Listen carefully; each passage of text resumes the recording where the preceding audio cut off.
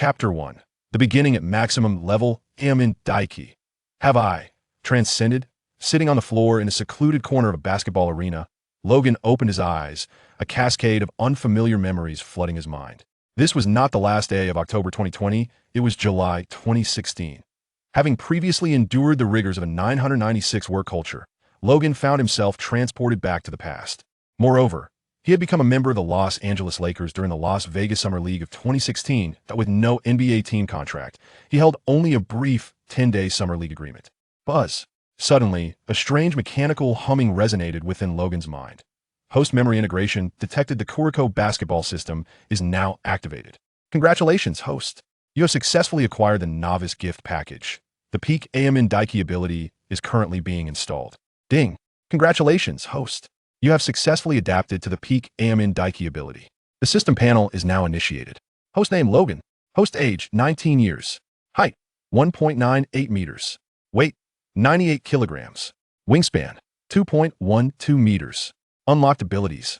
Peak Amen Daiki physical attributes. Ferocity. Peak Amen Daiki version. Unorthodox shooting. Peak Amen Daiki version. Ultra high-speed dribbling. Peak Amen Daiki version. Zone. Amen Daiki version. Abilities yet to be unlocked. Super long-range 3-point shot. Peak Midarima Shintaro version. Full court 3-point shot. Peak Midarima Shintaro version. Perfect mimicry. Peak Kai's Ryota version. Destructive hammer. Peak Murasakibara Atsushi version. Eye of the Emperor. Peak Akashi Sejiro version. Gazing at the suddenly manifested system panel in his mind, Logan instantly realized that he had not merely transcended, he had also acquired the quintessential system of a Transcender. This system, aptly named the Kurico System, was designed to endow its host with the abilities of characters from Kurico's basketball. Now, having received the novice gift package, he had directly obtained the system's award, the peak Amen Daiki ability. Ferocity, a fierce athletic talent. Unorthodox shooting, the ability to shoot from various stances, unrestricted and elusive. Ultra high-speed dribbling, a supreme fusion of man and ball, possessing top-tier explosiveness and ball handling speed. And finally, zone, all attributes elevated to the pinnacle, entering a realm of true invincibility. These were the complete abilities of Amen Daiki, one of the miracles of generation in Kurico's basketball. Now, Logan possessed these abilities all at their maximum level. In addition, Logan also noticed the abilities awaiting his unlocking within the Kurico system. Full court 3-point shot, perfect mimicry, Eye of the Emperor. Bang! As Logan was engrossed in browsing the system panel, a basketball rolled to his side. Hey, you over there, kid from Celestial Empire! A buzzcut player shouted toward Logan. Help me retrieve the ball. Logan recognized this buzzcut player all too well. He was none other than Anthony Brown, the rookie selected in the second round of the 2015 NBA draft by the Los Angeles Lakers. With an average of 4 points last season, Brown was also one of the key players in this year's Summer League for the Lakers. Anthony, is that kid also one of our Summer League teammates? Oh, from the Celestial Empire? Surely he wasn't signed just to fetch the ball, was he? Who knows? The fact that he managed to secure a short-term contract during the Summer League is nothing short of miraculous. Logan initially intended to return the ball, but the group of Lakers Summer League players, led by Anthony Brown, burst into laughter. Signed just to retrieve the ball? With a cold smirk, Logan picked up the ball with one hand and hurled it directly toward Anthony Brown. Whoosh! With a non-standard shooting technique, the basketball soared through the air at an impressive speed. Anthony Brown reacted swiftly, hastily sidestepping to avoid it. The frightening velocity of the ball made Brown's face pale that if he hadn't dodged, it would have surely left a mark. What a coward! Why are you dodging? Seeing Brown's fearful expression, Logan chuckled. Didn't you ask me to pass the ball to you? What did you say? Logan's words instantly infuriated Anthony Brown. A mere ball retriever from the Celestial Empire dared to provoke him? In a flash, Brown charged at Logan with a heating clash. Logan was unafraid of anyone. At that moment, he possessed the peak physical prowess of Siren's Amen Daiki. Let be known, Amen was no stranger to brawls on the court. Everyone halt. Just as the two were on the verge of conflict, Lakers Summer League head coach Brian Shaw bellowed, "You are all basketball players, not fighters. Whatever grievances you have, resolve them on the court." Brian Shaw was incensed. How could this group of players turn into a real-life fighting match in just a matter of moments without him? Although Shaw was unaware of the specifics, a fair reprimand seemed appropriate. Resolve it on the court? Anthony Brown laughed aloud. Coach Brian, if we're resolving on the court, I'm worried that kid from the Celestial Empire won't dare to show up. How about we compete in table tennis instead? Perhaps he might regain some dignity. Brown's words elicited another round of laughter from the crowd. After all, since the days of Yao Ming and the space-age players, the NBA had not seen a player from the Celestial Empire for quite some time. People had come to accept that basketball from the Celestial Empire was no longer associated with the NBA. "Anthony, tone it down," Brian Shaw bellowed at Anthony Blunt before turning to Logan. "Logan, I am unaware of the circumstances between you two, but as professional basketball players, any dispute should be resolved on the court. Let us engage in an onion-own match. To 21 points, the loser must run 10 laps around the court." "I have no objections," Logan replied, nodding decisively. Having just activated his system, he was eager for a practice opponent, and he welcomed Anthony Blount's willingness to serve as the guinea pig. He would not be deterred by the prospect of being outmatched. After all, this was an opportunity he could not squander. "I am also agreeable." Anthony Blount confidently removed his warm-up suit, revealing his summer league jersey beneath. "You can attack first, kid." In his eyes, it mattered not who initiated the offense, for he was certain victory would ultimately belong to him. "Then you may concede," Logan quipped as he caught the basketball thrown by Brian Shaw. Without even shedding his warm-up attire, he advanced to the three-point arc, dribbled twice, and swiftly broke to the right. Anthony Blunt scarcely had time to retort with banter before he witnessed a blur dart past him. In the next instant, Logan soared into the paint for a thunderous dunk. 20. Logan had seized the initial points. Logan's astonishing speed left the onlookers, who had initially doubted him, utterly astounded. Such swiftness was beyond comprehension. Even Brian Shaw stood momentarily speechless. The young player from the East indeed possessed remarkable talent. I wasn't ready." Anthony Blount's expression froze. "Bring it on." To encourage offensive play, the Lakers' rules for an onion-own match stipulate that the scoring player retains possession of the ball. If one is sufficiently skilled, they can secure victory without relinquishing possession. Logan returned to the top of the arc, received Blount's pass, and immediately sprang into action. With an explosive burst of speed in his dribbling, Blunt was unable to close the gap, resorting to a desperate lunge in Logan's direction. Bang! However, Logan did not advance. Instead, he executed a dramatic pullback and a swift change of direction, completely throwing Blunt off balance. The Lakers' second-round draft pick stumbled and fell, while Logan calmly stood before him and executed a smooth mid-range jumper. Though unconventional shooting techniques may lack rigid rules, this fundamental open shot was nearly guaranteed. 40. After making the basket, Logan glanced down at the fallen Blunt and taunted, "Are you ready for that shot?" Boom! Logan's words ignited the crowd. Anthony Blunt had been left reeling and was still unprepared. Logan's remarks were a blatant mockery. Damn it! Unable to contain himself, Anthony Blunt scrambled back to defend. Regrettably, under Logan's terrifyingly rapid dribbling, Blunt appeared as if he were merely a child in preschool, utterly unable to keep up. 60, 80, 100, 120. At the Summer League, the Los Angeles Lakers players watched in disbelief as Logan repeatedly outclassed Anthony Blunt in a display that was nothing short of brutal. Logan didn't even need to employ any complex moves. His extraordinary speed and dribbling skills left his opponent utterly bewildered. Swish! With yet another impeccably executed step-back three-pointer, the score of their onion-owned duel settled at an astonishing 230, with Logan even gifting Blunt an additional 2 points. Ha! Finally succumbing to exhaustion after being toyed with by Logan, Anthony Blunt collapsed, gasping for breath. Defending against such rapid dribbling had taken a severe toll on Blount's stamina. Anthony, 10 laps, Brian Shaw, the team's coach, showed no mercy towards the defeated player. "Don't waste time, get up and run now." Blunt dared not disregard the coach's command. Despite his fatigue, he had no choice but to rise and commence his grueling 10 laps around the court. Meanwhile, Brian Shaw shifted his focus to Logan, a resounding 230 victory over Anthony Blunt, and he hadn't even shed his warm-up jacket. Throughout the match, Logan demonstrated remarkable ball handling and synergy with the basketball, exhibiting both physical prowess and a stable mid-range shooting ability. This young talent hailing from the East might indeed be worthy of attention. Huff. On the other side, Logan, having just experienced the full extent of Siren's Daiki Amin's abilities, felt somewhat unfulfilled. He hadn't even exerted his full strength, and Blunt had already crumbled. What a disappointment. Chapter 2. The Wild Awakening. Dunking on the first overall pick. With the growth of the NBA, the development of the Summer League has also flourished. The Utah Summer League and the Orlando Summer League have seen numerous teams participating. As for the Las Vegas Summer League, the number of participating teams has reached an astounding 24. This increase prompted the Las Vegas Summer League to amend its competition format. Instead of the traditional round-robin play, it transformed into a tournament-style format. Each team would compete in 3 preliminary games to determine seeds 124.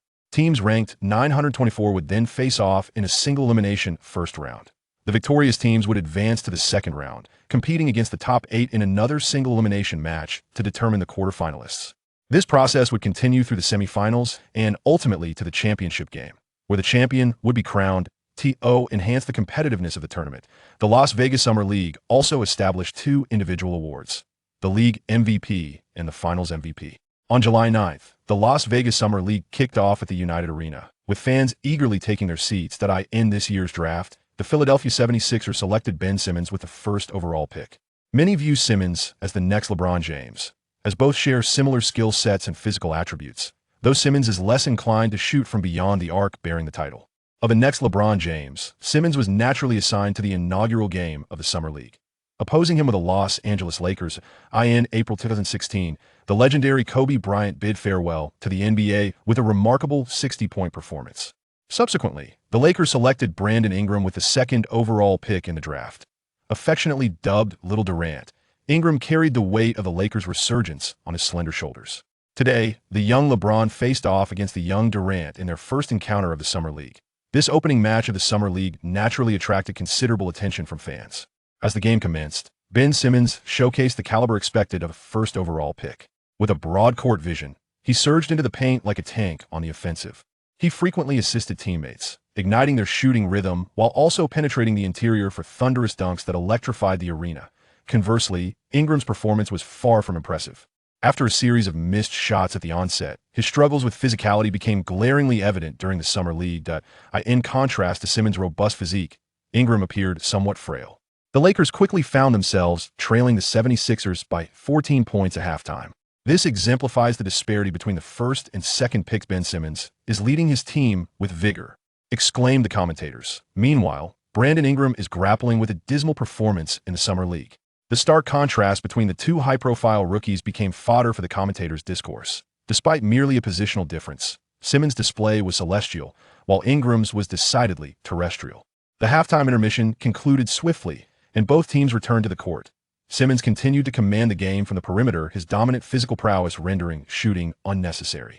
As the score gap widened, the Lakers appeared dispirited. On the sidelines, an anxious Brian Shaw gestured to Logan at the end of the bench. "Logan, warm up and prepare to enter the game. Given the opportunity for rookies, why not let this young talent from China take a shot?" The memory of Logan overpowering Anthony Brown was still vivid. Observing the disarray among the players on the court, Shaw decided it was time to grant Logan a chance to shine. "It seems the Los Angeles Lakers are implementing a substitution strategy," remarked one commentator. "They have replaced Brandon Ingram with." Glancing at his notes, he added, "a player from China, Logan. Oh dear, it appears Brian Shaw has conceded this match." The commentator continued, "We can prematurely extend our congratulations to Ben Simmons for leading his team to their first victory in the Summer League." The consensus among the commentators was clear. Substituting Ingram for an undrafted player from China signaled the Lakers' apparent abandonment of the contest. As Logan substituted Ingram, numerous fans in the stands began to rise and depart prematurely. Just as the commentator had analyzed, the match had lost its suspense, rendering it unnecessary to continue watching. In the game on the other side, the head coach of the 76ers Summer League, Kevin Ratt, issued his final directive to the team's #1 draft pick: secure your first 20+10 double-double. Before you come off, Simmons had already contributed 18 points and 11 assists in this match, leaving him just 2 points shy of achieving his inaugural 20+10 in Summer League history. With the Lakers having substituted Ingram, Ratt was preparing to allow Simmons to attain his 20+10 before subsequently replacing the rookie. It is evident that whether among the commentators, the fervent crowd, or the entire Philadelphia 76ers team, upon Logan's entrance onto the court, there was a unanimous sentiment: the game had descended into garbage time. However, it was clear that Logan held an entirely different perspective. With a resounding thud, he demanded the ball as soon as he stepped onto the court, swiftly evading his defender. Amidst the apathy of the spectators, a thunderous dunk instantaneously widened their pupils. What astonishing speed in his breakthrough! This player from the Celestial Empire leaps with remarkable height. Something feels amiss. It seems that this substitution by the Lakers does not signify a surrender to defeat. Fans making their way to the exit paused in their tracks. Logan's explosive dunk elicited a vague sense that the situation was far from simple. Ben Simmons, however, remained indifferent to the complexities at hand. His singular objective was to secure those 2 points, all while boasting a double-double performance of 20 points and 10 rebounds. Before retreating to the sidelines to observe the less thrilling moments of the game. Swiftly advancing past half-court, Simmons utilized his physical prowess to overpower the Lakers' Summer League defenders, penetrating the paint with ferocity. With a soaring, thunderous dunk, he truly embodied the essence of a young LeBron. Boom. Yet, as Simmons unleashed his powerful slam, a beast-like figure surged past him in a blur. Logan surged from the sidelines, his primal instincts awakened, and with a fierce swat, sent the basketball flying from Simmons' grasp out of bounds. Thud. The ball struck the sideline, soaring high and directly into the second-tier stands. Whoa. This emphatic block left the audience in astonishment. Throughout the match, Simmons had dominated, until Logan made his entrance. He astonishingly denied Ben Simmons' thunderous dunk. Unbelievable. When did he appear in that position? His vertical leap was nothing short of extraordinary. It felt as though Logan had springs in his legs. I can now confidently assert that Brian Shaw's decision to substitute in Logan was not an act of resignation, but rather a strategy to secure victory. Fans who had risen early began to reclaim their seats. With Logan's arrival, the tide of the game dramatically shifted. Pass me the ball. Simmons was invigorated. He was merely 2 points away from taking a break, and this young talent from the East seemed intent on causing a disruption. Not only did he demand the ball, but Simmons also signaled to his teammates. The 76ers Summer League players quickly moved to set a screen, and as Simmons utilized the pick, he found himself face-to-face with none other than Logan. Clearly, Simmons intended to execute a tactical play, seeking to score the final 2 points right over Logan. Bang. Without unnecessary words or movements, Simmons drove hard at Logan, attempting to overpower him with sheer physicality. Yet, Logan's athletic prowess matched that of the 2016 first overall pick. Standing his ground without yielding, finding his initial attempt futile, Simmons swiftly transitioned to a dribbling maneuver to shake off his defender. Unfortunately, bolstered by his primal instincts, Logan remained glued to Simmons, even seizing the opportune moment to execute a precise steal, snatching the basketball from Simmons' hands. Upon completing the steal, Logan galloped towards the front court. Soaring before the 76ers, players could return on defense, and executed a thunderous dunk. 44-54. The Lakers had narrowed the deficit to 10 points. What a magnificent dunk. On the sidelines, Brian Shaw could not contain his excitement and let out a roar. Just look at Logan's stats. 4 points, 1 block, and 1 steal since entering the game. Now, comparing that to the performance of the other Lakers players prior, Brian Shaw could only lament not bringing Logan into the game sooner. Chapter 3, 24 minutes, commanding the arena. Chapter 3, 4 minutes, commanding the arena. The dynamics of the game underwent a revolutionary change with Logan's entry. This young player from the East rendered the 2016 first overall pick, Ben Simmons, momentarily devoid of his magic. Could it be that the Los Angeles Lakers are poised to turn the game around? The Philadelphia 76ers' advantage now hangs by a thread. In the vibrant atmosphere of the Summer League in Las Vegas, 2 commentators found themselves captivated by Logan's remarkable prowess on both offense and defense. While the first overall pick showcased a lackluster performance, it was Logan, the unheralded rookie, who emerged as a formidable force, dominating the court with aplomb. This was precisely the spectacle the commentators yearned to witness during the game. As the 76ers initiated their offense, Ben Simmons attempted a mid-range shot but failed to convert. The rebound was secured by the Lakers' Larry Nance Jr., who immediately sought out Logan, fully aware of who the true star of the court was at that moment. With a resounding thump, Logan seized the basketball and executed an astonishingly swift maneuver, deftly bypassing 3 defenders from the 76ers. He surged down the court, culminating in a breathtaking dunk that added 2 points to the scoreboard. The speed of Logan's transition was so extraordinary that even the commentators struggled to keep pace with his agility, advancing from the backcourt to the front in merely 6 seconds, while evading 3 opponents and scoring with a thunderous dunk, was nothing short of sensational. Was it not astonishing that this player managed to go from dribbling to scoring in just 6 seconds? This was already at an NBA level of counterattack speed, especially considering he maneuvered past 3 defenders along the way. That play was simply exquisite. I have now become a devoted fan of Logan. Logan's swift counterattack, as he elegantly maneuvered past 3 opponents, captivated even the fans who were originally poised to exit the arena.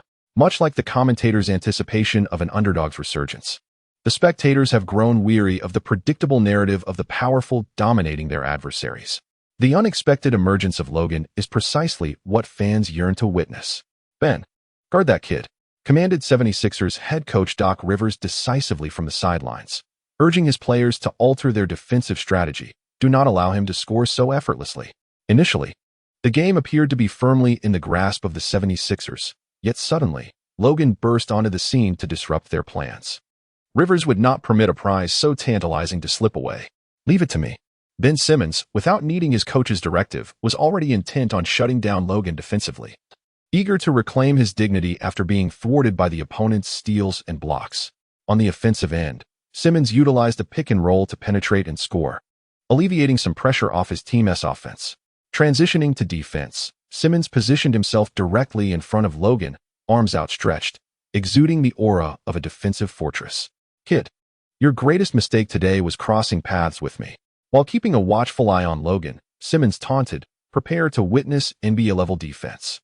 In response, Logan, unfazed by the chatter, maintained his focus. With breathtaking speed, he initiated a rapid dribble, executing a swift change of direction that left Simmons behind in an instant, charging towards the basket. The interior defenders of the 76ers were too slow to react, helplessly watching as Logan soared for an emphatic dunk. As he landed and retreated on defense, Logan brushed past Simmons, not forgetting to retort, "Is this what NBA-level defense looks like? How amusing. What of it? You simply cannot contain me."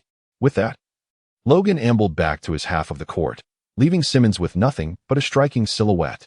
"Shit." Simmons was infuriated. It was one thing to be punished by Logan on offense, but to become an ATM on defense was utterly humiliating. This mounting frustration adversely affected the 2016 top draft pick's subsequent performance. Even more critically, Simmons' teammates seemed to falter, failing numerous times to convert the possessions he provided into points. On the other side, the Lakers, having firmly established Logan as the focal point of their offense, were determined to funnel the ball into his hands. His blistering speed on the Summer League stage rendered him almost an unstoppable force. Coupled with Logan's unorthodox shooting style, the 76ers found themselves utterly confounded in their attempts to defend him.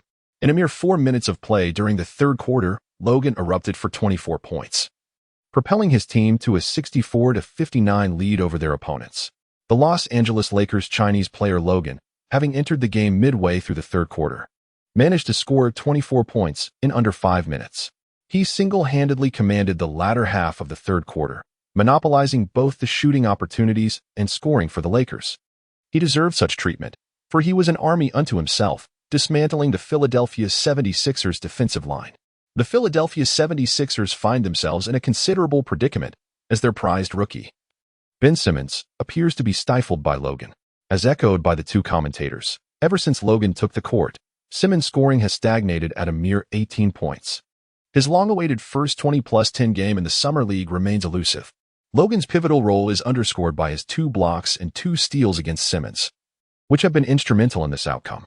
Without Logan's disruptive defensive prowess, Simmons would have likely achieved his goals by now. However, the fans have become entirely indifferent to the statistics Simmons might deliver. Their sole desire is to witness Logan continue his rampage on the court. Truly, Logan is remarkable. Meanwhile, on the Lakers bench, a spirited Larry Nance excitedly hands Logan a towel, exclaiming, "Your ball handling is incredible." "Indeed, Logan, your speed is astonishing." It feels as though the entire 76ers team is utterly bewildered by your agility. That so-called Ben Simmons pales in comparison before you. He simply cannot keep up with your pace. Logan, you are nothing short of a divine presence, scoring 24 points in just 4 minutes. No one can contain you. Not only Larry Nance, but the rest of the Lakers Summer League players are eager to forge connections with Logan. In competitive sports, prowess speaks volumes. Logan's prowess eclipsed all players on the court during today's match. It is only natural that the Summer League participants would adopt a sycophantic demeanor towards him. Now, let us allow Logan some time to rest. Ultimately, it was Brian Shaw who dispersed the gathered Lakers Summer League contingent. He patted Logan on the shoulder and approached him, saying, "Logan, have you yet to secure a regular season contract with any team?" Logan nodded. Thus far, he had only participated in a little over 4 minutes of play, aside from the summer contract he had secured, which was a regular season agreement. "So, are you interested in signing with us?" Brian Shaw stated candidly. "I represent the management of the Los Angeles Lakers and formally extend an invitation for you to join our team for the upcoming season." Chapter 4. A sensation across the internet. 10 minutes, 40 points. since the ill-fated season when the Lakers assembled their F4. One of the greatest teams in NBA history has failed to qualify for the playoffs for numerous consecutive seasons. Last season, they accompanied Kobe Bryant through a farewell tour. As the new season approaches, the Lakers, lacking Kobe, are at a loss as to whom they might enlist to draw in fans. While their performance on the court is uncertain, their box office appeal has also begun to wane. However, the situation has changed. Brian Shaw could perceive this immediately. Logan embodies the type of player the Lakers are currently in search of. With his striking appearance, graceful playing style, formidable scoring ability, explosive physical attributes, and an impeccable cultural background, he is a remarkable prospect. More importantly, records indicate that Logan is merely 19 years of age. Youth is an invaluable asset, especially considering the evident level of his talent. Although he has yet to report to the higher echelons of the team, Brian Shaw has opted for a decisive approach, prioritizing the acquisition of Logan before any further deliberations. I shall ponder this matter further. Logan was somewhat taken aback. After merely playing over 4 minutes in the Summer League, Brian Shaw was ready to sign him. It seemed rather hasty. However, Logan was not averse to playing for the Lakers. He merely understood that if he were to sign with them at this moment, it would undoubtedly be a minimum salary contract. The Summer League still had a considerable duration ahead, and Logan was fully capable of enhancing his market value through the forthcoming games. Furthermore, he wished to retain the agency of choosing his team. Having multiple options was far preferable to being tethered to a single choice. Take your time to contemplate. Brian Shaw assured Logan, granting him ample time.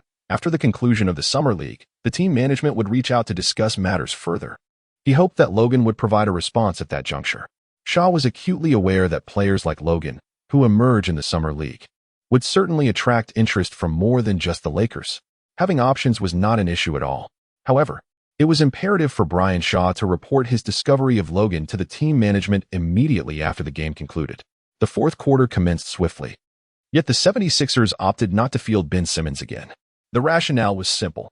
The 76ers Summer League head coach, Latta, did not wish to jeopardize the mindset of the team's top draft pick over a single Summer League game. With the regular season yet to commence, an explosive rookie mentality could render their number 1 pick futile. Without Simmons, the inherent strength of the 76ers Summer League roster was laid bare for all to see. At the commencement of the fourth quarter, Logan's offensive prowess remained unrelenting. In the defensive half of the 76ers, he seemed to have returned to his own private garden, exercising his skills with impunity. As the fourth quarter began, Logan traversed the court as if it were his domain, scoring an astonishing 16 points, elevating his personal tally to 40 while propelling his team to a commanding 21-point lead. The disparity was so pronounced that coach Brian Shaw decided to substitute Logan back to the bench, ostensibly for rest, yet in truth, it was a gesture to afford the opponents a semblance of dignity. Continuing his onslaught could have resulted in a catastrophic outcome for the adversaries. Ultimately, the Los Angeles Lakers, having trailed by 14 points in the first half, witnessed Logan's second-half explosion of 40 points, culminating in a formidable turnaround that saw them triumph by a remarkable 22 points. Those fans who departed early would undoubtedly rue their decision, having missed an extraordinary individual performance destined to be etched in the annals of Summer League history. Logan achieved the fastest 40 points in the history of the Las Vegas Summer League, accomplishing this feat in a mere 10 minutes. It is simply astonishing, and I believe Logan will become the coveted player that every team will vie for in this year's Summer League, as his caliber is undoubtedly suitable for the NBA.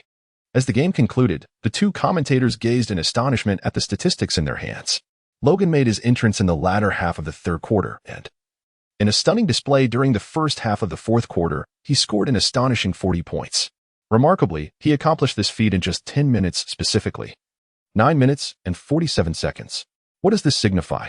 The two commentators were left bewildered, unable to determine whether the competition level of the Summer League was too inferior or if Logan's offensive prowess was simply explosive.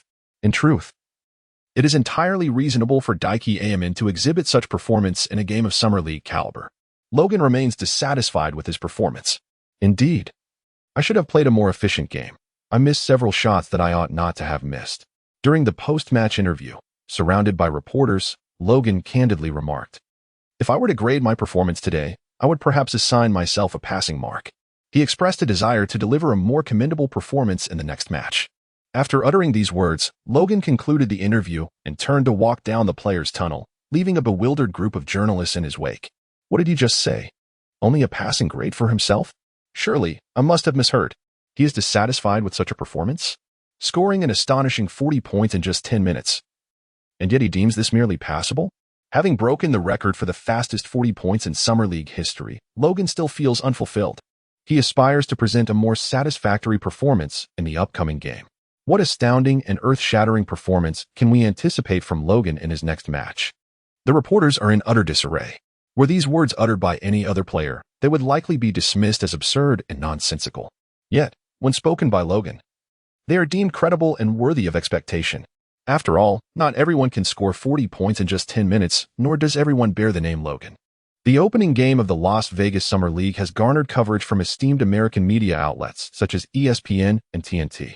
Although the intensity of the Summer League pales in comparison to the NBA, the explosive scoring display by Logan, who managed to net 40 points in merely 10 minutes, is undeniably extraordinary. ESPN refrained from sensationalism, simply stating in their headline, Chinese player Logan scores 40 points in the Summer League, using only 10 minutes. This succinctly encapsulates Logan's performance without embellishment. Subsequently, the discussion forum for this Las Vegas Summer League news erupted. Is this true? 40 points in 10 minutes? Did the editor mistakenly type something? I overheard fans at the venue mention that the game had already entered garbage time by halftime. Logan? Who is that? His name was absent from this year's draft. A Chinese player scoring 40 points in the Summer League in merely 10 minutes? I can comprehend this statement. Yet I feel I must have misread it. Is this fake news? Has ESPN begun to sensationalize? The fans do not disbelieve the news. Rather, they find it utterly inconceivable. Yet, the evidence stands before them, leaving no room for doubt. Later, ESPN promptly released a highlight reel of Logan's scoring performance online. In no time, the view count of this video skyrocketed on YouTube. With lightning-fast speed and extraordinary physical prowess, he dominated both ends of the court against the first overall pick, Ben Simmons, scoring 24 points in a single quarter, 40 points in 10 minutes. Logan's electrifying performance propelled this video to become the most viewed on YouTube within merely 2 hours. After watching the footage of Logan's authentic match, American fans flocked back to the comments section of ESPN's news article, inundating it with apologies that became a striking feature of the discussion. Mickey, you surely cannot fathom what I witnessed today. Almost simultaneously, after attending to all his affairs, Brian Shaw made a late-night call to the then general manager of the Lakers, Mitch Kupchak. We have discovered a prodigy, a true genius, at the Summer League. Chapter 5, Dozens of Scouts. The Lakers' general manager on site. Calm down, Brian. What are you saying you have discovered? A genius? Mitch Kupchak was still quite occupied and had not yet had the chance to watch the evening news. He was unaware of the extraordinary events that had unfolded in Las Vegas that day. Indeed, Mitch, are you still in the dark? Brian Shaw assumed the whole world was aware of Logan's prowess, yet he was shocked to learn that Kupchak had not seen the news. Upon Brian's introduction, Mitch Kupchak accessed ESPN's news website. After a brief perusal of the day's trending stories, the flood of apologies in the comments section piqued his curiosity. He subsequently clicked on the video of Logan's match posted on ESPN's YouTube channel.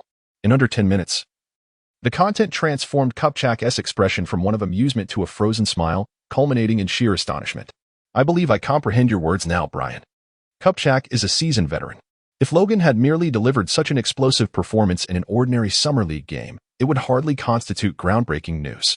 However, this match was anything but ordinary. Opposite Logan stands this year's first overall pick, Ben Simmons. After completely outshining Simmons on both ends of the court, he efficiently amassed 40 points in just 10 minutes. The term genius undeniably suits Logan perfectly. Mickey, to be frank, I have never witnessed a player with such extraordinary talent as Logan go undrafted. This is a divine opportunity bestowed upon us. An exhilarated Brian Shaw unleashed a torrent of enthusiasm. We desperately need a player like Logan, with his style, offensive prowess, and innate talent. Logan is a natural performer in high-stakes situations. He is simply a perfect fit for Los Angeles. If we could secure him, the revitalization of the team would no longer be a mere dream. In Shaw's view, Logan is not only exceptionally gifted, more importantly, his playing style aligns perfectly with the glamorous basketball that Los Angeles cherishes. He is, without a doubt, a tailor-made superstar for the Lakers. When is the next game? Mickey Kupchak dared not hesitate, promptly declaring his intention to attend the Lakers' upcoming Summer League game. Since Kobe's departure, Kupchak has spent the entire summer pondering how to sell tickets for the new season. This year's free agency market is teeming with stars. Regrettably, throughout the summer, no player has shown interest in the struggling Lakers. Dwayne Wade has joined the Bulls, and Dwight Howard has signed with the Hawks. Rose and Noah have ventured to New York, while Horford has joined the Celtics. However, the most sensational news of this summer undoubtedly pertains to Kevin Durant's departure from the Thunder, as he allied himself with the Golden State Warriors. The path ahead for Booker's journey has become exceedingly arduous. All the prominent players have found new homes with other teams. The Lakers, once a formidable presence, have transformed into a team of intent in Los Angeles, devoid of valuable assets or noteworthy players. This predicament has led Kupchak to express concern that, within a single season, the Clippers might eclipse the Lakers' status in Los Angeles. However, the situation has improved now. Logan has arrived. Regardless of what Mitch Kupchak says, securing Logan is imperative. On July 10, 2023, the second day of the Las Vegas Summer League officially commenced. Following Logan's explosive scoring performance on the first day, the attention surrounding this year's Summer League has undeniably surged. However, after witnessing the lackluster competition on the second day, it became immediately apparent to all, Logan's situation is not a common occurrence this summer. He is indeed a unique presence. This has resulted in an average increase of 100 in ticket prices for the Lakers game on the third day of the Summer League in Las Vegas. Even scalpers were taken aback, as this year's previously overlooked Summer League has surprisingly turned profitable. On July 11th, the third day of the Summer League commenced. Before the Lakers shuttle even arrived at the arena, a considerable number of fans had already gathered outside the United Center. "We are here to see Logan. Without his game to watch, I feel desolate. I hope Logan is in the starting lineup today. That way, I can witness an entire game of exhilarating moments. If it weren't for Logan, I certainly wouldn't be willing to spend an additional 100 on a Summer League ticket." Many fans outside the arena candidly expressed their sentiments during interviews with the media. Although Logan has only showcased his talent in the first game, he has already emerged as the brightest star in Las Vegas this year. Just look at the noticeably increased number of fans today. They are all here for Logan. Indeed, this enigmatic player from the East has left an indelible impact during the opening match. Interestingly, on social media, many fans who left early on the first day expressed their regret. As fans continued to pour in, the commentators began to warm up for the game. "I believe today, no fan will leave prematurely. They certainly do not wish to repeat that mistake." It is worth mentioning that those present today are not merely ordinary fans. I have heard that numerous scouts from various teams are seated courtside, as discussed by the commentators, due to Logan's explosive performance in his debut. Not only has Brian Shaw recommended to the team management that they sign Logan, but many professional scouts keen on the Summer League have also made note of his name in their notebooks. Today, at least scouts from over 10 NBA teams are present, all with one player in mind, Logan. Moreover, it is not just scouts in attendance. The broadcast cameras have zoomed in on Mitch Kupchak, the Lakers general manager, seated directly behind the Lakers bench. Undoubtedly, he is the most prominent figure in the audience today. Gentlemen, the individuals present here are elite scouts from various teams. Look at the sidelines. That is Mitch Kupchak, the general manager of the Lakers. If you all give your utmost effort and truly showcase your talents, today could very well mark your entry into the NBA. The entire world is aware of the individuals who have come to the sidelines for whom. However, should a player seize the spotlight from Logan during this match, they too would undoubtedly become the next target in the eyes of scouts. Therefore, today, the head coach of the New York Knicks Summer League, Schroeder, has directly infused his players with fervor. To be frank, this surge of enthusiasm ignited a fierce determination within the Knicks Summer League players. Who is Logan, after all? We are here to compete against Logan. Chapter 6. 50 points. Surpassing Jordan's dominance, the Knicks Summer League roster this year is remarkably pure, consisting entirely of players without NBA contracts. Yet, their lineup is not devoid of highlights. Among them is Ron Baker, an undrafted player from the class of 2016, who has become a focal point for assessment by the Knicks. The motivational spark ignited by their coach, Schroeder, is particularly aimed at Baker, who seeks to rise above Logan's attention. It is none other than Ron Baker. The players from both teams quickly completed their warm-ups, and the starters took the court. For the Knicks, aside from Baker, the rest of the players served merely as supporting roles. On the Lakers side, Logan was predictably in the starting lineup. In contrast, Brandon Ingram, who had a lackluster performance in the previous game, remained on the sidelines and did not start. According to the latest reports from the announcers, Ingram may miss the entirety of the upcoming Summer League matches. It is evident that the Lakers are fully prepared to evaluate Logan. The ball possession that was originally Ingram's is now expected to be entirely in Logan's hands. We can begin to anticipate the remarkable performance this player from the Middle Kingdom will deliver. The two commentators on-site applauded the Lakers Summer League coaching staff for this decision. What is Ingram but a mere shadow? Logan is truly an eternal deity. Alongside him in the starting lineup are Larry Nance Jr. and Zubac. As for Anthony Brown, who was originally supposed to be a starter, he now finds himself firmly relegated to the end of the bench by Brian Shaw. Officially, Shaw claims it's to await a chance for rotation. However, the entire Lakers team is acutely aware that Anthony Brown has crossed paths with the wrong individuals. His participation in this summer league is likely over. In fact, Shaw has begun contemplating suggesting to the Lakers management that they terminate Anthony Brown's tenure with the team altogether. Returning to the court, as Logan steps onto the floor, the gazes of the entire Knicks Summer League squad upon him resemble that of a cheetah fixated on its prey. Clearly, not everyone is eager for Logan to showcase his talents once more. Observe the Knicks players. Their stares at Logan are far from welcoming. This is advantageous. It would be best for the Knicks to hone in on Logan, as it would assist us in assessing his capabilities. In the stands, scouts from various teams engage in animated discussions. Though they may be ruthless when vying for players, there remains a camaraderie among them during assessments, as they exchange insights. Amidst the fervent chatter, the two centers take their positions at center court. The head referee tosses the ball high into the air. Zubac triumphs over his opponent, swiftly directing the ball to the Lakers Summer League point guard. The Lakers Summer League point guard is no fool. He dribbles past half-court and promptly passes the ball to Logan. Bam! As the basketball lands in Logan's hands, he has yet to make a move when his defender, Ron Baker, closes in tightly, ramping up the defensive pressure. Apologies, my friend. But today you shall serve as my stepping stone. While closely guarding Logan, Baker does not hesitate to unleash some trash talk. I'm taking your dreams with me to the NBA. Bam! While Baker's trash talk hits the mark, his defense, unfortunately, falls short. Logan, seemingly oblivious to his surroundings, executed an astonishingly rapid dribble to glide past his defender, penetrating into mid-range territory. With a dramatic shift in direction, he evaded the oncoming help defense from the wing. Charging into the paint, he confronted the formidable duo of the Knicks Summer League frontcourt, performing a graceful reverse layup that found its mark. 2-0. The Lakers took the lead with their first 2 points.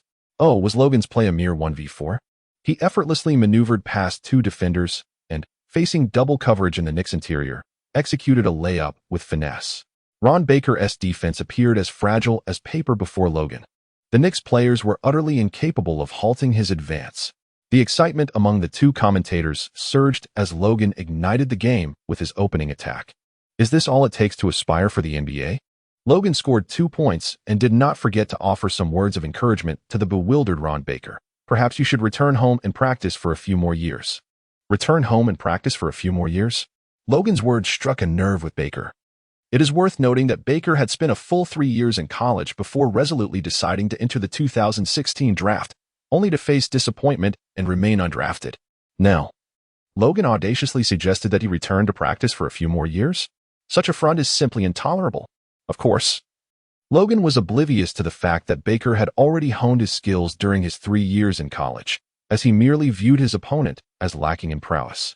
As the game transitioned from defense to offense, Baker proactively sought the ball. Confronted by Logan's defense, he swiftly changed direction, aiming to retaliate in kind. However, what Baker perceived as swift and unpredictable ball handling appeared to Logan as if it were unfolding in slow motion. With a swift and precise movement, Logan effortlessly intercepted the ball, seizing control and launching a fast break down the court. The Knicks players could only watch in despair as Logan single-handedly navigated past their defenses, wreaking havoc on the unguarded hoop. The score stood at 4-0. Logan's individual performance continues unabated. The Knicks are struggling to find their offensive rhythm.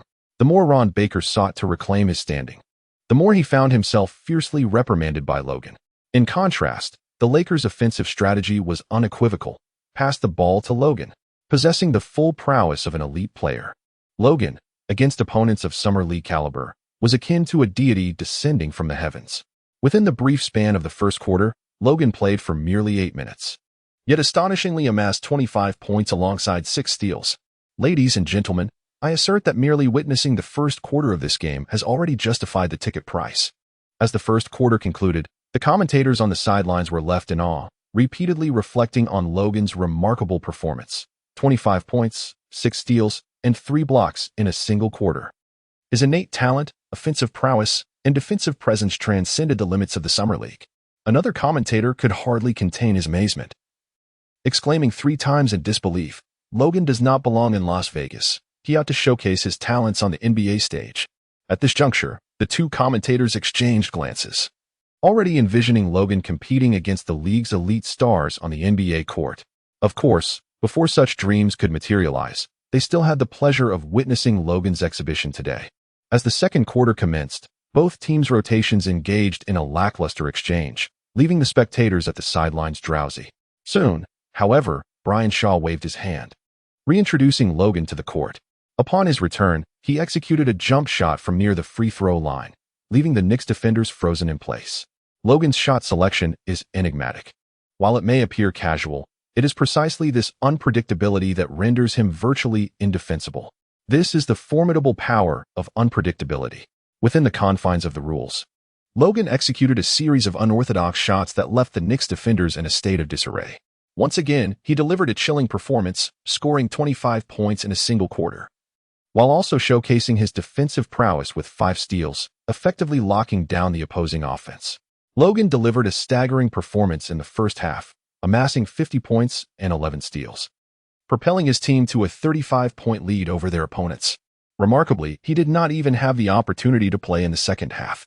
Brian Shaw, ever the diplomat, surely wished to maintain a cordial relationship with the Knicks, perhaps anticipating future negotiations between the two teams.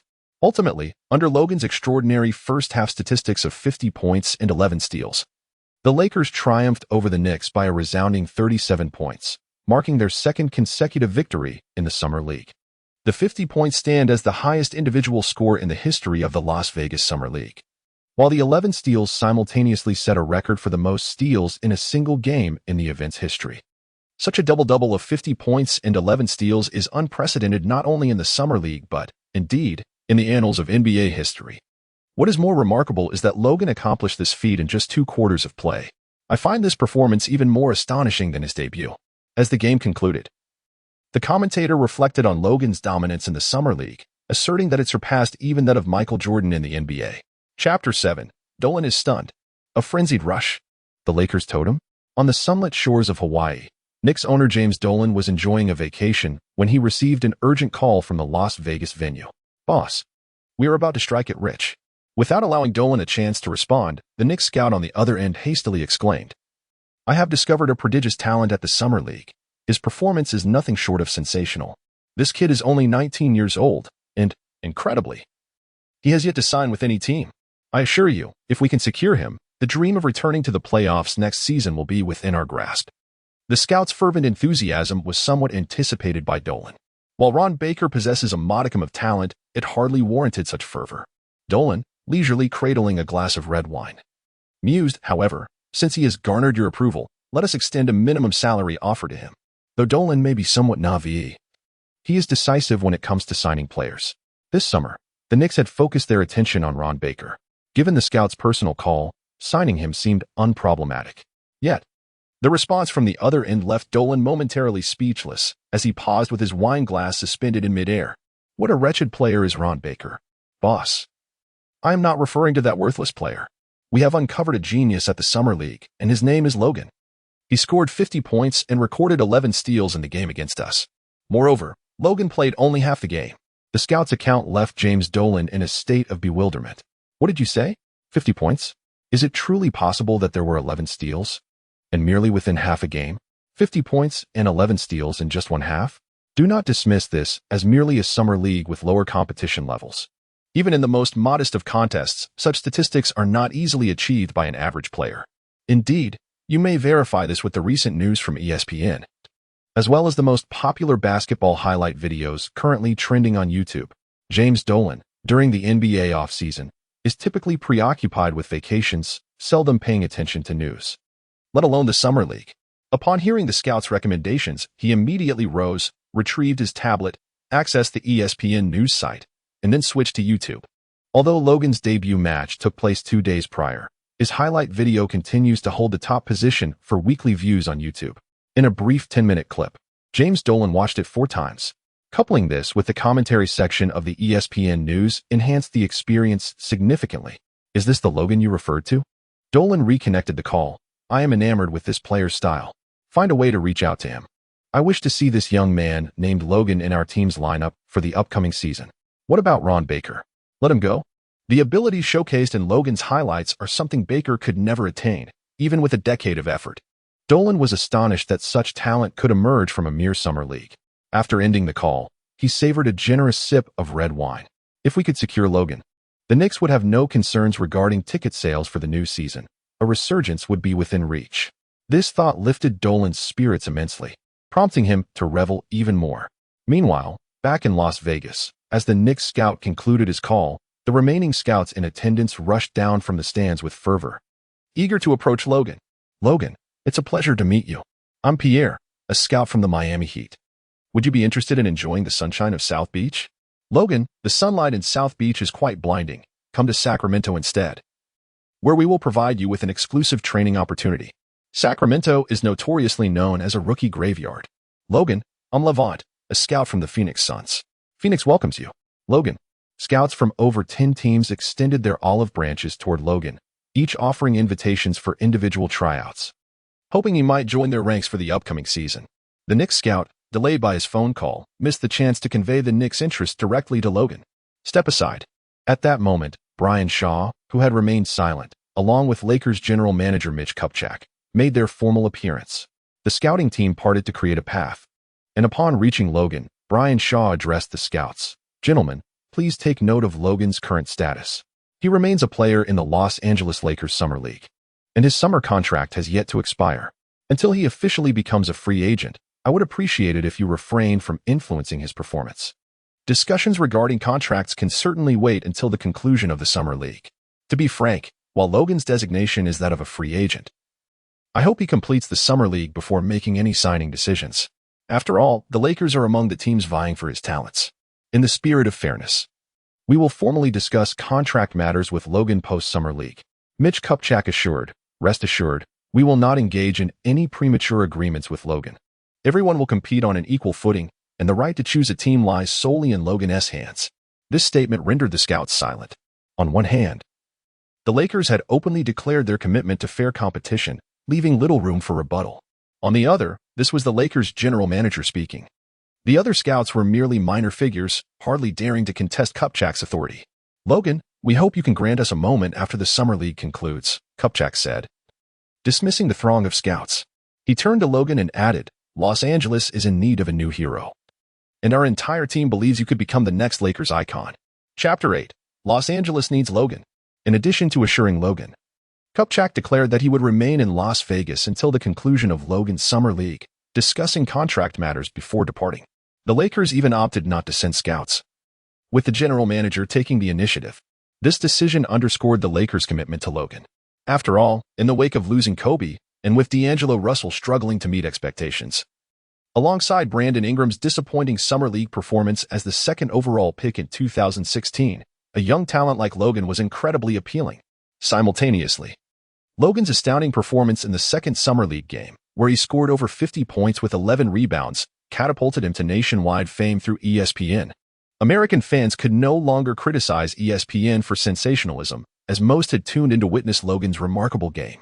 According to post-game statistics from ESPN, the Summer League matchup between the Lakers and Knicks shattered viewership records for the Las Vegas Summer League over the years. Clearly, this was the impact Logan had on viewership. Moreover, on YouTube, ESPN has just released a highlight reel of Logan's second match, which has seen a remarkable surge in viewership within the span of a single evening. The top 2 videos of the week on YouTube have been dominated by highlights from Logan's 2 matches. This young man from the East is crafting his own legendary narrative in Las Vegas. During the evening symposium, Kenny Smith introduced the topic for discussion, Shaq. Do you believe Logan will successfully enter the NBA? I think your question is rather absurd. The Big Diesel, Shaquille O'Neal, regarded Kenny Smith with an expression akin to one of bewilderment. In my eyes, Logan is already a member of the NBA. The only remaining question is which team he will ultimately join. O'Neal is no fool. What caliber of performance did Logan exhibit in the Summer League? 10 minutes, 40 points. A staggering 50 points and 11 steals in a single half. Do not trivialize the competitive level of the Summer League to Shaquille O'Neal. If many active All-Stars were to participate in the Summer League, they might not replicate Logan's dominion on the court. O'Neal himself once endorsed a tweet praising Logan, stating he is the Wilt Chamberlain of the Summer League. So, can Logan enter the NBA? Certainly. Indeed, I believe Logan's primary challenge lies in choosing the right team. Charles Barkley, who has frequently disagreed with O'Neal, surprisingly concurred with the Sharks' assessment.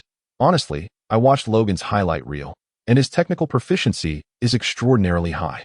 His physical gifts, scoring ability, and defensive instincts at the tender age of 19 are nothing short of overwhelming. Barkley's remarks left the TNT commentators momentarily speechless. It is worth noting that Kenny Smith is the eternal neutral host, adept at steering discussions. Shaquille O'Neal, who maintains a good rapport with Yao Ming, has favorable views towards Logan, who hails from the same homeland. However, Barkley is notoriously critical of rookies, particularly a guard from China, as the NBA has yet to witness even a single homegrown Chinese guard. Logan adeptly balances the attributes of both a rookie and a guard from the Celestial Empire. It is quite astonishing that Barkley harbors no significant objections to him. This defies logic. What are you looking at? Perhaps sensing the peculiar gazes from the two individuals across from him, the flying pig retorted sharply at Shaquille, "You fat fool. Do you think I am as dim-witted as you?" The caliber of Logan is evident to even the blind. Why would I question him? My intellect has not been discarded into the Pacific like yours.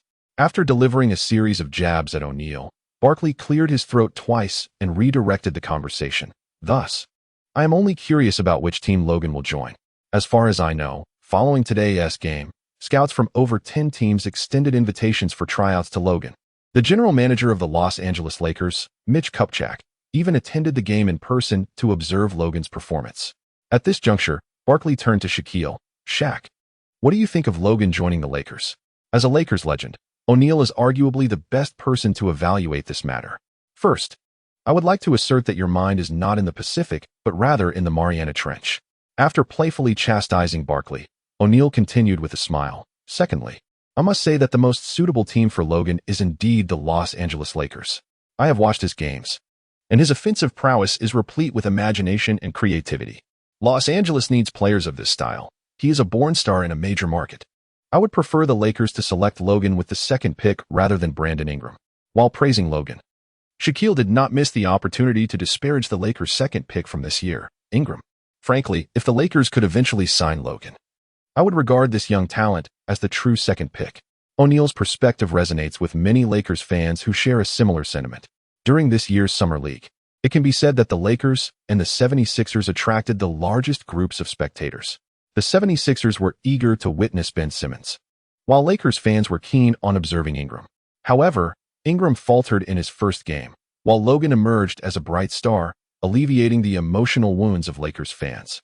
On the largest online forum for Lakers fans in the United States, known as Lakers Nation, some fans have already expressed, if the Lakers can sign Logan, we might as well regard him as the potential rookie selected with the second pick and view Brandon as merely a free agent signed during the Summer League.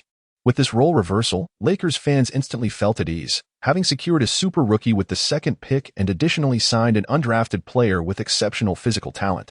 The Lakers have struck gold, haven't they? While the internet buzzes with discussions about Logan's whereabouts, on July 13, 2023, Los Angeles Lakers faced their final match of the Summer League preliminary stage, contending against Orlando Magic's 5th overall pick from last year, Mario Hezonja. Logan has steadfastly adhered to his signature style of dominating the game, as he unleashed a ferocious display by scoring 48 points in a single half.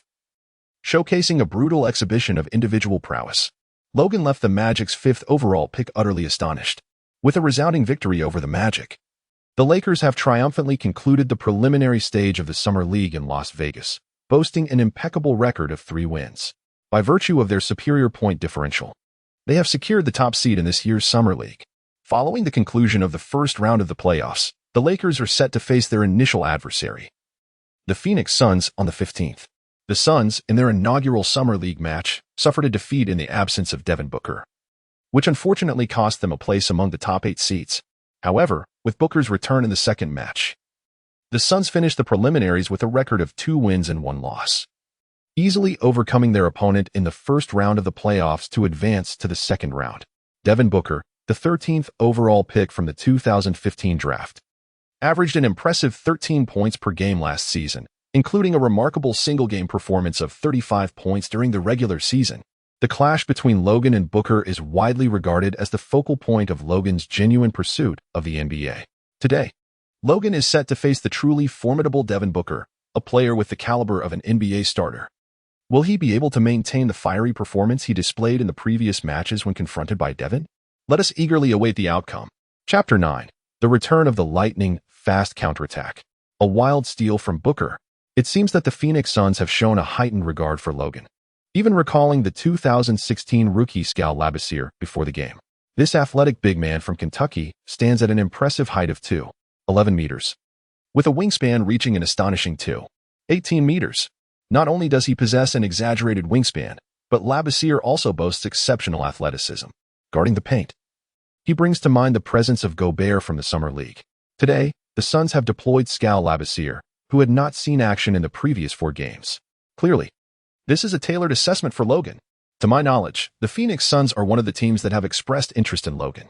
His style of play often involves aggressive drives to the basket and aerial maneuvers. With an NBA-caliber defensive behemoth stationed under the hoop today, it remains uncertain how Logan will respond. Upon reviewing the Suns' starting lineup, the 2 commentators provided insightful analysis.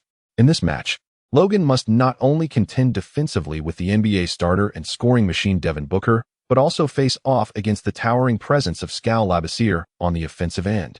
The Suns' level of emphasis on Logan is undoubtedly at its peak. Meanwhile, scouts from other teams present at the venue silently commend the entire Suns roster. Truly, what a supportive brotherhood. It is uncertain whether Logan can continue his winning streak today. The challenge is significant, with Devin Booker and Skal Labissière. The Suns' inside-outside combination is already of NBA caliber. While statistics may not carry weight, we hope Logan can deliver some standout moments. The scouts on-site are no longer concerned with whether Logan's performance will falter today, as long as he can demonstrate resilience against such targeted arrangements. That will be more than sufficient. The pre-game warm-ups swiftly concluded, and the starting players took to the court. On the Lakers side, it naturally featured Logan alongside Nance Jr. and Zubac, supported by 3 role players. On the Suns' end, Devin Booker and Labissière led the charge, accompanied by the NBA rotational quality point guard Tyler Ulis and 2 role players. The centers assumed their positions at center court, and the referee tossed the ball high into the air. Labissière showcased his talent, winning the jump ball against Zubac. The Suns secured the opening possession of the game. Ulis advanced quickly, while Booker commenced his adept off-ball movement on the wing, executing a series of screens and back cuts. Booker skillfully evaded his defender, maneuvering to receive the pass and execute the finish. Without hesitation, Ulysses decisively sent the ball his way. In an instant, despite being several paces behind, Logan appeared like lightning in the passing lane, intercepting the ball mid-flight. The entire Phoenix team was left in disbelief. What astonishing speed was that? Yet, this was merely the prelude. After securing the steal, Logan pressed the accelerator, hurtling towards the front court at a staggering pace. In a mere 4 seconds, he transitioned from defense to a thunderous dunk. The velocity was breathtaking. Oh, the rapid counterattack from Logan has emerged. In comparison to his breakneck speed in the counter, I find Logan's stealing prowess even more astounding. After all, Devin Booker had seemingly shaken off his defender. Let us review the footage. I too am in awe of Logan's interception. The large screen on-site expertly displayed the replay of the steal. The audience clearly witnessed Booker having gained a 3-step advantage through relentless backpedaling. This shot was practically a guaranteed open opportunity. Yet, in the very next moment, Logan's terrifying burst of speed obliterated that 3-step lead. To put it simply, Booker evaded Logan using various off-ball tricks, while Logan's ability to catch up and even preemptively intercept was purely a matter of speed supremacy. 2-0. The Lakers struck first. As the Suns launched their offense, this time, Booker opted to take the initiative with the ball. At the top of the arc, facing Logan, Booker found himself unable to shake off the defense despite his dribbling skills. He raised his hand, signaling for Labissière to set a screen. After maneuvering around the pick, Booker swiftly unleashed a 3-pointer. His timing was impeccable, and the release was astonishingly rapid. However, a pair of merciless hands descended upon his basketball. It was Logan. Remarkably, Logan circumvented the screen, leaping instantaneously to complete the block. His vertical leap was utterly extraordinary. There was scarcely enough time for him to bend his knees. He simply soared upward with remarkable speed. Both commentators were left dumbfounded. Not only did Logan swiftly navigate around the screen, but his feet propelled him into the air with such alacrity. What kind of exceptional athleticism is this? Boom. Under the gaze of the entire arena, Logan once again launched a rapid counterattack, soaring to deliver a powerful dunk. 4-0. The Lakers maintained their advantage. As the transition unfolded, the Suns aimed to allow Booker to find his rhythm. Today's narrative centers on the duel between Logan and Booker. In a matchup heralded as a showcase for both players, why should Booker be deprived of his moment in the spotlight? At a 45-degree angle, Booker, with the ball in hand, positioned himself sideways. After surveying the defense, he swiftly faced the basket, intending to penetrate from the left side with a step-back maneuver to execute his shot. However, at the very moment he attempted to break through, Logan, infused with untamed ferocity, struck with the precision of a leopard pouncing on its prey, instantly dislodging the ball. The basketball spiraled out of control as Booker, in his effort to regain possession and protect the ball while falling, was unexpectedly thwarted. Logan, leveraging his superior wingspan, deftly flicked the ball upwards just before it could slip past the grounded Booker. Thus, the basketball eluded him as he lay on the floor, helplessly watching Logan sprint down the court to execute a reverse dunk, adding another 2 points to the scoreboard. Beep. After Logan's dunk, Jim Bilton, the head coach of the Suns Summer League team, immediately called for the first time out of the game. Remarkably, only a mere minute had elapsed since the commencement of the match. Yet, it was precisely within this brief span of time. In the match, Logan scored 6 consecutive points, delivered 2 steals, and executed a block. In contrast, on the Suns side, Booker committed 2 turnovers and had 1 shot rejected. Originally, Rivalry, who was intended to defend against Logan in the half-court, had devolved into a mere spectator, witnessing Logan's relentless assaults on the front court. How can this game proceed without a timeout for adjustments? Your pick-and-roll strategies are utterly perplexing. During the pause, Devin Booker, still on the court, attempted to shift blame onto Rivalry. You can't even stop a guard? Rivalry retorted, I clearly blocked him. Your shot was simply too sluggish. Rivalry is not known for his patience. Your release is too slow. Not only is your release slow, but your speed is also inadequate, and your dribbling lacks solidity. After several games without being utilized, he finally took the court today as a secret weapon against Logan. Yet now, he finds himself utterly invisible, surrendering the ball to you on offense. You falter and still dare to place the blame on me. How can I endure this? On the Phoenix Suns bench, what was once perceived as a crucial inside-outside combination for victory erupted into internal conflict just 1 minute into the game. Meanwhile, in the stands, scouts from various teams tirelessly recorded every move. Logan's defensive prowess is well recognized by scouts, particularly given his remarkable 11 steals in a single half. However, it is worth noting that in that game, he was merely up against opponents of Summer League caliber, which diminishes the significance of that performance. Today, however, presents a different scenario altogether. Logan has completely neutralized an NBA-level scorer. He has even prevented Booker from making contact with the hoop during his 3 possessions since the onset of the game. The stronger the opponent, the stronger Logan becomes. His prowess undoubtedly extends beyond this. What further surprises can Logan unveil? Chapter 10, the behind-the-back pull-up. A flawless replication of Unbeaten. Stay away from that individual. Las Vegas, USA, NBA's Summer League joint arena. The head coach of the Phoenix Suns Summer League, Jim Bilton, unleashed a barrage of shouts towards his players. Relying solely on this one modest Summer League coach, it is virtually impossible to resolve the conflict between Labissiere and Booker. Likewise, depending on him alone, it is challenging to devise any effective tactical strategies. In light of this, the simplest and most direct approach is to avoid Logan entirely during offense. If Logan occupies the right half of the court, the Suns will initiate their offensive play from the left side. Conversely, if Logan is positioned on the left side, the Suns will launch their attack from the right. Where is Logan? The area to the side is the offensive zone of the Suns. This is the best strategy that Bilton could devise. As for whether Booker can deliver the anticipated performance in today's match, that is contingent upon his own fortune. Regardless, Bilton feels quite uncertain. The timeout swiftly concluded, and the players returned to the court. The Suns now possess the offensive ball after crossing half-court. Ulysses glanced at the right side, where Booker was closely guarded by Logan. One could not help but feel a pang of sympathy for Booker. Subsequently, He passed the ball to a teammate positioned beyond the left three-point line. The Suns orchestrated their tactics around the left side of the court, ultimately breaking their scoring drought with a well-placed jumper. It was evident that the Phoenix Suns deliberately aimed to circumvent Logan's defensive territory.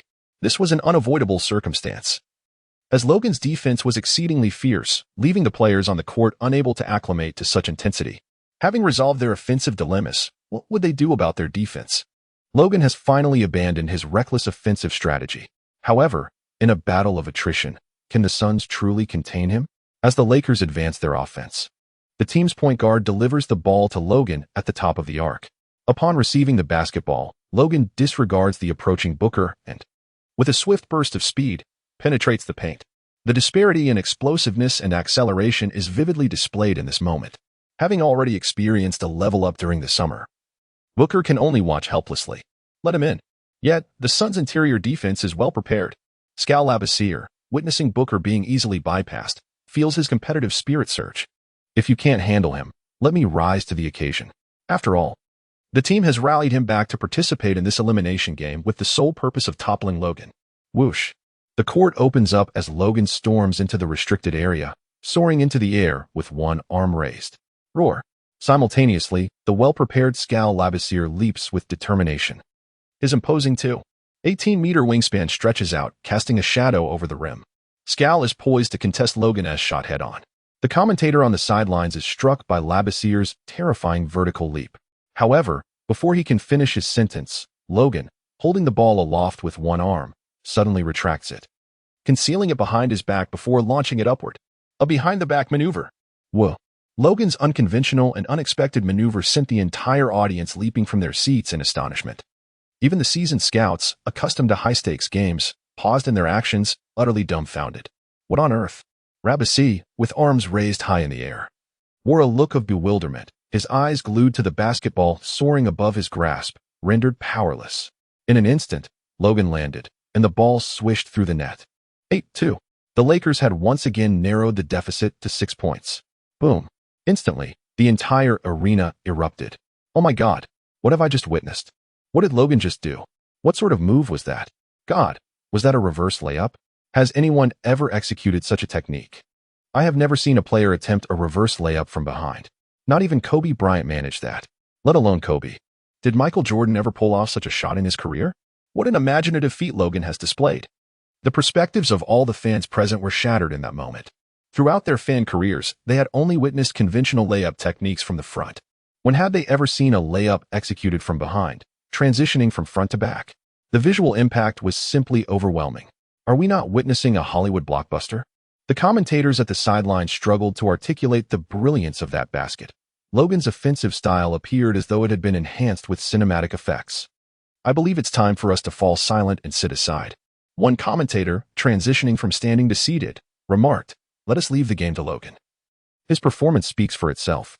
From that moment, the two commentators chose to relinquish the stage to Logan, offering the fans a pure visual spectacle of basketball. There was no commentary or analysis, only Logan's imaginative offensive displays unfolding time and again on the court. This is the allure of unconventional shooting. How on earth can one defend against that? Skal Labissiere's worldview crumbled before our eyes. He had truly never encountered such a scene. The opening moments of this game had essentially become a microcosm of the entire match. At the end of the first quarter, Logan once again delivered a scoring extravaganza, racking up 26 points in a single quarter, breaking his own Summer League record for points in a quarter, while also setting a new benchmark for the highest single-quarter score in Summer League history. Double team. Someone, please double team that guy. During the intermission, Suns Summer League head coach Bilton was in a frenzy. Even if his team faced a crushing defeat today, he was determined to stop Logan for just one possession. Just one possession would suffice. Unfortunately, even with both Ulysses and Booker defending Logan, it proved utterly futile. With unparalleled speed, Logan skillfully navigated through the defenders, penetrating the paint. Inside, Labissiere and another towering figure from the Suns established a formidable twin tower defense, positioned firmly to thwart Logan's advance. Yet, in the face of this dual blockade, Logan soared into the air. Swiftly transferring the basketball from his left hand to his right, he glided gracefully, evading the towering defenders before executing a thunderous slam dunk. Once again, Logan achieved the impossible feat of overcoming 4 adversaries single-handedly. Not even the double team could restrain him. for opponents were powerless to stop him. Logan is nothing short of a deity on the court. Tonight, the divine presence graced Las Vegas. The commentator, who had promised silence, could no longer contain his excitement. Such a performance from Logan. How could these professional commentators possibly refrain from speaking? At halftime, Logan once again delivered an astonishing 48-point score, outpacing the combined total of the Suns' entire roster. As they observed the significant disparity in scores during the intermission, the Suns players breathed a sigh of relief. At least, they would not have to witness Logan wreaking havoc on the court in the second half. This might be the sole reason for the Suns' collective joy on this day. Chapter 11. 6 consecutive games with 40 points, advancing to the finals. Ultimately, the players from the Phoenix Suns Summer League did not see Logan's presence in the second half. With his formidable halftime score of 48 points, Logan led the Lakers to a resounding victory over their opponents, successfully progressing to the next round. Aside from the opening game, it seems Logan has yet to play a second half. This is quite understandable, as he requires merely a half to amass 40 or even 50 points. Few Summer League teams can withstand such a level of offensive prowess. The Summer League pales in comparison to the NBA, where truly independent players are rare. Moreover, Logan's presence is akin to a dimensional assault. To withstand his onslaught in the first quarter is already commendable. To endure an entire half and witness Logan in the third quarter? It would be an unreasonable expectation for these Summer League players. Meanwhile, in the Phoenix Suns locker room, Devin Booker, who suffered a loss and was thoroughly outperformed by Logan in personal statistics, hung his head in silence. He is acutely aware of the chasm that separates him from Logan. Do not be disheartened, Devin, the Suns Summer League head coach, Bilton, promptly consoled the young guard. One may be fierce with these players during the game, but after the match, a bit of encouragement is certainly warranted. If you feel a sense of injustice, then continue to strive for revenge against Logan in the NBA. He is destined to enter the league and as fellow shooting guards, you may very well find yourselves rivals in the same position in the future. Although the Suns are also pursuing Logan, they are keenly aware of their slim chances compared to the larger city teams. Especially after today's match, the efforts of other teams in chasing Logan will surely intensify. Having secured Booker for the Suns, it seems prudent to embrace honesty and withdraw from the contest for Logan. While other teams boast Logan, the Suns possess Booker, and all have a promising future ahead. Concurrently, ESPN reported on the opening match of the playoffs featuring Logan, which once again became the talk of the nation. Notably, Logan's remarkable behind-the-back move was meticulously edited into a standalone video by ESPN, subsequently shared on their official YouTube channel. Within a mere span of 10 minutes, this brief 30-second highlight reel soared to the top of the trending videos. Its viewership escalated as if it were a rocket launch. The comments section was flooded with expressions of disbelief and astonishment. I could hardly trust my own eyes. Was this a genuine basket in the realm of reality? Could it possibly be a promotional short produced in collaboration with ESPN and Logan? I harbored serious doubts that this footage was enhanced with special effects, as Logan's movements seemed exaggerated, presenting a shooting style I had never encountered before. Amidst the barrage of enthusiastic comments, there were still many astute observers who questioned the authenticity of the video.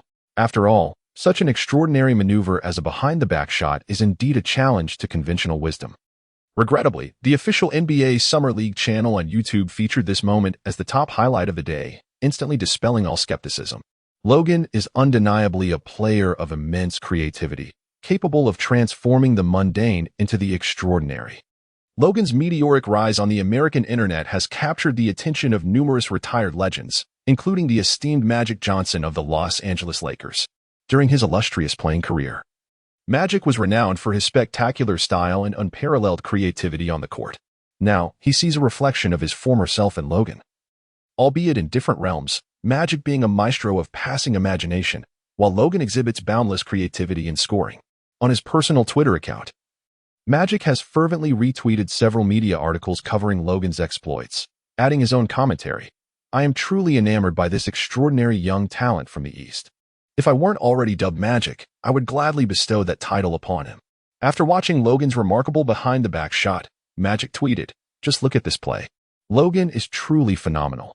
I can hardly wait to witness his game in person." Magic's intentions are not merely words. He is a man of action. Following discussions with the Lakers management, he announced on social media that he would attend the Summer League Finals. "I will be there in Las Vegas to witness Logan lead the Lakers to a brand new championship." It is evident that Magic is resolute in his decision to attend the Summer League, specifically for the final match. in his eyes. One of the two teams in the championship has already been secured by Logan's Lakers. No need for questions, his confidence speaks volumes. On July 16th, American time, the Summer League quarterfinals commenced in Las Vegas. The opening match featured the top-seeded Lakers facing off against the Toronto Raptors. Under the Lakers' dominating performance, the Raptors surrendered by the end of the first quarter. Logan maintains his remarkable streak of scoring over 40 points, advancing triumphantly into the semifinals. In the semifinals, the Lakers face off against the Memphis Grizzlies, a team boasting NBA-caliber players. The Grizzlies' 16th overall pick, Wade Baldwin, and 15th first-round pick, Jarrell Martin, entered the game with great confidence. However, before the halftime break, both rookies were reduced to tears and forced to exit the game, overwhelmed by Logan's prowess. The Lakers easily triumphed over their opponents, securing their place as the first team to reach the finals of this year's Summer League, remaining undefeated thus far. Since the commencement of their first match, Logan has impressively maintained a record of 6 consecutive games scoring over 40 points, setting a historical benchmark for the Summer League. This record continues to grow. Now, only one final Summer League game stands before Logan. They are set to face the Minnesota Timberwolves, another undefeated team in the finals this year. While the Lakers have been dominant throughout the tournament, the Timberwolves have also made their way to the finals without a loss. Their Summer League roster includes the 4th overall pick from 2016, Chris Dunn. If Logan's memory serves him right, Dunn averaged 13.5 points during his future tenure with the Bulls. In addition to Dunn, the Timberwolves Summer League lineup features Sadie Osman, a second-round pick from 2015, who has honed his skills in Europe and is expected to contribute an average of 13 points in the future with the Cavaliers. Of course, relying solely on these two players would not give the Timberwolves the same dominance in the Summer League as the Lakers. This year, they have also enlisted the 1st overall pick from 2015, the reigning NBA Rookie of the Year, Karl-Anthony Towns. Chapter 12. A meteoric dunk against Towns. The reason for deploying Towns is straightforward. Ever since Kevin Garnett departed from Minnesota to join Boston, the Timberwolves have failed to make the playoffs for multiple consecutive seasons. This detrimental culture of losing has prompted the Timberwolves management to reflect deeply. They are determined to establish a winning culture in the new season, beginning with the Summer League, which presents the most straightforward opportunity to secure a championship. My purpose for coming to Las Vegas is to claim the title. In a pregame interview, Karl-Anthony Towns stated unequivocally, "If it's not for the championship, my presence here is meaningless." This former 1st overall pick averaged 18-10 points in the NBA last season. A player of his caliber in the Summer League is akin to a nuclear weapon. If such talent cannot secure a dominant, undefeated championship run, then the Timberwolves' so-called winning culture would truly be in jeopardy. Yet, in the entire Las Vegas Summer League Center, no one seemed to pay heed to Towns' pregame remarks. Because, on the sidelines, the legendary Magic Johnson of the Los Angeles Lakers had already taken his seat among the audience. In an instant, a deafening roar akin to a tidal wave enveloped the entire arena. When has such a luminary graced the Summer League in the gambling capital? The fans collectively rose to their feet, exuberantly chanting the name of the magician while offering him the warmest applause. "I came here today solely to witness Logan." Amidst the cacophony of cheers, the magician smiled as he engaged in a pre-game interview with the media. "I have watched highlights of his previous games at least 20 times at home. Honestly, if I close my eyes now, all I see are his mesmerizing behind-the-back moves. I am incredibly eager to witness Logan's performance live, which is why I am here today. Logan is the first young player in several seasons who has filled me with such anticipation. I sincerely hope he does not disappoint." After showering Logan with numerous accolades, the magician finally heard the reporter's second question. "What do you have to say about the Timberwolves Rookie of the Year, Karl-Anthony Towns?" "Carl, he is a good guy. Keep up the hard work," was his succinct yet universal response. With that, the magician concluded the interview, smiling as he returned to his seat. It was evident that when it came to Logan and Towns, the magician adhered to a double standard without hesitation. Logan is undoubtedly a future star to watch. Towns. Who is that? I'm not familiar. Don't disappoint the team, Carl. During the pregame warm-up, Timberwolves Summer League head coach Montella roared beside Towns. "Let us win this game and kick off the new season with a championship. Let us indeed use this championship to set a positive tone for the new season. A culture of victory begins here. I have no idea how to lose, coach." Towns, brimming with confidence, glanced at the Lakers Summer League players warming up across the court. "I am the NBA's Rookie of the Year." "Who are they?" "What Logan?" "What new era court magician?" "I am the Rookie of the Year. Who the hell are you? Indeed, let us crush them. Montella desires nothing more than for his players to be brimming with confidence. With one strong push, they shall decisively clinch the Summer League championship. The pregame warm-up swiftly concluded, and the starting lineups for both teams took to the court. For the Timberwolves, Osman, Dunn, and Towns led the charge, accompanied by 2 Summer League role players. To the commentators, it seemed that Towns alone was sufficient for the Timberwolves. Did it truly matter whether the others possessed NBA caliber? Just look at Towns. That was all that mattered. On the Lakers' side, it was still Zubac, Kuzma, and Logan, supported by 2 Summer League caliber players. Much like the Timberwolves, the commentators believed that Logan was the only notable player on the Lakers roster. Who are the others? I don't recognize them. You are Logan? I hear you've never lost? As Towns brushed past Logan on the court, he remarked, "Sorry, but your undefeated record ends here." With that statement, Towns didn't even grant Logan a chance to retort, turning to take his position at center court, ready for the jump ball. In his eyes, Logan was merely a Summer League star. He, after all, was the NBA's first overall pick and the season's Rookie of the Year. As both centers positioned themselves at center court, the referee tossed the ball high into the air. In the next moment, Towns bested his opponent and tapped the ball into Dunn's hands. The Timberwolves secured the first offensive possession of the game. Dunn swiftly advanced past half court and decisively lobbed the ball to Towns, who was positioning himself in the paint. Boom. The ball was received, and Towns, stationed in the left side of the key, backed down Zubac. Overpowering his opponent, he spun beneath the basket and soared for a two-handed slam. 2-0. The Minnesota Timberwolves struck first, claiming the initial 2 points. Following his score, Towns raised his arms in triumph towards the fans, showcasing his muscles. This is the prowess of the Rookie of the Year. As the game transitioned to defense, the Lakers commenced their offense. The Summer League point guard brought the ball past half court and subsequently found Logan. In front of him, Chris Dunn had already applied tight defense. Who else, besides Towns, sought to conquer Logan? Similarly, Dunn, a fellow rookie from the class of 2016, yearns to eclipse Logan's brilliance. Whoosh.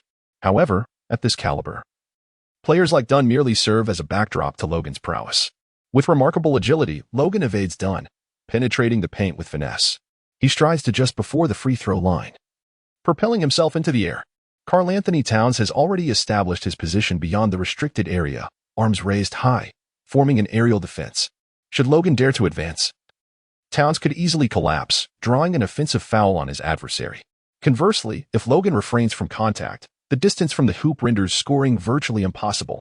Towns believes he has already secured victory in this initial exchange of offense and defense. Bang! Yet, just as Towns revels in his perceived triumph, Logan, with a single hand grasping the ball midair, boldly hurls it towards the hoop against the defender. The basketball carves a precise trajectory through the air, akin to a magical projectile, piercing the net with unwavering precision. Logan executed a flawless meteor dunk, forcefully slamming the ball into the hoop. The meteor dunk, originally the signature move of the formidable Sirenes ace, should have been exclusive to him. However, let us not forget that Logan possesses the unique ability of an indeterminate shooting style, making the execution of such a dunk a mere trifle for him. Oh, did Logan actually manage to score with that? While he appeared to take it all in stride, the commentators were far less convinced. Did he truly just smash the ball into the net? His movements seemed almost unorthodox, devoid of traditional basketball techniques. Yet he consistently found the mark, continuously redefining our understanding of the game. Chapter 13. An all-encompassing domination, securing the championship by halftime. Logan commenced the match with a breathtaking meteor-like slam dunk, truly astonishing the spectators present. Likewise, Karl-Anthony Towns was left momentarily speechless. He had certainly witnessed various scoring techniques before, but this particular display was exceptional. Typically, such emphatic dunks occur when a player's arm length falls short, prompting them to compensate with sheer force. A prime example being Blake Griffin's ferocious dunks, many of which were executed in such a manner. However, those dunks were executed from relatively close proximity to the basket. Yet, Logan's shot, originating from a considerable distance, astonishingly found its way into the hoop. This indeed exceeded Towns' expectations. I have long asserted that Logan's gameplay embodies sheer creativity. In the stands, Magic Johnson conversed with Mitch Kupchak. "Mitch, should the Lakers manage to secure Logan, reserve me a seat for the entire next season at Staples Center." Even during the era of Kobe Bryant, Magic never exhibited such enthusiasm for attending Lakers games. After all, Players of Kobe's ilk are not new to him. He has even faced the pinnacle of the craft, Michael Jordan. While Magic holds great admiration for Kobe and speaks highly of the Black Mamba, having played against Jordan has made him less fervent about watching Kobe. However, Logan is a different story. Magic has never encountered a young player whose offensive style is so imaginative. He perceives each of Logan's games as SCHR Dinger's cat scenario before the game commences. One can never predict the manner in which he will score. Whether it be a behind-the-back maneuver or today's distant slam, Logan is a constant surprise. I am also striving to negotiate with Logan, hoping to secure his talents. Kupchak nodded in agreement. To be candid, numerous teams are vying for Logan's signature. While many have wisely withdrawn from this competition, new contenders continue to emerge. As far as I know, Phil Jackson may take a personal interest in the New York Knicks recruitment efforts. Meanwhile, the Atlanta Hawks seem poised to enlist Dominique Wilkins to bolster their recruitment team for Logan. To prevail in this contest for Logan, Kupchak has undertaken extensive preparations. He is aware that many teams have augmented their recruitment teams with fresh talent, be it the general manager personally engaging or former players stepping in to recruit. The most audacious move may come from the Celtics, who might enlist Bill Russell to champion their cause, proudly waving the banner of a traditional powerhouse. This is precisely why I have journeyed to Las Vegas, Mitch. The magician had long anticipated this, whether it be Phil, Dominique, or any others. Their arrival in Las Vegas would not occur until at least tomorrow. I, however, am different. We can establish contact with Logan immediately following the conclusion of today's finals. These individuals remain oblivious to his whereabouts, and the earliest they could reach Las Vegas would be tomorrow. Presently, the magician is seated courtside. Who could possibly be swifter than him? No one comprehends recruitment better than Magic. Time is indeed the most valuable asset in the contest for personnel. Are you suggesting that we assist the team in recruiting Logan?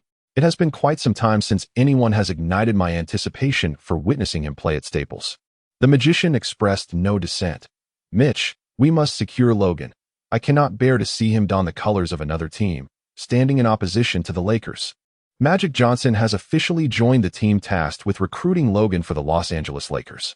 Moreover, he has resolved to initiate the recruitment process immediately after today's finals. Of course, prior to that, the magician wishes to witness Logan's performance in the finals. Once again, Logan, facing Towns' defense, executed a stunning meteor dunk that shattered the net. Here it comes again. Logan's long-range slam. This marks the third occasion in this match where he has accomplished this feat before Karl-Anthony Towns. Karl is utterly bewildered. Not only has he never witnessed anyone employ such a move as a standard scoring method, but even I have not seen it before. Such occurrences are typically considered extraordinary by commentators. Logan's transformation into a routine operation is simply overwhelming. In fact, it is quite straightforward to thwart Logan's meteoric slam dunk. All Towns needs to do is position himself at the free throw line. The crux of the matter is that once Towns is drawn out, Logan will swiftly change direction and penetrate the paint, exploiting the Timberwolves' lack of interior defense. In terms of speed, Logan can effortlessly outpace Towns by several strides. Thus, last season's NBA Rookie of the Year was entirely at Logan's mercy on the defensive end. Towns, on defense, resembled a marionette in Logan's hands, devoid of any autonomous defensive capability. Being ruthlessly toyed with on the defensive front left Towns feeling disgruntled. On the offensive end, he remains an indomitable force, overpowering Zubac, advancing towards the basket, ready to unleash a thunderous dunk. However, this time, the soaring Logan from the wing will not afford Towns the opportunity to flaunt his prowess. With the fierce power of the Wild behind him, Logan's one-arm dunk against Towns' two-handed attempt ultimately gives him the upper hand for a single-handed block. Logan forcefully slammed Towns to the ground, seizing control of the ball. In a mere 7 seconds, he advanced from the backcourt to the front court, soaring for a thunderous dunk. As Logan intensified his defensive collaboration against Towns, the core of the Timberwolves' interior suddenly lost its expected dominance. At the end of the first quarter, the Lakers, buoyed by Logan's remarkable performance of 23 points and 4 blocks, led the Timberwolves by 13 points with a score of 30-17. But that was merely the prelude. As the second quarter commenced, Logan adeptly drew fouls from Dunn, executing a remarkable sequence of 3 consecutive 2-1 plays. Without needing to attempt a three-pointer, he orchestrated a stunning offensive surge of 9-0 within a minute. The Timberwolves Summer League head coach, Montilla, was left astounded. By the time he glanced at the score, the Lakers had surged ahead by 22 points. The entire Minnesota Timberwolves Summer League roster was left dismayed by Logan's prowess. Particularly Chris Dunn, who found himself ensnared by 3 fouls in quick succession. He felt as though he were trapped in a dream. Yet the reality was undeniable. His defense against Logan resembled a kindergarten child attempting to compete in an Olympiad against a postdoctoral scholar from Tsinghua University. It was an all-encompassing domination. Despite the Timberwolves' numerous timeouts, their efforts proved futile, with the Timberwolves conceding the game by halftime. The Los Angeles Lakers had already secured the championship of the 2016 Las Vegas Summer League with 2 quarters to spare. Chapter 14, Championship. Dual MVP. A personal recruitment by Magic Johnson. There was no suspense left. The Minnesota Timberwolves, upon the start of the third quarter, replaced their entire lineup with bench warmers, having completely surrendered the match. It was an inevitable outcome, as the Lakers' offensive onslaught was simply too formidable, their advantage insurmountable. Now, we can preemptively congratulate the Los Angeles Lakers on their triumph as this year's champions of the Las Vegas Summer League. As the second half commenced, the commentators on the sidelines had already begun to extend their congratulations to the Lakers upon observing the disparity in team rosters. With the scores so lopsided, the Timberwolves resorted to their bench, while Logan continued to shine in the third quarter. The outcome was already decided. Ultimately, Logan did not disappoint the fans who had purchased high-priced tickets to witness this final showdown. He continued his scoring exhibition in the third quarter, delivering an explosive performance with 62 points over 3 quarters, adding a touch of brilliance to the Lakers' Summer League championship. As the red light of the game timer signaled the conclusion of the match, the Los Angeles Lakers officially triumphed over the Minnesota Timberwolves, claiming the championship of the 2016 Las Vegas Summer League. Following the match, the entire Lakers Summer League team surged towards Logan, hoisting him high in celebration, only to lower him and lift him once more. For many players present, this Summer League championship may well represent the pinnacle of their basketball careers. It is worth noting that for many, competing in the NBA was merely a dream. To achieve victory in the Summer League brought immeasurable joy. Logan is the key figure in helping them realize their dreams. He truly deserves the cheers and celebrations from the players. In stark contrast to the jubilant festivities of the Lakers, the Timberwolves players departed the arena with their heads bowed in disarray. Karl-Anthony Towns lingered at the entrance of the players' tunnel, silently observing the Lakers as they celebrated their final award ceremony. He aimed to etch this moment into his memory, using it as motivation to train rigorously during the summer. He vowed to return to the NBA and exact his revenge on Logan, amidst the resounding cheers of the fans. Logan represented the entire Lakers team as he accepted the championship trophy of the Summer League from the official representatives. Following this, he graciously received the MVP trophy amidst the synchronized chants of MVP from the crowd.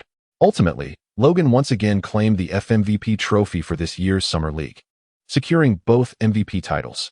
Logan has simultaneously earned the accolade of being a first-team player in this year's Summer League, clinching the titles of scoring champion and steals leader.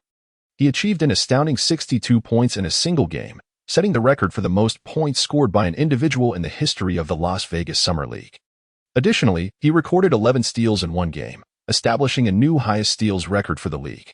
Throughout 7 games, he surpassed 40 points in every match, with 3 games exceeding 50 points, including that remarkable 62-point performance, which crowned him the all-time scoring leader of the Summer League. Logan has dominated the top 5 and even the top 7 spots on the personal single-game scoring leaderboard in the Las Vegas Summer League. He is the first player in the history of the Las Vegas Summer League to achieve the distinction of scoring 40, 50, and 60 points in a single game. With a plethora of honors and records, Logan concluded his exhilarating journey in Las Vegas, following his extraordinary 62-point performance leading his team to victory. ESPN promptly released a news update. The remarkable Logan continues his legend, scoring 62 points to create history in the finals. The Associated Press also reported on its official website, "The march of history never ceases. Logan's next destination will undoubtedly be the NBA." It is not just American media that are abuzz. On Twitter, discussions about Logan's consecutive 7 games scoring over 40 points, culminating in a breathtaking 62-point game in just 3 quarters, are fervent. Everyone recognizes that this young man, who has performed miracles in Las Vegas, is destined for the NBA. Which team will ultimately be the fortunate recipient of Logan's talents? Logan's performance in the NBA, can it truly meet the expectations placed upon him? Is his dazzling display in the Summer League merely a reflection of the league's inferior level? Once he enters the NBA, will Logan struggle to adapt to the new environment? In a fleeting moment, Logan's name ascended to the top 3 of Twitter's trending topics.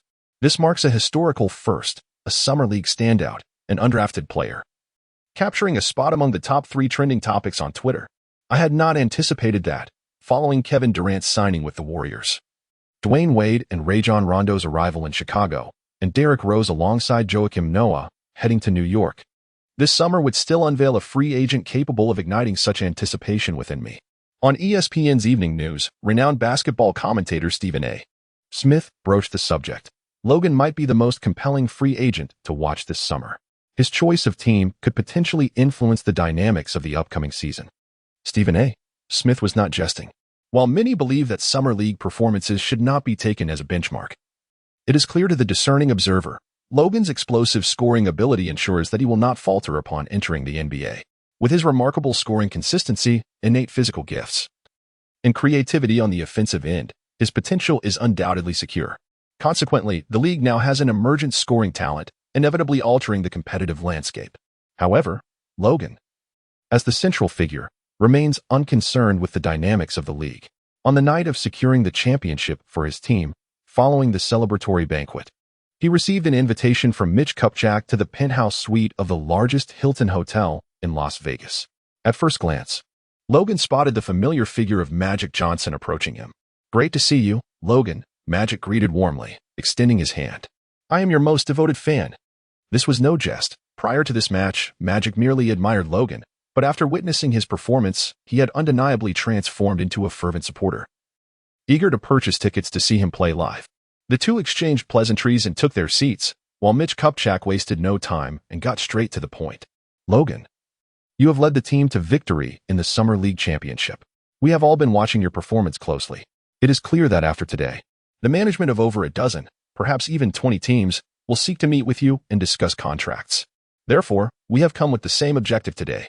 At this juncture, Kupchak passed the microphone to Magic, who wasted no words and spoke directly. "Join the Lakers, Logan." Chapter 15, A Gathering of Titans, The Battle for Logan. Magic's demeanor was earnest. Although he had a plethora of eloquent praises to offer, none could rival the straightforward appeal. "Join the Lakers." To speak candidly, we are embarking on a complete rebuilding phase for the new season. Following Magic's declaration, Kupchak laid his cards on the table. "Julius is not part of our future plans. He will be the team's most significant trade asset. D'Angelo will not be the future of this team. His ceiling is merely that of an all-star, and not even a starting one. Brandon is young and exceptionally talented, yet his competition is too formidable, requiring considerable time for development. The team envisions Brandon as a Scottie Pippen, while the Michael Jordan in our narrative is Mitch Kupchak turned his gaze towards Logan. "Logan, you are our Jordan." Kupchak's revelation was akin to revealing the Lakers' hand entirely. Julius Randle, D'Angelo Russell, and Brandon Ingram were the Lakers' lottery picks over the past 3 seasons, with the latter 2 even being second overall selections. In any rebuilding team, these 3 would be deemed untouchable.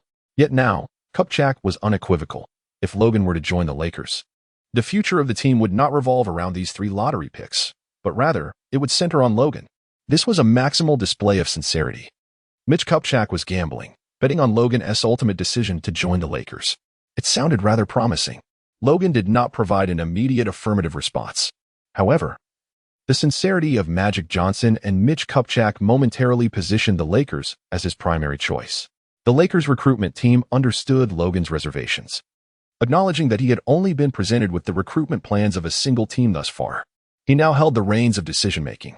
"We respect your choice, Logan."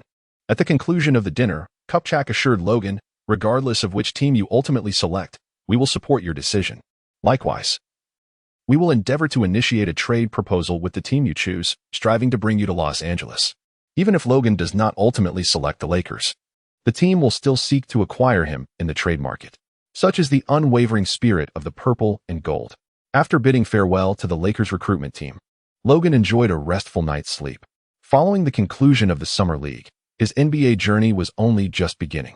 The next morning, bright and early, before the commencement of the Summer League, Logan signed with agent Tyler Finson, who, with a single phone call, ceremoniously initiated the battle for Logan's services. "Logan, you would never believe the caliber of individuals on this meeting roster. Vincent's voice trembled with excitement on the other end of the line. This may be the first time in Las Vegas that so many prominent figures have gathered simultaneously. Even Tyler Finn's son, Logan's agent, was taken aback by the gravity of the situation. The list of individuals he held was simply extraordinary. To witness such influential personalities convene in Las Vegas for a player making his mark in the Summer League is likely an unprecedented event in history. Of course, Logan's emergence in the Summer League was no trivial matter. He wielded his prowess like a six-shooter, striking at the very essence of these teams. The first team to meet with Logan was the Atlanta Hawks. The recruitment team dispatched the legendary Dominique Wilkins, a king of the Hawks from the late 20th century. Additionally, they sent the returning beast Dwight Howard, who had come back to his hometown this summer. Clearly, the Hawks aimed to forge a formidable inside-outside combination of Howard and Logan for the upcoming season. Although the once mighty Howard has now diminished to a shadow of his former self, he has transformed from the joyful beast into a player intent on winning. After bidding farewell to the Hawks, Logan proceeded to meet with his second team, the Miami Heat, where the astute Pat Riley took the reins. Unfortunately, Riley's failure to promptly renew Dwayne Wade's contract, coupled with his attempts to drive down Wade's value, left Logan feeling quite disenchanted. Thus, the Miami Heat was likely the first team to be eliminated from his consideration. Subsequently, he met with the Phoenix Suns, Toronto Raptors, Minnesota Timberwolves, Boston Celtics, and several other teams, each represented by their esteemed alumni and high-ranking officials. Logan was uncertain about the multitude of so-called verbal assurances and the conditions that followed the signing. Ultimately, it was another major city team, the New York Knicks, that emerged. Just as Kupchak had foreseen, the Knicks recruitment team directly dispatched the legendary Zen Master, Phil Jackson. Initially, the Zen Master had no desire to venture to Las Vegas. However, since his arrival at the Knicks, his various perplexing maneuvers have left the demanding New York fans quite disgruntled. Presently, the Knicks find themselves in a state of stagnation. The emergence of Logan has unexpectedly unveiled a new idol for the discerning fans of New York. Undoubtedly, a player of Logan's caliber is not only suited for Los Angeles, but equally for New York. Securing Logan would undoubtedly enhance Phil Jackson's reputation within the Knicks. However, this is merely one of the reasons. The principal reason lies in the unequivocal mandate issued by Knicks owner James Dolan before Jackson's departure to Las Vegas, to exhaust every possible means to bring Logan back to New York. Logan, it is a pleasure to meet you. Upon arriving at the negotiation venue, Phil Jackson wasted no time. Before the red light on his chest even illuminated, the Zen Master presented a striking proposition. Should you choose to come to New York, I will appoint Derek Fisher as your assistant coach while I take on the role of head coach for the upcoming season. Jackson's judgment regarding the situation remains astute. He is acutely aware that the vast market of New York is not the most compelling factor in attracting Logan. After all, the Lakers too are a prominent franchise in a major city. Jackson knows that other teams will undoubtedly offer various guarantees to position Logan as the cornerstone of their franchises. The Knicks can present a multitude of conditions, but so can their competitors. They do not possess an overwhelming advantage. Conversely, the Knicks hold a distinct, unparalleled advantage that other teams lack: Phil Jackson's potential return as head coach for the upcoming season. This is a coach of presidential caliber, having mentored legends like Jordan and Pippen, as well as Shaquille O'Neal and Kobe Bryant. The sincerity of the Knicks and Jackson's commitment to Logan is unequivocally evident. Chapter 16. I choose to bring my talent to. Now, the question of which team Logan will ultimately select has become a focal point of interest for all fans. During the evening discussion, Kenny Smith introduced the theme for tonight's dialogue. Where shall Logan go? Shaq, share your thoughts. In my view, the most advantageous choice for Logan would be to join the Los Angeles Lakers. At this juncture, the Shark is unabashedly revealing his sentiments. Beneath the vibrant exterior of his jersey lies the deep purple and gold of the Lakers. Setting aside my glorious years in Los Angeles, Logan's optimal path involves rebuilding alongside a major city franchise. Of course, despite having disclosed his allegiance to his home team, Shaq provides a well-reasoned analysis. The Lakers excel in both aspects, and even Magic Johnson has stepped forward to recruit Logan. You know, it is quite rare for a buddy to personally recruit a rookie. Logan might just be the first in history. I cannot fathom a valid reason for Logan to decline the Lakers. His best option is undoubtedly to join them. Having articulated his perspective, Shaq then passed the floor to the other commentators. Why shouldn't he consider the Pacers? Reggie Miller, of course, unreservedly supports his beloved Indiana Pacers. The Pacers' new season will revolve around Paul George, Jeff Teague, and Miles Turner, and they are indeed in need of a quality shooting guard. There is no doubt that a player of Logan's caliber is the optimal choice. It is improbable for him to venture to Indiana, as Paul George is unlikely to relinquish the position of the leading player to a rookie. Charles Barkley dismissed Miller's perspective, asserting, "To be frank, I believe Logan's final selection will ultimately lie between two teams, the New York Knicks or the Los Angeles Lakers." In terms of Logan's team selection, Barkley aligns with Shaquille O'Neal's viewpoint, favoring rebuilding teams situated in major cities. However, Barkley perceives a drawback in New York, as the management led by Phil Jackson is rather chaotic and inept, which could potentially squander Logan's talents.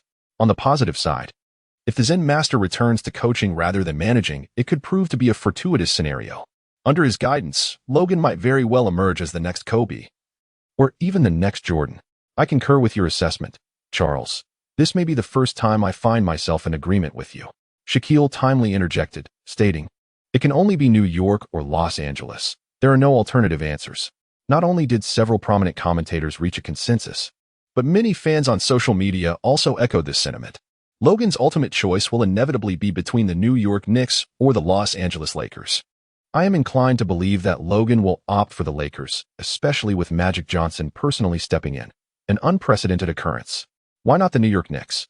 Phil Jackson could feasibly make a comeback as coach, and I am eager to witness the emergence of the next Kobe Bryant or Michael Jordan. But what if Phil does not return? The Lakers present a more stable environment compared to the Knicks, and Logan has previously aided the Lakers in clinching the Summer League championship. The debate surrounding the Knicks and Lakers has ignited a fervor among American basketball fans. The Spinach Company will undoubtedly seize this exceptional opportunity for a grand opening. In terms of odds, the Lakers and Knicks are leading the pack, closely followed by teams like the Hawks and Celtics. ESPN has not missed out on this sensational event.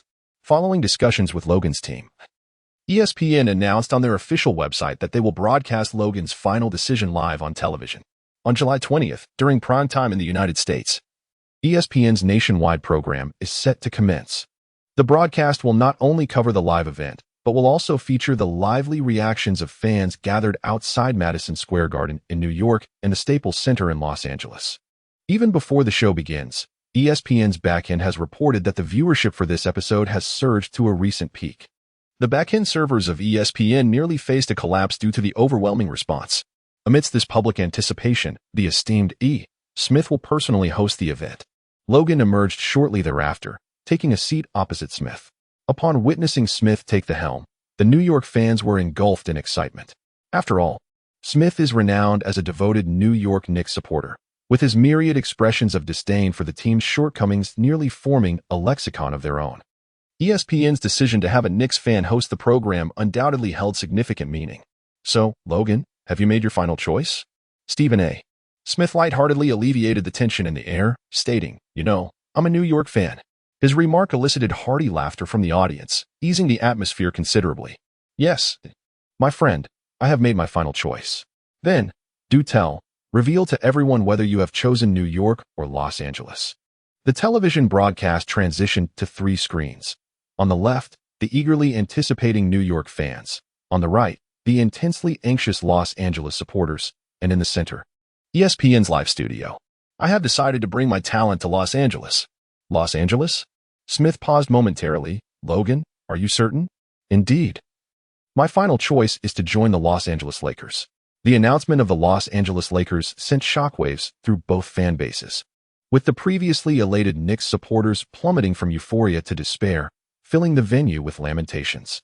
Outside the Staples Center, however, a jubilant sea of Lakers fans celebrated wildly. Congratulations are in order for the Lakers fans, who have welcomed a new warrior for their future. Simultaneously, we can extend our congratulations to the New York Knicks, who can continue their unabated journey down the path of futility. Chapter 17, the official signing. Logan is the core of the team. The Lakers ultimately triumphed in the battle for Logan. On social media across America, Lakers fans erupted in jubilation. Shaquille O'Neal promptly posted on his Twitter, "Congratulations to the Lakers for acquiring Logan. Let us embrace a new era. New Lakers." Magic Johnson retweeted this message, adding, "Ha ha ha. I've already booked my season tickets for the entire upcoming season. I don't want to miss a single game of Logan S. Purple and gold are back." The dual tweets from the Shark and the Magician significantly elevated the buzz surrounding Logan S. acquisition by the Lakers. The topic soared to the second position on Twitter as trending list, closely trailing the top spot. The news of Logan's official signing with the Lakers has sparked fervent discussions among fans across the ocean in the Middle Kingdom, on the largest basketball forum in the country. Hoo-poo, the excitement is palpable. The announcement of Logan's signing with the Lakers has inundated the forum's homepage, dominating discussions. Domestic media outlets such as TX Sports and X-Wave Sports have prominently featured the news on their front pages. It has been far too long since a homegrown player from our nation graced the NBA. The arrival of Logan has finally filled this gap. Central Television Sports News on Channel 5 reported this signing event during prime time. The Los Angeles Lakers have always been a focal point of our broadcasts. With Logan signing with the Lakers, we will devote a significant portion of our time to airing the games featuring the Lakers and Logan in the upcoming season. Following the official announcement, the anticipation among basketball fans in our nation has surged once again. The upcoming season is already brimming with intrigue. For instance, the 73-win Warriors, bolstered by Durant, are poised for revenge against LeBron James and his Cavaliers. Additionally, there is the complex relationship between Kevin Durant and Russell Westbrook, as well as the formidable trio of Wade, Rondo, and Butler on the Bulls. The New York Knicks, once graced by the likes of Ross, Noah, Courtney Lee, Carmelo Anthony, and Porzingis, have now witnessed the arrival of Logan to the illustrious Los Angeles Lakers. On July 22, 2023, Logan, having signed with the Lakers, flew from Las Vegas to Los Angeles International Airport. A throng of Lakers fans gathered at the arena's entrance to warmly welcome Logan. Team General Manager Mitch Kupchak was present to greet him personally. "Logan, welcome to Los Angeles." Kupchak exclaimed with enthusiasm, "Let us embark on a new era together." As Kupchak led him to the Staples Center, excitement filled the air. Logan took a brief tour of the arena. Above the court, the 16 championship banners of the Los Angeles Lakers gracefully hung. The Lakers have experienced glorious moments in almost every era, from the ancient times of George Mikan to the legendary trio of Jerry West, Elgin Baylor, and Wilt Chamberlain in the 60s and 70s, followed by the iconic Kareem Abdul-Jabbar and Magic Johnson in the 80s and 90s, and the formidable Shaquille O'Neal and Kobe Bryant duo at the turn of the century. In contrast to the Boston Celtics, who amassed multiple championships in the early years, the Lakers' model of featuring superstars across different eras evokes a sense of grandeur. I firmly believe that one day, you will assist us in raising our 17th championship banner. While gazing at the championship banners suspended from the arena's ceiling, Kupchak placed a reassuring hand on Logan's shoulder. But before that, we must finalize the contract signing plans. The unprecedented frenzy of this summer's NBA offseason is largely attributed to the significant surge in the overall salary cap. Compared to the 2015-16 season, the salary cap skyrocketed by a staggering $24 million in the 2016-17 season. What does this signify? At that time, the annual salary of the league's top star, Kobe, was merely $24 million. The salary cap has effectively expanded the financial space for a superstar's annual earnings. This has led to an emergence of numerous super contracts this summer. Mike Conley's annual salary surpassed $30 million, securing a lucrative deal worth over $100 million. Al Horford, having ventured to Boston, also landed a contract valued at $30 million, exceeding that of LeBron James's current earnings. Most astonishingly, Chandler Parsons has even secured a 4-year contract worth $94.8 million. This is utterly absurd. Naturally, such a dramatic increase in the salary cap has posed a significant challenge for the Lakers, who found themselves empty-handed during the summer. They were compelled to sign Luol Deng to a 4-year contract worth $72 million in the free agent market. Subsequently, they sought to negotiate a long-term deal with Mozgov, aiming for an annual salary of $16 million. In their desperate attempt to meet the salary cap, the Lakers management seemed to have lost their sense. However, it was precisely due to the soaring salary cap that they granted Logan a 2-year contract worth $20 million. With an $8 million salary in the first year and $12 million in the second, including a player option for the latter. There is no need to inquire why. The answer is simply money. Meanwhile, with Logan's $8 million salary taking up space, the Lakers were left with only $9.6 million remaining. This was nowhere near sufficient for the substantial contract that Mozgov desired, rendering their plans to sign the towering player unfeasible. Nevertheless, after acquiring Logan, the intelligence of the Lakers management regained its stature. They ingeniously opted to split the remaining $9.6 million, signing former All-Star center David Lee to a short-term contract at the minimum salary of $2.3 million. They then secured Wayne Ellington with a starting salary of $7.3 million on a 2-year deal worth $15 million. Ellington, who previously played for the Lakers during the 14-15 season, had showcased a commendable performance with a single-game score of 28 points. After missing out on numerous big names, the Lakers' ability to sign Deng, Lee, and Ellington during the summer has provided some satisfaction to their fan base. Of course, the reason Lakers fans have shown such tolerance towards the management is that they signed Logan. On September 30th, the training camp for the new season officially commenced. After Kyle Kuzma relinquished his number, Logan will don the Lakers' number 7 jersey for the upcoming season. He is set to be the core player of the team. During a media interview at Staples Center, the new head coach Luke Walton asserted that the coaching staff would develop a series of strategies and systems centered around Logan. Chapter 18. The new season begins. A showdown in Salt Lake City. Although Luke Walton is the newly appointed head coach of the Lakers this summer, his remarks reflect the sentiments of the Lakers management. The decision to build the team around Logan for the upcoming season has garnered unanimous support from the entire Lakers organization. After all, Logan's performance during the Summer League has been widely acknowledged. To not establish such a talented rookie as the cornerstone of the franchise would be a sheer squandering of his gifts. On October 8, 2023, the NBA preseason officially commenced. Out of concern for Logan's well-being, he played only a few minutes in the Lakers' inaugural preseason game before being substituted for rest by the coaching staff. Following the conclusion of the 8 preseason games, the NBA season opener for the 2016-2017 season was finally set for October 25, 2023, at the Quicken Loans Arena in Cleveland. Amidst the roaring cheers of the crowd, the Cavaliers, last season's champions, raised the championship banner, marking the city's first ever title in a professional sports league. During the opener, LeBron James effortlessly recorded a double-double with 19 points, 14 rebounds, and 11 assists, leading his team to victory over the Knicks. I am aware that numerous events transpired this summer, yet the team's objective for the new season remains unchanged. In a post-game interview, James unequivocally stated, "Our goal is to defend our title. I aim to bring a second championship trophy back to Cleveland." The Cavaliers celebrated a resounding victory, while the Knicks faced a dismal start. After assembling a roster featuring Rose, Courtney Lee, Anthony, Porzingis, and Noah, the Knicks were poised for a significant season. However, they suffered a crushing defeat, losing by 29 points to the Cavaliers in their opening match. The unforgiving Knicks fans have begun to voice their frustrations on social media.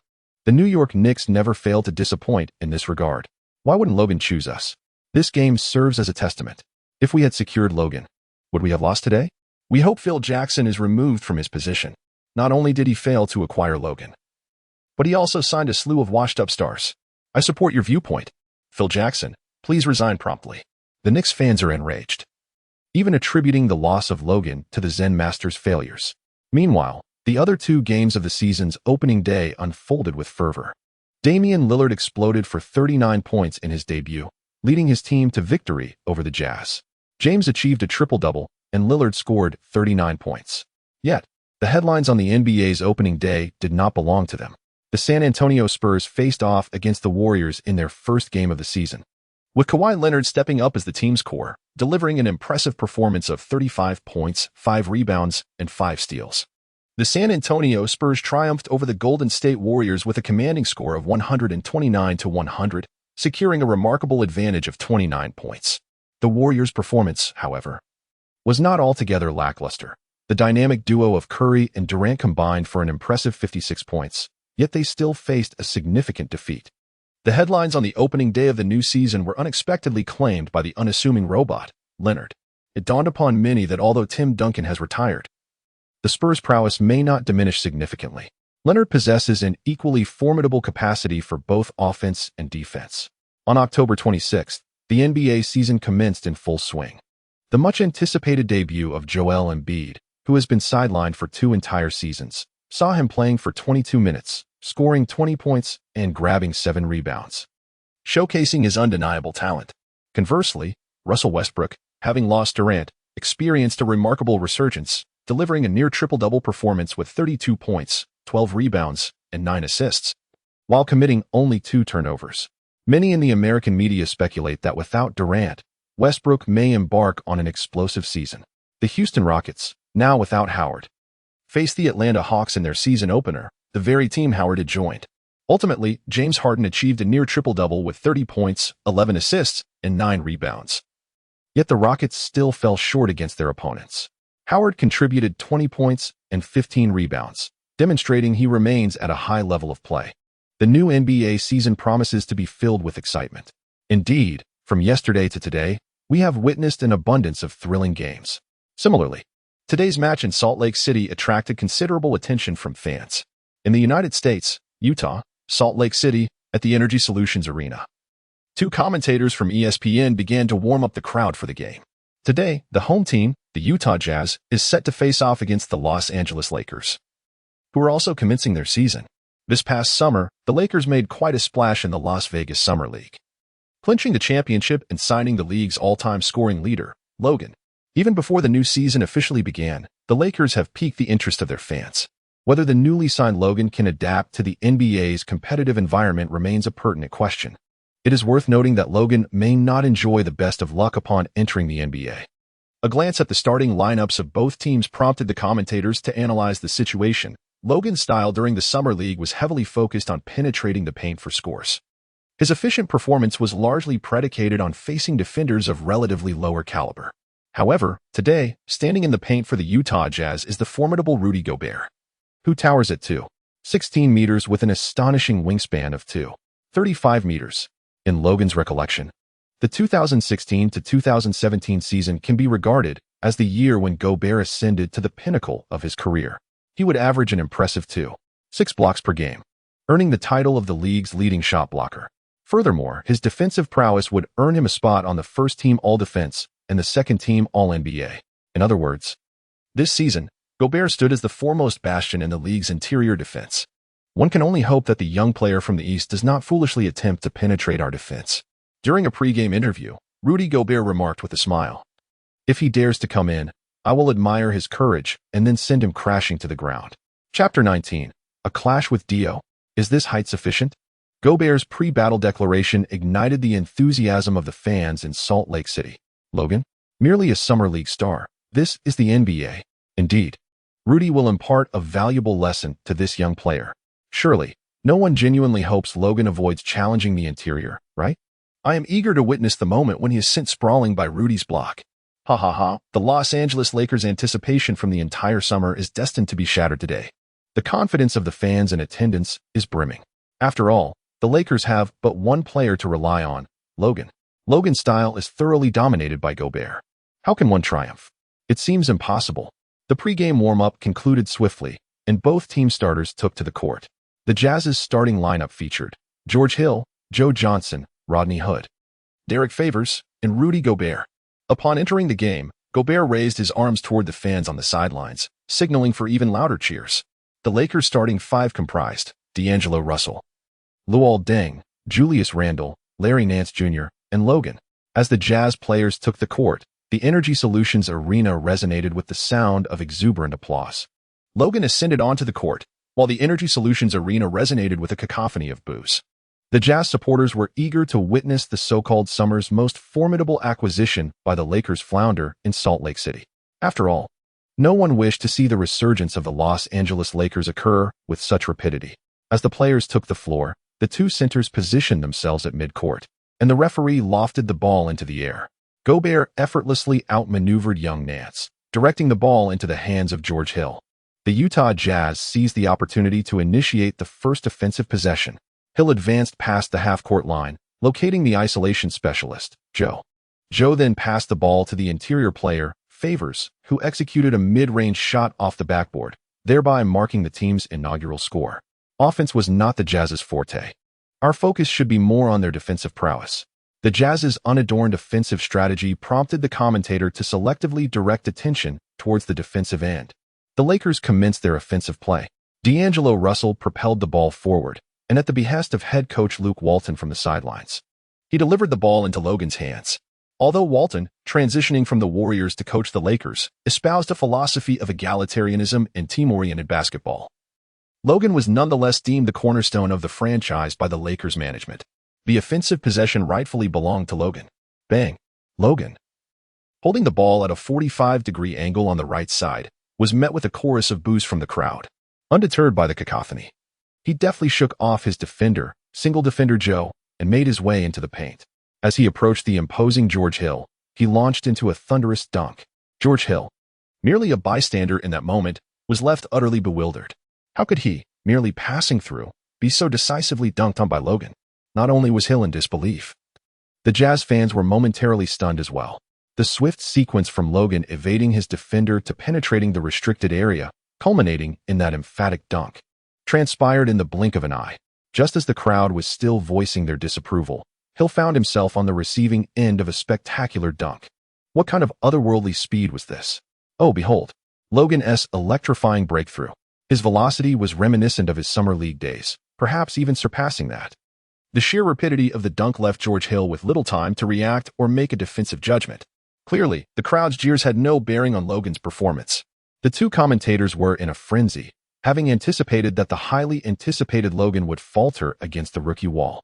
It now appeared that their concerns were unfounded. The decibel level of the Jazz home crowd diminished in the wake of Logan's dunk, yet the players on the Jazz bench remained unperturbed. Logan returned to his team's half of the court, positioned at the baseline to defend against ISO Joe Johnson. On the Jazz bench, Boris Diaw switched into his seasoned provocateur mode, taunting Logan. "Hey, kid, you merely dunked over a guy just over 2 meters tall. Derek isn't exactly a giant, to me. He's rather diminutive. Is that the only height you can dunk on?" Diaw, a veteran of the game, had seen his fair share of high-stakes moments during his time with the Spurs. Provoking a rookie from the sidelines was a skill he had mastered. However, just as Diaw finished his jibe, Logan swiftly darted forward and intercepted the basketball intended for George Hill's pass to ISO Joe. Logan completed the steal and was poised to launch a fast break. Wait, Logan slowed down. The commentators on the sidelines were brimming with anticipation, prepared to narrate his exhilarating rush down the court. Instead, after securing the steal, Logan not only refrained from an accelerated counterattack, but instead decelerated, deliberately advancing past half court, granting the Jazz time to set their defense. What was he doing? In the front court, noticing the Jazz's 5 players establishing their defensive positions, Larry Nance Jr. approached Logan. Puzzled. Yet, Logan signaled his teammate to refrain from questioning him while creating space on one side of the court. Nance complied, vacating the area. In an instant, Logan ignited with explosive speed. With his rapid dribbling, he needed no change of direction. His sheer velocity would overwhelm Joe Johnson. ISO Joe was doing his utmost. But he had never been known for his speed, and now, past his prime, he faced the lightning-fast Logan. Joe could only direct traffic, allowing him to penetrate. However, all was not lost. Inside the paint, Rudy Gobert had already positioned himself, waiting for Logan's advance. Should the young Chinese player dare to take flight, Gobert would ensure his descent was perilous. The Jazz fans rose in unison. While Logan's initial dunk was indeed impressive, they knew Gobert would soon have his turn. Many fans had begun to envision Logan getting blocked, crashing heavily to the floor in a disheveled heap. The lights were set. The audience was poised. The cheers were ready. Boom. With thousands of eyes upon him, Logan surged into the paint, confronting the towering Frenchman, launching himself like a rocket. Bang. In the next moment, 2 bodies collided head-on. The crowd gasped in astonishment as they witnessed Logan, despite his shorter stature, surpassing the 2.18-meter Gobert in elevation. Not only did he dominate in height, but during the aerial clash, Logan's strength utterly overwhelmed his opponent, sending the defender sprawling as he emphatically slammed the ball through the hoop. With a resounding and forceful slam dunk, the rim vibrated with a buzzing resonance. After executing this impressive feat, Logan did not even glance back at Rudy Gobert, who lay sprawled on the floor, casually retreating to his own half of the court. The Lakers' number 7 calmly directed his gaze towards a bewildered Dio on the sidelines. Is this high enough? Chapter 20, Provoking the Entire Arena. The commentator's eyes widened in awe. Is this high enough? In a seemingly casual remark, Logan rendered Dior speechless from his seat on the bench. Rudy Gobert, towering at an impressive height of 2.18 meters with an arm span of 2.35 meters, presented an almost absurd defensive presence. Such stature is rare. There are hardly a few interior defenders in the entire NBA who can rival him in height. Yet, even Gobert finds himself merely a victim of Logan's ferocious dunk. Despite Dior's seasoned experience, witnessing Logan's performance left him momentarily at a loss for words. Of course, even if he had wished to speak, he was swiftly silenced by the Jazz's head coach, Quinn Snyder, who barked, "Shut your foul mouth, Boris." Snyder shot a piercing glance at Dior. admonishing him to refrain from uttering any more pointless chatter. It was this very statement from Dior that led to Logan's emphatic dunk over Rudy Gobert. Snyder was keen to prevent Dior's incessant prattling from igniting Logan's competitive spirit any further. Oh my God. However, while Snyder could compel Dior to remain silent, he had no control over the announcers at the venue. Did I see that correctly? After intercepting the ball, Logan deliberately slowed down, seemingly waiting for the opponent's defense to position itself. He was aiming to dunk over Rudy. Logan abandoned the fast break solely for the purpose of executing a dunk over Gobert. Such a decision was audacious, as few players in the league could confidently attempt to dunk over Rudy. This is precisely the essence of Logan's gameplay. It embodies his magic and allure. The two commentators lavished praise upon Logan. As the big screen replayed the moment, they unexpectedly noticed that prior to Logan's steal, Dior had been chattering away from the sidelines, seemingly following Logan's actions. After Logan's dunk, upon returning to his half of the court, he appeared to retort to Dior. Subsequently, Coach Snyder joined in criticizing Dior, leaving the seasoned veteran visibly uncomfortable. So, what exactly did Dior say? What exactly did Logan say? As the two commentators pondered, the game took an unexpected turn. George Hill delivered a bounce pass to Joe Johnson, only for Logan to intercept, skillfully stealing the ball with a well-timed maneuver. Joe found himself at a loss, unable to keep pace with Logan's swift movements, which left him utterly outmatched on the offensive end as well.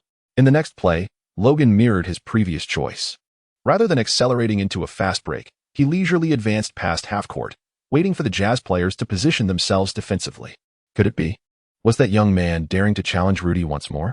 The previous play had caught Rudy off guard, and if Logan attempted the same again, he would surely face a resounding rejection. Take him down, Rudy. Vanquish that undrafted player from the East. The Jazz fans, witnessing Logan's deft defensive choices, roared with fervor, eager to see him brought crashing to the ground by Gobert. Boom. The crowd's anticipation was soon fulfilled. Holding the ball at the arc, Logan disregarded the defense posed by Joe Johnson, pressing forward into the paint. Skillfully evading Hood's gamble of a steal, Logan leaped into the restricted area. As he soared towards the awaiting Gobert, he prepared for another aerial confrontation. However, the sudden approach of Hood had limited Logan's run-up distance compared to the previous play. Rudy Gobert, fully prepared this time, could not fathom defeat once more. Boom. The familiar scenario unfolded, yet despite every angle suggesting Gobert's advantage, Logan remained undeterred, colliding with his opponent in midair and delivering a powerful one-handed dunk. Peep. At that moment, the referee on the sidelines blew his whistle decisively. Logan's two-point shot was successful, simultaneously resulting in Gobert committing a defensive foul, granting him an opportunity for an additional free throw. Wow. Logan has once again executed a stunning dunk over Rudy. Moreover, he drew a defensive foul from Rudy, making this a potential three-point play. Just look at the helpless expression in Rudy's eyes as he lies on the floor. Logan's consecutive dunks have left the guardian of Salt Lake City's paint quite distressed. As the two commentators remarked, Gobert is truly having a dreadful day. He merely wished to kick off the season with a positive note on his home turf, but just a minute and a half into the game, he found himself on the floor twice due to Logan's relentless attacks. The crucial point is that Gobert has reviewed footage of Logan's playing style. This internet sensation from the East is not averse to counterattacks. Even if Logan is determined to avoid fast breaks today, he is not without mid-range shooting skills or the ability to finish at the rim. Yet, why does he always choose to dunk over me? Why is it always me who suffers? With the help of his teammates, Rudy Gobert is struggling to maintain his composure. Logan's presence at the free throw line is beginning to haunt the dreams of the French basketball star. Swish. As Logan converts his free throw, the Lakers momentarily lead the Jazz by 7-2. In response, the Jazz attack, with Hood maneuvering around a screen to sink a three-pointer, helping to stem the tide of the Lakers' offense. As the play transitions, Russell brings the ball past half-court and passes to Logan. The Lakers' number 7 receives the ball and immediately accelerates, denying the defenders any chance to breathe, driving straight into the paint. Inside the key, Rudy Gobert, unwilling to be fouled again or to become a mere background figure, decisively concedes space, allowing Logan to take flight. However, to the astonishment of the entire crowd, with the paint wide open, Logan suddenly decelerates. He executes a novice-level three-step layup, placing the ball into the basket. What on earth? The next moment, the entire Energy Solutions arena erupted. What is he doing? What is Logan up to? This is a blatant humiliation of the entire Jazz team. Logan is incredibly audacious, Listen to the furious shouts of the fans on the sidelines. This newcomer from the East has incensed everyone in the Energy Solutions arena. Does this have anything to do with Boris Diaw's famous quote? Is this the beginning of the entire story, stemming from Boris's words? Regardless, Logan has ignited the fury of the home crowd indeed, to everyone's eyes. Logan's decision to lay up instead of dunking is nothing short of an affront to the Jazz. However, before the two commentators on the sidelines could divert their gaze from the fervent fans, Logan on the court had once again captivated the attention of every broadcasting camera. Having executed a graceful three-step layup, Logan retreated into defense while placing his right hand beside his ear, adopting a gesture of listening towards the roaring Jazz supporters. His left hand continued to wave enthusiastically, seemingly urging the spectators to amplify their cheers. He beckoned for the home crowd to raise their voices even higher in their fervent enthusiasm. The two commentators were left utterly astonished. Logan's actions are not merely an affront to the entire Jazz team. They are a blatant provocation directed at the passionate fans of the Jazz as well. Even the two veteran commentators, who have spent years analyzing the NBA, have never witnessed such a spectacle. This game has truly opened their eyes. Chapter 21, Surpassing Kobe. Surpassing the Basketball Emperor. In Salt Lake City, Utah, within the confines of the Energy Solutions arena, the voices of Jazz fans crescendo in response to Logan's every move. This venue has historically been a fortress for the home team. How many traditional powerhouses have faltered on the Jazz's home court? It is not solely the current Lakers led by Logan. Even the legendary Lakers, under the guidance of Kobe Bryant, never intimidated the Jazz supporters. Let us journey back to the distant 2005 to 2006 season. During his prime, Kobe erupted for an astonishing 43 points in the Jazz's home arena, setting a new record for individual scoring by a Lakers player in that venue. And yet, what was the outcome? The Utah Jazz triumphed in that match with a score of 115-107 against the Los Angeles Lakers. Thus, Kobe was gracefully relegated to the ranks of empty stat collectors. Even at his peak, Kobe could not find an advantage on the Jazz's home turf. Logan audaciously dared to provoke the entire arena. The fervent Jazz fans began to chant in unison the most iconic slogan, "Beat L.A." This classic rallying cry, once echoed by the Boston Celtics during the 1980 playoffs to triumph over the Lakers, resounded throughout the venue.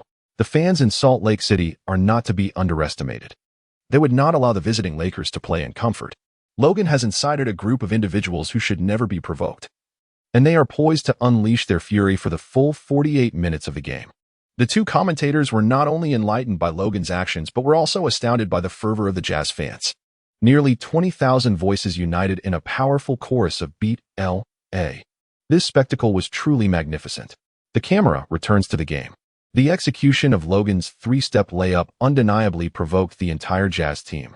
During the offensive possession, Gobert proactively demanded the ball in the paint, seeking to set an example and open up space inside. George Hill, understanding the cue, penetrated the lane and delivered an alley-oop pass, allowing Gobert to soar for a thunderous dunk. After scoring, Gobert cast a hostile glance in Logan's direction, a clear sign of acknowledgement. Naturally, Logan anticipated Gobert's reaction, for it signified that the stalwart of the Jazz would no longer play timidly on defense. As the Lakers transitioned to offense, Russell passed to Randall, who then executed a precise bounce pass to Logan, cutting into the paint. Logan, akin to a spring, once again overpowered Rudy Gobert, transforming a two-handed dunk into a single-handed slam. When faced with defenders, Logan boldly attempted a poster dunk, yet when unguarded, he opted for a straightforward layup.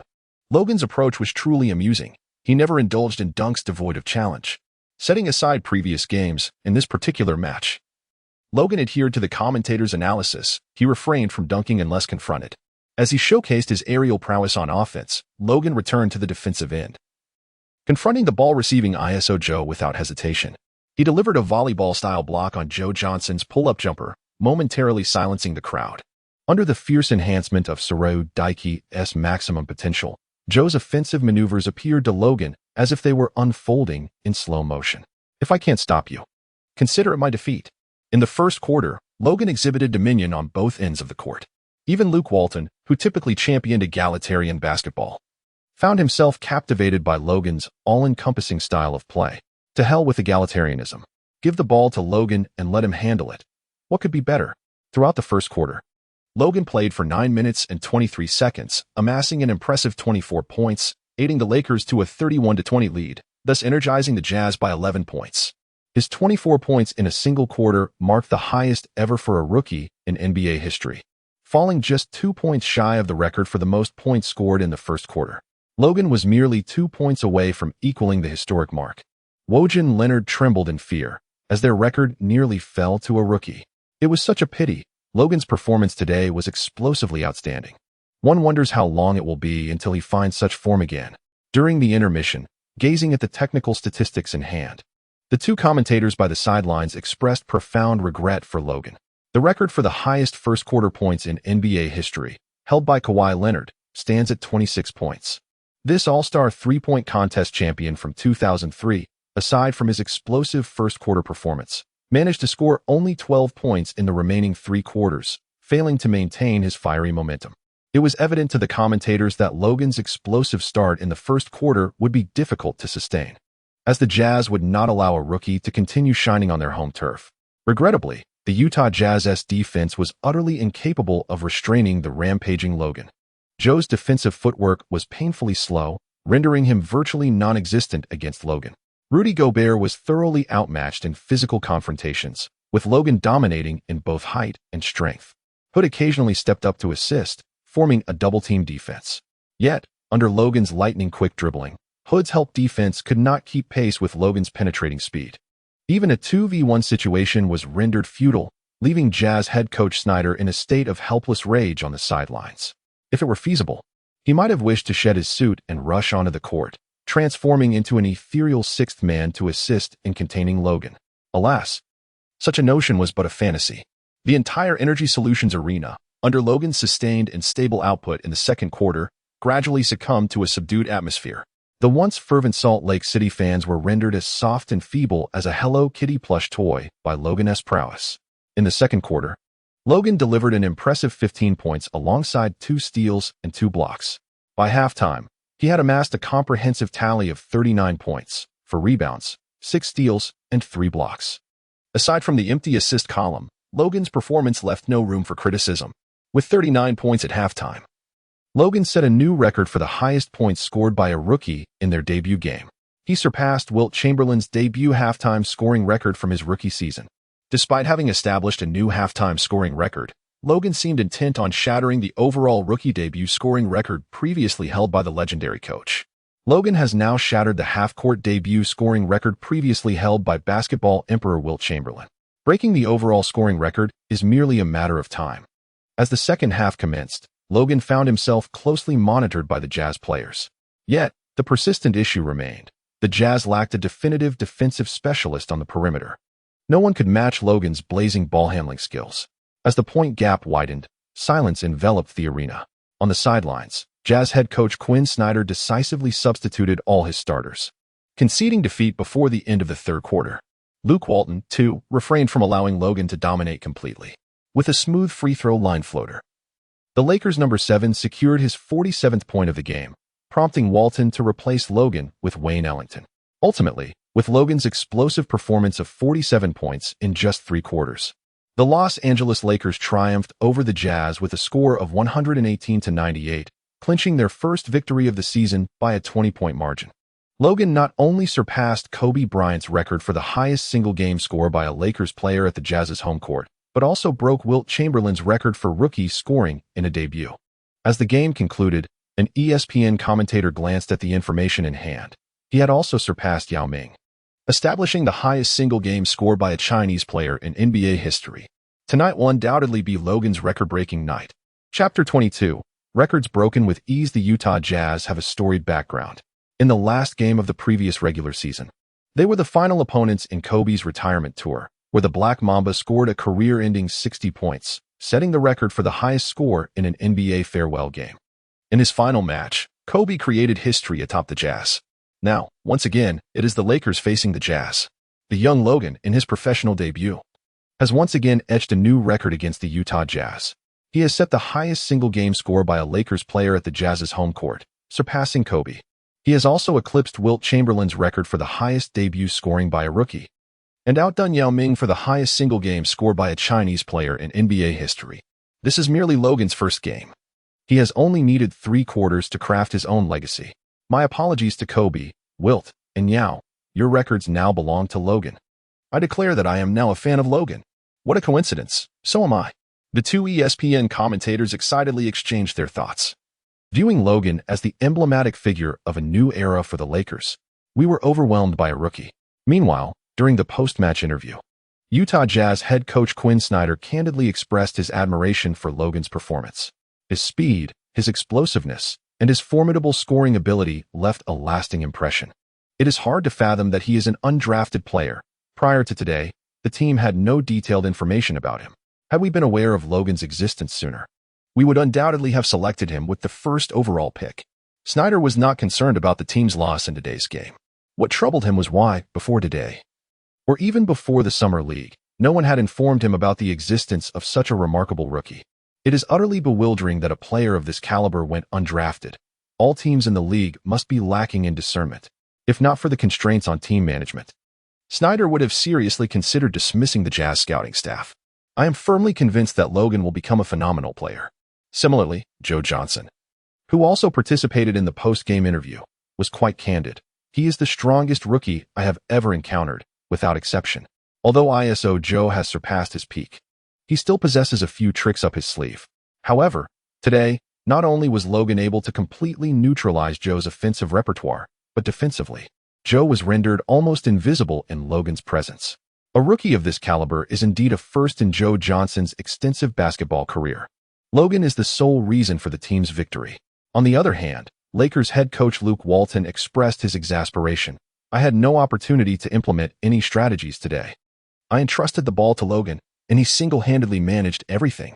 Though Walton himself may lack any significant tactics, he had no chance even to feign a semblance of strategic planning, let alone devise a game plan. Walton hardly called any timeouts. Each timeout was a result of Logan's dominance over the Jazz.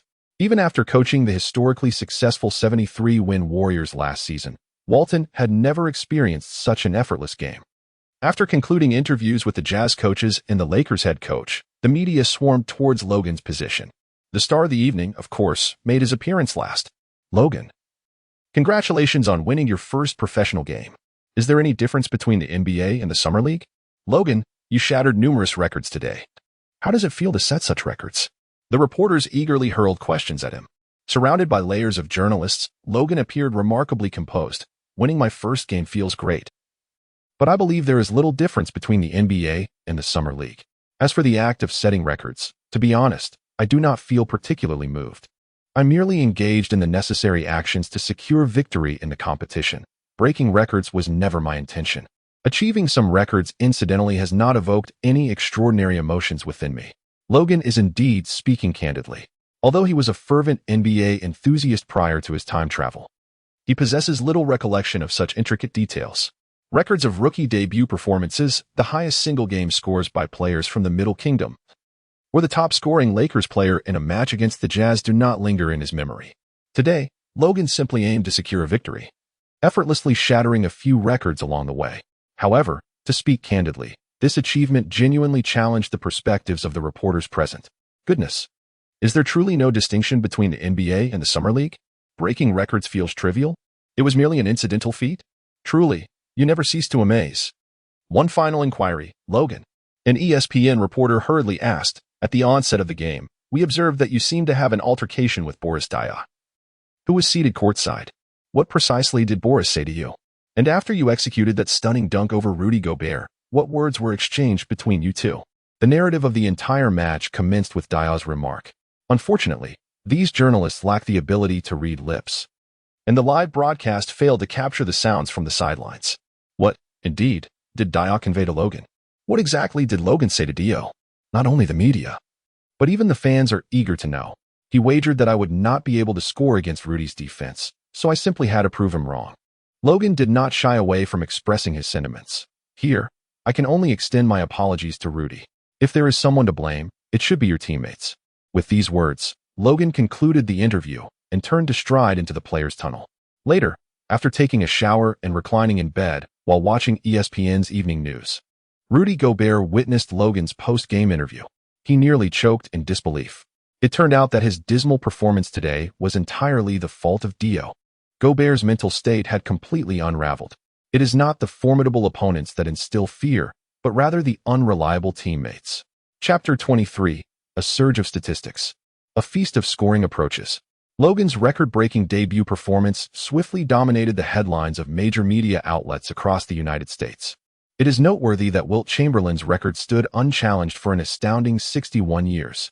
Throughout this extensive period, the NBA has witnessed the emergence of countless prodigious talents, the likes of Magic Johnson, Kareem Abdul-Jabbar, Larry Bird, Michael Jordan, Kobe Bryant, and LeBron James, among many others. Despite the arrival of numerous superstars, none were able to surpass the scoring record set by the legendary Big Dipper in their inaugural game. Now, a player who emerged from the Summer League as an undrafted rookie has shattered this long-held record, leaving the nation in awe. What is even more remarkable is that Logan achieved this feat in merely 3 quarters. His scoring was predominantly composed of aggressive drives to the basket, with minimal reliance on three-point attempts. In the current NBA landscape, particularly following the success of the Golden State Warriors and Stephen Curry, the emphasis on three-point shooting has markedly increased. Teams like the Houston Rockets have even begun to forsake mid-range shots in favor of the so-called analytics approach.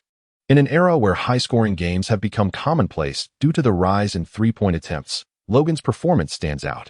Of his impressive 47 points, he attempted only 3 three-pointers, converting 2. Excluding these 6 points, his remaining 41 were all achieved through penetrating the paint. It is essential to remember that Logan faced off against Rudy Gobert, one of the league's premier defensive stalwarts in the paint. Indeed, this is what makes Logan's performance today truly commendable.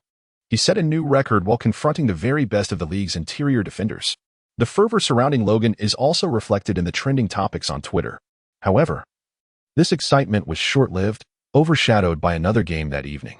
On the same day, the 26th, the remarkable Anthony Davis faced off against the Denver Nuggets, scoring an impressive 50 points, alongside 15 rebounds, 5 assists, 5 blocks, and 4 steals.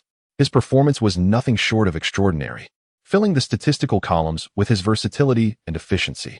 Regrettably, despite Davis's dominance on the court, the Pelicans fell to the Nuggets, missing out on their first victory of the season. Anthony Davis, with his explosive display, arguably deserves more attention than Logan, yet he could not steer his team to triumph. Since the commencement of the new season, we have witnessed an abundance of stellar performances from numerous players. This year truly marks a season of statistical explosions. Amidst the impressive displays from various stars, Logan's debut performance of 47 points seems less remarkable. On October 27th, against the backdrop of the previous day's explosive statistics, the 4 games played that day appeared rather mundane and uninspiring. However, the NBA operates in cycles. After a day of quiet, on October 28th, fans' adrenaline surged once more. DeRozan's valiant 31 points were in vain as his team suffered defeat, heralding an exciting day. Drummond collected 20 rebounds, leading the Pistons to victory over the Magic. DeMarcus Cousins scored 37 points and grabbed 16 rebounds, while Harrison Barnes also tallied 31 points. Westbrook, in his first game, nearly achieved a triple-double, and in the second game, he exploded with a staggering 51 points, 11 rebounds, and 10 assists, leading his team to victory. The Warriors, finally securing their first win of the season, triumphed over the Pelicans, aided by the combined firepower of Durant and Curry, who scored a total of 81 points. Meanwhile, Anthony Davis, having joined the ranks of empty stat players in the previous game, solidified his position as the leader of that group, amassing 45 points and 17 rebounds in a remarkable double-double to further his empty stat endeavors. The extravagant statistics flooded the screens on the 28th, resembling an abundance of cabbages. Undoubtedly, the beginning of this season may be one of the most exhilarating starts in recent years. In Portland, at the Moda Center, an excited commentator from ABC proclaimed, "Last season's opening was dominated by Stephen Curry and his Warriors, but this season showcases a flourishing array of talent. Indeed, look at the players whose performances have been explosive at the season's outset. Their fiery form shows no signs of abating, even with the Warriors acquiring Durant and forming a super team. The early days of this season evoke a nostalgic sense of competition reminiscent of a time when many contended for supremacy. Individual stars are experiencing a statistical renaissance. Speaking of remarkable performances, we must not overlook the 2 players featured in today's games. Returning to today's match, the commentator heightened the anticipation. The Portland Trail Blazers, playing on their home turf, triumphed in their season opener against a formidable opponent. Damian Lillard scored an impressive 39 points in that game, nearly becoming the first player to reach the 40-point mark this season. Given the performances of various stars this season, it is conceivable that Lillard might deliver a 40-plus spectacle today. Shifting focus to the visiting Los Angeles Lakers, they too have a scoring prodigy worth watching. The young talent from China, Logan, made a remarkable debut, amassing 47 points, the highest score for a rookie in their inaugural game. Will Logan maintain his explosive form in Portland today? I am eagerly anticipating this, as the two commentators have analyzed when discussing players with explosive starts this season. One cannot overlook Lillard and Logan. With Lillard's 39 points in his opener and Logan's 47, which of these scoring maestros will continue their fiery momentum today? Will it be Lillard or Logan? Perhaps both will engage in a scoring feast at the Moda Center. The mere analysis from the two ABC commentators stirs excitement. Who wouldn't want to witness a thrilling contest between star players? That's precisely the reason fans buy tickets to witness the game live. Logan is an exceptionally talented young man, having garnered headlines in his very first match. You know, that's no small feat in the pregame interview segment. Lillard, facing the camera, praised Logan. 47 points is indeed impressive for a rookie. But for me, it's not that significant. It's worth noting that last season, Lillard had 2 performances exceeding 50 points. Thus, 47 points holds little impact for him. He is still young and has much to learn. At the conclusion of the interview, Lillard sent a message to Logan. Today, I will show him that when it comes to scoring ability, he's still a bit inexperienced. Chapter 24. The time and the air difference, one-handed alley-oop. When it comes to rookies making a resounding impact in their debut season, Damian Lillard undoubtedly stands among them. During his rookie season, Lillard posted impressive averages of 19 points and 6 assists. Yet, despite his stellar rookie statistics, he was still schooled by the league's stars at the time. Now, Lillard himself is Logan's elder, finally able to assert his dominance and teach Logan a lesson. Moreover, in terms of scoring prowess, Lillard is no slouch compared to Logan. Last season, Lillard elevated his average to an impressive 25 points per game, with 4 instances of scoring over 40 points in a single season, including 2 double-doubles of 40-plus points and 10 rebounds. The remaining 2 occasions featured individual scores of 50 and 51 points. While Logan's impressive 47 points are remarkable, there exists a distinct echelon between scoring 50 and 40. This disparity is precisely why Lillard felt emboldened to make such statements in pre-game interviews. Having delivered 2 performances surpassing 50 points is indeed a significant credential. Judging by Damian Lillard's pre-game remarks, we are poised for yet another exhilarating offensive showdown today. I believe this is precisely what everyone has been anticipating. No one can resist the allure of a duel between prolific scorers, especially when both possess the requisite prowess. The two commentators from ABC have heightened expectations to a crescendo. They are unequivocally uninterested in witnessing either Logan or Lillard falter. What the audience desires is a scoring extravaganza between Lillard and Logan. As the warm-ups swiftly conclude, the starting players from both teams take to the court. The Los Angeles Lakers starting lineup remains Russell, Randall, Luol Deng, Larry Nance Jr., and Logan. The Portland Trail Blazers counter with Damian Lillard, C.J. McCollum, Maurice Harkless, Al-Farouq Aminu, and Mason Plumlee. The centers from both teams position themselves at center court, and the referee lofts the ball high into the air. Nance and Plumlee, both renowned for their leaping abilities, vie for the tip-off, but Nance's superior wingspan allows him to secure the ball, directing it to D'Angelo Russell. The Lakers seize the opportunity for the first offensive possession. Luke Walton gestures from the sidelines, signaling a tactical play. Randall swiftly advances to the front court, setting a screen for Logan on the right side. Everyone anticipates Logan utilizing the screen to receive the ball, yet he cleverly feigns this intention, darting away from Aminu to penetrate toward the basket. Russell, stationed at the top of the arc, shows no hesitation, delivering a decisive pass toward the right side of the rim, aiming for an alley-oop. How naive. Meanwhile, Plumlee, having retreated to his defensive end, takes flight to thwart Logan's advance, preparing for a block. Russell's pass, however, is less than ideal, positioned too far from the rim. Coupled with Plumlee's impending interception, both commentators speculate that Logan might opt to pass and reset the play. Whoosh. Yet, in a moment of audacity, Logan leaps into the air, having already committed to his pass. At the apex of his jump, Plumlee, astonished, watches as Logan defies gravity, suspended in midair. In that fleeting moment of suspended animation, Logan executes a one-handed scoop shot, releasing the ball. Swish. The basketball gracefully descends into the net, as Plumlee watches helplessly. 2-0. The Lakers strike first. Oh my. An alley-oop one-handed scoop. Logan's aerial prowess is truly astonishing. This play evokes the spirit of Michael Jordan, although Logan's leap appears to be even more extravagant. Indeed. Logan possesses large hands, facilitating a series of single-handed maneuvers mid-air. Let us not forget that this play was executed in the context of an alley-oop, while facing a towering defender. When it comes to executing a single-handed, vertical pull-up shot, Michael Jordan was also a master in his own right. Jordan's formidable core strength and hang time, coupled with his large hands, allowed him to score effortlessly in mid-air.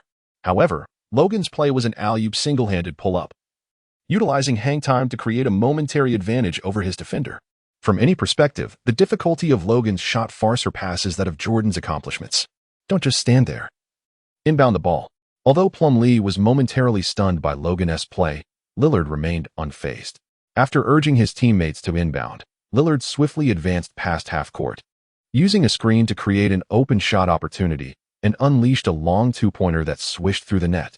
Following this shot, Lillard casually glanced in Logan's direction. What is the use of a flashy score? A straightforward mid-range shot is still worth 2 points. There's no difference. Damian Lillard quickly responded, securing 2 points for his team. It is evident that Lillard's shooting touch this season is exceptionally hot, making mid to long-range shots seem effortless. As the commentators concluded their remarks, Logan initiated his second wave of offense. No screens needed, the court was wide open. Facing Hackett's staunch defense in a one-on-one situation, Logan dribbled between his legs to adjust his rhythm, instantly accelerating and changing direction to evade his defender, executing a floater from the free throw line for another 2 points. In turn, Lillard's response was equally swift. From the right side at a 45-degree angle, he faced off against D'Angelo Russell, faking a move before rising for a three-pointer. The basketball traced a perfect arc, piercing the net. 5-4. The Portland Trail Blazers took a 1-point lead. After making the shot, Lillard directed a glance towards Logan, performing his signature celebration, pointing to his right wrist, mimicking a watch. The time has come. Lillard's gesture was directly captured by the broadcast cameras.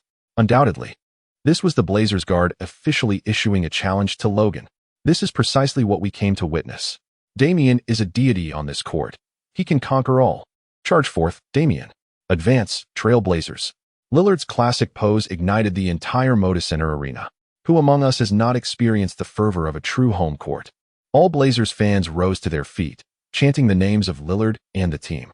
The roar of support echoed throughout the venue. Listening to the resounding cheers echoing throughout the arena, Logan strolled across the court, suddenly recalling a sense of déjà vu. The previous match at the Jazz's home ground, the Energy Solutions Arena, had commenced in a similar fashion. Chapter 25. Logan, the rookie, is decidedly peculiar. Oh, Damian Lillard ignited the entire Moda Center, with the Trail Blazers launching a fierce offensive. Yet, truth be told, Logan remained unfazed by the raucous atmosphere of the away game. Let us not forget that in the last match in Salt Lake City, Logan not only faced a thunderous chorus of boos from the home crowd but also provoked the audience after scoring, challenging them to cheer even louder. In Portland, at the Moda Center, 2 commentators from ABC analyzed the unfolding situation. Despite the fervent enthusiasm of the Blazers fans, whose cheers seemed capable of overwhelming the visiting Lakers merely through sheer momentum, Logan was no stranger to such spectacles. The exploits he performed at the Jazz's home court were not lost on the commentators. Today was merely a minor spectacle. They even began to anticipate whether Logan would replicate his previous feats in Salt Lake City. The camera returned to the court. In the Lakers' offensive possession, Russell brought the ball past half-court, maneuvering around a screen to find Luol Deng on the opposite side. Old Deng, wide open, received the pass and shot, but alas, the ball clanged off the rim. Down low, Plumlee circled in front of Lonzo Ball, poised to secure the defensive rebound. Bang! Unfortunately, before Plumlee could launch, Logan had already soared from behind him, overpowering his opponent to execute a thunderous putback dunk. As the play transitioned back to offense for the Trail Blazers, Lillard faced off against Russell, driving into the paint for a layup. Turning back, Logan, holding the ball on the wing, swiftly sidestepped his defender. Confronted by Plumlee's help defense, he executed a rapid change of direction, leaving his opponent sprawled on the floor. Ignoring the fallen Blazers center, Logan took 3 decisive steps into the lane, delivering a windmill dunk that secured the score. Oh, what an exquisite display of ball handling. After shaking off the defense and leaving Mason Plumlee in his wake, Logan thunderously scored. But set that aside, as Damian's offense surged forward. The two commentators found themselves unable to provide commentary in time. They were utterly unprepared for the intense confrontation that erupted between the core players of both teams right from the start of the match. However, Lillard's next step-back three-pointer failed to find its mark. The rebound was secured by Little Nance, while Harkless attempted a risky steal, resulting in a foul. Although this attempt at possession was unsuccessful, it effectively interrupted the Lakers' counterattack. In a half-court setup, Russell made a sweeping pass to find Logan. Simultaneously, Julius Randle stepped up to set a screen for Logan. Before Logan stood Mason Plumlee, who, in a tragic display, found himself dancing to Logan's dribbling rhythm.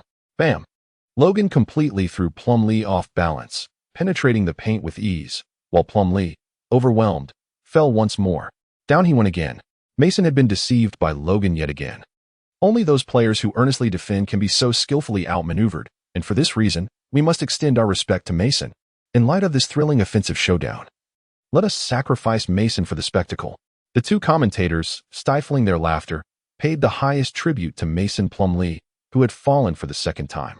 Since the beginning of the game, he had merely been a backdrop, truly deserving of admiration. Likewise, Plumlee, sprawled on the floor, could only watch in despair as Logan executed a dunk. He was acutely aware that the theme of today's game was Logan versus Lillard. Yet, why must he be relegated to the role of a mere backdrop? Why must he suffer the consequences? Alas, Plumlee was mistaken in his thoughts. He was not merely a spectator. He found himself faked out by Logan for the third time. Once again lying on the ground, Plumlee could only gaze skyward. People would only remember Logan's dazzling performance. Who would recall the one who was so amusingly toyed with? Clearly, the identity of Logan's victim was of little consequence. Logan's display of skill continued unabated, as he had now successfully left three defenders of the Portland Trail Blazers in his wake. His ball handling was exceptionally refined, executed with precision, devoid of any superfluous movements, yet each gesture was laden with deceit. Most importantly, Logan's dribbling speed was unparalleled. It was as if he were showcasing his basketball prowess at breakneck speed. The two commentators had long since forgotten the identity of those who had been left floundering. Logan is undoubtedly the sole player under the spotlight.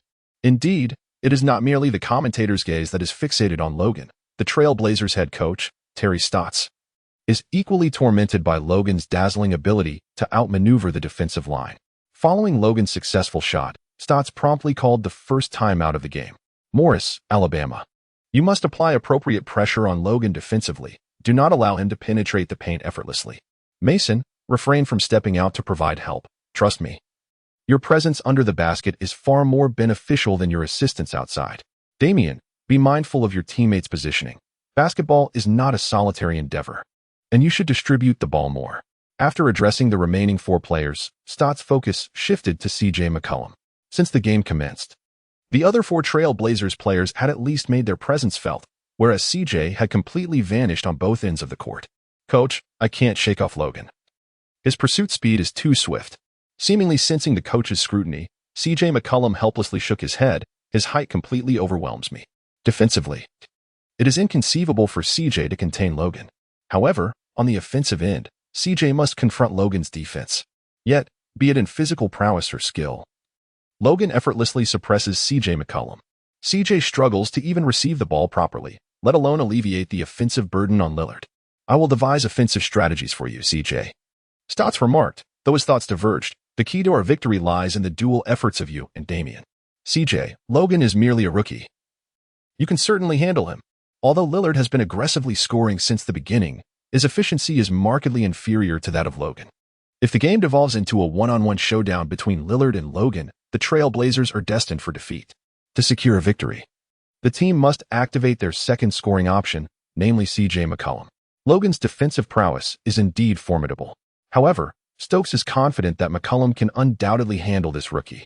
As the timeout concludes, both teams return to the court. The Trail Blazers regain possession, with Lillard advancing past half court, opting to pass the ball to the opposite side to CJ. Unfortunately, as CJ receives the ball, he is entirely overshadowed by Logan. A forced long two-pointer is ruthlessly swatted away by Logan. The basketball is seized by Russell, leading the Lakers to a fast break and securing another 2 points. The Portland Trail Blazers clearly aimed to activate C.J. McCollum, yet the results seem rather lackluster. As the commentator noted, the Trail Blazers are striving to feed C.J. the ball, only to inadvertently enhance Logan's defensive statistics with each attempt, resulting in steals and blocks. Logan thwarted the Trail Blazers' offense on 4 consecutive occasions. Meanwhile, the Lakers seized these opportunities, executing flawless counterattacks that swiftly widened the gap to double digits. The entire Moda Center gradually fell into silence amidst the relentless onslaught of the Lakers. Beep. In the hushed arena, the voice of Trail Blazers head coach Stokes requesting a timeout resonated distinctly. He had not anticipated. Logan did not widen the gap through offensive means. Rather, he solely leveraged his defensive prowess to tilt the scales of victory in favor of the Lakers. Remarkably, the opportunities that enabled Logan to achieve this were created by himself. The Trail Blazers' attempts to turn the tide inadvertently became the catalyst for the Lakers to extend their lead. This match certainly felt peculiar. Logan, this rookie, is quite peculiar. Chapter 26, the best start in 5 years. The new king of Los Angeles? Mark, who are the Trail Blazers facing today? Portland, Oregon, at the headquarters of Nike. Phil Knight, the chairman of Nike, having concluded a long day of work, leisurely decided to catch a glimpse of the ongoing NBA game. Although Phil Knight does not have a particular team he supports, it is quite natural for him to pay attention to the Portland Trail Blazers.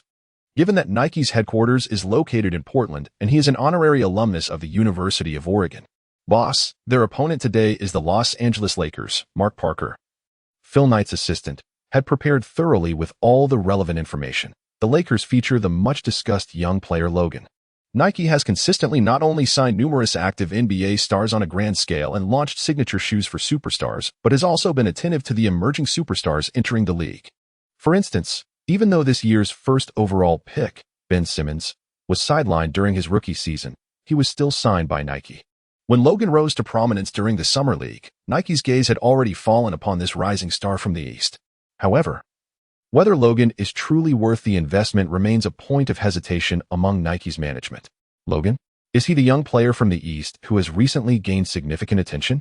Phil Knight had not been following the developments of rookie players closely for quite some time, hence he had not paid much attention to Logan. Nevertheless, despite his lack of focus on Logan, this young man had been making headlines far too frequently as of late. Now that he had some free time, Phil Knight decided to have Mark Parker tune into ABC to watch the match between the Trail Blazers and the Lakers. You might find it hard to believe, Mark, but the atmosphere at the Moda Center is the finest I have ever witnessed. As Mark Parker adjusted the live broadcast signal, Phil Knight began to boast about the home team in Portland. Wait until you hear the roars of their fans. It's truly spectacular. Just then, the ABC live broadcast appeared on the large screen in the expansive office. However, Phil Knight was taken aback by the absence of sound. Was the display malfunctioning?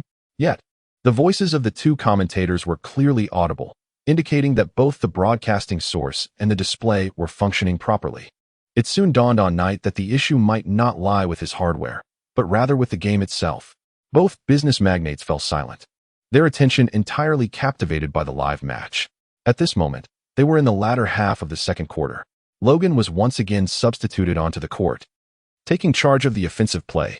The Lakers' number 7 executed a lightning-fast breakthrough, effortlessly overcoming a double team and gliding into the paint for a suave layup, exemplifying the essence of an unpredictable shooting style. Is this Logan? Phil Knight found himself intrigued. The young player's style bore a resemblance to that of a youthful Michael Jordan. Over the years, few players have consistently graced Knight's discussions apart from Jordan himself. From Logan's exquisite layup, Knight discerned the shadow of Jordan. Yet, this was merely the beginning. In just a few minutes of live play, Logan showcased his extraordinary speed and dribbling combined with an unpredictable shooting technique, single-handedly dismantling the entire defensive line of the Trail Blazers. But the spectacle did not conclude there. On the defensive end, Logan rendered C.J. McCollum virtually invisible, severing the right arm of the Trail Blazers offense. As Logan dominated both ends of the court, Phil Knight in the Nike office quickly comprehended why the usually boisterous Moda Center was unusually silent that day. We must sign this young man named Logan, Mark. Do you understand my meaning? It was not until halftime that Phil Knight leaned back in his seat, reflecting, I had previously underestimated my attention to rookie players. I never anticipated Logan possessed such extraordinary talent. Throughout the years, my judgment has never faltered. In my view, Logan is destined to become a leading figure in the next generation of the NBA. informed John and the team that we need not wait any longer. Let us reach out to Logan's camp and secure this young king of Los Angeles. Phil Knight's discerning eye revealed that a young talent like Logan was indeed the cornerstone for the Lakers' future. Furthermore, Knight understood that Logan's ascendance to the title of the future king of Los Angeles was merely a matter of time. I understand, Chairman. Mark Parker was not the type to ask a myriad of questions. He executed Phil Knight's directives with unwavering dedication. Moreover, this marked the first time in many years that Knight had shown such proactive interest in a rookie player. The young man named Logan must undoubtedly be secured by Nike. Shifting focus from the Nike headquarters back to the Moda Center, the first half concluded with the Portland Trail Blazers in disarray. Damian Lillard had tallied 19 points by halftime, continuing his fiery form from the previous game. Unfortunately for him, standing opposite was Logan, who equally maintained his scorching touch from the last match, amassing 36 points, 5 assists, 5 blocks, 5 steals, and 3 rebounds. In the first half of the game, Logan was merely 2 rebounds shy of achieving an impressive 35-point, 5-by-5 statistic. During halftime, 2 commentators from ABC, perusing the statistical sheets, remarked, to be honest, scoring 36 points and a half seems like mere fundamentals for Logan. What truly astonished me were his 5 blocks and 5 steals in that same half. CJ McCollum had regrettably become Logan's assistant in accumulating stats. This all-star caliber scorer encountered an absolute nightmare today, as Logan utterly outperformed Lillard in critical moments. One of the Blazers' dual cores, CJ, was thoroughly subdued by Logan's prowess. By the end of the third quarter, the Lakers had established a commanding 22-point lead.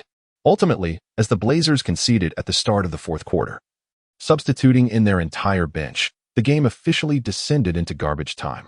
Amidst the sight of home fans departing with heads bowed, the Los Angeles Lakers amassed a total of 122 points, triumphing over the Blazers with a score of 122-98, thereby handing the Blazers their first defeat of the season while securing the Lakers' second victory of the campaign. This marks the Lakers' first consecutive wins at the start of the season, a notable feat considering that since the 2012-2013 season, they had consistently begun with losses. In the 2014-2015 season, they faced 5 straight defeats, and in the 2015-2016 season, 4 consecutive losses. Thus, this year's consecutive victories stand as the Lakers' best opening performance in the last 5 seasons. Chapter 27, Achieving 5-by-5 Statistics. Setting New Records. Chapter 27, 48 points. 5-by-5 statistics. Setting new records. During the post-game interview segment, Damian Lillard initially intended to decline any interviews. Reflecting on his pre-game statements and the outcome of today's match, Lillard anticipated a public inquisition from the media. However, the team's coach, Stokes, insisted that Lillard must face the press. And for a straightforward reason. Who else among the Blazers could they interview? CJ McCollum? Today, he had been rendered invisible on both ends of the court by Logan, and it would be excessively cruel for him to endure media scrutiny as well. Mason Plumlee? This unfortunate giant was still grappling with the fundamental philosophical questions of existence. Who am I? Where am I? What am I meant to do? Logan's relentless military training has inflicted severe damage upon the fragile psyche of Plumlee. Stokes must find a psychologist to soothe the inner wounds. In summary, the only player from the Trail Blazers who can face the media is Damian Lillard. I am aware of your inquiries. When confronted by the barrage of questions from reporters, Lillard candidly admits, I lost today. However, the season has just begun, and we have ample time to recalibrate our performance. In our next encounter, I shall fulfill the promises I have made. With great effort, Lillard articulates these thoughts before turning away, denying the reporters a chance to respond. Yet, his words carry sufficient weight. The upcoming match between the Trail Blazers and the Lakers is destined to be an explosive showdown. The battle between Damian Lillard and Logan is far from over. As Lillard remarked, the team's overall performance today was not up to par. Following his interview, Trail Blazers head coach Stokes stated, "We will analyze the game footage to identify issues and make necessary adjustments. As for the opposing team, I believe the Lakers are highly promising this year." Stokes is not one to shy away from defeat. They possess a cadre of exceptionally talented young players, particularly a newcomer from China named Logan. Before the game, we presumed Logan's strength lay solely in offense, but today's match revealed his significant presence on the defensive end. How many steals did he achieve? How many blocks? I cannot recall the exact statistics, but his defensive performance was undoubtedly of elite caliber. Having lauded Logan, Stokes concluded the interview and followed his players into the tunnel. What truly astonished Stokes about Logan today was not his offense, but rather his defense. In his view, players who can only score will have limited potential. Those who excel in both offense and defense possess an infinite future. Clearly, Logan is a warrior whose only limit is the sky. The team's strategy remains straightforward: entrust the game to Logan. On the other side, Lakers head coach Luke Walton found his situation considerably easier. I merely need to call timeouts at appropriate moments and provide the players with ample rest. Last season, Walton coached a fully developed Warriors team. This season, he feels as though he is coaching fully developed players. With Logan on the roster, it is that effortless and enjoyable. Following Walton's comments, reporters flocked to Logan, largely ignoring the other Lakers players, especially in light of Lillard's futile 37-point effort resulting in a loss. Logan's remarkable performance today, filling the data columns to the brim, truly deserves to be highlighted. Throughout the match, Logan showcased his prowess over 3 quarters, scoring an impressive 48 points while also contributing 6 assists, 5 rebounds, 7 steals, and 6 blocks. Such an extraordinary 5-by-5 statistic at the level of 48 points. More significantly, he achieved this feat without committing a single turnover. In the annals of NBA history, only 9 players have recorded a 5-by-5 stat line in a single game. Now, Logan has expanded that list to 10. Furthermore, in the history of the NBA, only the legendary Hakeem Olajuwon has managed to attain a 30.5-by-5 stat line.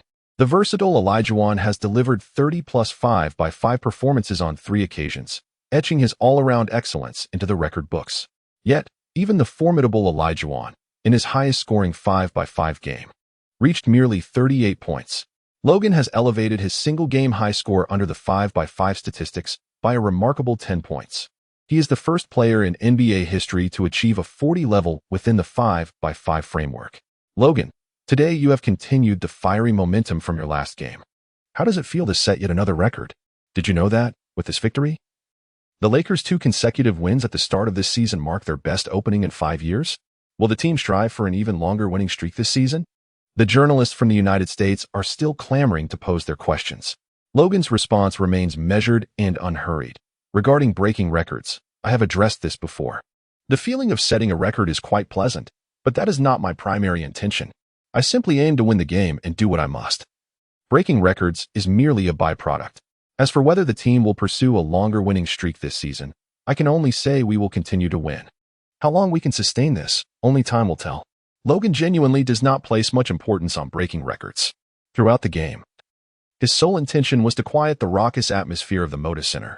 As the final question arose, reporters crowded at the entrance of the players' tunnel, pressing for answers. Logan, you have contributed scores of 45 in both games this week. Do you believe you will be named the Western Conference Player of the Week for the first week of the new season?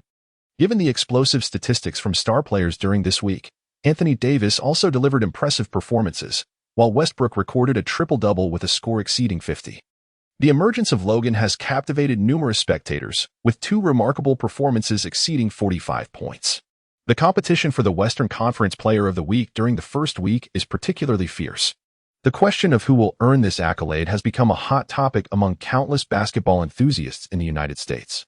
On Twitter, discussions related to the Player of the Week surged to the second spot on the trending topics list, second only to the sensational news surrounding the Kardashian family. When pressed by reporters about the possibility of being named the Western Player of the Week, Logan calmly replied, "Why not?" Chapter 28, Better Late Than Never. The Central Station broadcast has arrived. The rising star from the Celestial Empire, Logan, has once again dazzled with an astounding 48 points. Is he not the most anticipated rookie of the new season? The suspense surrounding the Rookie of the Year has dissipated. Logan has secured this title in just 2 games. Aiming for the Player of the Week accolade, why should Logan not be the Western Player of the Week for the new season? Following the Lakers' victory over the Trail Blazers, major media outlets across the United States published headline news on their websites. Many believed Logan would not sustain his impressive form. Yet he surprised everyone with yet another scoring performance of 45 and 3 quarters.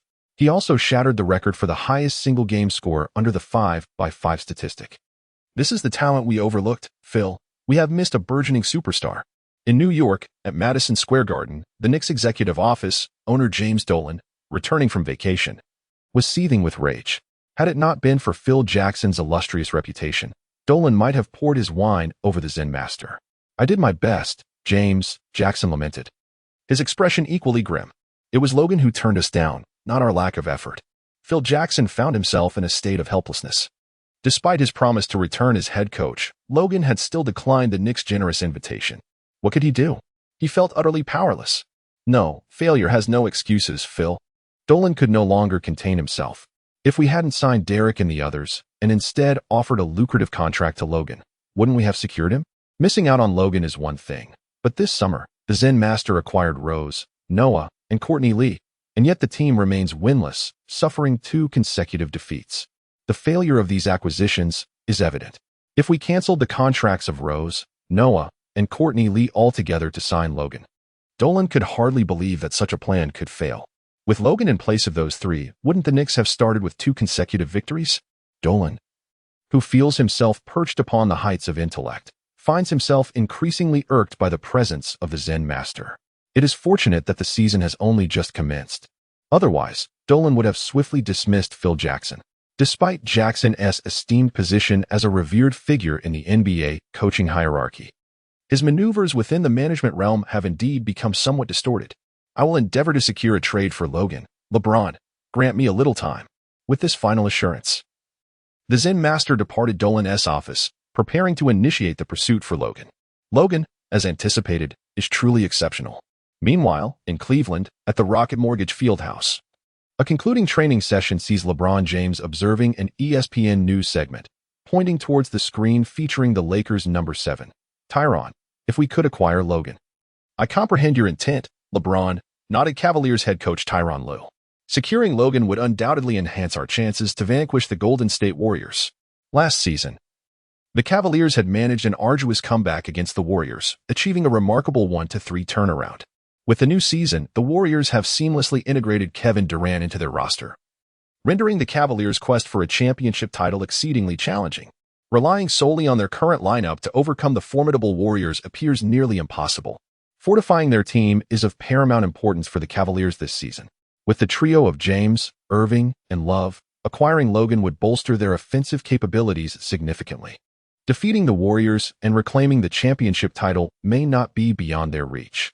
Regrettably, the Cavaliers management reached out to the Lakers front office, only to be met with a firm refusal from Mitch Kupchak regarding their trade proposal.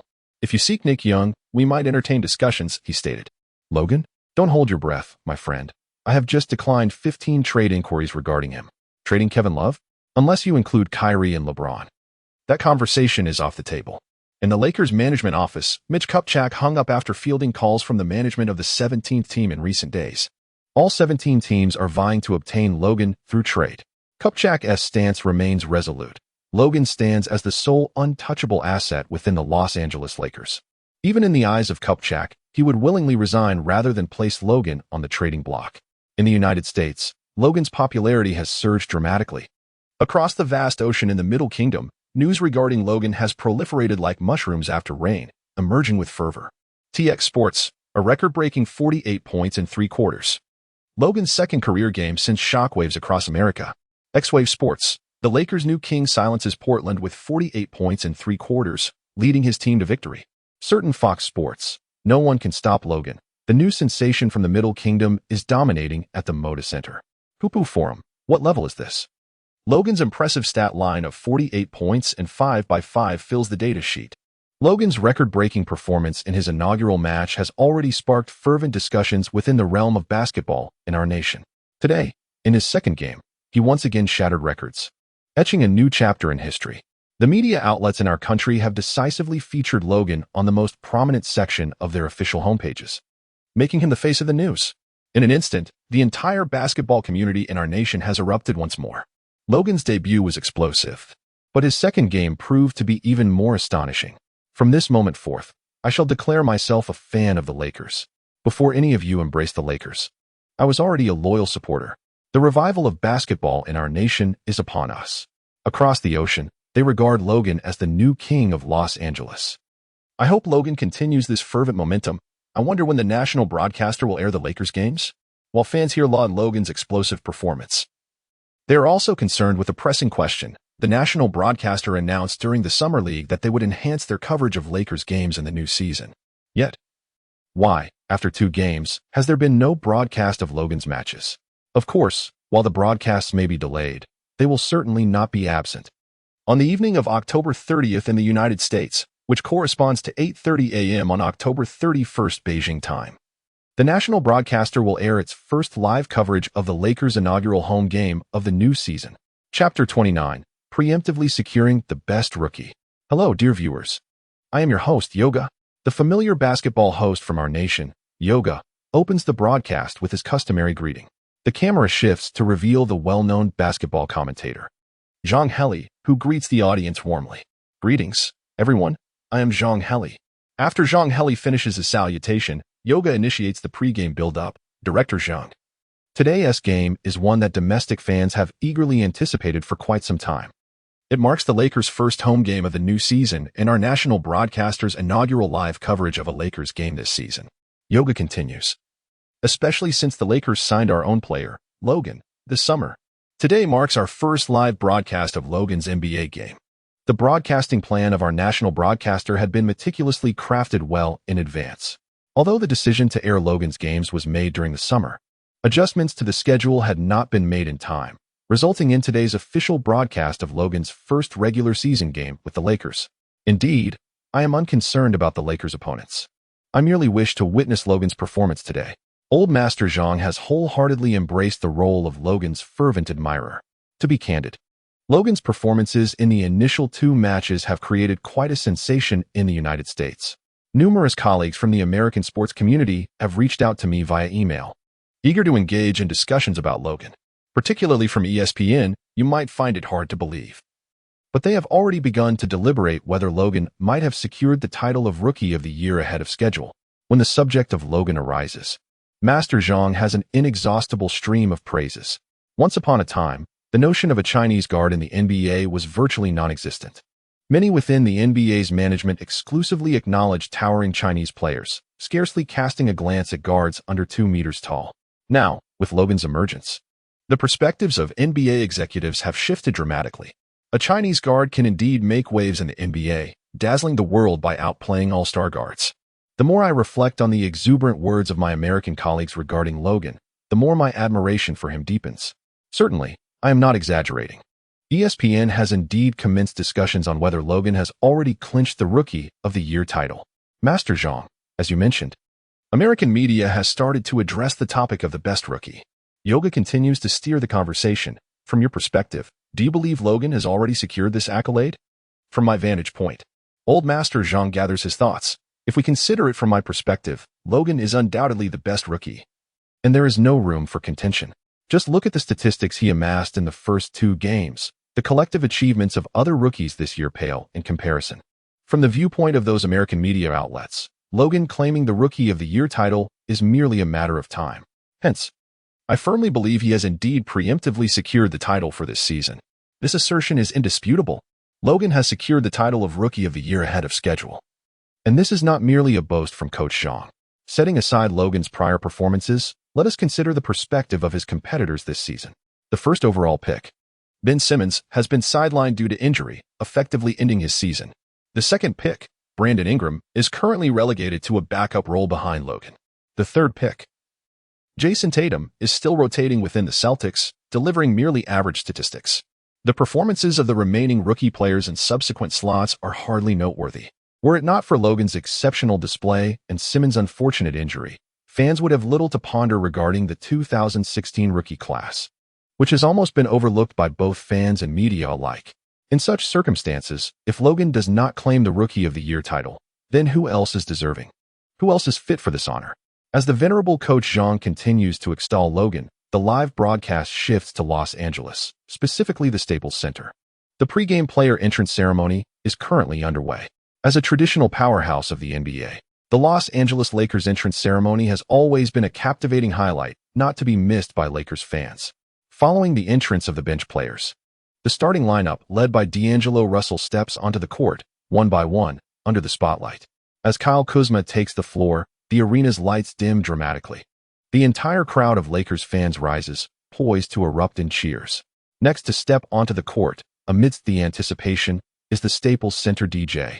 With his signature resonant voice, 2016 Las Vegas Summer League MVP and FMVP. Record holder for the highest scoring debut by a rookie in NBA history. The first ever creator of a 45 5x5 stat line. The lightning star from the East. The savior of the Los Angeles Lakers. The new king of staples. Number 7. Logan. As the DJ's booming introduction fills the arena, Logan strides onto the court, exchanging high fives with his teammates. The Staples Center is engulfed in a sea of jubilant cheers. The level of scrutiny from Lakers fans ranks among the most stringent across all NBA teams. Yet today, as Logan steps onto this hallowed ground for the first time, the demanding Lakers fans bestow upon him the warmest applause and encouragement. As the lights illuminate the arena, echoes of chants calling Logan's name begin to emerge, albeit softly, signifying that he has already begun to win over a segment of Lakers fans. In the next moment, the cheers of these fans shift towards another figure entering the arena. Magic Johnson emerges from the entrance, smiling and waving at the fans, before taking his pre-reserved seat for the entire season. Soon, Logan will undoubtedly conquer this venue. Seated comfortably in his designated spot, the illustrious Magic Johnson graciously engaged in pre-game interviews with the media, a smile gracing his face. "I firmly believe this day will not arrive too late," he proclaimed. Chapter 30. Logan. Show him what you've got. That shot was justified. Magic's sentiment conveyed his belief that Logan would soon conquer the Staples Center. In Studio 5 of the Central Television, the venerable Zhang Lihui, interpreting the live broadcast signals, relayed Magic Johnson's pre-game remarks. To his astonishment, even the legendary Lakers icon held Logan in high regard. Indeed, this might be the first time Magic has harbored such expectations for a rookie player. Yuga was equally taken aback, realizing that Magic viewed Logan as the future of the Lakers. The scene shifted back to the arena, where the Lakers' opponents today were the Washington Wizards from the Eastern Conference. The Wizards had suffered defeats in both of their initial games this season, contrasting sharply with the Lakers' winning streak. Regardless of their adversaries, the Lakers were resolute in their determination to secure victory. The Wizards' star player, John Wall, found it unacceptable to start the season with 3 consecutive losses. Today's game must mark our first victory. Wall was unwilling to accept a 3-game losing streak. As he aptly stated, he would exert every effort to ensure triumph in today's match. Bradley Beal shared Wall's ambition to claim the season's inaugural win. As the pre-game warm-ups concluded, the starting players from both teams took to the court. The Lakers' starting lineup remained unchanged. Russell, the seasoned Deng, Randall, the youthful Nance, and Logan. The Wizards countered with Wall, Beal, Otto Porter, Marcin Gortat, and Markieff Morris. In the jump ball, Nance triumphed over his opponent, swiftly directing the ball into Russell's hands. The Lakers seized control of the opening offensive possession. Russell advanced past half-court and decisively passed the ball to Logan. This exemplified the Lakers' initial tactical strategy. They consistently aimed to deliver the ball to Logan. Yuga, quickly analyzing the situation, turned to Coach Zhang. "What do you believe Logan will do with the ball?" she inquired. The options before Logan were plentiful. However, Logan was not inclined to wait for him to articulate the possible choices. Bam! In an instant, Logan seized the ball and initiated a swift movement, effortlessly evading Bill with a single step, propelling himself into the paint. The game commenced with a thunderous dunk, heralding the onset of an offensive spectacle. Meanwhile, in Studio 5 of the Central Television, Yu Jia and Zhang Healy exchanged a glance, sharing an awkward smile to ease the tension. Logan's ball-handling speed is astonishingly rapid, and his decisiveness leaves no room for the venerable Zhang Liha to analyze the situation at a leisurely pace. "Times have indeed changed, Zhang. I must admit, I never anticipated that Logan would execute his dribbling and dunking with such fluidity, without a moment as contemplation. Could this offensive choice be deemed a tad too reckless? Why the haste? Given Logan's evident speed advantage, such an approach is entirely justifiable." Zhang Liha firmly asserts, this strategy is exceptionally reasonable. As the Wizards mount their offense, Bradley Beal receives a pass from John Wall and, facing Logan's defense, attempts to retaliate. Regrettably, his mid-range shot clangs off the rim. The rebound is secured by Larry Nance Jr., who swiftly relays the ball to Russell. The Lakers initiate a fast break, with Russell launching a long pass toward Luol Deng. However, Deng's footwork falters and Otto Porter intercepts, disrupting the Lakers' momentum. Russell should have directed the pass to Logan on the other side. In the CCTV studio, Zhang Liha expresses his disbelief. How could he pass to Luol Deng? Perhaps it was because Logan was positioned too far away. After all, We often emphasize the importance of short passes over long ones. Yet, that advice pertains to our casual games. Zhang continues to elaborate. This is the NBA. Russell ought to have passed to Logan on the opposite side. This should have been a straightforward fast break. Although the Lakers' transition devolved into a half-court offense, Logan remains an indomitable force even in such scenarios. Amidst the uproar of Staples Center fans, Logan sprints into the paint, receives a teammate's pass, and executes a spectacular one-handed alley-oop dunk. A powerful display, akin to cleaving the Himalayas. Now, that is a reasonable play. Zhang Liha enthusiastically praises this moment. Lakers players must find ways to deliver the ball to Logan. However, Zhang, might this pass have been a tad too lofty? Not at all. Logan can soar far higher. In my view, the pass could have been lofted even more. Yuga fell silent. He had not anticipated that Zhang Liha would swiftly immerse himself in the game. The sensation is reminiscent of when Zhang provided commentary for Yao Ming's matches. It is evident that he has long awaited the appearance of a Chinese player in the NBA. And finally encountering a superstar like Logan has truly invigorated him. Surely, he must showcase all his skills. Amidst Yuga's contemplation, Zhang Liha delivers yet another memorable line. On the court, Logan executed a steal and propelled forward in a counterattack. Confronted by the well-positioned John Wall, Logan swiftly changed direction and retreated, leaving Wall in his wake. As Logan showcased his dribbling prowess to elude defense, Zhang Li exclaimed, "Logan, show him what you've got." Amidst the familiar commentary resonating with the fans from our homeland, the Los Angeles Lakers unleashed a relentless offensive display in their own arena. By halftime, the Lakers had established a commanding 20-point lead over the Wizards, virtually sealing their victory. Coach Zhang, what aspects do you believe the Wizards should enhance in the second half? During the intermission, Yujia broached the topic. What areas of their performance in the first half were lacking? I think the Wizards need to bolster both their defense and offense. He replied. The venerable Coach Zhang casually remarked, their offense is lacking, and their defense is equally insufficient. What about the Lakers? They had a significant advantage in the first half. After discussing the Wizards, Yujia redirected the conversation back to the Lakers. Coach Zhang. What must the Lakers do to solidify their lead and secure the win? Well, the Lakers should focus on getting the ball into Logan's hands more frequently, allowing him to attack the rim. You see, we often speak of being aggressive, which means playing with a sense of assertiveness. The Lakers did exceptionally well in this regard during the first half, as most of their offensive plays revolved around Logan. Typically, a team with a lead does not alter their strategy as long as the Lakers continue to play through Logan in the second half.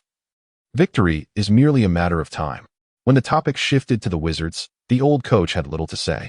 Yet, when discussing the Lakers and Logan, Coach Zhang seemed eager to delve into the depths of the Chinese lexicon, employing every character to extol Logan's talents. Listening to Coach Zhang's classic commentary, Yujia could only smile and nod in agreement. Handing the microphone back to Coach Zhang was the only reasonable course of action. Chapter 31. 3 consecutive games of 45 points. Securing Player of the Week. Chapter 31. 3 consecutive games of 45. Securing Player of the Week? In the United States, at the Staples Center in Los Angeles, Magic Johnson shared hearty laughter with a friend as they exchanged high fives. I've always said, Logan-esque games never disappoint. You're absolutely right. Buddy, Logan's performance is spectacular. I'm beginning to fall in love with this brand new Los Angeles Lakers team. His friend chuckled. I apologize for my previous remarks about Logan. He is truly remarkable. Just before the game, when Magic had invited his friend to watch, he had been somewhat reluctant. Now, he was utterly captivated. Ha ha ha. I think you should be regretting that. Magic continued to laugh. If you had purchased season tickets earlier, you might have had the chance to enjoy every home game with me. But now it's too late. After today, the difficulty of acquiring Lakers season tickets will increase exponentially.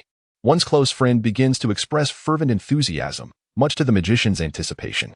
He subsequently wishes to leverage his relationship with the magician to procure a series of season tickets for the Lakers home games, which is likewise within the magician's calculations. Buddy, how did you know I yearn for the entirety of the Lakers' upcoming home season tickets? The magician's friend leaned in, imploring, please, secure some season tickets for me. I am eager to witness Logan's forthcoming matches. Everything unfolds precisely as the magician had orchestrated, and his spirits soared. Logan has truly elevated his own stature. Not only are friends of the magician eager to acquire all the season tickets for the Lakers home games next season, but numerous socialites from Los Angeles have also begun dialing Mickey Kupchak's personal number in hopes of securing a few tickets to the Lakers home matches. At the onset of the season, these tickets were relatively easy to obtain, as the Lakers were perceived as a once-great franchise now in decline, rendering their tickets less valuable. However, following the conclusion of the first two games, and particularly after the halftime of the latest match, the prices for the Lakers' home game tickets skyrocketed like a rocket. The difficulty in purchasing them has significantly increased. Without connections to the Lakers' general manager, acquiring a ticket may prove quite challenging. Evans: I will do my utmost to keep an eye out for you. Donnie: I can only express my commitment to strive for it, but the availability is limited. Scarlett: should there be any spare home game tickets, I will notify you at the earliest opportunity. Mickey Kupchak felt as though his head might burst. On one hand, he had to tactfully decline calls from other NBA teams attempting to negotiate a trade for Logan. On the other hand, he had to gently inform those Hollywood stars that the tickets for the team's home games this season were indeed in short supply. Even many international celebrities, who seemed to have acquired Kupchak's personal number from some obscure source, were eager to attend Lakers home games, particularly for popular matchups like Lakers versus Cavaliers or Lakers versus Warriors. Kupchak truly had not anticipated. The appearance of Logan has indeed caused his phone to be inundated with calls. His feelings towards this future star of the team are a perplexing blend of admiration and resentment. Equally filled with animosity towards Logan are the backcourt twin stars of the visiting Wizards, John Wall and Bradley Beal, who sat in silence within the Staples Center's away locker room. Their performance on the offensive end during the first half was far from satisfactory. In stark contrast, the super rookie Logan was single-handedly accomplishing the tasks of both Wall and Beal, and he was doing so with greater efficacy and volume. There was simply no room for them to maneuver. Wizards head coach Brooks continued to console his players, urging them not to abandon hope for a comeback despite trailing by 20 points at halftime. He insisted that as long as they did not give up, no one could defeat them. To be fair, Coach Brooks was skilled at delivering motivational speeches, though the sentiment was too saccharine for the Wizards, who struggled to digest it. Ultimately, the Washington Wizards, having traveled a long distance, managed to score a mere 86 points while being decimated by the Lakers at home with a score of 118-86, a staggering 32-point loss. Yes, the Los Angeles Lakers achieved an impressive victory over their rivals by a margin of 32 points in their own arena. As the final whistle blew, the American commentators on the sidelines were left stunned. It is noteworthy that last season, the Lakers' largest winning margin throughout the entire season was merely 20 points. In other words, under Logan's leadership, the newly revamped Lakers achieved their largest winning margin in their inaugural home game of the season, a feat unmatched in the past two seasons. Moreover, this victory marked the Lakers' third win of the current season, extending their unbeaten streak to 3 games, thus setting a new record for the best start in the last 5 years for the Los Angeles Lakers. After the game concluded, the Staples Center echoed with sporadic cheers for Logan's name. Clearly, the number of fans in this demanding arena who have been gradually won over by Logan is on the rise. Even the discerning Lakers fans were left speechless by Logan's performance today. During the evening ESPN news segment, renowned basketball commentator and host of the Logan Decision program, Stephen A. Smith, remarked, "This super rookie hailing from the East has once again displayed an exceptional performance, scoring 46 points with 5 steals and 4 assists in just 3 quarters. In the first week of his career, Logan has surpassed 45 points in all 3 games, making him the first player in NBA history to achieve such a feat in the first 3 games of his rookie season." As the screen displayed Logan's statistics from the 3 games, Stephen A. Smith introduced the evening's central topic. Should we now engage in a rational discussion about the likelihood of Logan being named the Western Conference Player of the Week? The selection of the Player of the Week primarily examines the individual performance metrics of players over the course of a single week. In this regard, Logan has certainly demonstrated remarkable consistency. Secondly, the evaluation for Player of the Week also considers the team's performance during the same time frame. The Lakers have achieved an unblemished record in their first 3 games this season, boasting an average victory margin of over 20 points. In terms of performance, Logan is equally flawless, unless his competitors for the weekly accolade exhibit extraordinary performances. The award for the best player in the Western Conference during the first week is undoubtedly his. Chapter 32, a well-deserved Player of the Week. Kobe tweets, "In fact, Logan's primary competitors for the Western Conference Player of the Week are 3 notable figures. James Harden, aside from his explosive debut, has scored below 30 points in the subsequent 2 games, delivering a rather mediocre performance. Anthony Davis, who dazzled with 2 consecutive games of over 45 points and remarkable double-doubles, faltered in the third match against the Spurs, managing only 18 points. The Pelicans have suffered 3 consecutive defeats this season, and Davis's decline in performance indicates his withdrawal from the contention for the weekly honor. As for the final contender, Russell Westbrook has indeed shown impressive prowess. In his third game of the season, the explosive Westbrook recorded a triple-double with 33 points, 11 rebounds, and 16 assists. His consecutive triple-doubles, each surpassing 30 points, have reignited the suspense surrounding the Player of the Week award in the West. Both the Thunder and the Lakers remain undefeated in 3 games, and neither of their opponents boasts all-star caliber talent. Each player leads a team with average competitiveness to an unblemished weekly record. The combination of team success and individual performance aligns perfectly with the criteria for Player of the Week, who will emerge as the Western Conference Player of the Week. Discussions among fans online regarding this topic have surged to 200,000 on Twitter. The fervor surrounding the discussion of the NBA's first-week Player of the Week in the Western Conference is nearing the top 3 trending topics. Westbrook is averaging a triple-double for the week. Moreover, he is achieving near 35 points, almost approaching 40 points per game. Oklahoma City has just lost Kevin Durant over the summer. I choose him for the city. Close to 40 points? ISNT that's still under 40? Indeed. Logan is genuinely averaging an astounding 47 points per week. In the annals of NBA history, players averaging over 45 points in a week are exceedingly rare, especially considering that Logan is merely a rookie. For the Western Conference Player of the Week, I choose Logan. The debate surrounding this topic raged on from the evening until the early hours of the morning. Finally, amidst the fervent discussions among fans, the NBA officially announced the Eastern and Western Conference Players of the Week for the inaugural week of the new season. In the early hours of October 31st, 2016, NBA officials revealed on their website that the Eastern Conference Player of the Week was none other than LeBron James of the Cleveland Cavaliers. In stark contrast to the intense competition in the West, the race for the Eastern Conference Player of the Week was decidedly less dramatic. James, who played 3 games last week, led his team to a triumphant start with 3 consecutive victories, averaging 21 points, 10 assists, and 8 rebounds per game. His near triple-double performance, coupled with the team's commendable record, facilitated the acquisition of yet another Player of the Week award in his illustrious career. The majority of fans expressed indifference towards James's accolade, as the award seemed to have become synonymous with his name, leading to a sense of aesthetic fatigue among the audience. Following this announcement, the Western Conference Player of the Week was unveiled. The honor for the first week of the 2016-17 season went to rookie Logan of the Los Angeles Lakers. Amidst the stellar nominations of superstars like Westbrook, Harden, Davis, and others, the newcomer Logan emerged as the standout Player of the Week in the West. The NBA's rationale for awarding Logan was straightforward. He boasted an undefeated record with 3 victories and an astounding average of 47 points per game, setting a record for the highest scoring average by a rookie during their debut week. With 47 points in his first game, he surpassed Wilt Chamberlain's record for debut scoring.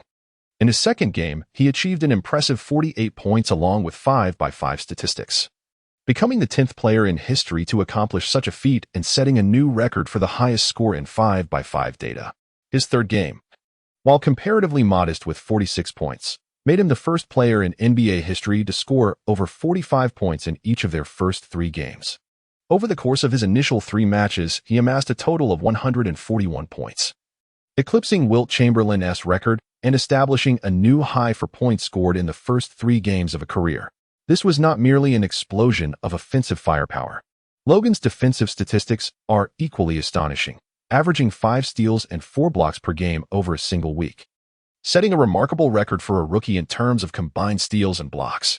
Whether discussing his defensive metrics or offensive performance, each aspect stands alone in its historical significance. At present, all these record-breaking figures, both offensively and defensively, are attributed to one player. Logan has undeniably earned the title of the Western Conference's Player of the Week, without any contention. In the official announcement of his award, the NBA provided a resolute commendation. Logan's accolade as the Player of the Week is indeed well-deserved. In fact, when the NBA officially enumerated the impressive statistics and records he achieved during the past week, the debate surrounding his selection dissipated almost entirely. Consider the teammates surrounding Logan. Among the starting roster of the Los Angeles Lakers, aside from Luol Deng, The remainder are all rookie players from the past 3 years. The NBA clearly recognizes talent. Logan's receipt of this honor was unequivocal. Congratulations to Logan. He might very well be the first player in NBA history to be named Player of the Week during the first week of his rookie season. Fans have showered Logan with well wishes, and media outlets across the United States have eagerly disseminated news headlines. ESPN proclaimed, the third in history. Logan named Western Player of the Week in his rookie season's inaugural week. In the annals of NBA history, only 3 players have garnered the title of Player of the Week during the first week of their rookie season: Shaquille O'Neal, Michael Carter-Williams, and now, Logan. TNT commented, after 3 seasons, a Lakers player finally reclaims the title of Player of the Week. The last Laker to achieve this honor was the legendary Kobe Bryant. Dating back to the 2012 to 2013 season. That season, the Lakers assembled a formidable roster, aiming for the championship. However, an Achilles injury to Kobe hindered their playoff aspirations, resulting in a swift exit at the hands of the Spurs. Notably, Kobe's final Player of the Week recognition also came in the concluding week of that season. For 3 subsequent seasons, no Lakers player has captured the Player of the Week award until today, when Logan became the first Laker to do so after Kobe Bryant. This news from TNT was even retweeted by Kobe Bryant himself. On his personal Twitter, the Black Mamba not only shared the announcement, but also tweeted, "Congratulations to Logan on his first Player of the Week award. Congratulations to the Lakers for finding their new future." Purple and Gold. Chapter 33, Endorsements Galore. All declined. Am I reading this correctly? Is this truly a tweet from Kobe Bryant? Kobe has noticed Logan. Since his retirement, Kobe has refrained from commenting on any NBA matters, not even regarding the Cavaliers' championship comeback. This is extraordinary. Only Logan could achieve such a feat. Kobe's tweet has sparked widespread discussion across the American internet. Since officially retiring in April, Kobe Bryant has seldom commented on the Lakers. He has also been rather reticent regarding NBA-related news. The Black Mamba remains active in the basketball world, yet his attention has shifted predominantly towards his daughter Gigi's basketball endeavors.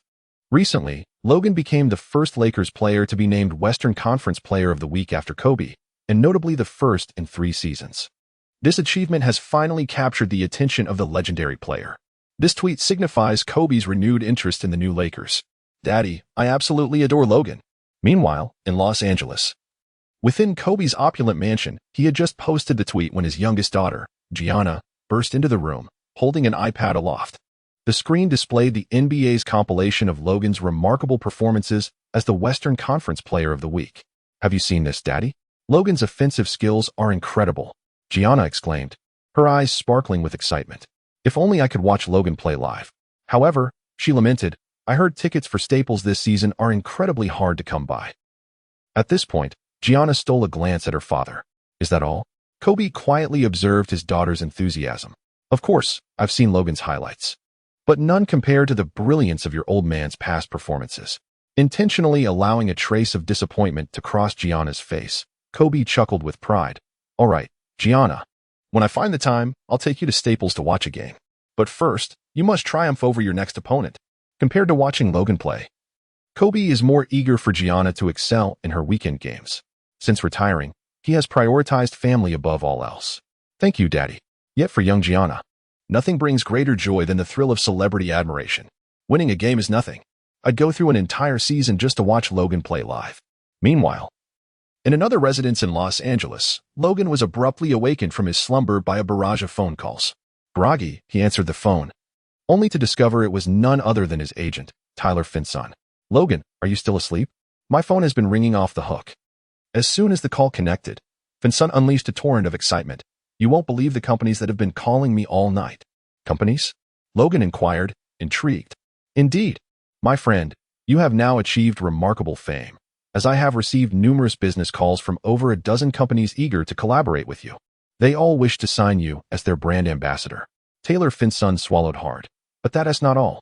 Logan, you have just been named the Western Conference Player of the Week, and Kobe Bryant has publicly congratulated you on social media. Now, the companies vying for your partnership have begun to increase their offers. Moreover, the number of companies desiring you as their spokesperson has surged by dozens since the conclusion of the Summer League, particularly from last night until this very moment.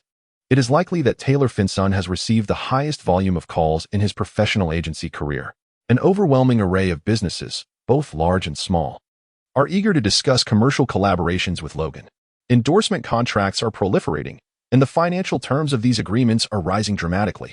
Following Logan's historic achievement as the third player in history to secure the Player of the Week award in his rookie season, the quantity of offers and contracts has escalated exponentially. Taylor Finson, despite his busy schedule, managed to carve out a moment to convey this news to Logan. Turkish Airlines has proposed a 3-year deal worth $18 million. Rolex has offered a 7-year contract totaling $54 million. Adidas is prepared to present you with a signature sneaker deal amounting to $55 million over 6 years. Furthermore, he revealed an array of endorsement opportunities with specific financial terms from over 10 companies. Taylor Finson clarified, "I have proactively eliminated endorsements of little value. What remains are premium companies worthy of your consideration. Endorsements from various small to medium enterprises cannot even pass through Finson's scrutiny. Want to enter Logan's consideration? Don't dream about it." After briefly reviewing the financial offers, Logan rubbed his eyes. These are all quite impressive proposals, but for now, let us set them aside. All right. What? Logan's nonchalant remark left Finson on the other end of the line bewildered. Set aside. Wasn't that merely a more polite form of rejection? Logan, these are offers with salaries that have already been elevated. For a newcomer, they represent a remarkably high level of compensation. In my years as an agent, I have never witnessed such prominent companies presenting a rookie with endorsements of this caliber. These firms are all seasoned players. It is rare for them to extend such substantial offers, and this opportunity must not be squandered. Taylor Finson felt a twinge of urgency. These endorsement deals were undoubtedly of premium value. Missing out on this could lead to a lifetime of regret. I am well aware of that. But simply do as I instruct. Logan stretched lazily, preparing to rise. Taylor, I possess unwavering confidence in my worth. My presence is indeed a rare opportunity for those companies. Much like these endorsement contracts, which are an exceptional privilege for any athlete, Logan is acutely aware of his commercial worth, a valuable asset that these companies are reluctant to forego. Are you suggesting a price hike? Finson, not one to be easily fooled, swiftly grasped the implications of Logan's words. 3 years at $18 million, 7 years at $54 million, 6 years at $55 million, still not sufficient. Logan desires more. Chapter 34, A Surge in Value. Will the bubble burst? What? Logan has declined our offer? Are you certain? Is a $50 million endorsement fee insufficient? Logan's team believes our offer falls drastically short. They have urged us to reconsider. Is a $55 million signature sneaker contract also inadequate? Logan and his team seek even greater compensation. Following his phone call with Logan, Taylor Finson promptly responded to the companies. Subsequently, all the companies were left in a state of shock. It is essential to note that they had long prepared their proposal for Logan. What was presented now was, in fact, the second revised offer after an increase. Yet, even after raising the stakes, they were still rebuffed by Logan's team. Boss, does this rookie truly warrant such efforts on our part? Frankly, it appears we should reevaluate our strategy. This year's rookies are generally undervalued. Perhaps we could take a gamble. Logan seems to overestimate his worth. We can strategically forego signing him. Almost every operations staff member across the companies recommended temporarily abandoning the A plan to sign Logan. This year, the overall market for rookies has declined, save for Logan and the unplayed Ben Simmons. The signing cost for the other 2016 rookies is minimal. The amount spent on Logan could instead secure contracts for 3 2016 rookies. There is utterly no need to squander time and resources on him. You all have no idea. In the Adidas executive office, the head of the Americas, Laner, reprimanded his assistant team. While it is true that the 2016 rookies generally lack market value, have you considered why their stock is low? It is because this year's rookies have failed to perform at the level befitting their draft positions. Have you contemplated why Logan's team dares to reject our lucrative offer? Observing his assistants rendered speechless, Laner continued, it is because his performance has granted him the leverage in negotiations. I can unequivocally inform you that if Adidas relinquishes the opportunity to sign Logan, other sports brands will extend even more substantial contracts to him. Laner understood well that Logan's refusal was entirely advantageous for the player himself. Events unfolded precisely as Laner anticipated. After rejecting all companies seeking to sign Logan, Taylor Finson discreetly informed his friends in the media. Soon, amidst a flurry of news celebrating Logan's accolades as the Western Conference Player of the Week and numerous record-breaking achievements, a more striking headline seized public attention. Exclusive revelation. The Western Conference Player of the Week in the inaugural week of the new season has declined multiple endorsement offers. Insider news: Logan has declined a 6-year, $55 million endorsement contract with Adidas, dismissing it without even a glance. He has also turned down offers from Rolex and various other companies. Amidst numerous exclusive revelations and insider news, what captures the public's attention are the striking figures. A 6-year, $55 million deal? Adidas is clearly making a bold move. This represents the highest level of contract offered to a rookie by Adidas in many years, yet it was still rejected by Logan. He seemingly does not regard $55 million as significant. Logan possesses the capital to back his decisions, asserting that such an offer is beneath him. American fans are fervently discussing Logan's refusal of this endorsement deal, particularly given that it is the largest ever offered to a rookie by Adidas. This news has also attracted the attention of other sports brands. In a sensational turn, Under Armour is reportedly in discussions with Logan's team to propose a 5-year, $60 million endorsement contract. Meanwhile, the Chinese sports brand Li-Ning has initiated a plan to sign Logan with a bid of $65 million over 6 years.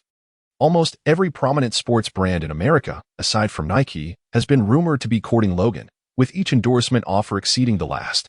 Clearly, Logan does not even need to make an appearance. Simply rejecting Adidas has significantly elevated his market value in terms of sneaker contracts. Is he leveraging Adidas to enhance his own stature? Logan's team exhibits impressive commercial acumen. Simultaneously, at Nike's headquarters in Portland, during a management meeting, Phil Knight frowned at the plethora of news that had emerged in such a short time. He had not anticipated that by merely observing the situation, they would find themselves in such a passive position. Boss, Logan's current market value is entirely inflated by speculation. Should we reconsider his commercial worth? Indeed. While Logan's performance in the past week across 3 games has been remarkable, such excellence cannot be sustained throughout an entire season. With Logan's stock now soaring, Nike's management recognizes the need for caution. Although this stock shows potential, they understand the principle of buying low rather than high better than anyone. This situation may not be entirely negative. Phil Knight pondered. Other brands have more or less presented offers to Logan, and making a subsequent move could be challenging. We have yet to make a single offer, which gives us an advantage. We must continue to monitor Logan's performance on the court, ensuring that when we act, we strike decisively. If Nike chooses to make a move, it must be to secure Logan without hesitation. Thus, this contract undoubtedly possesses an overwhelming advantage. Such a generous salary offer naturally warrants thorough consideration from multiple perspectives. What level of contract offer is Logan truly deserving of? His performance in the upcoming matches may very well determine this. Coincidentally, Phil Knight's thoughts resonate remarkably with Logan's own. Elevating his market value with an Adidas offer is merely the initial step in Logan's grand plan, solely relying on the power of public opinion. This artificially inflated valuation is nothing more than a bubble. It is only by solidifying this inflated worth through his on-court performance that Logan's comprehensive strategy will come to fruition. Logan's valuation is excessively inflated. It epitomizes a bubble. He is still merely a rookie, having participated in only 3 professional games. On November 1st, in Los Angeles at the Staples Center, Paul George, the core player of the Pacers visiting the Lakers, also took note of the recent sensational headlines circulating online, particularly regarding Logan's valuation. Paul George shares his perspective, expressing that he firmly believes Logan's current worth is vastly exaggerated, akin to a colossal bubble that would burst with the slightest poke. During a pre-game media interview, he showed no reluctance in stating, "Let this enormous bubble dissipate on the Lakers' home court." Chapter 35, Daring to Boast Without a Signature Shoe? When it comes to sneaker endorsements, Paul George undoubtedly possesses a voice of authority. This summer, he secured a new sneaker collaboration with Nike. Although his current annual salary from this sneaker endorsement is merely $5 million, Nike has decided to launch the Paul George 1 signature shoe in January of next year. After several seasons battling in the NBA, Paul George has finally earned the opportunity to have his own signature shoe. Yet now, Logan, having just entered the league and played only 3 games, has become a coveted figure in the sneaker endorsement market. Paul George strongly disagrees. "I am well aware of what the fans are anticipating." At the conclusion of his pre-game interview, Paul George directly addressed the Lakers fans. "I apologize, but today I must disappoint you lovely fans with that statement." He concluded the interview and turned to join the pre-game warm-up. Paul George's remarks prior to the game are completely understandable, especially given the recent fervor surrounding Logan's sneaker endorsement. The commentator at the Staples Center summarized Paul George's pregame interview. Not just PG, even I find the recent intensity of this topic somewhat absurd. Indeed, with such immense attention, one wonders if Logan's performance today will be affected. Public opinion can be a double-edged sword, capable of both aiding and harming. The pressure surrounding Logan is palpably immense. Furthermore, prior to today's match, Paul George explicitly stated his intention to burst this colossal bubble in Logan's home arena. Logan faces not only immense pressure, but also the scrutinizing attention of the NBA's elite wing defenders. Pressure? That term does not exist in my vocabulary. However, during a pregame media interview, Logan shrugged nonchalantly. I simply hope the fans on the sidelines are ready to cheer. After uttering these words, he waved his hands toward the Lakers fans, signaling them to amplify their support. I admire this young man's spirit. He remains unperturbed even under the weight of the world. In the stands, Magic Johnson exchanged high fives with a friend, declaring, "Trust me, my friend, tonight's game will not disappoint." His companion laughed in response. I can't wait for him to dominate the opposition. The cheers from the Lakers fans reignited as the starting players of both teams took the court. The Lakers starting lineup remained unchanged. Russell, the veteran Deng, Randall, the younger Nance, and Logan. Luke Walton indeed contemplated elevating Brandon Ingram to the starting role. However, Ingram's performance in the previous 3 games had been rather mediocre, postponing any decision on his promotion. Walton also considered starting Nick Young, but given Logan's need for ball control, a finishing player like Young simply would not fit. On the Pacers' side, their starters included Jeff Teague, Monta Ellis, C.J. Miles, Miles Turner, and Paul George. As both centers took their positions at the midcourt, the referee tossed the ball high into the air. In an instant, Turner outmaneuvered Nance, swiftly directing the ball to Jeff Teague, who seized the first defensive possession for the Pacers. Teague advanced the ball and passed it to Monta Ellis on the opposite side. As Paul George maneuvered for the ball, Ellis made a dismissive gesture. It was not just George who held grievances against Logan. Ellis, having spent many years in the league, considered himself quite a stylish player. Yet, despite his numerous endorsement deals over the years, he found them lacking in impact. Now, looking at Logan, who would turn down a 6-year, $55 million contract. Who gives him the audacity? Young man, I am determined to make you face reality. With the court open, Ellis engaged in a one-on-one against Logan, delivering a cutting remark. I'm sorry to diminish your worth. The trash talk resonated loudly. Monta Ellis made a swift breakthrough, charging into the paint and soaring into the air. Showcasing his signature move, he executed a spectacular 360-degree spin. The opening play demonstrated Ellis's evident resolve to overwhelm Logan.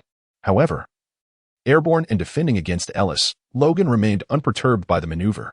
As Ellis executed a spinning motion, he lunged directly into Logan's embrace. The Lakers' number 7 unleashed a thunderous block, sending Ellis crashing to the ground.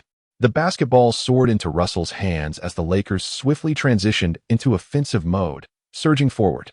Having completed the block, Logan paid no heed to the fallen Monta Ellis, accelerating into the counterattack. In the front court, D'Angelo Russell deceived the Pacers defenders, forcefully slamming the ball just in front of the free-throw line. Thud. As the basketball rebounded off the ground, Logan galloped in, launching himself into the air for a breathtaking windmill dunk. 2 o'clock. Amidst the jubilant high-fives exchanged between Russell and Logan, the Lakers secured their opening score. Oh, what a spectacular exchange of offense and defense, as Logan's emphatic block on Monta's 360-degree layup followed by a thunderous dunk. Observe the Lakers' seamless counterattack. It appears D'Angelo Russell has discovered the rhythm of playing alongside Logan. As the commentators noted, Russell had struggled to adapt to the tactical dynamics during the first 3 games when sharing the court with Logan. However, by the conclusion of those matches, Russell had recognized his role, finding ways to deliver the ball to Logan, becoming his most formidable facilitator. All he needed to do was fulfill his duties as California's premier supporting player. Transitioning back to defense, the Pacers initiated their offensive sequence. Monta Ellis was eager to challenge Logan, demanding the ball for a one-on-one duel.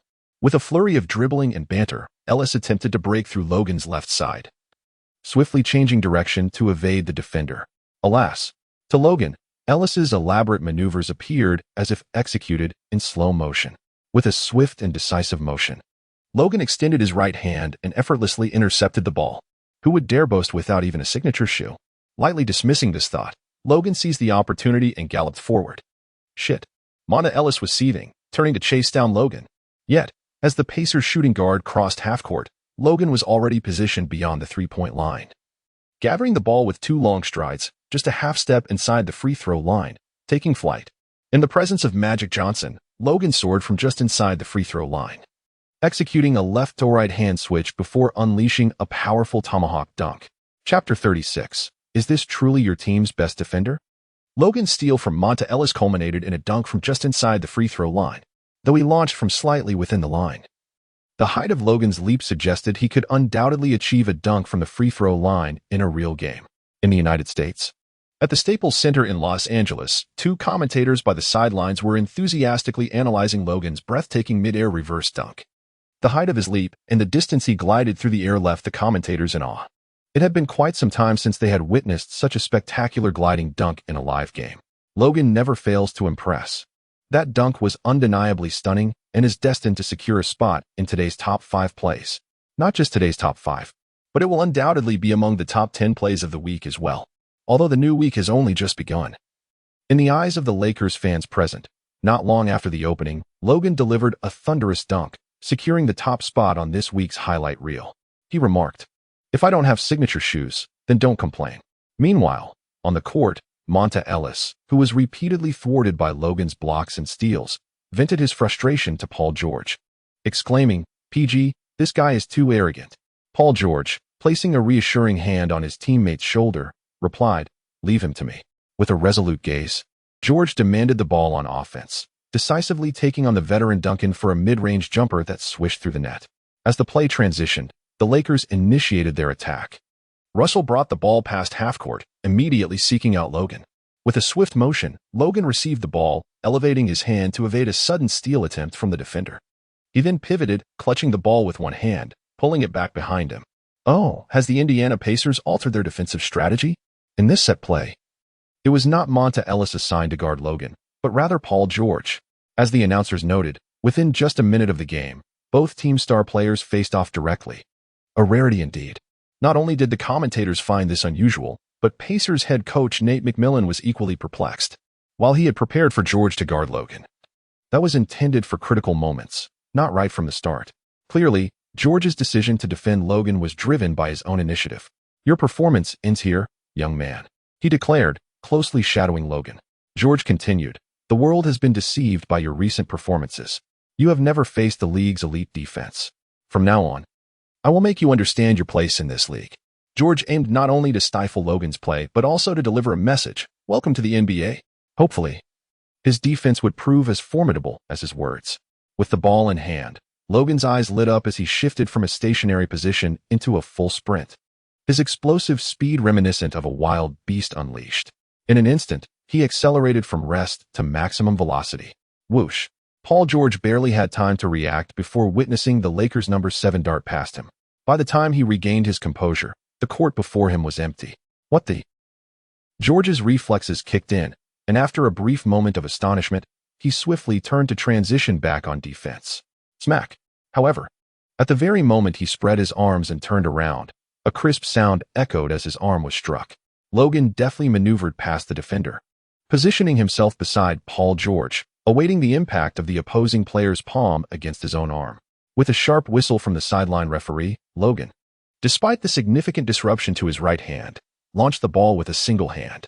While such a posture might be deemed a gamble for an ordinary player, for Logan, endowed with an unconventional shooting style, this was merely a fundamental play. The basketball arced gracefully through the air, finding its way through the net. The lead referee promptly signaled, 2 points awarded, with an additional free throw to follow. It appeared he had successfully executed a 2-1 play. Logan cast a glance at the bewildered Paul George, as if to say, "Your defense is not as formidable as your words." Under the furious gaze of Paul George, who was stamping his feet in frustration, Logan stepped up to the free throw line and effortlessly converted the additional shot. The explosiveness of Logan's first step is truly remarkable. His speed ranks among the elite in the NBA. I have lost count of the times I have witnessed defenders standing like statues, helplessly watching as Logan sliced through the lane. Even Paul George struggled to keep pace with Logan's initial burst. His speed and explosiveness are simply overwhelming. Amidst the commentary of the 2 announcers, Paul George quickly retaliated on the offensive end. He skillfully maneuvered past the aging DeAndre Jordan, driving into the lane for a powerful two-handed dunk over Kyle Kuzma. After executing the dunk, Paul George did not hesitate to roar in Logan's direction, his gaze seemingly challenging. "Bring it on." The intensity in Paul George's eyes resembled that of a predator, yet Logan remained undeterred. As the Lakers initiated their offense, Russell Westbrook advanced the ball across half-court. Logan positioned himself low, awaiting the ball, when Russell decisively bounced it into his hands. Thud, as the basketball made contact. Logan wasted no time in granting his defender, Paul George, the opportunity to exchange banter. With a single dribble, he swiftly pivoted and executed a fadeaway shot. A back-to-the-basket fadeaway. Paul George was unperturbed by this. Towering over Logan and possessing a slight advantage in wingspan, he was further equipped with remarkable leaping ability. Under ordinary circumstances, Paul George would have been highly confident in swatting that shot away. However, this instance was anything but ordinary. Logan's backward lean is nearly parallel to the ground, showcasing a remarkable extreme recline by Alhong Daiki. As Logan released the ball just before hitting the ground, it deftly evaded the fingertips of Paul George, tracing an absurdly perfect arc before swishing through the net. The sound echoed triumphantly. As Logan fell, his fist clenched in celebration. The referee's whistle pierced the air once more. During an attempt to defend, Paul George's lower body movement was deemed inadequate, resulting in a defensive foul being called against him. This once again granted Logan an opportunity for a 2-1 play. Is this truly the best defender on your team? Before stepping up to the free throw line, Logan couldn't resist shrugging at Monta Ellis, a smirk on his face. "Looks like you're out of luck today." Chapter 37, a 5-game winning streak. Another player of the week? Paul George's demeanor crumbled. Not only had he failed to contain Logan, but this individual had the audacity to taunt. "Is this really your defense?" As if that weren't enough, Paul George sought to reclaim his honor, only to be summarily benched by head coach Nate McMillan. It wasn't long into the game before Paul George accrued his second personal foul. Coach McMillan decisively pulled him from the game, significantly weakening the Pacers lineup in an instant. This was all due to Logan's prowess, as he had effectively forced Paul George onto the sidelines. With Paul George sidelined due to Logan's relentless fouls, he could only seethe in impotent rage. On the court, the Pacers, having lost their core on both offense and defense, stood no chance against the Lakers. Or rather, they were utterly no match for Logan. On offense, Logan moved through the Pacers' defenses as if they were non-existent, slicing through their ironclad formation with ease. On the defensive end, Monta Ellis became the focal point of the Pacers' offense following Paul George's exit. Unfortunately for Ellis, he was now up against Logan. He found himself effectively neutralized, leaving the Pacers reliant on Miles Turner to bear the brunt inside. As the first quarter concluded, the Lakers had amassed an impressive 33 points, while the Pacers, deprived of Paul George, could only muster a mere 14. The staggering 19-point deficit left the entire Pacers roster in a daze during the intermission. Nate McMillan fervently attempted to inspire his disheartened players with motivational words, but to no avail. Aside from Paul George exhibiting a flicker of determination, the remaining Pacers players were left bewildered by Logan's formidable displays on both ends of the court. Meanwhile, Lakers fans had already begun to celebrate an impending victory. With nearly a 20-point lead at the end of the first quarter and the Pacers collectively out of sync, this game already felt like a foregone conclusion.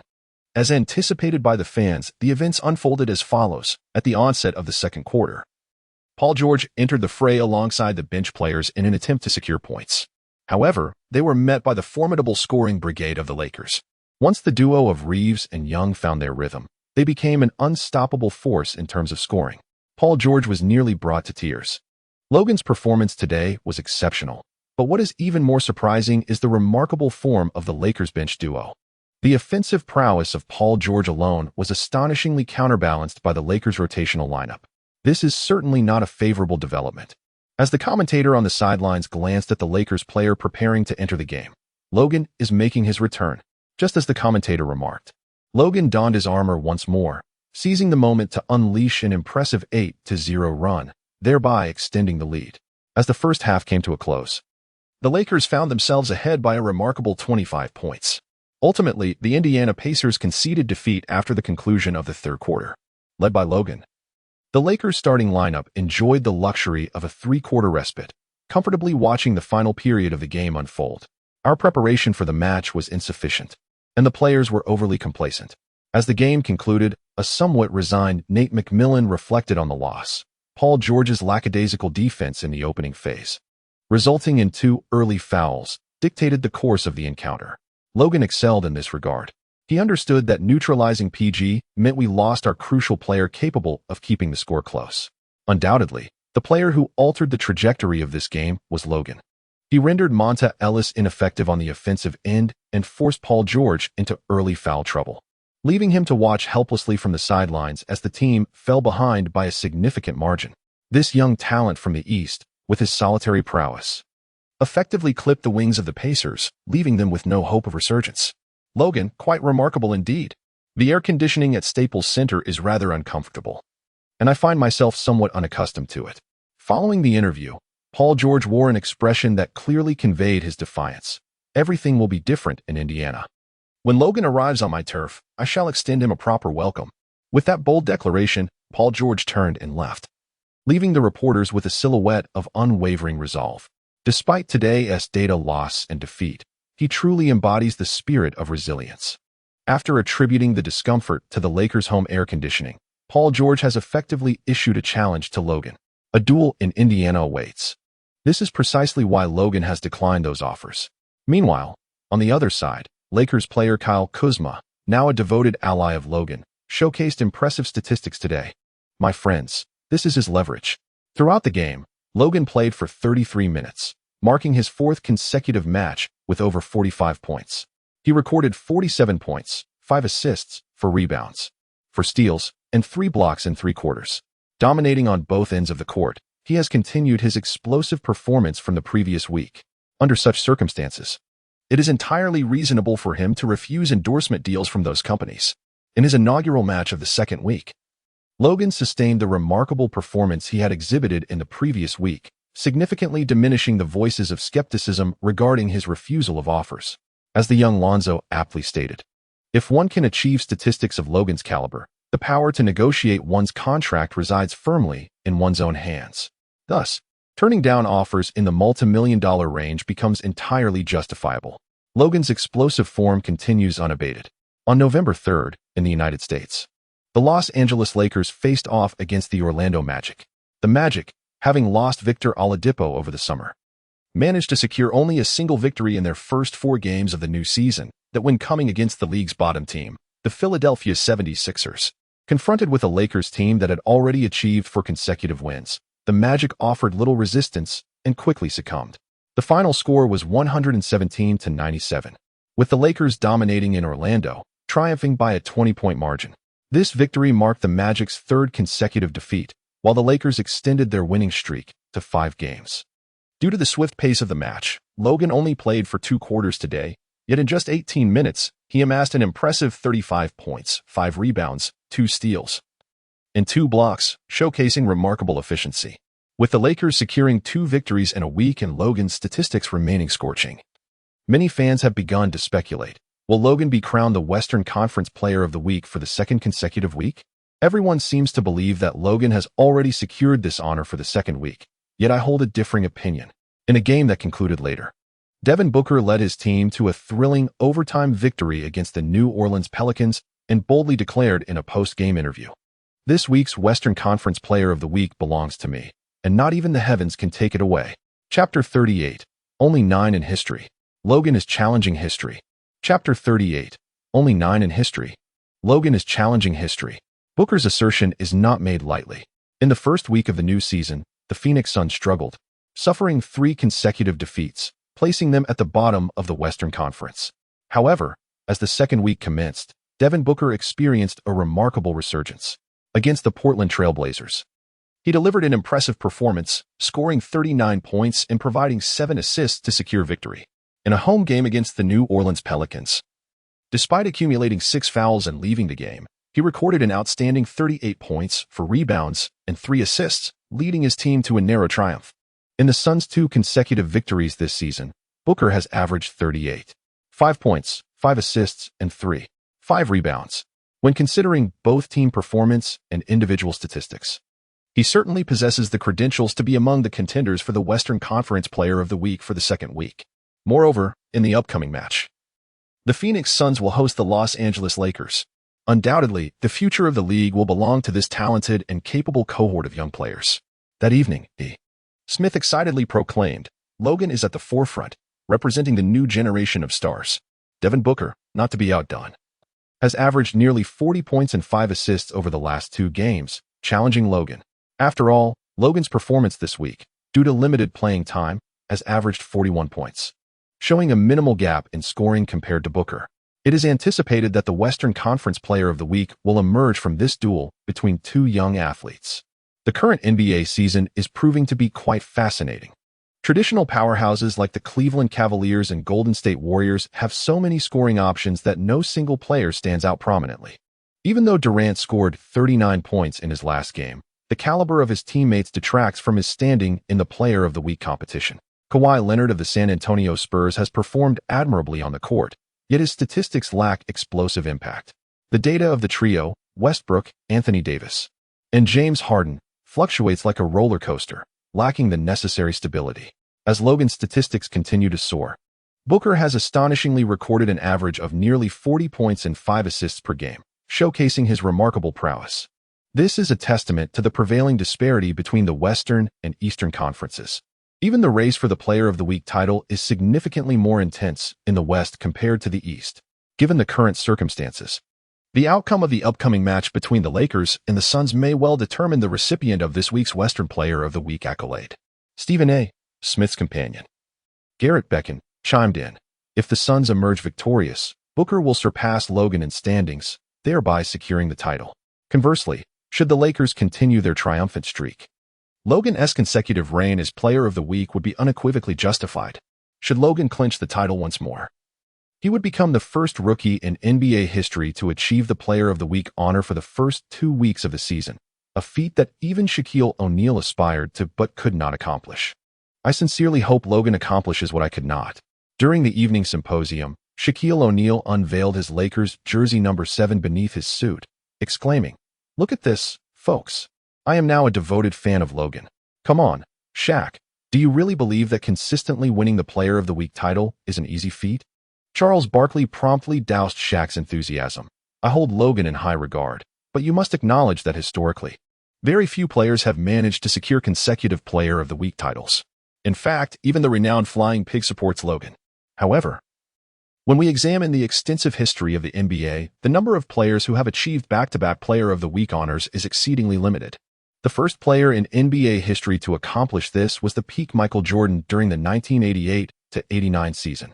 During those 2 weeks, Jordan led his team to a record of 7 wins and 1 loss, with an average of 33 points, 10 rebounds, and 10 assists, an indisputable historical achievement. Since then, only a handful of players have repeated this feat.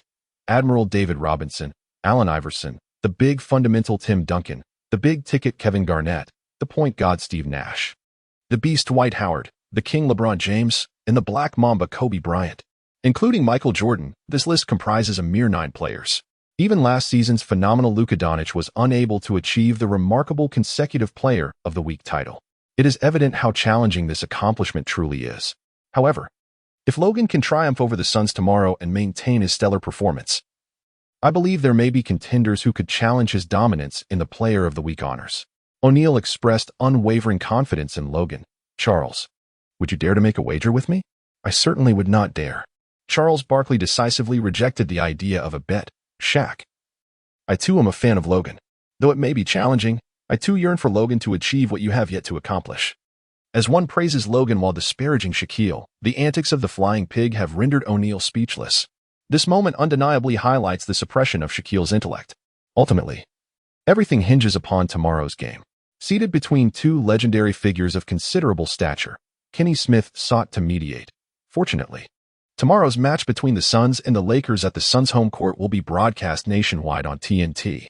Charles and Shaq, glancing at the 2 hefty figures beside him, Kenny Smith continued, "I believe you both have a splendid opportunity to witness firsthand who shall claim the title of Western Conference Player of the Week in this. The second week of the season, television programming thrives on viewership. The banter between the Flying Pig and Shaquille serves to promote TNT's nationwide broadcast for tomorrow. Undoubtedly, their segment has achieved maximum effect. The number of fans who have reserved to watch the Suns vs. Lakers matchup on TNT's online streaming channel surpasses that of any previous nationwide broadcast. Millions of fans, through online streaming platforms, are eagerly anticipating this pivotal clash that will determine the fate of the Western Conference Player of the Week.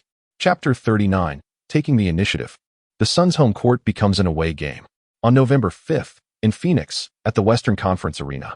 This basketball venue, capable of accommodating over 19,000 fans, has seen a rather mediocre turnout today. Such is the reality. Ever since Nash departed from the Suns, the citizens of Phoenix have gradually diminished their interest in the team. Particularly in recent seasons, when they have failed to reach the playoffs, their level of attention has waned significantly. The near 10,000 fans present today owe their attendance to the allure of another team playing in this arena. I came here for Logan. Outside the Western Conference Arena, among the waiting fans, there stood a supporter clad in a Lakers number 7 jersey. I am from Los Angeles, working in Phoenix. The Lakers are my team. And Logan is my new idol. Another echoed. I too came for Logan. He is the most anticipated superstar of this year's NBA. If it weren't for Logan, I would not have bothered to attend a Suns game, as they have been abysmal in recent seasons. Almost all fans interviewed by the media expressed their sentiments. They are not supporters of the Suns. The majority of the audience appears to have flocked to witness Logan and the Lakers. As the fans gradually filled the arena, Kenny Smith, the TNT commentator, took note of their attire. I am astonished to see a throng of fans wearing Lakers number 7 jerseys. Indeed. I also noticed a couple adorned in jerseys number 34 and 24. Shaquille O'Neal's perspective was rather astute. Oh, look over there, a couple wearing 34 and 8. The Lakers 34 and 8. The quintessential duo from the OK combination era, the jersey numbers of Big Shaq and his banner. Undoubtedly. This couple is a seasoned pair of Lakers fans. Come on, Shaq. The 34 jersey is clearly the least common, Charles Barkley skillfully chimed in. The numbers 7 and 24 are the most prevalent in the arena. So what? Shaquille retorted. Even if the 34 jersey appears less frequently, it remains the Lakers 34. Not the Suns 34. The Shark shot back directly. Charles, you were once an MVP in this city. Today, the number of fans supporting you pales in comparison to mine. The two hefty gentlemen began to bicker, much to the amusement of the viewers watching the broadcast, with the program's comedic effect in full swing. Kenny Smith adeptly redirected the conversation. Ahem. Returning to today's game. Shaq, have you ever encountered a scenario where the home team becomes the visiting team? Never. He shook his head. In my home court, there is absolutely no way the crowd would cheer for the opposing players. Kenny, you know, such a situation often indicates that the home team lacks a true star player. This is also why I am particularly eager to see Devin Booker today. Charles Barkley interjected. Honestly, the feeling of the home crowd turning into an away one is quite unpleasant. I believe no player in the NBA can tolerate such a situation. Devin Booker has been in excellent form this season. He undoubtedly has the capability to alter the narrative. However, if Booker wishes to reverse the situation, his performance must overshadow that of Logan. Achieving this feat is no simple task. This is Phoenix. In a pre-game interview, Devin Booker spoke without any unnecessary embellishments. I will reclaim the cheers that rightfully belong to me in Phoenix. Forget the battle for Player of the Week. Booker has cast aside such trivialities. His own home court, yet the number of Logan fans present surpasses his own? How could one endure such indignity? Including the humiliation of being overwhelmed by Logan in the Summer League, Booker aims to settle both old and new scores today, armed with a determination for a comeback. He made a dazzling display during warm-ups, sinking 10 consecutive three-pointers, showcasing his fiery touch for the day. The pre-game warm-ups swiftly concluded, with the starting players of both teams taking to the court. The Phoenix Suns starting lineup consisted of Eric Bledsoe, Devin Booker, T.J. Warren, Jared Dudley, and Tyson Chandler. The starting lineup for the Lakers remains unchanged: Russell, Old Dang, Randall, Little Nance, and Logan. As both teams take the court, Booker, opposing Logan, boldly declares, I shall repay the humiliation you inflicted upon me in the Summer League with double the intensity. The mention of the Summer League ignites Booker's fury, while Logan merely chuckles. I have bested many in the Summer League. Who might you be? Bested many in the Summer League? Who are you? With a smile, Logan uttered these words, instantly elevating Booker's already soaring spirit to new heights. However, before he could retort with a sharp comeback, the jump ball between the centers commenced. Tyson Chandler triumphed over Larry Nance, directing the ball into Eric Bledsoe's hands. Bledsoe, upon receiving the pass, launched a long ball, aiming for Booker, hoping to ignite the game with his scorching three-point shot. Whoosh! In the blink of an eye, the pass was swift and precise, landing directly in Logan's eager grasp. Oh dear, was Devin Booker caught daydreaming? The ball intended for him was intercepted mid-flight by Logan. This interception showcased Logan's lightning-quick reflexes. It seemed he had anticipated Bledsoe's direct pass to Devin all along.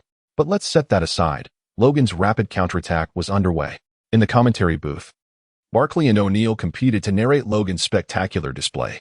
These two seasoned fans had boldly proclaimed their allegiance right from the start of the match.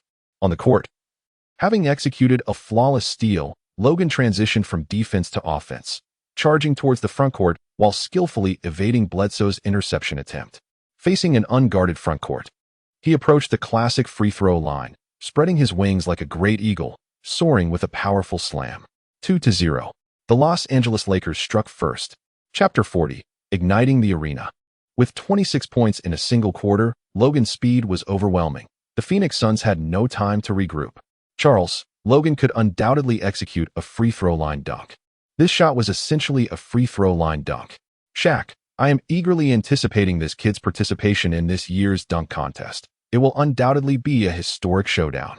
In Phoenix, at the West Arena, Charles Barkley and Shaquille O'Neal offered live commentary on Logan's thunderous slam. Meanwhile, the fans gathered at the West Arena erupted in thunderous applause following Logan's dunk. Who on earth are the Suns fans? We are all here to witness Logan's brilliance. His dunk was magnificent, far more exhilarating than watching it on video. It's a pity my job is in Phoenix. If only I could live in Los Angeles. I could watch Logan play every day. Damn, I truly wish to relocate to Los Angeles. The Phoenix fans in the stands voiced their complaints. Why is Phoenix so far from Los Angeles? Why can the Lakers only visit Phoenix twice in an entire season? They could only catch 2 of Logan's games on their home turf, and they simply couldn't bear it. Hearing the raucous cheers erupting for Logan's score, Devin Booker could no longer contain himself. On the offensive end, Booker actively sought the ball from his teammates. With the ball on the wing, he executed a 3-threat move. Faking a shot. Advancing decisively, he swiftly retreated, raising his hand to shoot. Unlike during the Summer League, Booker noticeably accelerated his release speed over the summer. This particular shot, launched with remarkable quickness, would pose a challenge for any ordinary defender to respond in time. Unfortunately for him, standing in his path was the ferocious Logan. Like a hesitant cheetah stalking its prey, Logan leaped into the air, executing a one-arm block against Booker's step-back two-pointer. Grasping the ball with one hand, Logan deftly changed direction, evading Booker as if navigating around a mere obstacle. He then surged forward into the paint, swinging his arms in a grand windmill motion that ignited the crowd. Oh! Logan had transformed the game into a personal dunk exhibition. I relish this spectacle. I hope for more such moments. The more he dunks, the more I anticipate his performance in the dunk contest. Barkley and O'Neal's voices soared, particularly that of the Flying Pig, who boldly declared, even in a dunk contest, this dunk would undoubtedly earn a perfect score. Why? Firstly, Logan's takeoff was from a distance nearly at the free throw line. Secondly, the execution of his dunk was impeccable, completed with a dribble into a long-distance windmill dunk. Lastly, the power behind his dunk was palpable, yet it retained the grace of a soaring, thunderous finish. Dunks are ultimately about visual appeal, flight distance, and execution. From any perspective, Logan's a-game dunk merits a perfect score. I concur with your assessment, Charles. Logan will undoubtedly receive an invitation to this season's dunk contest. O'Neal, in a rare moment of agreement with Barkley, noted, last season's dunk contest was a historically significant dual showdown. Logan's participation would elevate this season's dunk contest to new heights of entertainment. Last season, specifically the 2015-16 season, the NBA All-Star Dunk Contest showcased a duel worthy of the annals of dunking history. Aaron Gordon and Zach LaVine, two young talents with superhuman dunking abilities, delivered perfect scores on the All-Star stage. For the first time in the history of the All-Star Dunk Contest, there was a double overtime. Gordon's spinning windmill and L-shaped seated dunk, along with LaVine's 3 attempts from the free throw line, revealed his astonishing gliding prowess. The 2015-16 All-Star Dunk Contest is often hailed by fans as the most thrilling in NBA history.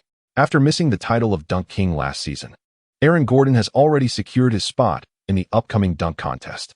If Logan can participate, the mere clash between these two would already be a spectacle worth anticipating. Should the 2-time dunk champion Zach LaVine also decide to pursue a 3rd consecutive title, the lineup of LaVine, Gordon, and Logan would certainly pose a formidable challenge for the title of the greatest dunk contest in NBA history.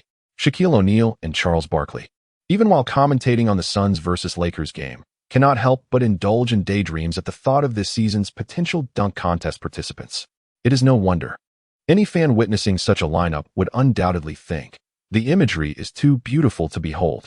Returning to the court, as the Suns prepare for their next offensive play, the boxer overpoweringly engages with Little Nance in the paint, but his turnaround layup fails to find the mark.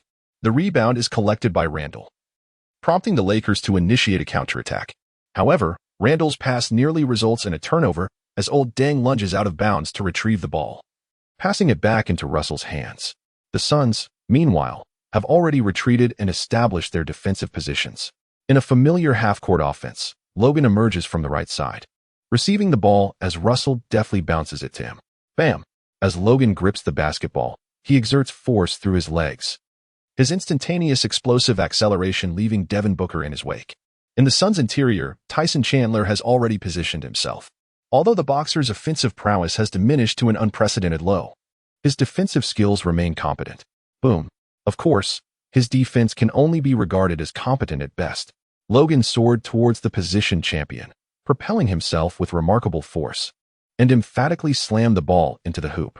An astounding dunk. Logan has just posterized Tyson Chandler.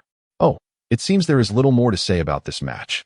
Logan has fully unleashed the spectacle of Showtime. The arena in the West is his personal stage. The commentary booth, occupied by Pig and O'Neal, is in a state of exhilaration. Witnessing this promising young talent flourish in a game they are narrating brings immense joy. How exhilarating it is. Throughout the first quarter, Logan relentlessly dominated the rim, showing no mercy to the entire Suns team. Amidst the electrifying cheers from home fans fervently supporting the visiting players, the atmosphere was nothing short of electric. Logan scored an astounding 26 points in a single quarter, equaling the NBA record for the highest first-quarter scoring performance. He led his team to a commanding 20-point advantage over the Suns in the first quarter. The award for Western Conference Player of the Week is already a foregone conclusion. As the first quarter concluded, the commentator Feiju expressed his disbelief, stating that Logan had decisively put the outcome beyond doubt in just one quarter. However, Shaquille O'Neal interrupted him, asserting, "Listen, Charles, my sole focus right now is Logan's performance today. He tied the record with 26 points in the first quarter. At this rate, he is on track for a 50-point game." Chapter 41. A 50-point game. The call for MVP resonates throughout Phoenix. In the first quarter of the match, Logan scored an impressive 26 points, equaling the NBA record for points in a single quarter. This achievement also set a new personal best for him in the first quarter. In the eyes of Shaquille O'Neal, this is not merely the conclusion of a record, but rather the inception of a remarkable new benchmark. Logan has a genuine possibility of achieving his first career game with over 50 points today. Throughout the annals of NBA history, a mere 9 players have managed to contribute 50 or more points during their rookie season. The last player to accomplish this remarkable feat was Brandon Jennings from the 2009 draft class. Looking further back, we arrive at the legendary Allen Iverson from the iconic 1996 draft class. If we delve even deeper into the past, we find ourselves in the ancient era of 1969, when the formidable Kareem Abdul-Jabbar scored 51 points in his rookie season. In other words, since 1970, only 2 players in NBA history have recorded a single game with over 50 points in their respective rookie seasons, Iverson and Jennings. Over the past 46 years, countless rookie prodigies have graced the league, yet only these 2 have achieved the elusive 50-point milestone. This underscores the extraordinary difficulty of such an achievement. "Shaq, are you serious?" Kenny Smith expressed some surprise, stating that scoring 50 points in a single game is not something to be taken lightly. Scoring is not merely a casual endeavor. Although Logan scored an impressive 26 points in the first quarter, it is worth noting that the last player to achieve 26 points in the opening quarter ultimately failed to reach 40 points for the entire game. Can Logan maintain a fervent rhythm throughout the entire match? Will the game progress too swiftly, depriving him of ample playing time? These are all factors that could influence his potential to etch his name in history. "Indeed, I comprehend your perspective, Kenny." O'Neal nodded. Recognizing his oversight, "I believe the Phoenix Suns are unlikely to endure until Logan secures his 50th point. They are currently trailing by 20 points, and the match may soon descend into garbage time." Barkley concurred with the Sharks' assessment, Logan undoubtedly possesses the capability to score 50 points in a single game. It is merely the Suns' inability to withstand the pressure that poses a challenge. Should Logan ultimately fall short of 50 points, the fault would certainly not lie with him, but rather with the Phoenix Suns. As a revered figure of the Suns, Charles Barkley has preemptively placed the blame squarely on the team's shoulders, leaving even the Shark astonished. We cannot concede this match. Meanwhile, on the Suns bench, despite being momentarily stunned, Devin Booker remained resolute. Guys, this is our home court. The game has just concluded its first quarter. Anything is possible as long as we refuse to surrender. Booker genuinely did not wish to capitulate so easily. To expect him to give up after just one quarter? Absurd. Naturally, Logan harbored no objections to granting Booker an additional quarter, allowing him to fully grasp the essence of despair. As the second quarter commenced, the Lakers' rotation struggled to find their rhythm, providing the Suns with a glimmer of hope. The point differential narrowed to 12. Luke Walton promptly called a timeout to recalibrate his team's lineup. Logan replaced the underperforming Reed and took to the court with the second unit. On the Suns' side, head coach Earl Watson, recognizing the momentum of his team, decisively deployed his full roster to engage in a fierce contest against the Lakers. The outcome hinged on this critical moment. Both teams' players returned to the court, and the Lakers initiated their offensive possession. As Logan seized the ball on the offensive end, he was immediately met with a double team from the Suns. Undoubtedly, he stands as the most formidable scoring asset in the Lakers' current lineup. Stifling the Lakers' number 7 could bring the deficit down to single digits, but that is merely a fantasy. Alas, attempting to contain Logan with a double team is indeed a dream unrealized. Boom, boom, boom. With lightning speed, Logan initiated his dribble, executing 3 swift changes of direction, breaking free from the clutches of Booker and Bloods. As he faced the encroaching Tyson Chandler and Dudley, he suspended in midair, employing a double clutch to deftly deposit the ball into the hoop. Swish. The basketball descended into the net amidst the almost despairing gazes of the Suns players. The crisp sound of the ball swishing through the net resonated like a powerful punch, striking deep into the hearts of the entire Suns team. 1v4. Logan once again delivered a spectacular moment of 1v4 brilliance. I have but one inquiry. Will 5 plays of the day suffice? Logan alone has contributed far more than 5 dazzling shots. I strongly advocate for the official count to be adjusted to 10 plays of the day, allowing other players a moment to shine as well. In the commentary booth, Pig and Shark seized the opportunity to lavish praise upon Logan. This highly anticipated young talent did not disappoint the two commentators. In the latter half of the second quarter, Logan unleashed a barrage of points, scoring 21 in just one period. With a staggering 47 points at halftime, he helped secure a 28-point lead for his team. During the halftime break, some fans in the venue began to speculate on Twitter about Logan achieving a remarkable 50 points in a single game. In their eyes, he was destined to become the 10th player in history, the 3rd in 70 years, and the 1st in a decade. It was merely a matter of time. Unless Logan clocked out early, he was poised to attain his first career 50-point game. His consecutive selection as the Player of the Week was all but assured. And today Logan aimed to etch multiple records into history. Those fortunate enough to witness the spectacle knew that Logan's performances would never disappoint. A small contingent of fans from the homeland even took to their social media platforms to proclaim, "Logan, forever a deity." Logan did not keep his supporters waiting long for his inaugural 50 points in his career. The very first possession of the third quarter, Logan received the ball on the wing, penetrated into the mid-range, evaded Booker with a deft maneuver, drew a foul from his opponent, and successfully executed a bank shot for 2 points. MVP, MVP, MVP. Logan approached the free throw line. The entire Western Conference arena resonated with chants of MVP. The home crowd, in a remarkable display of unity, cheered for the visiting player as he prepared to shoot.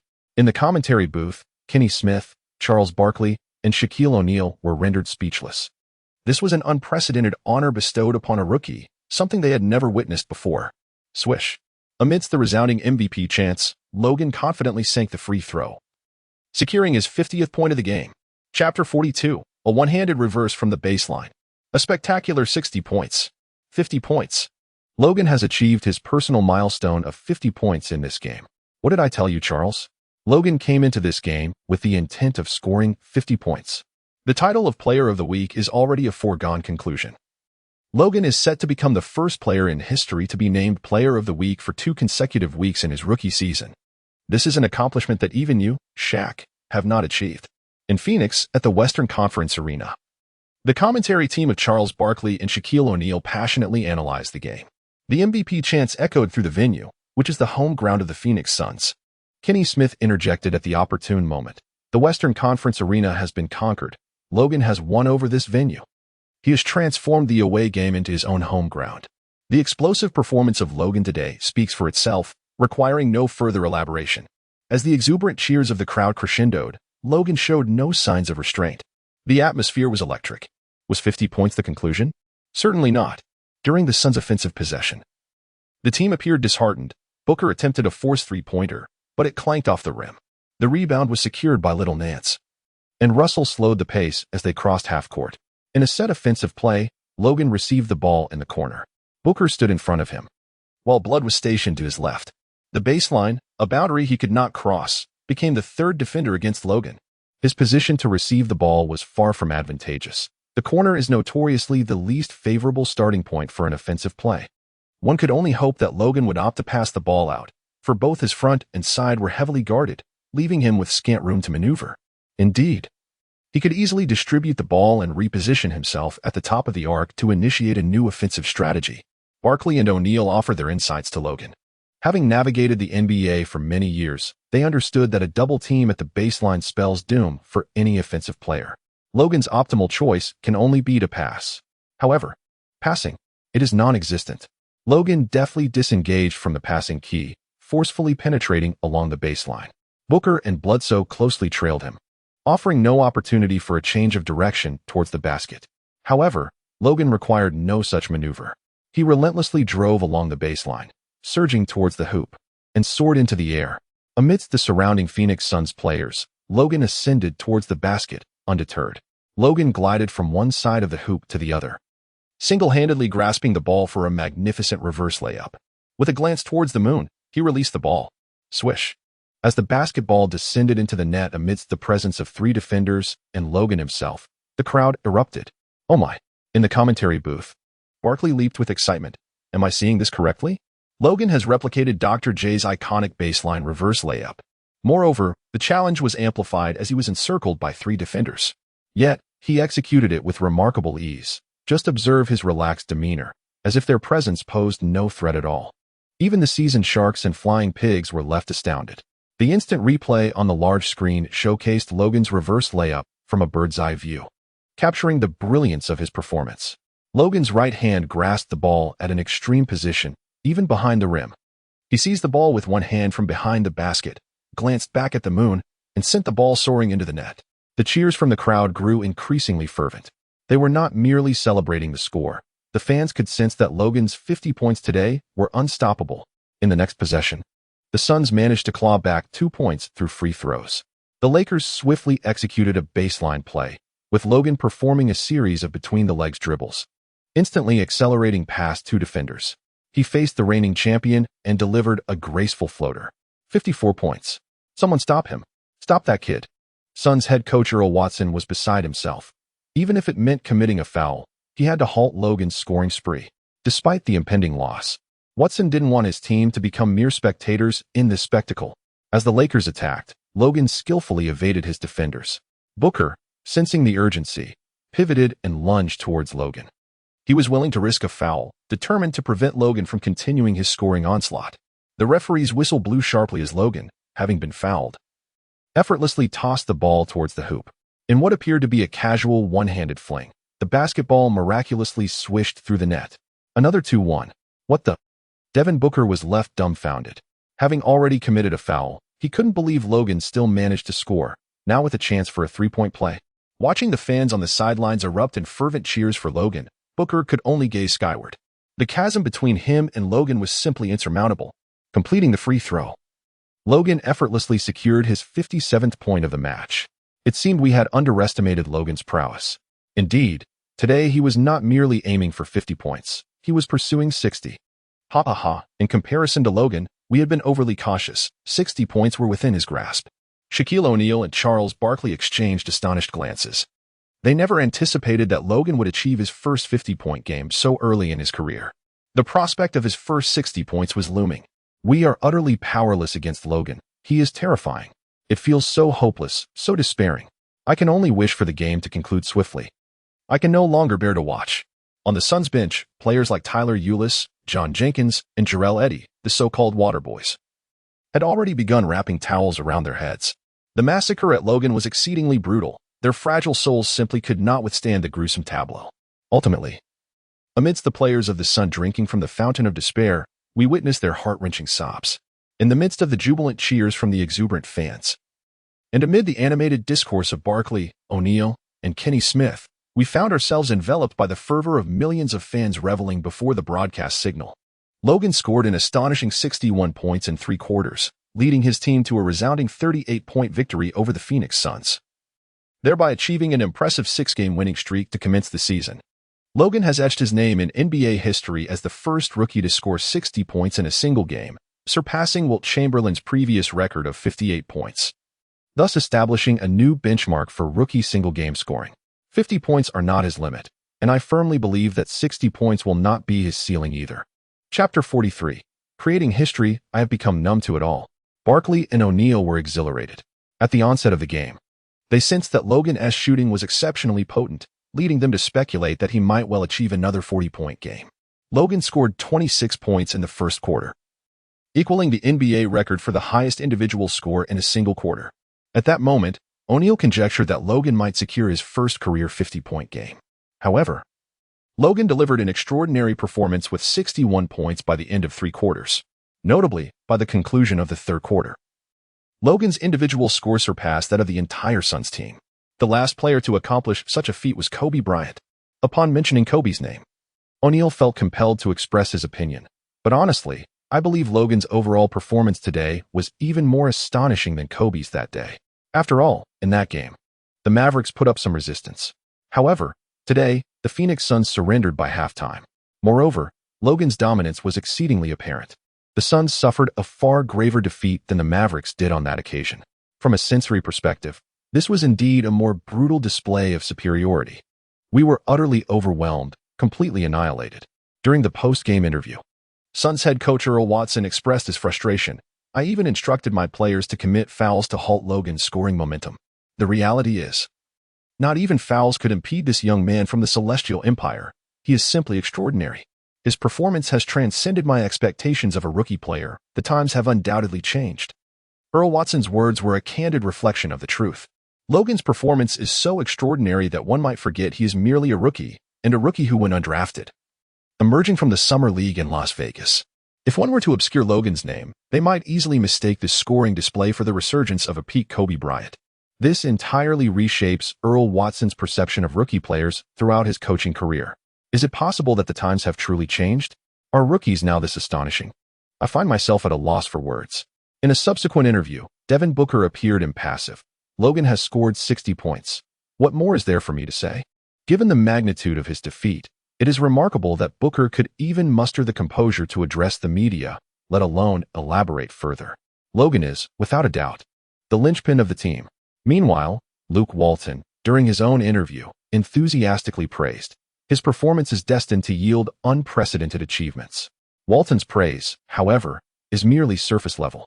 D'Angelo Russell, who has long recognized who the true leader of the team is, candidly stated, "To be honest, we have already begun to envision a 10-game winning streak. Some may consider this overly ambitious, especially since we failed to win even 20 games last season. Yet, I must assert that with Logan on our roster, such confidence is justified. A team that finished last in the Western Conference with a mere 17 victories last season dares to dream of an undefeated start with 10 consecutive wins? Admittedly, such a proclamation might invite scorn. However, when that team is the Los Angeles Lakers, and they have welcomed a young talent named Logan into their ranks, this narrative seems far less preposterous. Under Logan's leadership, the Lakers have commenced the new season with an impressive record of 6 wins and 0 losses, averaging a victory margin of over 20 points. In 6 matches, apart from one game where he scored merely 34 points in 2 quarters, Logan has consistently surpassed 45 points in the remaining 5 games. Today, he astonishingly set a record by scoring 61 points. The prospect of a 10-game winning streak is not merely a fantasy. After concluding interviews with Luke Walton and D'Angelo Russell, the media hurriedly surrounded Logan as he passed by. "Congratulations, Logan," on leading your team to another victory. D'Angelo just mentioned that the team is already contemplating a 10-game winning streak. Do you believe this is feasible? Logan. Today you scored 61 points, surpassing Wilt Chamberlain. How does it feel to once again etch your name in the annals of history? Logan. What is it like to transform an away game into a home game? This may not be Staples Center, yet you are enjoying MVP-level treatment. The media clamored to pose their questions. In the face of numerous microphones and cameras, Logan responded with composure. Firstly, I would like to state that prior to the season's commencement, the team did not establish any plans regarding our performance record after the season began. Our sole objective is to strive for victory in every game thereafter. As for the possibility of a 10-game winning streak, I cannot say. All I know is that I will continue to win until someone defeats us. With a smile, Logan shrugged his shoulders. Fortunately, thus far, no one has managed to overcome me. No one has been able to defeat him thus far. Logan's confidence is radiating. However, the pivotal point is that, thus far, no team has managed to overcome Logan and his Lakers. The sensation of setting records is delightful, yet, to be candid, I have begun to feel somewhat desensitized. Moving on to the next topic, Logan shrugged. Since the very first day of the Summer League, I have been continuously breaking records. With so many records shattered, the joy derived from it inevitably diminishes. It is simply human nature. The journalist present wore expressions of bewilderment. They understood the reasoning, yet coupled with Logan's nonchalant demeanor, one couldn't help but feel that he was putting on an act. In conclusion, I must say, experiencing the MVP chance while playing away is indeed quite splendid. Logan pointed to the data records above the arena, proclaiming, "This is my response to the cheers of the fans." The echoes of MVP chants resounded throughout the visiting arena. Logan delivered an extraordinary performance, scoring 61 points in just 3 quarters, much to the delight of the fans. The impact of the game between the Lakers and the Suns is far from over. After all, Logan's remarkable achievement of 61 points in 3 quarters not only set a record, but also secured him the title of Player of the Week, leaving everyone in awe. In a later match, the Cleveland Cavaliers narrowly triumphed over the 76ers by a single point, marking their 6th consecutive victory and maintaining their unbeaten streak. During the post-game interview, LeBron James, who contributed 25 points, 14 assists, 8 rebounds, and 2 steals throughout the game, was questioned by reporters regarding Logan. The rookie from the Celestial Empire had just scored 61 points. The reporter inquired whether LeBron believed this young player might someday surpass him. Chapter 44. The stars of the league discuss. Starting at 20 million. 61 points? That Logan? Taken aback by the question, James replied, "I have been keeping an eye on this young talent since the Summer League." After praising Logan's performance, he returned to the reporter's inquiry. "He is indeed an exceptional young man. But if he aspires to surpass me, well, my friend, are you new here?" Before LeBron could finish his thought, Kevin Love interjected, "Logan is merely a rookie, a newcomer who has shown promise." LeBron is a player etched in the annals of NBA history. They are not even on the same level. The question itself is absurd. Logan cannot be compared to this guy beside me. With fervor, Love continued, "If anyone truly wishes to compare that rookie with the greatest player in history, they should at least bring a championship trophy and an MVP award to the discussion, and let it be a Finals MVP trophy." Concluding his remarks, Love patted the reporter who had posed the question, "Does Logan have a chance to surpass LeBron James?" The answer is undoubtedly impossible. Love concluded his impassioned outburst, leaving the journalist with a flurry of astounding records and an awkwardly smiling James. The journalist was thoroughly satisfied with the interview content, while James appeared somewhat uncomfortable. "The future belongs to Logan, but the present is mine." Reflecting on this statement, James promptly ended his post-game interview. The same question was posed to various journalists regarding the other players in that day's match. 61 points? Logan scored 61 points? In New York, at Madison Square Garden, a dejected Carmelo Anthony gazed upwards, sighing. "You know, Logan is just a step away from New York. He nearly became my teammate. If I could team up with Logan, breaking out of the East, and even contending for the championship would be absolutely feasible. Other teams might still be dreaming, but New York is indeed very close to Logan." In the eyes of the melon, all it takes is for Zen Master to be a tad more sincere and to offer more generous terms. Logan would don the illustrious number 7 jersey of the New York Knicks, standing upon the grand stage of Madison Square Garden. What? Anthony himself bears the number 7? No matter, as long as Logan is willing to grace New York with his presence. Carmelo is prepared to relinquish his coveted number 7 jersey and revert to his former number 15. Regrettably, all of this remains merely a tantalizing what-if. Anthony's lament is echoed by the fervent fans in attendance. Some fans, upon perusing Twitter and discovering Logan's astounding 61-point performance, were left utterly disheartened. Phil Jackson must be dismissed. Look at Logan. Observe the Los Angeles Lakers. And then reflect upon our own fate. Phil has dismantled the Knicks dynasty. He is nothing but a commercial spy for the Lakers, embedded within New York. The imagination of New York fans is remarkably vivid. On Twitter, some enthusiasts have even begun to circulate an image of the Zen master clad in a purple and gold agent's attire, captioned succinctly in Chinese. In New York, the heart belongs to Los Angeles. Logan? That recently surging rookie from the East? Meanwhile, in Orlando, a moment of surprise struck James Harden, who had just led his team to victory over the Magic.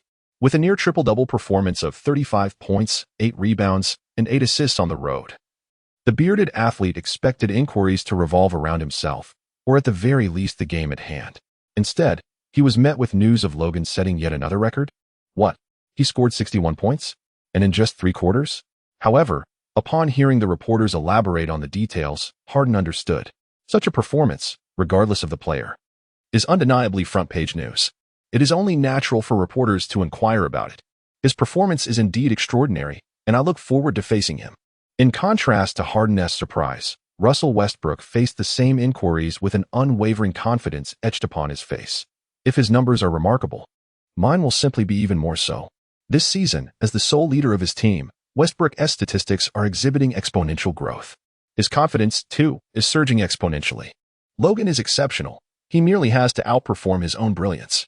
The fervent discussions among the league's stars have propelled Logan's achievement of a new record for the highest single-game score by a rookie into the spotlight, instantaneously elevating its prominence. On Twitter's trending chart, the related topics have soared to the top position. This is precisely why Logan dared to decline our offer. In the meeting room of Adidas's North American executives, the regional head, Reiner, pointed to the screen displaying Logan's popularity index across various platforms. Twitter trending first. YouTube video views leading the pack, and topping the trending topics in the Middle Kingdom. Indeed, on any social platform where topic popularity can be gauged, Logan's name undoubtedly claims the top spot. Have you seen these figures? Notice these rankings? Surely, no one still believes that $55 million is excessive for Logan, right? His commercial value far surpasses the contract we proposed. We have underestimated his potential. Such a level of popularity dominance renders Adidas's second-phase contract offer absurd. After a week of preparation, the 7-year, $90 million contract has become a mere joke. We may now need to prepare a contract in the billion-dollar range. After a considerable pause, someone from Adidas's management finally spoke up. The annual salary must start at a minimum of $15 million. An annual sneaker contract worth $15 million. In the last NBA season, only 3 players had sneaker contracts exceeding $15 million. Kevin Durant, Kobe Bryant, and LeBron James. These 3 giants truly exist on a tier above all other players. Following this match, the cautious Adidas has finally classified Logan among the league's superstars. $15 million? Reiner scoffed. Gentlemen, we might need to prepare a signature sneaker contract starting at $20 million. Chapter 45, the first of his kind. The birth of a billion-dollar man. An annual salary of $20 million. The figure revealed by Reiner left everyone in the Adidas conference room astounded. It is noteworthy that since Kobe Bryant's retirement, only 2 players in this NBA season have endorsement contracts valued over $20 million. Kevin Durant's annual salary stands at $25 million, while LeBron James commands an impressive $32 million. Apart from these 2, there are no other NBA stars with endorsement contracts exceeding $20 million. Even Adidas's own most expensive athlete received a contract worth $200 million over 13 years, given to James Harden in the summer of 2015. Translating to an annual salary of $14 million. Yet, with Logan, Adidas is poised to make him not only the first basketball endorser in its history to earn $20 million annually, but also the 3rd player this season in the NBA with a shoe endorsement salary surpassing $20 million. This represents a significant gamble for Adidas. The critical aspect is that without a starting endorsement contract of $20 million, Adidas lacks a particularly significant advantage amidst numerous competitors. Indeed, less than half an hour after Logan's remarkable 61-point game, Under Armour had already hinted through media outlets that they might offer Logan a 4-year endorsement deal worth $82 million, starting at less than $20 million and increasing annually, yet averaging over $20 million. It is not only Under Armour. Many other sports brands eager to enter the NBA shoe market have begun reaching out to Logan's team. Under Armour's meteoric rise in the NBA market, fueled by Curry's success, has illuminated a path that other brands are keen to emulate. Signing a hot rising star and leveraging explosive visibility can significantly enhance brand value. In this replicable strategy, Logan emerges as the most promising candidate for investment. The battle for Logan has never ceased, and the intensity has only escalated. Of course, this is primarily a fierce competition in the realm of sneaker endorsements. On November 6, 2023, Logan's name once again dominated the headlines across major media outlets. This time, his appearance was not related to basketball, but rather to his inaugural official endorsement. The NBA superstar Logan has officially signed with Patek Philippe, becoming the brand's first-ever ambassador in its illustrious history. Patek Philippe undoubtedly reigns supreme among timepieces. Throughout its extensive history, the brand has never contracted even a single ambassador, a testament to its confidence. The affluent capable of purchasing their products have no need for advertising. However, in recent years, there has been a discernible decline in the younger generation's affinity for Patek Philippe. They urgently need to target the emerging market and develop a new line of products. A nascent brand naturally requires a swift elevation and recognition, and signing an ambassador is undoubtedly the optimal choice. Recently, the most talked-about figure in the youthful market has been none other than Logan. Upon learning that Rolex also sought to sign Logan to create a new brand targeting the youth, Patek Philippe made a bold offer, a staggering $103 million over 5 years. Post-tax in California, they decisively secured Logan as their ambassador. Logan has thus become the first brand ambassador in both NBA and Patek Philippe history. Patek Philippe will provide Logan with custom timepieces and launch an entirely new youthful collection.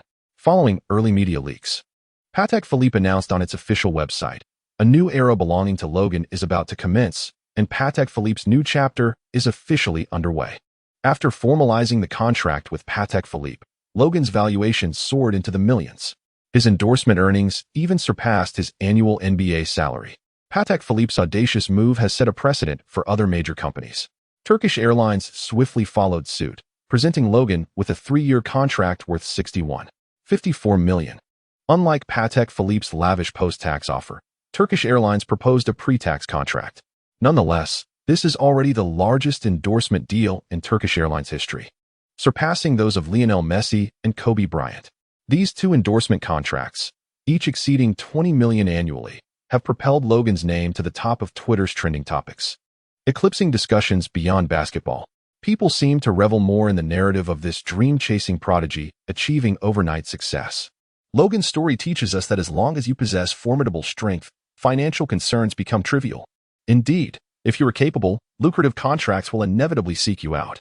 A week ago, did the irrational individuals who dismissed Logan's contract still exist? Indeed, just a week prior, Logan received numerous endorsement offers, some even falling short of $10 million. At that time, the proposals Logan declined were perceived by many fans as exceedingly extravagant for a rookie. When Logan outright rejected those offers, numerous fans speculated that he had become overly confident after a few commendable performances. They deemed Logan's market value as the most significant bubble. This perspective was upheld as a truth by many fans until just recently. However, now, those who once questioned Logan's inflated status have been thoroughly proven wrong. The partnership with Turkish Airlines and Patek Philippe is tangible and lucrative. Adidas, Under Armour, and even numerous athletic brands that had never ventured into the sneaker market are now fervently competing for Logan's endorsement. Let us not forget that Nike, the cunning veteran, is always poised to make a decisive move, aiming to seize Logan with overwhelming advantage. Logan's worth has never been a mere illusion. He is indeed a genuine millionaire. The NBA authorities are more than willing to let the flames of Logan's success burn even brighter. In the early hours of November 7, 2023, the NBA officially announced, as part of their routine, the Eastern and Western Conference Players of the Week for the second week of the 2016 to 2017 season. Chapter 46. The North Carolina Blackhawks transform into chicks. First, let us consider the Eastern Conference Player of the Week. LeBron James, having led his team to a flawless 3 victories last week, emerged victorious once again, boasting an impeccable record of 6-0 since the season commenced.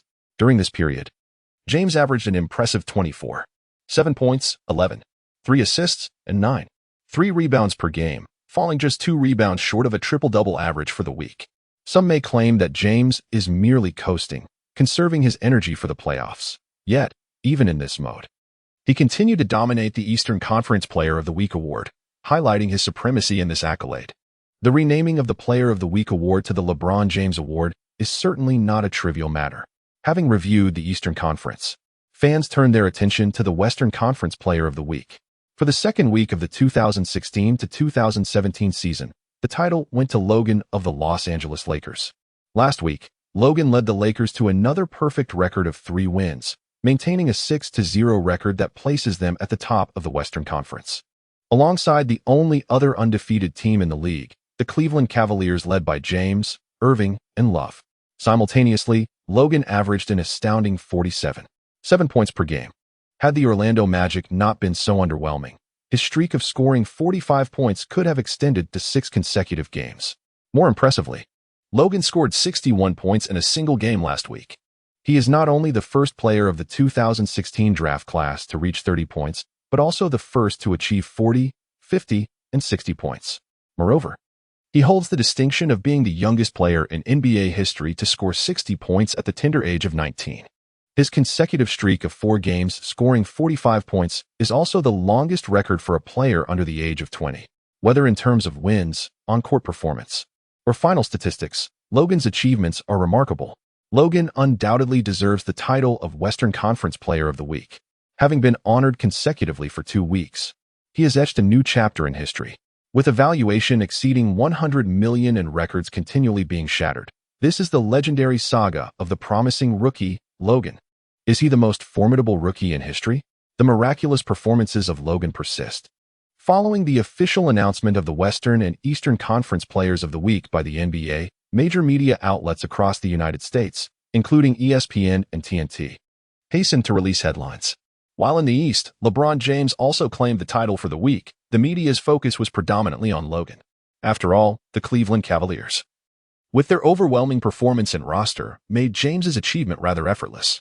In stark contrast, the Lakers' lineup pales in comparison to that of the Cavaliers.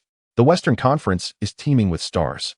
Just consider Kawhi Leonard, James Harden, Russell Westbrook, alongside the prolific scorers Anthony Davis and DeMarcus Cousins. Not to mention the formidable duo of Kevin Durant and Stephen Curry from the Warriors. Even the younger generation, represented by Devin Booker, posed a challenge to Logan in the competition for the weekly accolade last week. The difficulty of securing consecutive Player of the Week titles in the West far surpasses that of James. Logan has become the first player in NBA history to achieve consecutive Player of the Week honors in the first 2 weeks of his rookie season, a feat that even Michael Jordan could not accomplish. If he continues to deliver such explosive performances, will he maintain his reign as the Western Conference Player of the Week in the upcoming weeks? Unless the Lakers suffer defeats in their forthcoming games, I find it hard to envision a scenario where Logan would miss out on this title. Fans on American social media platforms have already begun to foresee Logan's dominance in the realm of Player of the Week accolades. LeBron James is the reigning sovereign of Player of the Week 1-0, but Logan is rapidly emerging as a formidable contender. Logan is akin to a 2-0 version of LeBron James in the weekly Best Player selection. On the evening of the announcement of the weekly awards, the Los Angeles Lakers faced their 7th game of the season at the Staples Center, going up against the Dallas Mavericks, who have been struggling significantly since the commencement of the season. Dirk Nowitzki is now in the twilight of his illustrious career. Following an impressive debut game with 22 points, the legendary player has failed to score in double digits in the subsequent 2 matches. Furthermore, due to injury, he has been sidelined for the remainder of the season after facing the Trailblazers. Deprived of Nowitzki's prowess, the Mavericks, relying solely on Harrison Barnes, managed to secure their first victory of the season only in the last match. With a record of 1 win and 5 losses thus far, they find themselves in stark contrast to the Lakers, who boast an undefeated record of 6 wins and 0 losses. Regardless of the perspective from which one views the situation, it is evident that one team is soaring high while the other is languishing below. Yet, in the pregame interview, Barnes, who scored an impressive 34 points in the last game to lead his team to their first victory, summoned his courage and stated, "I know the world does not hold us in high regard." Speaking candidly to the camera, the North Carolina native boldly proclaimed, "But until the final whistle, anything is possible." One cannot help but admire Barnes' unwavering self-motivation. Logan also greatly appreciates players who confront their disparities head-on with unwavering determination. For such opponents, failing to dismantle them is indeed a disservice to their valiant spirit. In the first quarter, Logan not only adeptly scored 18 points offensively but also directly countered Barnes on the defensive end. He recorded 3 steals and 2 blocks. Barnes, who had previously amassed 34 points in the last game, managed to touch the ball only 3 times in this quarter, shooting twice without success. He contributed 4 turnovers, alongside a dismal stat line of 0 points, 0 rebounds, and 0 assists. A true embodiment of futility. Harrison Barnes has already succumbed to despair. Observe the pitiable and helpless expression in his eyes. I can only offer my prayers, hoping that Logan will show him some mercy in the forthcoming plays. While the two commentators relished the first quarter, witnessing the North Carolina Black Eagles transform into mere chicks was a tragic sight, prompting them to take on the role of the Good Samaritans. Ultimately, the Dallas Mavericks raised the white flag by halftime, as the Los Angeles Lakers celebrated a resounding 27-point victory at home, marking an impressive 7 consecutive wins to start the season. Logan played merely 2 quarters, yet he delivered an impressive performance with 33 points, 5 steals, and 5 blocks, an extraordinary 35-5. In the aftermath, many fans online expressed that Logan could very well contend for the title of the season's best defensive player, given such prowess on the defensive end. Earning a spot on the all-defensive team for the season is undoubtedly within reach. Let's be candid. How long has it been since we witnessed a superstar shooting guard exuding energy on both ends of the court? During the evening's TNT roundtable, Kenny Smith pointed to the big screen showcasing Logan's statistics. Logan's presence reminds me of the legendary Kobe Bryant, even Michael Jordan, a shooting guard dominating the court on both offense and defense. So, gentlemen, is Logan not a contender for the title of the best shooting guard in the Western Conference this season? Charles, be a bit bolder. As soon as Barkley finished his statement, Shaquille O'Neal modified the conversation. My friends, we should be discussing whether Logan is the league's best shooting guard this season. Chapter 47. The Ultimate Debate. The 3 shooting guards versus Logan. In O'Neal's view, there aren't any particularly outstanding shooting guards in the Eastern Conference. Bradley Beal and DeMar DeRozan may be counted among the few. The rest of the Eastern shooting guards simply do not measure up. Let's not even mention Dwayne Wade. The current version of the Flash is far removed from his peak form, although Wade may still be considered a top presence among active shooting guards. He lacks the capability to compete for the top spot this season. Ignoring the East, the Western Conference boasts a plethora of quality shooting guards. First and foremost, we cannot overlook the exceptional performances of the Rockets star, James Harden. After losing Dwight Howard, the bearded player has remarkably showcased the pinnacle of his career while leading the team solo. Besides Harden, Klay Thompson also ranks among the upper echelon of shooting guards in the West. Indeed, these two are the only ones capable of matching Logan's prowess. Others, like C.J. McCollum and Devin Booker, fall significantly short in comparison to Logan's abilities. Thus, the top 3 shooting guards this season are evidently James, Klay, and Logan. Kenny Smith extended this conversation. We merely need to compare the statistical performances of these 3 young shooting guards to determine who currently holds the title of the league's leading scorer. As Kenny Smith spoke, he showcased the statistics of 3 young shooting guards alongside their respective team performances on the large screen. In terms of records, the Rockets displayed the poorest performance, while the Warriors suffered a single defeat, standing at 6 wins and 1 loss, securing the 2nd position in the Western Conference. Meanwhile, the Los Angeles Lakers boasted an impeccable record of 7 wins and 0 losses, placing them at the pinnacle of the Western Conference. Especially after the Cleveland Cavaliers fell to the Hawks, the Lakers thus emerged as the only undefeated team in the season thus far. In terms of performance, Logan triumphed effortlessly. Following this, the player statistics were revealed. Upon witnessing the magnified comparison of player data, Charles Barkley erupted in laughter. Enough, Kenny. There's no need to continue. He acknowledged that comparing team records was acceptable, but contrasting Logan's individual performance and statistics with those of the young Western guards was unwarranted. Don't publicly execute these 2 young shooting guards. Indeed, in terms of statistics, Logan eclipsed both James Harden and Klay Thompson by a considerable margin. Shaquille O'Neal, while praising Logan, could not resist taking a jab at the flying pig Barkley. The disparity in their data is as stark as the difference in championship titles between Charles and myself. O'Neal possesses 4 championship trophies, whereas Barkley has none to his name. The contrast is indeed quite pronounced. In the eyes of the Shark, Logan's advantage in personal statistics is as monumental as his 4 championships, dwarfing the 0 titles of others. Barkley intended to interject with additional thoughts, but was momentarily silenced by Shaquille's remark. Countless words that formed on his lips were reduced to a mere expletive. Were this not a live broadcast, he would have surely unleashed a torrent of invective upon Shaquille. Thus, the discussion has reached its conclusion, has it not? Ultimately, it was Kenny Smith who stepped in to mediate. Logan is undoubtedly the premier shooting guard of this season. Who concurs and who dissents? Clearly, every former NBA player present at the TNT roundtable acknowledges this assertion. This is not to belittle Klay or James Harden. Rather, it is the starkness of Logan's superiority that is apparent. At the conclusion of the roundtable, Shaquille summarized, "Honestly, even if we were to place Logan's performance from the initial 2 weeks of this season within the annals of NBA history, I believe it would merit recognition. When compared to the likes of Michael, Kobe, and Dwayne, Logan's early performance truly possesses the capability to contend."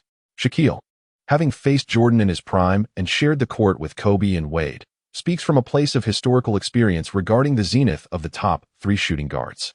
Nonetheless, Shaquille firmly believes that even in his rookie season's opening fortnight, Logan could hold his own against these 3 legendary shooting guards.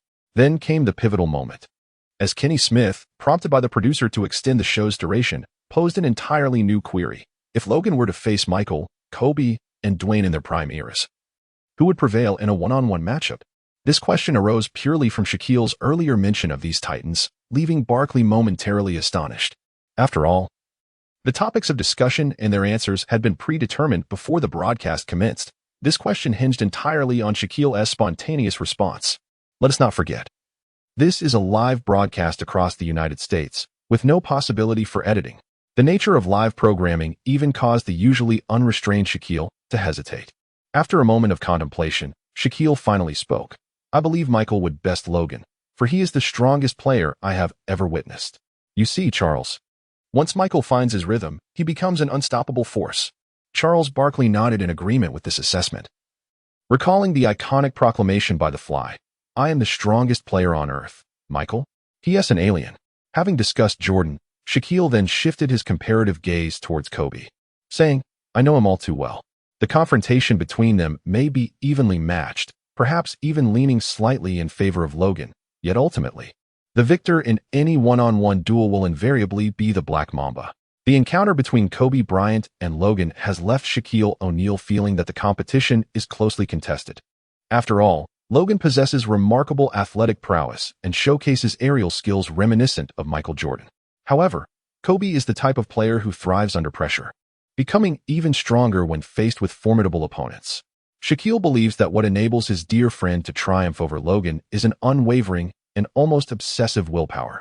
As the conversation shifted to the topic of Dwayne Wade versus Logan, Shaquille candidly remarked that Dwayne could potentially be overwhelmed by Logan, particularly in the realm of speed, where he may not hold the upper hand. With hands clasped in a gesture of humility, he turned to the camera and expressed, "I apologize, Dwayne, my good friend." This final comment from Shaquille set off a frenzy across social media in the United States, igniting fervent discussions among fans about the hypothetical matchups. Would Michael best Logan effortlessly? Would Kobe's contest with Logan be intensely competitive? Would Dwayne stand no chance against Logan? Countless fans eagerly joined the discourse surrounding these intriguing matchups, with the fervor of the topic compelling even current players to engage. Among the key figures in these discussions is none other than the Flash himself, Dwayne Wade, who might have a rare opportunity to face Logan in a one-on-one showdown on the NBA court. In response, Wade took to his personal Twitter account to share his thoughts, tagging Shaquille O'Neal. Clearly, he was acknowledging Shaquille's earlier apology on the show. He followed up with another tweet, stating, "Logan is an excellent young talent. Who is stronger between us? That's an intriguing question. Coincidentally, we will meet this weekend, and I hope to find the answer that day." Wade's series of tweets effectively addressed the fervent discussions among fans regarding this topic. The NBA schedule is indeed fascinating. On the final day of the week, the Los Angeles Lakers will travel to Chicago to challenge the Chicago Bulls. Having not received a contract renewal that reflected his worth from Pat Riley, Wade departed from the Miami Heat, where he had spent many years, and returned to his hometown of Chicago, alongside Rajon Rondo, Jimmy Butler, and Robin Lopez. The Bulls are poised to alter the dynamics of the Eastern Conference this season. With trustworthy teammates, Wade can devote his full attention to mentoring newcomers, such as the recently surging Logan. In the past, Jordan mentored Kobe, and Kobe in turn guided Wade. Now, it is time for the venerable Dwayne Wade to impart his wisdom to the younger generation. Indeed, the esteemed elder shall forever remain an elder. Oh, to our surprise, Dwayne Wade has directly addressed this topic. Unlike the previous matchups, the final one holds the potential to materialize. Wade's candid response has ignited a fervor of anticipation among fans. After all, the encounters of Jordan versus Logan and Kobe versus Logan have become utterly implausible. Jordan has transformed into the esteemed owner, while Kobe has gradually ventured towards retirement. To suggest that these two return to face Logan in a one-on-one duel would be tantamount to bullying the honest man. However, Wade versus Logan presents a different narrative. Although the Flash may no longer be in his prime, there remains a flicker of fuel in his tank. It is an exhilarating clash of the old guard of elite shooting guards against the new generation. The stage is set for an epic confrontation. Why was I overlooked? And why did we leap directly to Dwayne? Following Wade's affirmation, many current players have begun to take notice of this discourse. Toronto Raptors leading shooting guard DeMar DeRozan took to Twitter to voice his query. Is there someone claiming Logan is the league's best shooting guard? Has anyone sought my opinion? Following this tweet, DeRozan also tagged the trio of Kenny Smith, Charles Barkley, and Shaquille O'Neal, the very hosts of this episode. DeRozan's implication could not be clearer. Has Logan truly been acknowledged as the premier shooting guard in the league? By whom, exactly? Do not merely cite his one-on-one encounter with Wade. To ascend to the rank of the league's foremost shooting guard, one must at least surpass DeRozan, particularly given his exceptional form this season. The Toronto sharpshooter has led his team to a commendable 5 wins and 2 losses, securing the second position in the Eastern Conference after the first 7 games. In those 7 matches, DeRozan scored over 30 points in 6 of them, including 2 remarkable performances where he netted 40 points. He also showcased an astounding shooting accuracy of over 55 in 5 games, with one extraordinary display featuring a 63 shooting rate while scoring 40 points. DeRozan has finally reached the pinnacle of his career, yet the title of the league's premier shooting guard is being bestowed upon a rookie? What an absurdity! DeRozan's recent tweets have drawn the attention of fans to his prowess, while the spotlight has shifted to Logan, who has erupted this season, causing many to overlook DeRozan's phenomenal performance. Coincidentally, the Toronto Raptors are set to face the Los Angeles Lakers in their next game, providing DeRozan with the opportunity to confront Logan directly at Staples Center, marking the first significant hurdle in Logan's quest for the title of the league's top shooting guard. The scheduling in the NBA is indeed intriguing.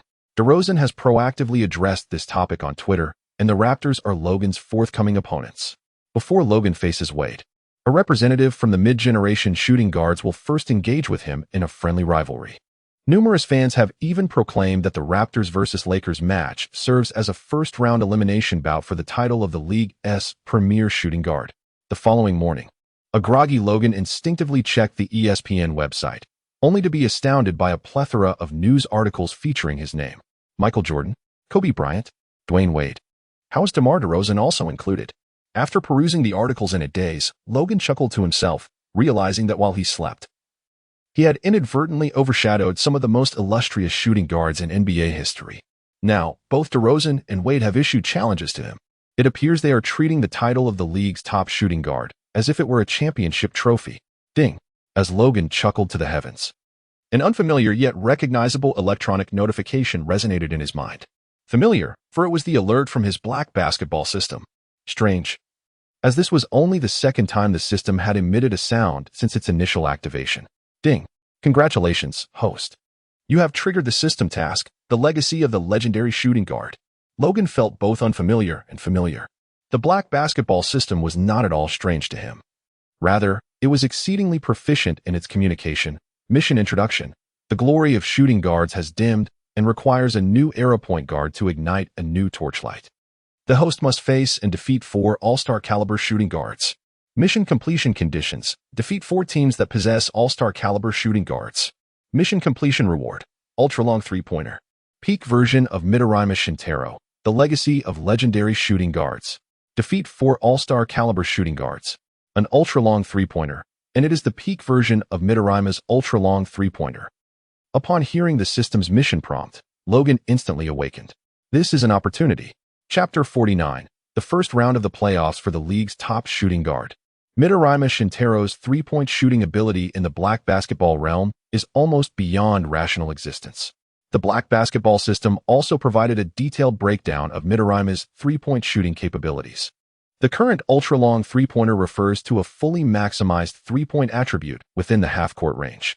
However, to unlock Midorima's even more extraordinary full-court three-point ability, Logan must trigger additional tasks. As for the 4 all-star caliber shooting guards, Logan has already identified his candidate. Indeed, the shooting guards in the NBA are gradually diminishing in strength. As the system has indicated, point guards and small forwards have emerged as positions teeming with talent in recent seasons.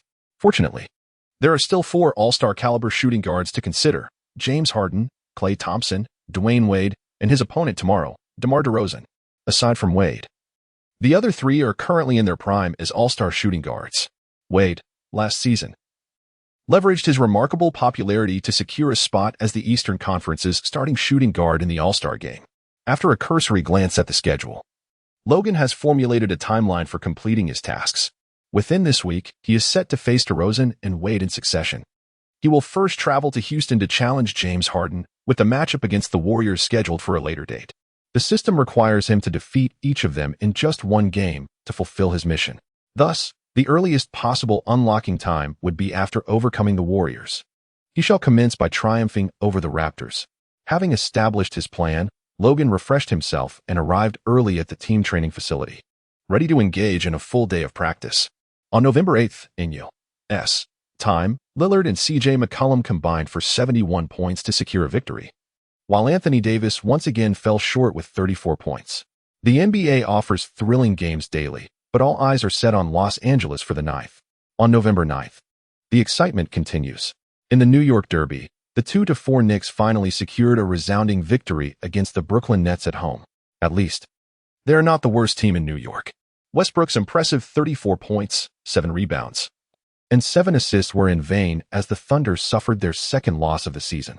James Harden recorded a triple-double with 24 points, 12 rebounds, and 15 assists, going head-to-head with Kawhi Leonard's 34 points and 7 rebounds.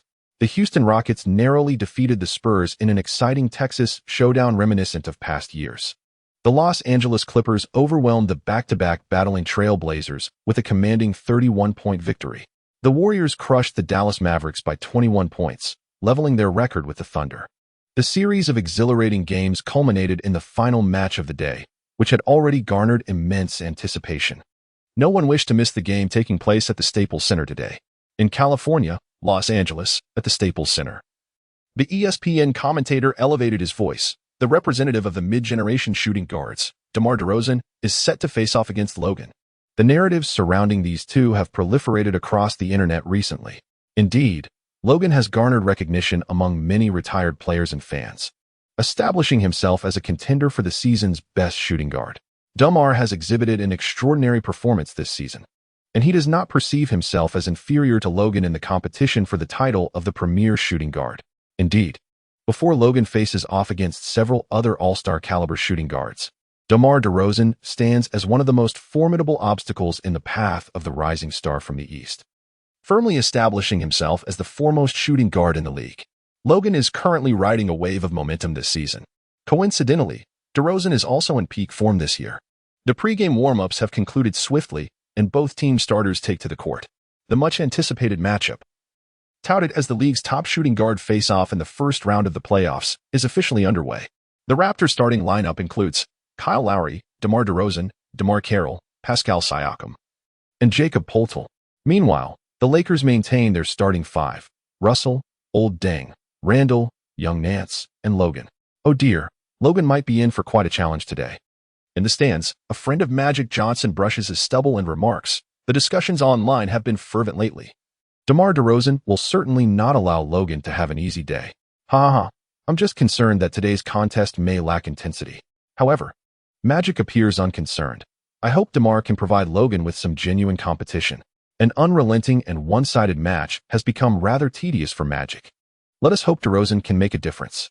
Both centers stand at mid-court as the referee tosses the ball high into the air. Although young Nance jumps impressively, Poeltl, towering 7 centimeters taller than his opponent, triumphs in the tip-off, directing the ball into Lowry's hands. The Toronto Raptors seize the offensive possession for the opening play. Lowry advances past half-court, quickly signaling for a screen, then dishes the ball to DeRozan, who is stationed in mid-range. The Toronto sharpshooter backs into Logan. While he may not have succeeded in overpowering Logan's defense, DeRozan's mid-range shot is etched into his muscle memory. Executing a deft turnaround jumper, DeRozan successfully nets 2 points. Oh my, DeMar's first shot of the game is a textbook back-to-the-basket mid-range jumper. Logan did not even leap for this shot. Perhaps he was taken aback by the opponent's confident execution without relying on strength for space. Just as the commentator analyzed. The reason Logan did not attempt to jump to block the shot was that he never anticipated DeRozan would opt for a direct drive. Indeed, in the face of absolute mastery of technique, the space for a shot becomes utterly inconsequential. Just look at Curry, then glance at DeRozan's performance today. It is nothing but sheer proficiency. As the offense transitioned, the Lakers initiated their attack. Russell, holding the ball, advanced past the halfway line and promptly passed to Logan before moving to the opposite three-point line, thereby creating space on the court. This has become a classic opening strategy for the Los Angeles Lakers. The entire floor opened up, allowing Logan to go one-on-one. As the commentator spoke, Carroll, tasked with guarding Logan, had already pressed up. "Kid, you're nowhere near DeMar." While closely guarding Logan, Carroll's mouth was also busy. "I'm the league's premier shooting guard. Just watch. You won't find an opportunity to score against my defense today?" Trash talk echoed as Carroll launched a fierce attempt to steal the basketball from Logan. In a flash, Logan executed a lightning-fast dribble, vanishing from Carroll's view in an instant. To the right, Carroll reacted swiftly, sprinting to pursue. However, Logan's dribbling speed was astonishing. He effortlessly changed direction and returned to his original stance. Carroll initially aimed to return to his former defensive position, but Logan was already poised for his second burst of speed. To the left, the Raptors defender anticipated Logan's movement, forcibly twisting his body to block Logan's path to the basket. Oh no. However, the astonished gasps of the crowd widened Carroll's pupils in disbelief. The second wave of Logan's initiation, marked by his foot-lifting motion, is nothing more than a feint. Carroll is merely spinning around on his own. Logan stood his ground, not moving an inch, yet he secured an open mid-range shot. In a moment typical of his daily training, he executed a 2-point jumper, equalizing the score. Oh my God. The ESPN commentators on the sidelines were left in awe. Logan's control over his body is nothing short of extraordinary. The way he lifted his foot to initiate movement was explosive. Even I was deceived. This is utterly absurd. Logan's ability to accelerate instantaneously and then halt just as swiftly is almost superhuman. It's not that Carroll's defensive judgment was flawed. It is purely Logan's capacity to reach maximum speed and then abruptly decelerate that is astonishing beyond measure. Chapter 50. One person cannot possibly stop Logan. Is this truly a manifestation of human physical control? Among the spectators, Magic's friends were left dumbfounded. "This isn't the first time I've heard someone speak to me in such a manner, my friend." Magic chuckled broadly. "Just wait and see. Logan's surprises are far from over." The game continued, and the Raptors launched their offense. After crossing half-court, Lowry opted to pass the ball to DeRozan, who was calling for it in a mid-range post-up. Having tasted success in the first round, DeRozan backed into Logan, but of course, he was unable to move him. Nevertheless, it mattered little. Today, his shooting touch was exceptional. So he decided to shoot. DeRozan spun around, assuming a shooting posture. Boom. Simultaneously, Logan soared into the air. The same maneuver could not possibly outwit the Saint Seiya twice. However, this time, DeRozan's shooting motion was merely a feint. Logan was launched into the air, and Aizen seized the moment, waiting until his opponent began to descend before taking flight again, executing a mid-range shot. This play served as a retribution for Carroll, avenging Logan in a sense. Whoosh. However, just as Aizen prepared to celebrate this impending success with some trash talk, Logan, having just grazed the ground with his toes, catapulted upward, reaching an astonishing height with incredible speed, extending one arm to interfere with DeRozan's shot. In a state of astonishment, Aizen witnessed Logan complete the block and land after 3 consecutive jumps, seizing the errant basketball and swiftly transforming it into an offensive opportunity. Oh my, could I be mistaken? Logan astonishingly managed 3 consecutive leaps in a single defensive sequence. Each jump reached impressive heights. His leaping ability, consecutive jumping prowess, and explosive speed were unparalleled. Even having seen his highlights, witnessing his extraordinary jumping ability live for the first time left the commentator utterly astounded. The Lakers quickly transitioned into offense. And amidst the jubilant cheers of the crowd, Logan soared through the air for a thunderous dunk, adding 2 more points. 4-2. The Lakers effortlessly took the lead. In the following possession, DeRozan, opting against a forceful shot in the post, executed a sudden pivot while on the move. Unfortunately, at that very moment, Logan, like a leopard on the hunt, executed a gamble-style steal from Aizen's grasp. He passed the ball to the sprinting Julius Randle, contributing 1 steal and 1 assist in a single play. 6-2. The Lakers continued to extend their lead. "Stop fixating on isolation plays, move the ball around," exclaimed Raptors head coach Dwayne Casey, sensing a disruption in rhythm. Aizen was attentive to his coach's advice. During the offensive play, with limited options in the low post, he decisively retreated beyond the 3-point line, drawing Logan's defensive focus. After a pick and roll, Lowry launched a 3-pointer, successfully netting the team's first of the game. Once again, it was Logan. In a half-court 1v1, he dazzled with his lightning-fast dribbling, coupled with inhuman acceleration and instantaneous stops, leaving Carroll dizzy in defense. Carroll was visibly exerting himself to defend, but his efforts were futile against an opponent who seemed to be playing against the air. Logan effortlessly created a wide-open shot, sinking another mid-range jumper. "Is this what you meant by not letting me score?" After making the basket, Logan took a moment to jest with DeMar Carroll, saying, "This seems rather different from what you suggested." "What the?" Watching Logan turn back to defense, Carroll was filled with helpless rage. He genuinely wished to thwart Logan, even if just for a single possession, and return the banter, reclaiming some pride. Yet, under Logan's relentless dominance, Carroll found himself utterly powerless. He simply could not achieve it. In the realm of the Raptors' offense, although DeRozan has momentarily faded into the background, the team's offensive prowess remains remarkably robust, bolstered by Lowry's performance. The primary concern for the Toronto team today does not lie within their offensive capabilities. Instead, their most pressing issue is the inability to contain Logan's offensive firepower on the defensive end. DeMar Carroll appears to be on the verge of being overwhelmed by Logan's relentless assault, and I believe Coach Casey ought to contemplate a defensive strategy involving double-teaming Logan. It is glaringly evident now that a single defender cannot possibly contain Logan. Between the commentators' exchanges, Logan, ball in hand, skillfully evades Carroll with a swift change of direction, penetrating the paint with ease. Carroll, in pursuit, attempts to contest, desperate to bring Logan down. Alas, even this foul-inducing defensive tactic fails to allow Carroll to catch up with Logan, who is untouchable, with not even a fingertip grazing his attire. The disparity in speed between the two is profoundly illustrated in this moment. Carroll, in his fervor, tumbles to the ground in a rather awkward fashion. Boom. In the next moment, Boucher finds himself similarly felled by Logan's emphatic dunk. The court, for a brief instance, witnesses a chaotic scene, with 2 Raptors players tumbling one after the other. Meanwhile, Logan stands nonchalantly between the fallen Raptors, as if completely detached from the unfolding drama. An oblivious specter amidst the turmoil.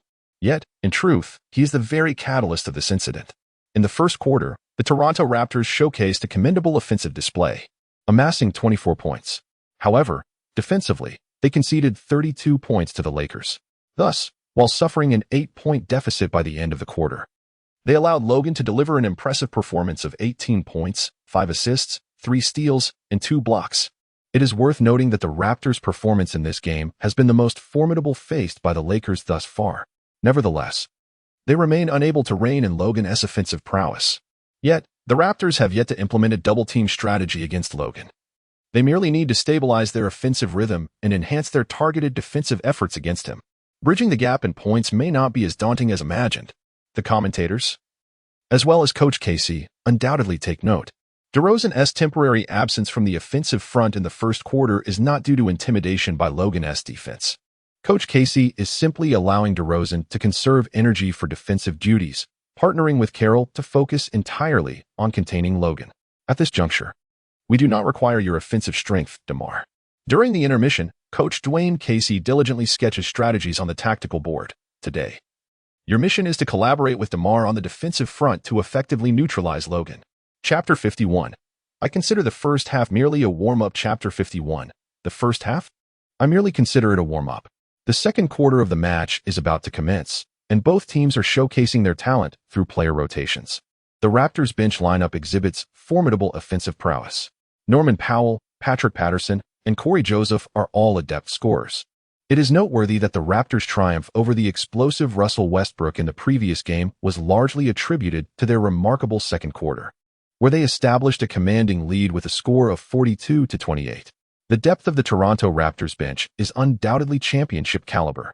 Indeed, their second unit has begun to close the gap, and the Lakers' advantage is swiftly being diminished. Powell's successive mid-range shots have narrowed the deficit to just 4 points. Sensing the shift in momentum, Luke Walton raised his hand to call for a timeout. During the pause, he admonished the Lakers' rotation players and made adjustments to the team's lineup.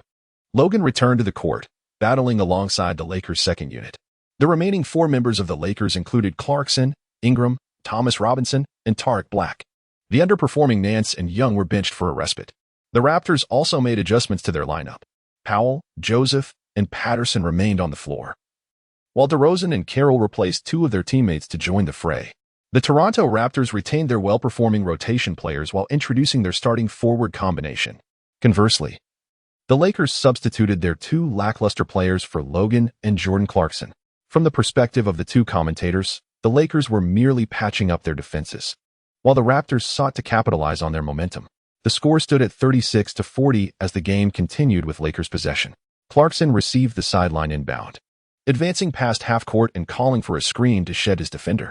However, Black's screen was ineffective, failing to obstruct the defensive player. With no opportunity to shoot, Clarkson decisively passed the ball to Logan on the opposite side. Boom. As the basketball met his hands, Logan shielded the ball with his body. Before him, Carroll and DeRozan advanced from either side, closing in for a double team. Oh. It seems the Toronto Raptors' decision to deploy DeMar Carroll and DeMar DeRozan was indeed aimed at trapping Logan. It was unexpected that they would resort to a double team on Logan so early. With just over half of the second quarter elapsed, Logan faced the intensity of a double team. However, Raptors coach Casey did not share this sentiment. In his eyes, it was not premature to double team Logan. Carroll and DeRozan flanked Logan at the 3-point line on the wing. Lakers fans on the sidelines held their breath for Logan, while Magic's smile gradually faded into seriousness. Single coverage by DeRozan and Carroll would certainly be overwhelmed, but their combined efforts to double-team Logan posed a formidable challenge. Boom. With the entire arena focused intently, Logan commenced his display. Executing a lightning-fast dribble, he maneuvered past Carroll, swiftly pivoting and changing direction, leaving Carroll momentarily stunned. The double team faltered, and as DeRozan pursued with full force, Logan effortlessly stepped back, creating a 3-meter gap. Skillfully dismantling the double team, Logan released a mid-range jumper, effortlessly sinking the 2 points. Wow. In the next moment, the tense Lakers fans erupted into thunderous applause. A double team could not contain Logan. The disparity in their speeds was staggering. Logan's ball-handling speed outpaced DeMar's off-ball defensive speed. Logan was indeed an astonishing presence. It is advisable for the Raptors to consider a triple team on him. Otherwise, they might continue to concede points.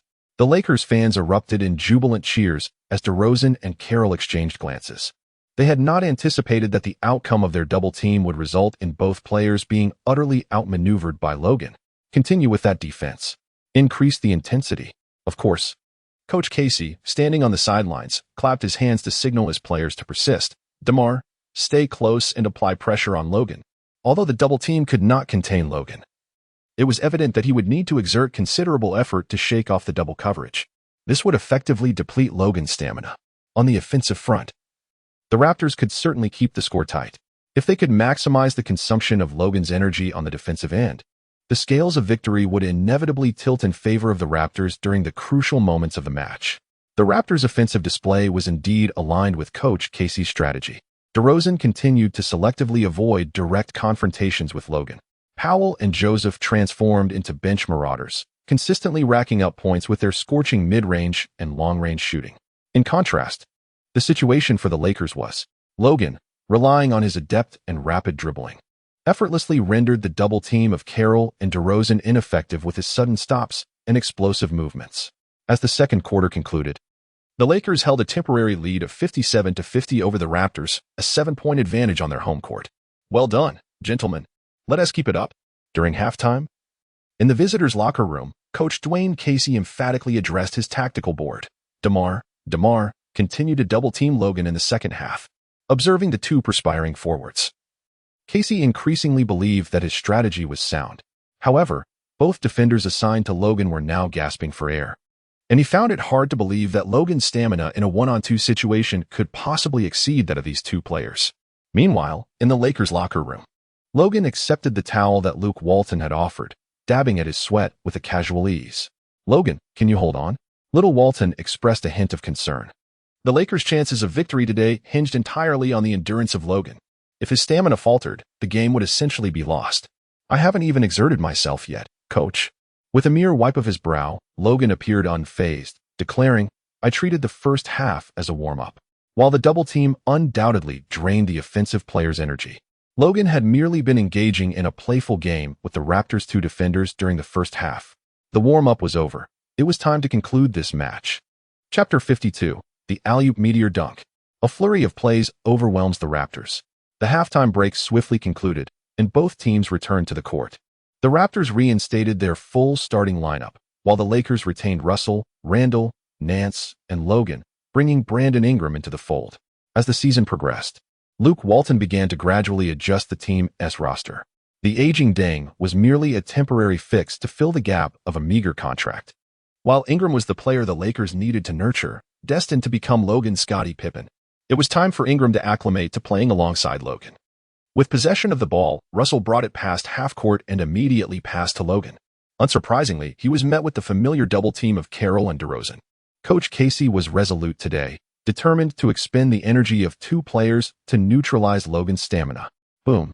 Holding the ball on the wing, Logan faced the double team, executing a rapid dribble before swiftly changing direction to shake off DeRozan.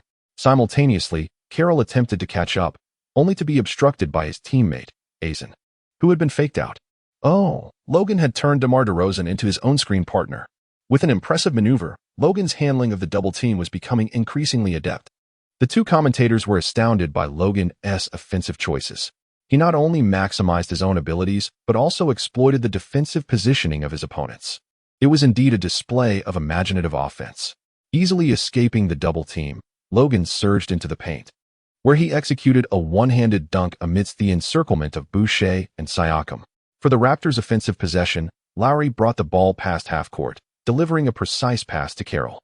Carroll received the ball, evading Ingram, and prepared to attempt a mid-range shot. Boom. In the next instant, Logan, having seemingly appeared from nowhere, soared from the wing and swatted Carroll's shot mid-air. Here he came. Logan's magnificent defensive block. I had remarked that today's match lacked a certain essence, and indeed, it was the absence of Logan's unexpected blocks. A familiar sensation, as the game gradually began to resonate with Logan's rhythm. The two commentators on the sidelines were invigorated by this singular block. While Logan's offensive performance remained sharp throughout the game, there lingered a sense of something amiss.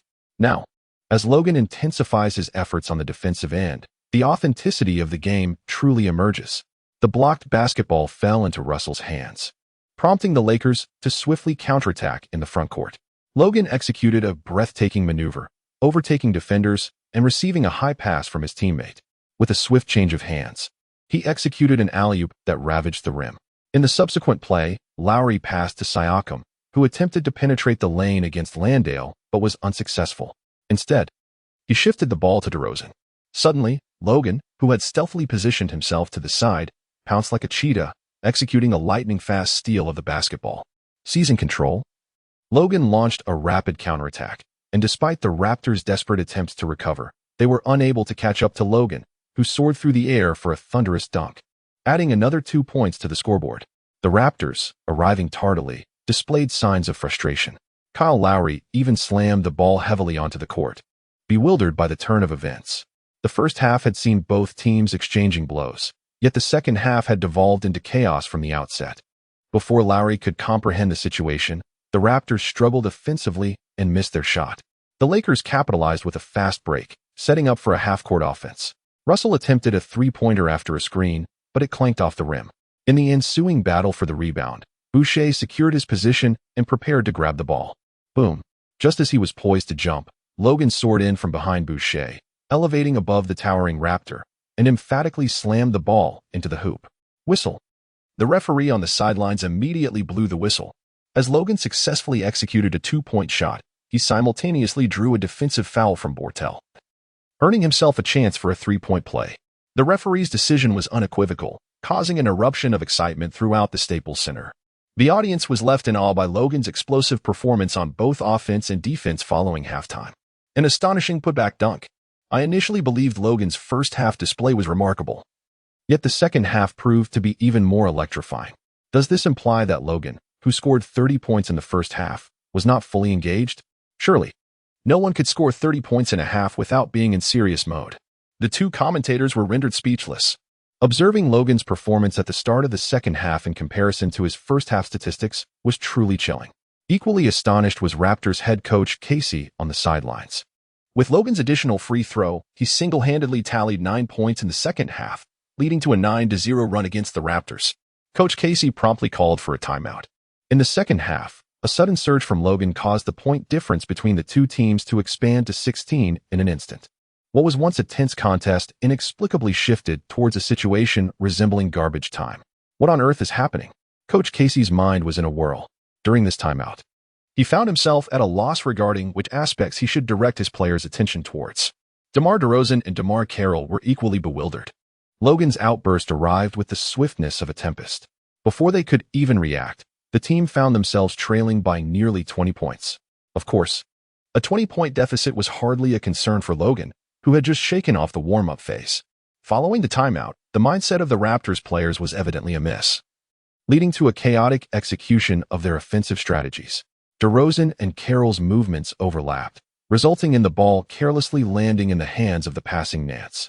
As the Lakers transitioned to offense, Logan drew the attention of three defenders before deftly delivering the ball to Russell, stationed beyond the arc. D'Angelo Russell, enjoying a wide-open opportunity, took a moment to compose himself and then released a shot that found its mark. 12-0. The Lakers' relentless offensive surge continued, with the score now at 69-50. Their lead had swelled to 19 points. Finally, the Raptors managed to inflict some damage in the paint during the next possession, earning 2 free throw opportunities. Although they converted only one of the 2 attempts, scoring a meager point, it did break their 2-minute scoring drought. Regrettably, this scant point did little to stem the bleeding. The Lakers swiftly initiated a baseline play, with Russell accelerating the ball past half court, forcefully transforming a standard offensive possession into a fast break. Logan accelerated along the baseline, charging towards the hoop, while Russell deftly tossed the ball his way. Beneath the basket, Siakam and Boucher, like two phantoms, leapt the contest, intercepting Logan as he soared. With a thunderous roar, Logan, gripping the ball with one hand, faced the towering Raptors duo and executed a meteoric slam dunk, piercing the net. 71-51. With this spectacular alley-oop dunk, the Lakers swiftly extended their lead to a staggering 20 points. As the second half commenced, the Los Angeles Lakers unleashed a relentless offensive wave, scoring 14-1, decisively securing their victory. Chapter 53. Aiming for 10 consecutive wins. The Lakers' championship law? The entire Toronto Raptors team stood in stunned silence. Logan's sudden surge in the second half illuminated the trajectory of the match. Despite Coach Casey's repeated timeouts to recalibrate tactics in an effort to rouse his bewildered players, his attempts proved futile. Ultimately, amidst the fervent cheers of the Staples Center crowd, the Los Angeles Lakers defended their home court, triumphing over the second-ranked Raptors in the Eastern Conference, thereby securing an impressive 8th consecutive victory to commence the season.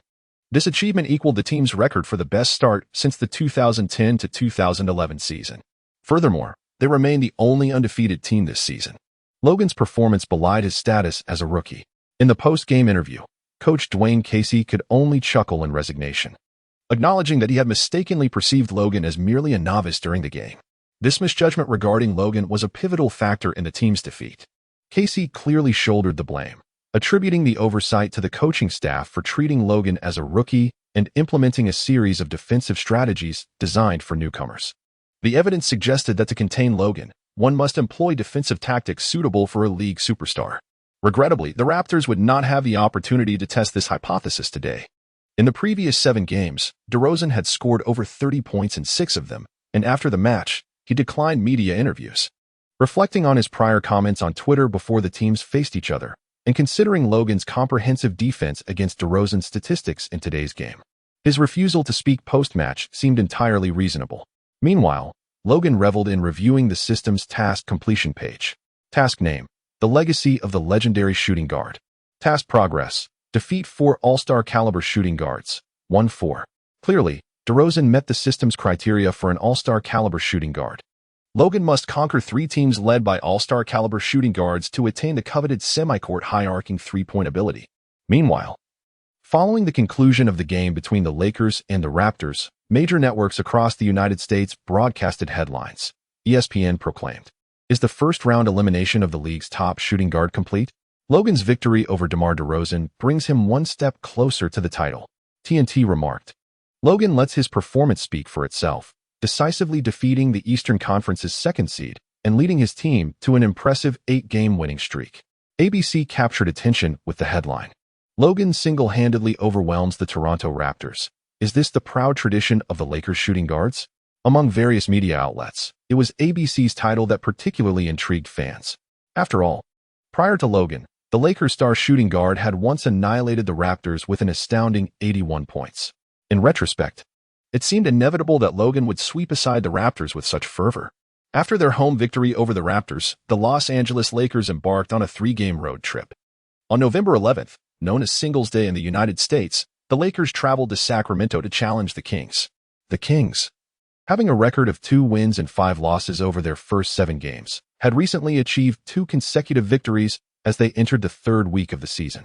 Before the home crowd, the Kings core player DeMarcus Cousins boldly declared, "Our goal this week is to achieve an undefeated 3-game winning streak. I do not care who today's opponent is. Anyone standing in the way of our 3-game streak will surely falter." Having temporarily escaped the realm of feudal scoring, Cousins was determined not to return. From the opening tip-off, Cousins displayed an overwhelming desire to win. Unfortunately for him, Logan's determination surpassed his own. Ultimately, the Kings raised the white flag after 3 quarters, conceding defeat early. In Sacramento, the Lakers secured their 9th victory of the season, marking their 9th consecutive win. They surpassed the 8-game winning streak from the 2010 to 2011 season. This year's revamped Lakers have achieved the best start since 2000. Should the Lakers triumph in the upcoming weekend match, they could even establish a record for the best performance in their first 10 games in franchise history. During the evening discussion, Kenny Smith passed the microphone to Shaquille O'Neal. "Shaq, when you were with the Lakers, you also lost at least 1 game in your first 10. O'Neal responded, "Yes. I recall that was during the 2001 to 2002 season. We lost to the Phoenix Suns, and Kobe missed a slew of shots that should have gone in." The memory of the Shark is not flawed. In the 2001 to 2002 season, the Los Angeles Lakers commenced their campaign with an impressive record of 9 wins and 1 loss in their first 10 games. The sole defeat occurred during a match against the Suns, where Kobe Bryant managed only 5 successful shots out of 15, resulting in a shooting percentage of 33.3.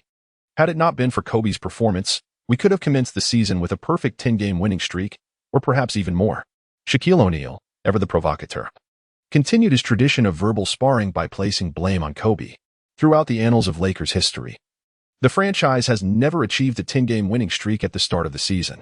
However, a record of 9 wins and 1 loss has been observed numerous times.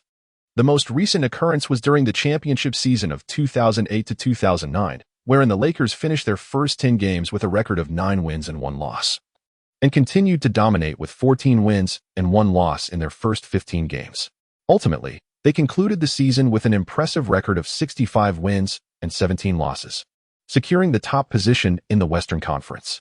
Looking back further, we find the 2001 to 2002 season led by the formidable duo of O'Neal and Bryant, where the team also achieved 9 wins and 1 loss in their first 10 games, and an astounding 16 wins and 1 loss in their first 17 games. They too claimed the championship, solidifying the Lakers dynasty. Delving even deeper into history takes us to the 1986 to 1987 season, during which the Showtime Lakers, featuring the likes of Magic Johnson, James Worthy, and Kareem Abdul-Jabbar, began their campaign with 9 wins and 1 loss. Had they not suffered a defeat in their season opener against the Rockets, they would have set a franchise record for continuous victories at the start of the season. That year, the Lakers triumphed over the Boston Celtics in the finals, adding yet another championship trophy to their collection. In essence, whenever the Lakers have embarked upon a season with a 9-win, 1-loss record, it has invariably led to a championship victory. Kenny Smith summarized this trend. This year, the Lakers even have the opportunity to surpass the 9-win, 1-loss start, potentially achieving a historic 10-game winning streak. According to past patterns, could it be? Chapter 54. The Conflicted Shark, Wade, or Logan? Kenny, this notion is indeed audacious. Before the Shark could voice his thoughts, the ever-impulsive Charles Barkley interrupted the conversation. Do you believe the Lakers have a chance to win the championship this season? I merely sought to express an observation based on established patterns. Kenny Smith began to dance around the subject. Historically, seasons in which the Lakers have started with a 9-win, 1-loss record have culminated in championships. Charles, do not underestimate Logan.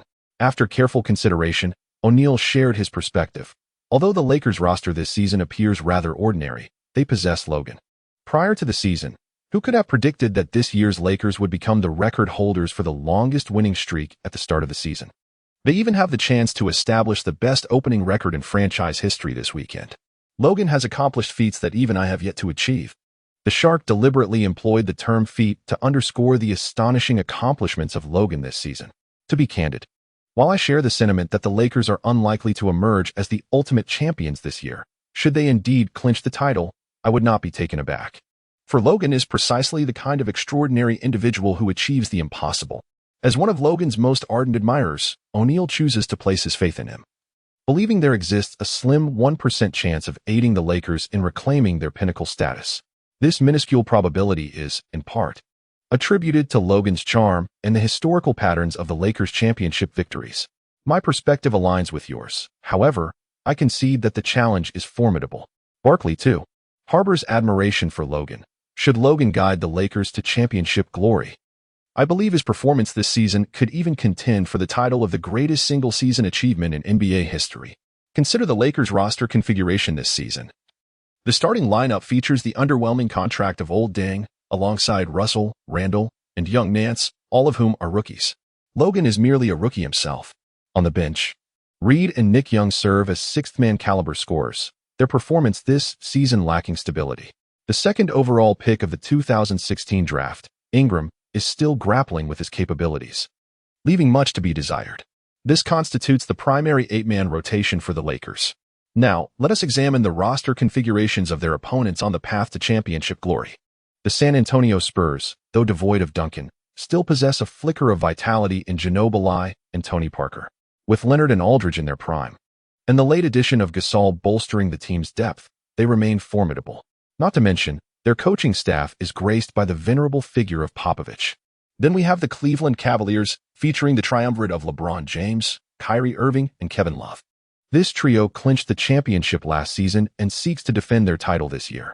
Furthermore, the Golden State Warriors, with the Splash Brothers and the formidable Kevin Durant, alongside Iguodala and Draymond Green, present an ultimate small ball lineup that is poised to challenge any opponent. The Lakers, under the leadership of Logan, face formidable challenges in their quest to emerge from the Western Conference, let alone clinch the championship. Charles Barkley's assertion is certainly not an exaggeration.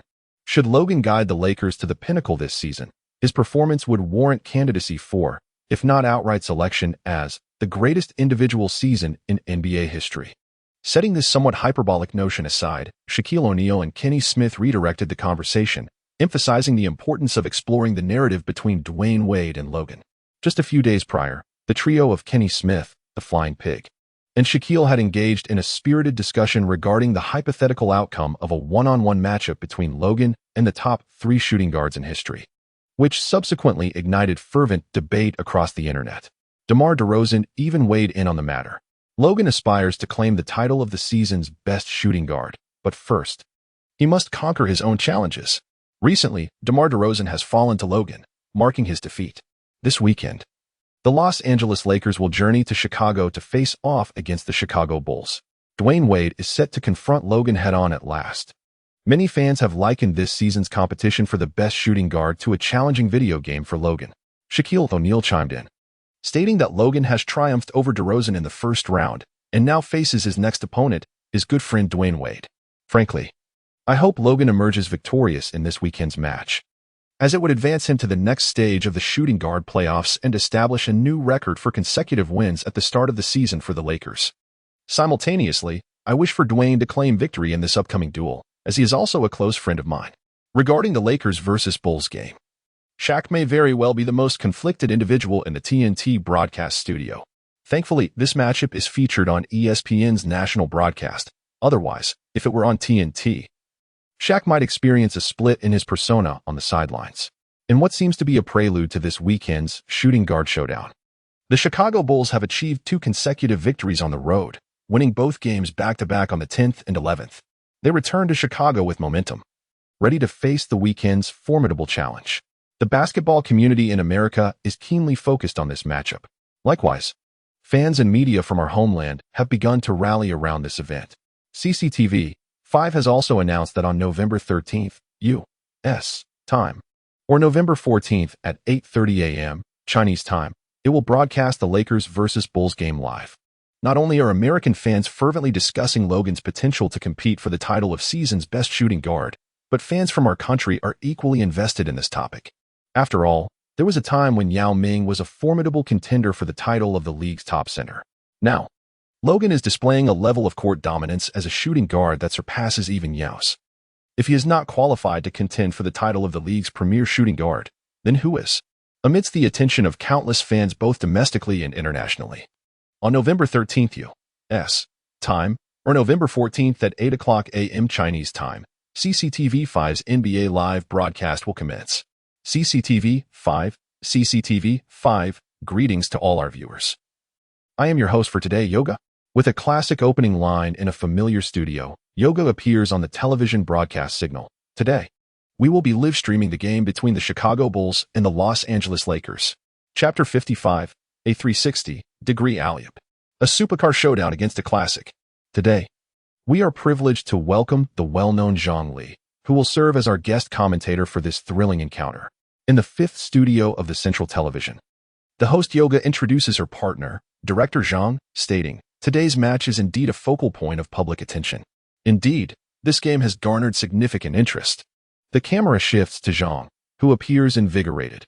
Our nation's emerging player, Logan, is a formidable contender for the title of the league's top shooting guard in America.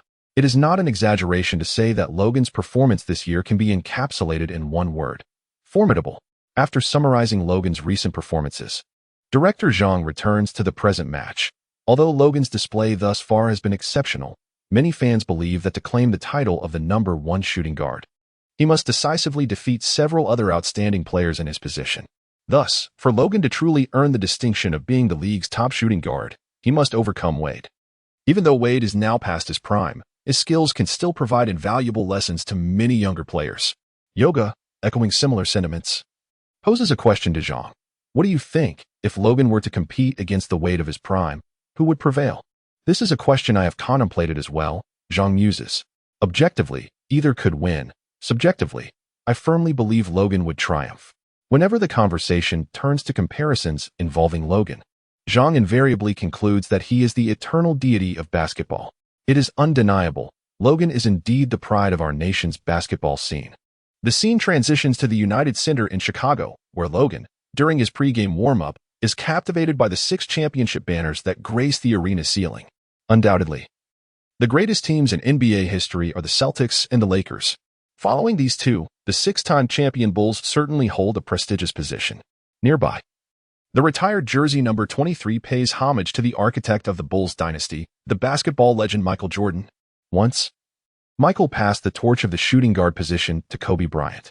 Meanwhile, Wade, participating in a pre-game media interview, gestures towards the retired jersey above. Then, Kobe passed the torch to me. Today, the younger generation of shooting guards is beginning to emerge, including James Harden, Klay Thompson, and the current Logan. For this new generation to take the torch from me, they must prove their worth. Wade smiles subtly at the camera. You have the ability. With that remark, the Flash concluded the interview and proceeded to his pre-game warm-up. Clearly, this match transcends the mere clash of the league's leading shooting guards this season. It represents a torch-passing duel between the emerging star Logan and the legendary Wade of the older generation. I am utterly indifferent to the titles of the league's premier shooting guard or any notions of legacy. Logan, also participating in a pre-game media interview, shrugged off the accolades, declaring, "My sole objective is victory, nothing more." Without winning the game, without claiming the championship, all these so-called elite shooting guards and their purported legacy are meaningless, utterly useless. In competitive sports, winning matches and securing championships is everything. I admire this young man. Meanwhile, In a luxurious mansion in Charlotte, Michael Jordan, seated on his sofa and watching the nationwide ESPN broadcast of the game, lit a cigar and remarked to his son Marcus, "This is how the NBA operates. People only recognize champions." As he conversed with his second son, Jordan expressed his admiration for Logan. "This young man is remarkable, despite being a rookie. He has already grasped the essence of this league."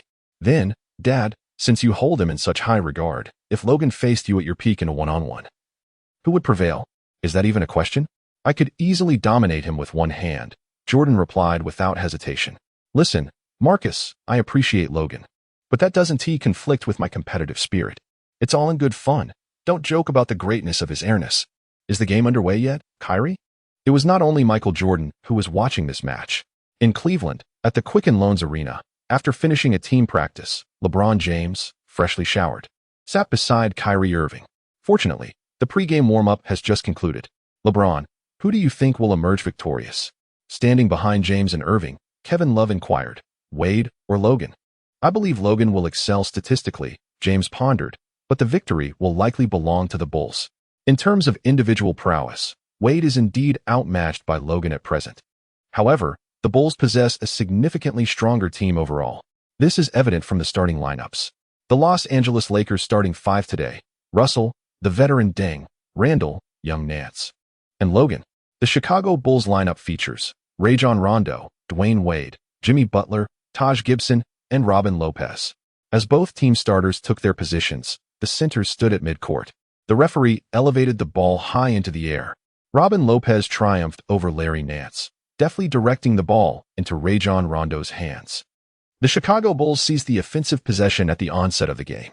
Rondo skillfully maneuvered past half-court, executing a pick-and-roll with Lopez before accurately finding the cutting Jimmy Butler beneath the basket. Butler received the pass and, without hesitation, executed a smooth layup with a single step. From once being the 30th overall pick to now the cornerstone of the team, Jimmy Butler has steadily evolved, now capable of shouldering the responsibility alone. In the previous match, he amassed an impressive tally of 37 points, 8 rebounds, and 9 assists, and in his current fiery form, today he demands nothing less than victory. As the game transitioned to defense, the Lakers initiated their offense. D'Angelo Russell advanced past half-court, similarly employing a pick-and-roll before shifting to the right side. On the left wing, a motionless Logan was entangled with Dwayne Wade.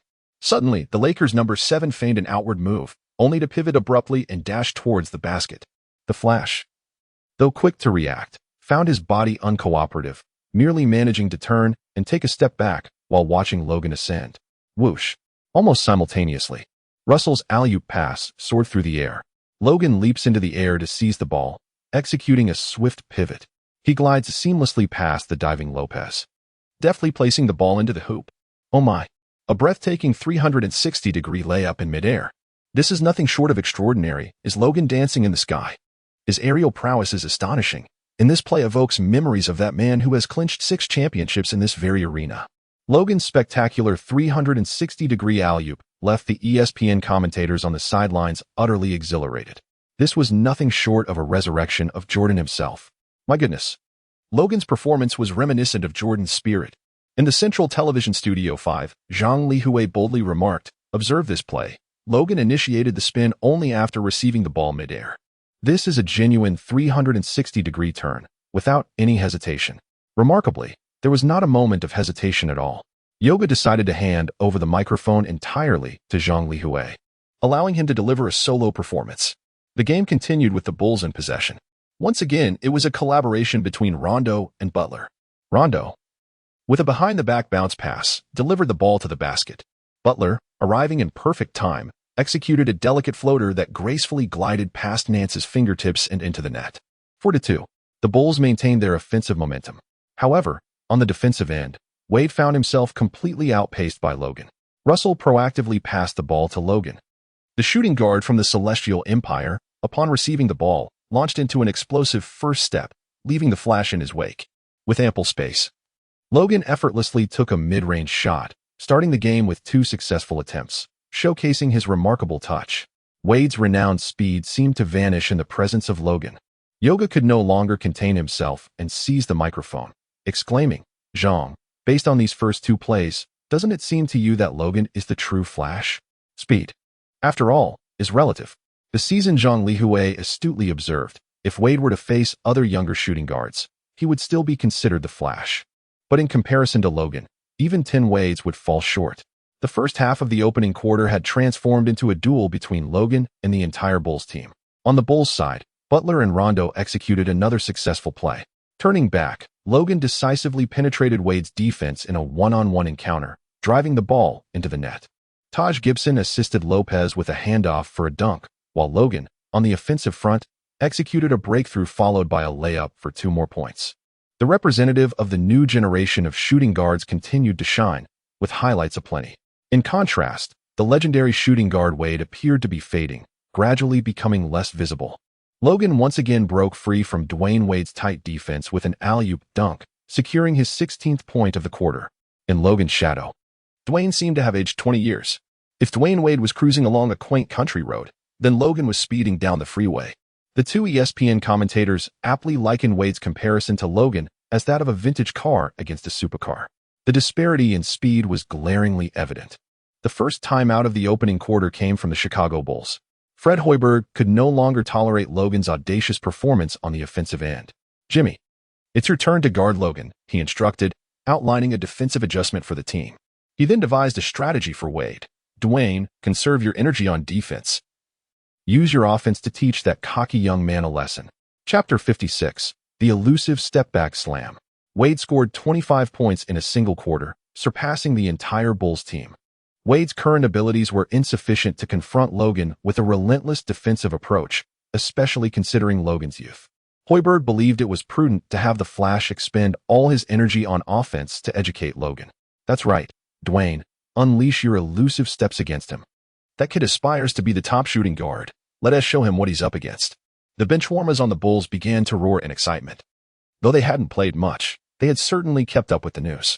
The matchup of Wade versus Logan had become the hottest topic online days prior. Fans eagerly anticipated the display of skills from both the seasoned and the rising shooting guards. The players were just as enthusiastic, especially since they were Wade's teammates. R.J. Hunter, a benchwarmer for the Bulls, had grown up idolizing Wade and was a devoted fan. What fan wouldn't want to see their idol dominate the league's new generation of superstars? "Leave it to me," Wade thought. Although he felt somewhat overwhelmed defensively, he was brimming with confidence on the offensive end. The timeout swiftly concluded, and the Bulls regained possession. Rajon Rondo brought the ball across half court.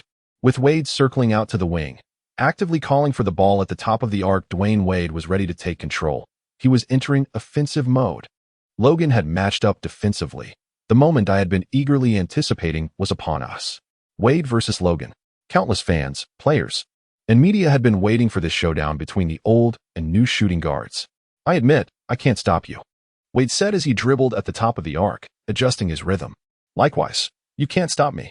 As his words echoed, the Flash sprang into action.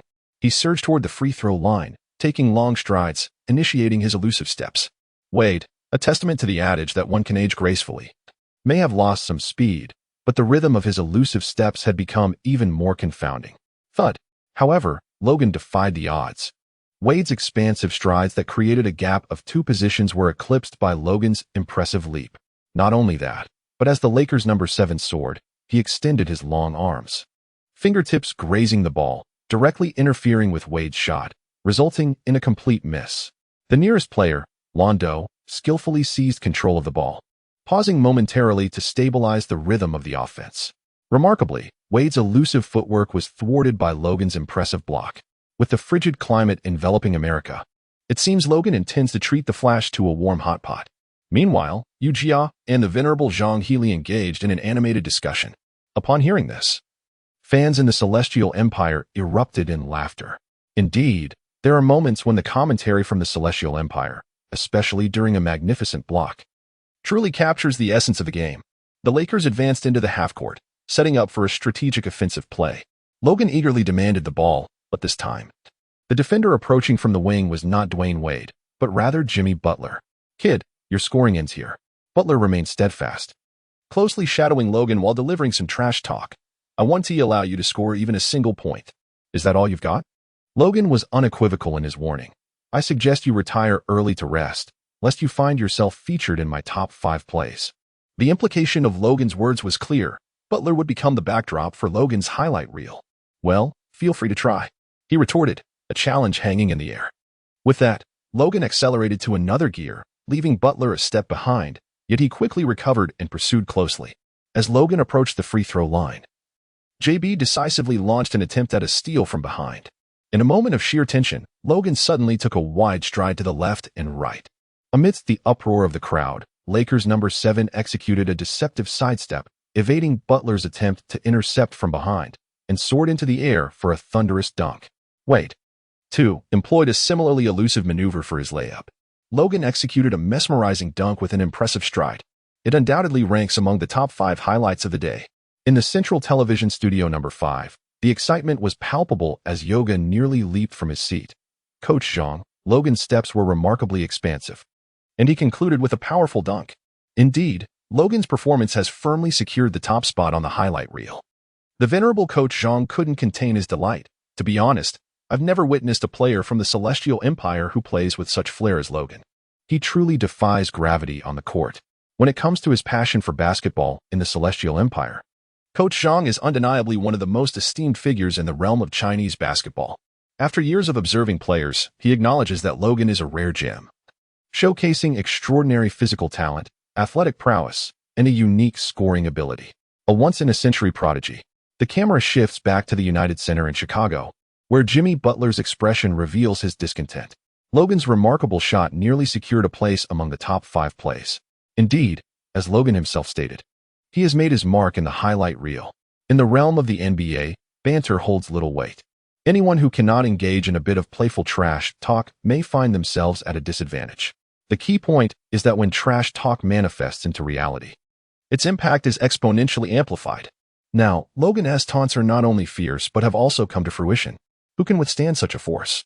Even Wade, the master of the Eurostep, finds himself somewhat at a loss. Such a shot is nothing short of a heart-stopping moment. In his prime, Wade's Eurostep dunk over Varejao was undeniably among the top 3 plays of his career. Butler can no longer escape the shadow of his reputation. The game continues, with the Bulls seizing offensive possession. Rondo penetrates the paint and dishes the ball to Butler, who then passes it to Wade. The Flash navigates around a screen and drives to the basket for a mid-range jumper, but it clangs off the rim. The rebound is snatched by Kuzma. The Lakers swiftly transition into a counterattack, with Russell delivering a bounce pass to the streaking Logan in the front court. Logan deftly stepped on the edge of the 3-second zone, leaping gracefully with both hands soaring for a thunderous dunk. The Bulls experienced a brief offensive blackout, while Logan remained unwaveringly present on the attack. In the first quarter, the rising star from the East played the full 12 minutes, scoring an impressive 25 points in a single quarter, nearly matching the NBA's historical single-quarter scoring record. Thanks to Logan's remarkable efficiency, the Lakers led the Bulls by 11 points, 35-24, at the end of the first quarter. Notably, Logan's individual scoring in that quarter surpassed the entire Bulls team's output by a single point. On the Bulls side, Jimmy Butler shone brightly with 13 points. Yet Dwayne Wade's performance was dismal, contributing merely 2 points along with 3 turnovers. It seems that this battle of veteran and rookie shooting guards was already decided after just 1 quarter. During the break, an ESPN commentator lamented, "Dwayne Wade is indeed aging. Indeed, the NBA is ultimately a league for the young." Another commentator remarked, "Logan's personal scoring in the first quarter even exceeded that of the Bulls as a team. He has not merely inherited the scoring guard's torch from Dwayne, he has seized it entirely through his own prowess. The times have truly changed." Sheldon, what are your thoughts on Logan? Among those discussing the first quarter was Shaquille O'Neal, lounging on his sofa and watching the live ESPN broadcast on a massive screen. Shaquille turned to his son, Sharif O'Neal, and inquired, "What do you think after watching the first quarter?" "Dad, Logan's scoring methods are incredibly diverse. His arsenal is vast." Sharif replied enthusiastically. "Furthermore, many of Logan's offensive choices are astonishing, yet he consistently finds a way to score. I'm not asking you to rave about him. I'm asking if you've learned anything." Shaquille interjected, cutting off his starstruck son. "What I mean is, from now on, stop watching Dwayne's videos for learning purposes. Instead, focus on Logan's game footage to glean some offensive techniques." Shaquille believed that Logan's spontaneous and seemingly erratic shooting style might represent the future direction of the NBA. So, why emulate Wade? It's time to learn from Logan. Meanwhile, in Cleveland, at the Rocket Mortgage Fieldhouse, LeBron James stood up after the first quarter and showed no inclination to continue watching the game. "Aren't you going to watch anymore, LeBron?" Kyrie inquired, engrossed in the match. "The game is already over, Kyrie," James replied, donning his long-removed practice attire. The Bulls can't contain Logan. The Lakers have already secured the victory. In merely a single quarter of the game, LeBron James is able to discern a multitude of insights. For instance, Logan proves to be an invincible force at the United Center. Additionally, it is evident that the Lakers have secured their victory, despite the match having only just commenced. Furthermore, the NBA has gained yet another formidable competitor. Are you planning to engage in extra training? Observing as James dons his practice attire and strides toward the gym, Kevin Love settles into the seat vacated by LeBron. "LeBron, is it truly necessary to push yourself so hard? I merely wish to refine a few moves." James refrains from elaborating further. "By the way, Kevin, when do we face the Lakers?" Chapter 57. A remarkable 10-game winning streak. Are the Lakers considering a trade? After Christmas. What is the situation? Kevin Love contemplates briefly. "I can't recall precisely, but it certainly isn't before Christmas. I find myself somewhat eager to compete against that young man." James gestures dismissively. "You all continue watching. I have more training to attend to." With that statement, James exits the locker room. Returning to the court, he embarks on a late-night training session. The appearance of Logan has made him realize that a new challenger has taken their position. Only by becoming stronger can he defend his throne. LeBron James cannot tolerate anyone tampering with his reign. The scene shifts back to the United Center in Chicago. The intermission is swiftly coming to an end, and both teams prepare to deploy their rotating lineups. In contrast to the Bulls' well-structured rotation system, the Lakers' second unit relies heavily on individual plays. I believe that if the Lakers aspire to achieve notable success this season, a transformation of their current state may be necessary. The ESPN commentators, seizing the moment while neither team features any star players, delve into the Lakers' roster issues. At present, the Lakers, bolstered by Logan's formidable presence, can undoubtedly be regarded as a strong regular season team. Yet, they remain merely a regular season squad, much like the Cavaliers during LeBron 1.0's era, invincible in the regular season. But when the playoffs demanded star power, it was solely LeBron who was unable to carry the burden alone. Of course, the commentators do not advocate for forming a super team. Rather, they believe there is no need to delay building a team around Logan. This season, the Lakers can embark on an ambitious roster construction plan. Within the current lineup, apart from Logan, who is deemed untouchable, all other players are available for trade. It is entirely feasible to construct a commendable championship contending roster centered around Logan. At the very least, this could elevate them from being just a regular season team to one of the favorites for the title. Meanwhile, Lakers general manager Mitch Kupchak, seated in the front office, contemplates the same dilemma. Prior to the season, the Lakers' plan was to nurture their young talents, hoping to give Ingram, Russell, Randall, and Logan a year of development. The future Warriors must prepare for their eventual battle, especially with the Cavaliers and Warriors reigning supreme this season. The young Lakers were expected to adopt a cautious developmental approach before re-engaging in competition. However, following the season's commencement, Logan's leadership has propelled the young Lakers to the top of the league. They are now on the verge of achieving the best start in franchise history with 10 consecutive victories. General Manager, should we consider sacrificing some so-called talent to convert it into immediate impact? Opposite Kupchak, Assistant General Manager Al Pierrot suggests, Logan's talent is sufficient to lead us into the playoffs.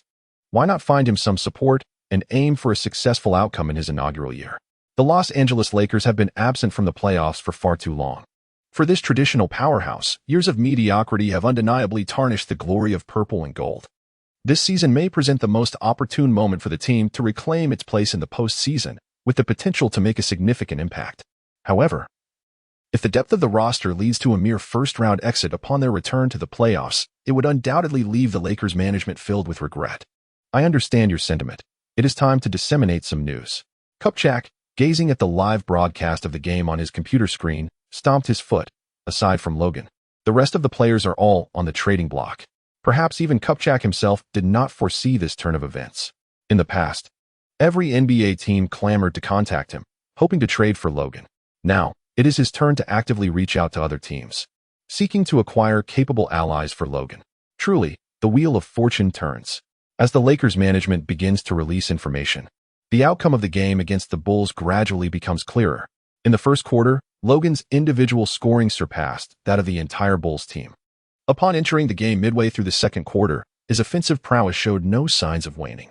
Conversely, for the Bulls, Dwyane Wade found his offensive efforts heavily scrutinized by Logan, losing his shooting accuracy entirely.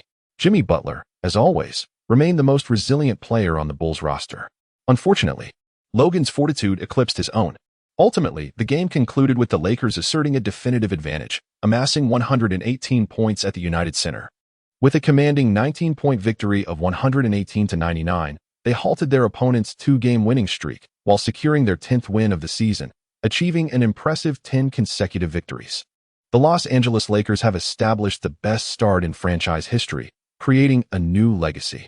In the Central Television Studio 5, the host, Yuga, was as jubilant as if he had set a record himself, under the leadership of the rising star Logan. This season's Lakers accomplished a feat that many legendary players had failed to achieve. This exemplifies Logan's exceptional talent and charisma. Veteran commentator Zhang Healy expressed the winning gene we often discuss. Logan embodies that essence. Let us not forget that the Lakers' winning streak remains unbroken. The elder commentator further speculated. Perhaps Logan could lead the Lakers to achieve the best start in NBA history. When discussing the best start in NBA history, one cannot overlook the Warriors' remarkable 24-game winning streak last season. This record not only ranks among the highest in NBA history, but also represents the longest winning streak at the beginning of a season. Presently, the Lakers have merely claimed 10 consecutive wins. Clearly, Zhang Healy's excitement may have clouded his judgment, as he failed to verify relevant statistics before speaking. It is indeed the era of the younger generation. On the other side, at the United Center in Chicago, despite being thoroughly outplayed by Logan, Wade graciously accepted a post-game interview. Logan is the epitome of the new generation of shooting guards. We veterans should gracefully step aside. Prior to this match, Wade may have still felt youthful, believing he had some fuel left in the tank. However, after this game, especially after engaging with Logan on both offense and defense, the Flash could no longer deny the passage of time. Ultimately, this stage belongs to the youth. Competing against a legendary player like Dwyane Wade is no small feat. In a post-game interview, Logan shrugged and remarked, I nearly got overwhelmed by him. Certainly, the margin is but a mere fraction. After triumphing over Wade, Logan returned to the locker room to assess the progress of his system's tasks. The progress bar, initially at 1/4, had now ascended to 2/4. It appears that, despite facing the twilight of Wade's career, the system continues to classify him as an all-star caliber shooting guard. Now, only 2 all-star level shooting guards remain before unlocking the high-arc three-pointer from the half-court: James Harden and Klay Thompson. The Houston Rockets and the Golden State Warriors have now entered Logan's crosshairs. Logan triumphed over Wade and led his team to victory against the Bulls, achieving an impressive 10-game winning streak that set a new record in Lakers history. This remarkable feat quickly dominated the front pages of major news outlets across the United States. On Twitter, the discussion surrounding the peak Wade versus Logan reignited fervently. Frankly, I believe that even the prime Dwyane Wade would struggle to rival Logan today. I concur with your assessment. Wade's speed would be thoroughly countered by Logan, and even his signature Eurostep would be effectively blocked by him. Have you not witnessed the celestial performance of Dwyane Wade in 2006? Do you truly think the Finals MVP was simply bestowed upon him? No. It is precisely because I have seen Wade's prowess in the 2006 Finals that I can assert with confidence that Logan could indeed conquer the prime Flash. Some even suggest that if Logan were to return to the 2006 Finals, he would conclude the series within 4 games. This sentiment is not confined to American fans alone. Many enthusiasts across the ocean in China have expressed similar opinions on the Hupu forum. For instance, a fan posted, "No exaggeration, if today's Logan, who scored 25 points in a single quarter, were to replace Wade in 2006, could the Heat still claim the championship?" In this post, the author thoughtfully included a poll with 2 options, yes or no. Subsequently, a Chinese fan responded to the thread, expressing skepticism regarding the voting process. I suspect the author is orchestrating a unified vote. I've never seen such a lopsided outcome. While feeling sympathetic, I believe the poll results are justified. Chapter 58. 2 top draft picks and 2 slam dunk champions cannot compare to Logan alone. The poll on the Hupu forum exhibited an overwhelmingly one-sided result, with a staggering 97% believing that Logan could lead the Heat to victory if he replaced Wade in 2006. while a meager 3 thought otherwise. Nevertheless, even this skewed outcome garnered the approval of Chinese fans, who perceive Logan as a more formidable presence than the peak Wade. In the early hours of November 14, 2023, the NBA officially announced the best players of the Eastern and Western Conferences for the third week of the new season. In the East, DeMar DeRozan, with 2 games scoring over 35 points out of 3, was initially a strong contender for the honor.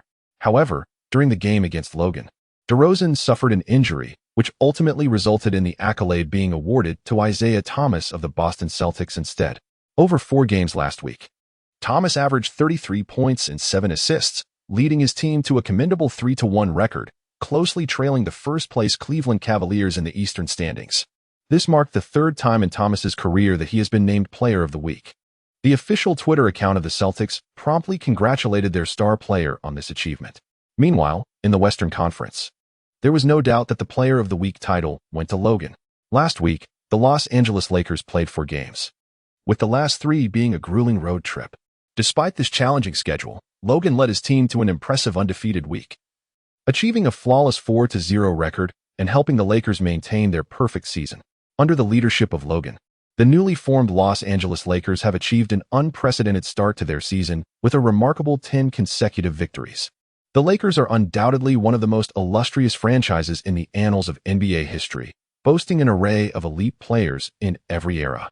However, accomplishing a 10-game winning streak at the outset of the season is a feat that even legendary figures such as Magic Johnson, Kareem Abdul-Jabbar, Michael Jordan, Shaquille O'Neal, and Kobe Bryant, icons of the highest caliber, have never attained. Logan has rightfully secured the Western Conference Player of the Week for the 3rd consecutive week, setting a remarkable record for the most consecutive weeks won by a player in the West. Moreover, he has become only the 2nd player in NBA history to achieve this feat.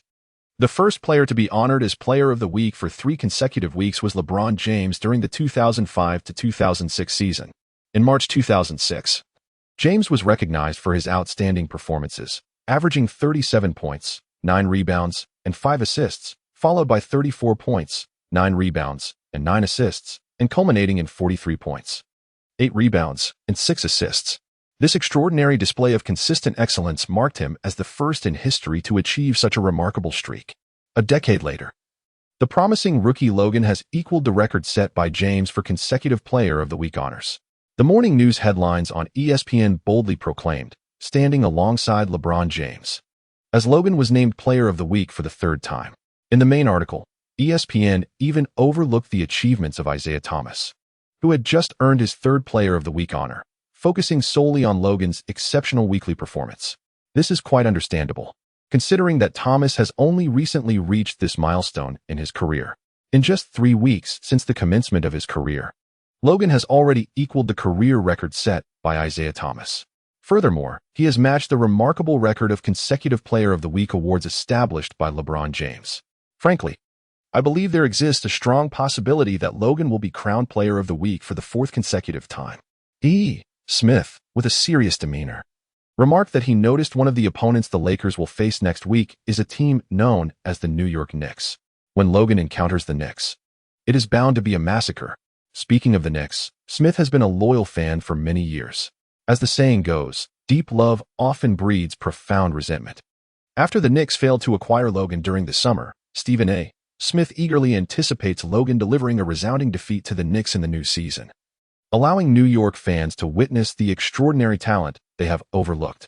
Thus, upon learning that the Lakers are scheduled to descend upon Madison Square Garden to challenge the Knicks next week, Stephen A. Smith felt that through this dominating performance against the Knicks, Logan could secure the title of Western Conference Player of the Week for the 4th time. In a rational discussion, one might ponder whether Logan has preemptively clinched the title of Western Conference Player of the Month, while ESPN is still deliberating on the Player of the Week dynamics. On TNT's morning talk show, Shaquille O'Neal has already begun advocating for Logan as the frontrunner for his inaugural Player of the Month award. Who, one might ask, is Logan's greatest competitor for this accolade? To my mind, there are only 2 players in the Western Conference who have left a significant impression thus far in November. Shaquille, with utmost seriousness, identified one as Logan, who scored 61 points in a single game, and the other as Logan, who led the Lakers to victory over the Bulls, securing a remarkable 10-game winning streak to start the season. Charles Barkley initially intended to challenge Shaquille's second choice, but after hearing the hefty man's remarks, he withdrew his metaphorical sword of rebuttal. Indeed, the discourse has revolved around Logan. However, November is only halfway through, and the future remains uncertain. Kenny Smith advised Shaquille to remain composed. Shaq, do you truly believe Logan can secure the Player of the Month title based solely on half a month's performance? Since the beginning of November, aside from Logan, Russell Westbrook's performance has also been commendable. The seasoned player has maintained an average of over 30 points per game with triple-doubles throughout the season. Despite his team's performance being slightly inferior to Logan's, Westbrook's individual statistics, if he continues averaging over 30 points and triple-doubles, would be nothing short of astonishing. It is worth noting that Westbrook won the MVP award in the 2016 to 2017 season, significantly owing to his extraordinary average of over 30 points and triple-doubles that season. In the eyes of Kenny Smith, Russell Westbrook may pose the greatest obstacle for Logan in his pursuit of becoming the Player of the Month. On November 15th, U.S. time, after securing the Western Conference Player of the Week for the third week, Logan finally concluded his three-game road trip and made a long-awaited return to the Staples Center. The Los Angeles Lakers are set to face the Western Conference team, the Minnesota Timberwolves, on their home court. The Timberwolves boast two former #1 overall picks, Andrew Wiggins and Karl-Anthony Towns, alongside two-time slam dunk champion Zach LaVine and the prodigious Ricky Rubio. To most fans, the Timberwolves epitomize raw talent. It is merely a matter of that talent yet to be fulfilled. On the other hand, the Los Angeles Lakers also possess an abundance of talent with D'Angelo Russell, Brandon Ingram, and Julius Randle. While the Lakers trio may be overshadowed by the Timberwolves triumvirate, one cannot dismiss their potential. Nevertheless, the Lakers have a remarkable rookie in Logan, whose talent arguably surpasses that of all others on the team. In terms of pure ability, the three young stars from Minnesota could easily eclipse everyone on the Lakers, save for Logan. During the pregame warm-up, an announcer from ABC brought up this very topic. The pivotal issue lies in the fact that the Lakers have a superstar in Logan. I even feel that the combined talent of Andrew Wiggins, Karl-Anthony Towns, and Zach LaVine pales in comparison to Logan. Mind your words, my friend, another announcer interjected, suggesting that the trio's collective talent does not even approach that of Logan alone. Two former #1 picks and two-time dunk champion. Such extraordinary talent combined still falls short when compared to an undrafted player. If this assertion were made in ordinary circumstances, it would likely elicit laughter. These two commentators might even face ridicule to the point of retirement. Yet, when this argument is directed towards Logan, people surprisingly find it plausible. This notion may seem utterly absurd. I believe those who entertain such ideas ought to retire and take up farming. However, Timberwolves head coach Tom Thibodeau dismissed this perspective with a scoff during a pre-game media interview. Look, Logan is indeed exceptionally gifted, but we have three players of his caliber on our roster. Each of them can compete with Logan, not to mention the strength of their combined prowess. Chapter 59, What is True Talent? This is true talent. Tom Thibodeau is renowned for his strictness, yet his discipline is reserved for his team. He can chastise his players while simultaneously defending them in media interviews. For instance, upon hearing reporters' remarks, Logan's singular talent eclipsed that of the Timberwolves trio, surpassing their combined prowess. How can one endure such a disparity? Thibodeau refrained from expressing his frustrations in front of the reporters, extending a modicum of respect to the media. Gentlemen, summon the spirit of 12 points. He urged, Karl, do not forget how you faltered in Las Vegas. Do not let Logan best you again. Andrew, focus.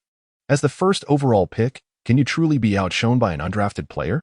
Zach, today, Logan is your responsibility. Keep a close watch on him. As the interview concluded and they returned to warm up, Thibodeau clapped his hands, motivating his players. Each of his words resonated deeply within the hearts of the three prodigious youths. Towns had suffered defeat at the hands of Logan and his Lakers in the Summer League Finals, having witnessed Logan hoist the championship trophy. This humiliation was a stain Towns was determined to cleanse in today's match, even seeking to return it tenfold to Logan.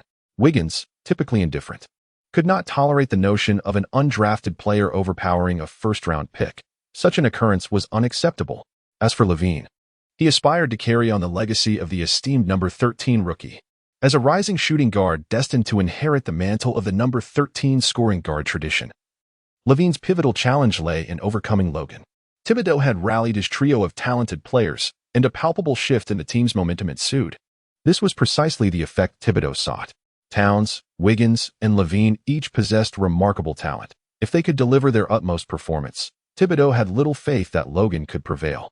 The pregame warm-ups soon concluded, and both team starters took to the court. The Minnesota Timberwolves starting lineup consisted of Ricky Rubio, Zach LaVine, Andrew Wiggins, Gorgui Dieng, and Karl-Anthony Towns. The Lakers made adjustments to their starting lineup. Russell, Randall, Nance, and Logan remained in the starting roles, while Old Deng was relegated to the bench. Making way for Brandon Ingram. The alterations to the Lakers starting roster had indeed transpired, fulfilling the rumors that Ingram would be given ample time and opportunity. The commentators briefly touched upon this matter without delving deeper. Why was the Lakers management so inclined to afford Ingram such opportunities? Firstly, it is evident that they aimed to refine the skills of Pippen alongside Logan, allowing Ingram to augment his abilities through increased game exposure. On another note, some experts speculate that the Lakers are testing the waters with all NBA teams. The management signals regarding potential trades are already well known. Ingram is similarly on the trading block, being the player with the highest trade value on the Lakers roster. By granting Ingram additional playing time during the regular season, it serves to prompt other teams to consider the appropriate value they should offer to acquire this young Durant. However, this remains merely speculation. No one can ascertain where Ingram's future truly lies. As the two team starters took the court, the centers positioned themselves at midcourt. The referee tossed the ball high into the air. Towns leaped to claim it first, directing it into the hands of the point guard. The Minnesota Timberwolves seized the initial offensive possession. The point guard crossed half court and passed the ball to Andrew Wiggins. Wiggins, with a deft sidestep to face Ingram, executed a series of feints before making a powerful drive into the paint. Rising over the smaller Nance, he unleashed a thunderous dunk. Wiggins' athleticism was nothing short of explosive. Even the leaping Nance could only serve as a backdrop to his ferocious slam. It's not just Nance. Even Gobert would struggle to impede him. The score stood at 2 o'clock. Following the dunk, Wiggins let out a rare roar, showcasing his first overall pick prowess. Witness this. This is true talent. On the sidelines, Thibodeau passionately shouted, "Keep it up. Andrew, continue like this. Smash the bottle of goji berry water. Let us go hard. Beautiful work, Andrew. Overpower them." The Timberwolves bench erupted in support for Wiggins. Typically, Wiggins plays conservatively, but when he takes flight, the 2014 first overall pick is no less formidable than anyone else. The Lakers initiated their offense. Russell brought the ball past half court, executed a pick-and-roll with Nance, then delivered a bounce pass to Nance, who was cutting to the basket. Recently victimized by Wiggins' dunk, Nance sought to reclaim his pride. He received the pass and soared toward the rim, aiming to dunk over Karl-Anthony Towns. Bang! However, Nance's ambitious leap was met with Towns' formidable defense, denying the dunk. The ball clattered to the floor, ricocheting to the free throw line. The 2015 first overall pick bellowed at Nance, his voice echoing like a wolf's howl in the forest, intimidating. Boom! Just as Towns' roar subsided, Logan, seizing the basketball from the free throw line, launched himself without a running start. Under the watchful gaze of the Lakers fans, the number 7 jersey faced down Karl-Anthony Towns. Grasping the ball with one hand, he executed a meteoric dunk, slicing through the air. The score was now tied at 2-2. Logan has leveled the score. Oh, what a classic one-handed slam by Logan. He employed this very maneuver in Las Vegas, leaving Karl-Anthony Towns utterly bewildered. Will he once again unleash this technique to penetrate the Timberwolves' aerial defense today? It's hard to say. For one must not forget that the Timberwolves lineup today is quite different from that during the Summer League. In the Summer League roster, aside from Towns, the remaining players lacked significant talent. However, today is a different tale. Andrew Wiggins has returned. During a Timberwolves offensive possession, Wiggins utilized a screen from Gorgui Dieng, making a swift move toward the basket. At just the right moment, he executed a high lob pass. The scarf caught it for an electrifying alley-oop dunk, adding another 2 points. This slam left many fans and the viewing audience astonished. Wiggins not only invigorated the crowd, but also seemed to have ignited a surge of energy. As the teams transitioned between offense and defense, the Lakers took their turn.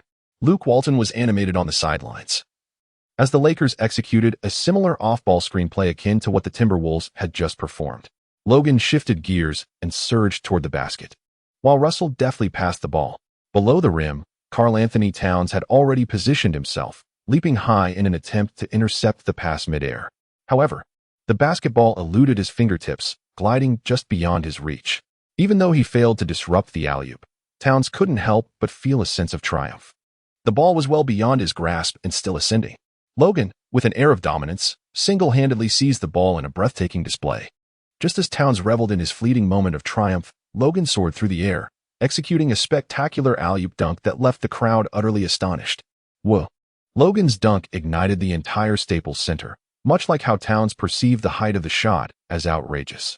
The fans in the stands, witnessing it from a third-party perspective, found it utterly exaggerated. From certain perspectives, it appears that Logan's hand nearly grazed the upper edge of the backboard. Has Logan truly ascended into the air? It is utterly astonishing. Logan has leaped to incredible heights. What constitutes talent, you may ask? This is unequivocally the embodiment of talent. The Lakers fans present were utterly exhilarated. Logan's alley-oop, soaring close to the rim, utterly eclipsed Wiggins' consecutive opening dunks. On the court, Little Nance and Landau excitedly exchanged high-fives with Logan in celebration. Meanwhile, Russell, who delivered the pass, felt compelled to apologize to Logan. The play was, in fact, a result of his own passing error, slightly too high, although it fortuitously evaded Towns' interference. It nearly caused Logan to fumble and relinquish a turnover. D'Angelo, however, before Russell could utter a word, Logan preemptively remarked that pass was too low. Next time, throw it a bit higher. Chapter 60, Teacher Logan emerges. Comparing talent? Head-to-head. Chapter 60, Teacher Logan emerges. Comparing talent? Head-to-head. Was that pass a tad low? Should it be thrown even higher next time? Russell was momentarily taken aback by Logan's words. He had already made an error, yet Logan suggested it was still too low. Towns couldn't even touch it, and Logan expected it to be lofted higher? Logan, are you serious? Russell conversed with Logan while retreating on defense about that last play. Trust me, a little higher would have been just fine. Logan patted Russell on the shoulder, saying, just make the pass. Leave the scoring to me. Behind every top 5 highlight, there exists an absurdly brilliant pass. In this regard, LeBron James certainly has a voice. It is precisely Russell's outrageous passing that prompted Logan to push his own limits. The height he just reached was not yet his maximum. A little higher? No problem. As Russell communicated with Logan, the Timberwolves advanced their offense. Towns executed a pick and roll with the marker, subsequently delivering the ball to Wiggins on the opposite side. Wiggins struggled to shake off Ingram's defense immediately. Not to mention, Ingram's physical attributes are quite impressive, with long arms making it difficult for Wiggins. Unable to escape the defense, Wiggins sidestepped while holding the ball and took a quick mid-range shot. Thud! The sharp sound of the ball hitting the rim echoed. Wiggins missed the shot, and the rebound was secured by Nance Jr. The Lakers pushed forward for a counterattack, while the Timberwolves hurried back on defense. In a set offensive play, Russell passed the ball to Logan, who was positioned with his back to the basket on the right side. Boom! As the basketball met his hands, Logan did not attack the interior. Facing Levine, he swiftly turned his back and retreated, creating space before executing a graceful mid-range jumper. Oh, Logan's offensive choice mirrored that of Andrew Wiggins just moments ago, but it was even more effective, resulting in 2 points. Was he intentionally teaching? Was he signaling to the 2014 first overall pick? Pay attention, learn well. The two commentators spoke at a rapid pace. Logan had the opportunity to evade Levine and challenge Towns in the paint. However, he chose instead to impart a valuable lesson on back-to-the-basket play to Wiggins. It is quite remarkable that a number 1 draft pick, seasoned through multiple NBA seasons, was schooled in offensive techniques by an undrafted player. This was something Wiggins could not overlook. Returning to the offensive end, Wiggins once again showcased his back-to-the-basket skills, which he has honed over the years. Regrettably, his shooting touch seemed a bit off, resulting in another missed shot as the ball clanged off the rim. The rebound was contested and secured by Landau. The Lakers quickly transitioned to offense, with Logan receiving a cross-court pass from Russell, executing a large step-in layup to score another 2 points. In the next possession, the Timberwolves finally managed to score through a pick-and-roll play involving Russell and Towns, culminating in a powerful dunk by Towns.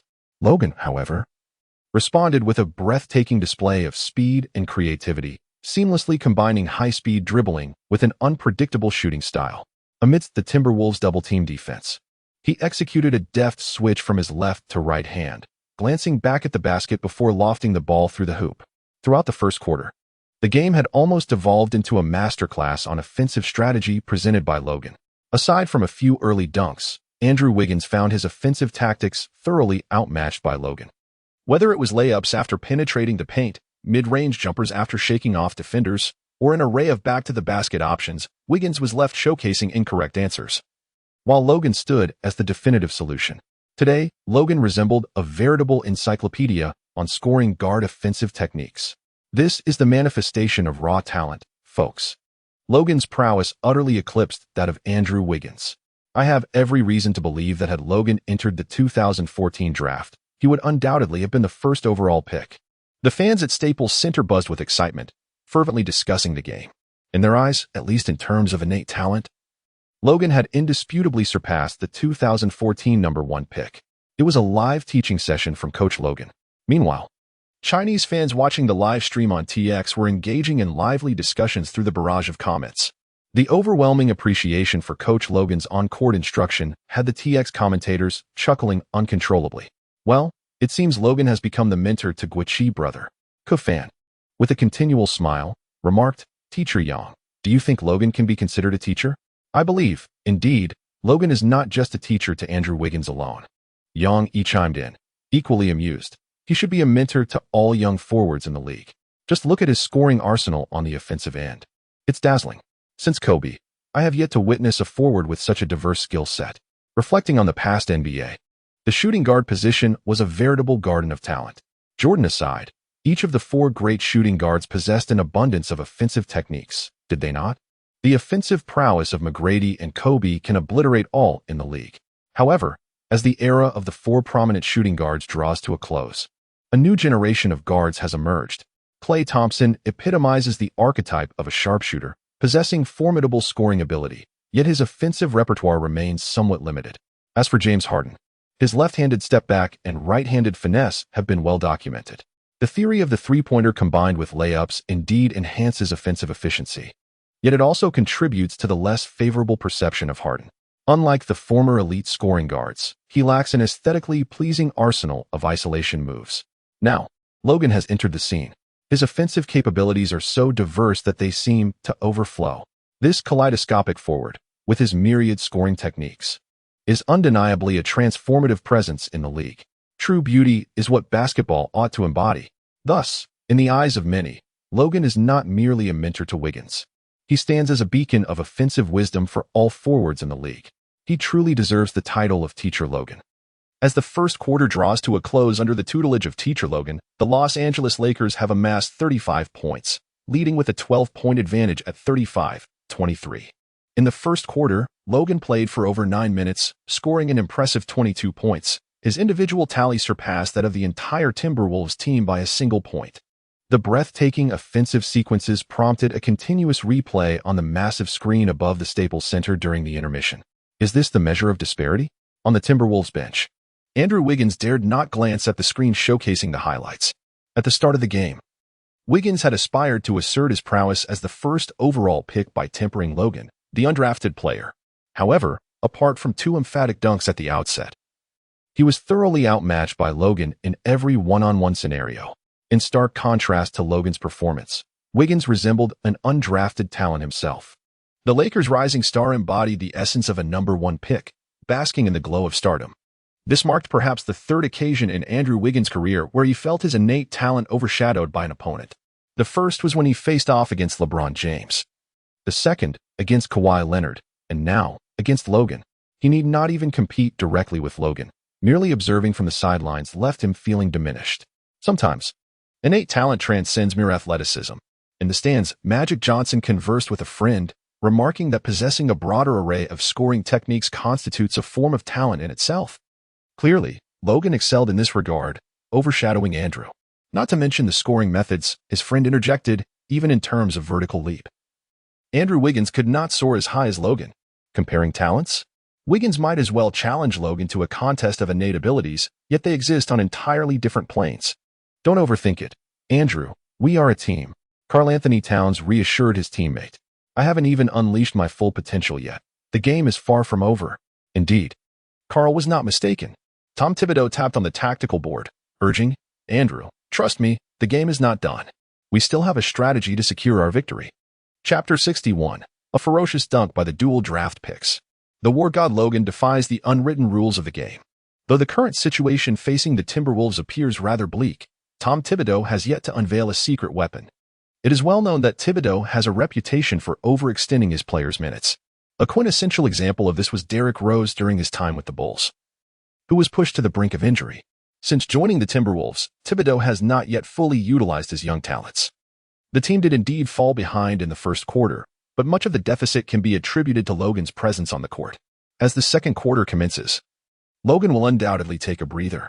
This presents an opportune moment for the Timberwolves trio of young stars to take the stage, narrowing the gap and potentially seizing the lead to establish an advantage. This is Thibodeau's strategy, to relentlessly exploit the talents of these young players. After all, what harm is there in allowing them to log a few extra minutes? As the brief intermission concludes, both teams unveil their lineups for the second quarter. To the astonishment of the commentators, while the Lakers field their usual rotation, the Timberwolves reintroduce their trio of young stars. Minnesota has no intention of granting these promising players any respite.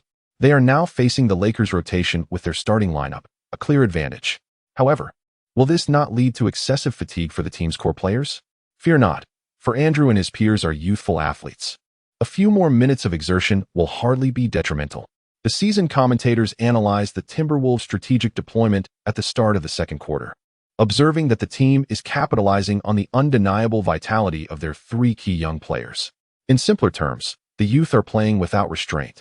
Indeed, the Timberwolves trio quickly found their rhythm on the offensive end as the second quarter unfolded. Zach LaVine and Andrew Wiggins soared above the rim, while Karl-Anthony Towns dominated the paint, effortlessly overpowering his opponent, Black. The double-digit advantage established by the Lakers in the first quarter was swiftly diminished by the Timberwolves. Realizing his team's lead was evaporating, Luke Walton promptly called for a timeout. He aimed to halt the Timberwolves' momentum while substituting in Russell and Randle, hoping to stabilize the situation. Unfortunately, just the duo of Russell and Randle proved inadequate against the Timberwolves' unleashed trio. With the scores now level, Walton seized the opportunity during a dead ball to reinsert Logan into the fray. Minnesota's strategy had borne fruit, bringing both teams back to square one. However, with Logan back on the court, the Lakers were poised to retaliate. As he returned, Logan adjusted his jersey, determined to widen the lead that the Timberwolves had so swiftly closed. The Lakers prepared to inbound the ball. Logan assertively demanded the ball, and as he received it beyond the three-point line, he executed a sudden change of direction. The magnitude of his movement nearly caused the rushing LaVine to stumble. With a misstep, LaVine found himself outmatched before even confronting Logan, left behind by his adversary.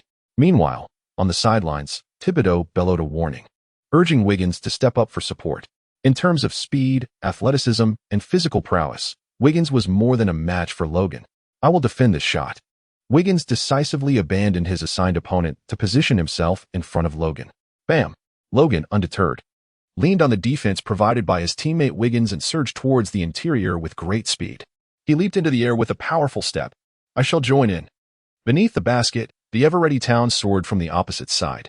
The former number 1 picks from the 2014 and 2015 draft classes converged to double-team Logan, intent on thwarting his shot before it could even be conceived.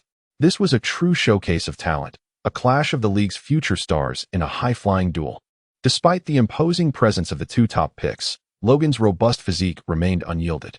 With determination, he forcefully navigated through the defenders and emphatically dunked the ball into the hoop with one arm. Beep! Simultaneously, the head referee on the sidelines blew his whistle decisively. Logan's shot not only counted for 2 points, but also drew a defensive foul from Wiggins, granting him an opportunity for an additional free throw. As the whistle blew, Towns and Wiggins, who lunged in to contest, lost their balance and fell to the ground. In contrast, Logan, caught between them, landed firmly and looked down upon the fallen duo, embodying the spirit of a warrior. "Oh my God, Logan, look at what you have done." In the next moment, D'Angelo Russell rushed to Logan's side, passionately bumping chests with him, exclaiming, "You have shattered their basketball dreams. My brother, your dunk was nothing short of extraordinary." Young Nance quickly followed suit, enveloping Logan in a fervent embrace. Even the son of the dunk champion, young Nance, was profoundly awed by Logan's remarkable feat with sheer determination. He had decisively dunked over the two former first overall picks of the Timberwolves. Logan, the warrior, gazes down upon the two fallen prodigies. This moment deserves a cherished place in the annals of NBA history. Such as Logan. "My friend, what do you think?" In the stands, a friend of Magic rises, exuberantly gesticulating. Even if you combine those three youngsters from the Timberwolves, they would still pale in comparison to Logan. Is that even debatable? Magic Johnson, equally exhilarated, stands up. Michael, do you sense a hint of Rambo in Logan's play? Rambo, the quintessential embodiment of rugged masculinity from the iconic American film, First Blood. Logan executed a furious dunk, gracefully landing while casting a commanding gaze over Towns and Wiggins, exuding an unmistakable aura of masculinity. There exists a certain inclination within me. If it were possible, I would even wish for Logan to star alongside me in a film. The illustrious friend of the magician is none other than the legendary Sylvester Stallone.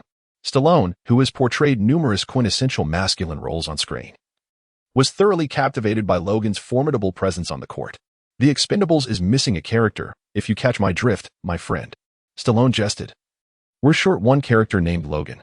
Meanwhile, the magician and Stallone shared light-hearted banter at the sidelines, while the trio of Timberwolves on the court found little to laugh about. Upon entering the court, Logan immediately executed a 2-1 play, converting a three-point opportunity. Subsequently, on the defensive end, he delivered a resounding block on Towns, reminiscent of the sentiments expressed by fans in our homeland, who suggest that it's essential to indulge in hot pot given the chill of Minnesota. Following this emphatic rejection, the Lakers launched a fast break. Logan, facing a 1v2 situation, showcased his agility with a series of spins and directional changes, maintaining his momentum as he advanced to the front court, culminating in a soaring dunk that added another 2 points to the scoreboard. Throughout the latter half of the second quarter, the stage was predominantly occupied by Logan's individual brilliance. He executed a flawless display of both driving and shooting, achieving a remarkable 100 shooting accuracy as he amassed 16 consecutive points, single-handedly orchestrating a 16-0 offensive surge against the Timberwolves. With a powerful follow-up dunk over Towns, he recorded his 18th point of the second quarter. Following a tie in the second quarter, the Lakers then unleashed a formidable 24-3 offensive barrage, instantly widening the gap to an impressive 21 points. Logan, during the halftime, scored an astounding 40 points. If a mere 12 points seemed insufficiently secure, Logan demonstrated his prowess by propelling the team to a 21-point lead. The Timberwolves were compelled to call a timeout, as the commentator on the sidelines exclaimed with fervor, "This is simply incredible." The destructive impact of Logan surpasses the combined strength of the Timberwolves' three core players. Logan's performance was utterly unreasonable, showcasing an unparalleled intensity. Another commentator was left at a loss for words. The Timberwolves trio took to the court at the onset of the second quarter, exhibiting a blatant disregard for sportsmanship. To him, Logan's arrival was akin to an overwhelming 16-0 run. Now, that is what one might call a flagrant breach of decorum. Chapter 62. Guest starring the Suicide Squad 4, I Have 3 Daughters. Chapter 62. Guest starring the Suicide Squad 4, I Have 3 Daughters. Logan's sudden and audacious display of prowess shattered the psychological defenses of the Minnesota Timberwolves trio. After laboring for half a quarter to level the score, they found themselves effortlessly distanced again by Logan, who not only restored but magnified the lead to an astonishing 21 points. The difference between 12 and 21 points is not merely a reversal of numbers. A 12-point deficit is relatively inconsequential in the NBA, whereas a 21-point gap signifies a chasm between teams of disparate caliber. This substantial margin was achieved solely by Logan's leadership in a mere half-quarter. Towns, Wiggins, and Levine were left speechless in the locker room at Staples Center, their spirits thoroughly deflated. "Pull yourselves together, gentlemen," Tom Thibodeau urged fervently, hoping his fervent exhortations would awaken the silent trio. Regrettably, the three before him resembled Huskies rather than Wolves. Ultimately, the Minnesota Huskies were utterly vanquished in the City of Angels, as the Los Angeles Lakers triumphed with a resounding 33-point advantage, claiming victory in this so-called battle of talent. Ha ha ha, I adore Logan.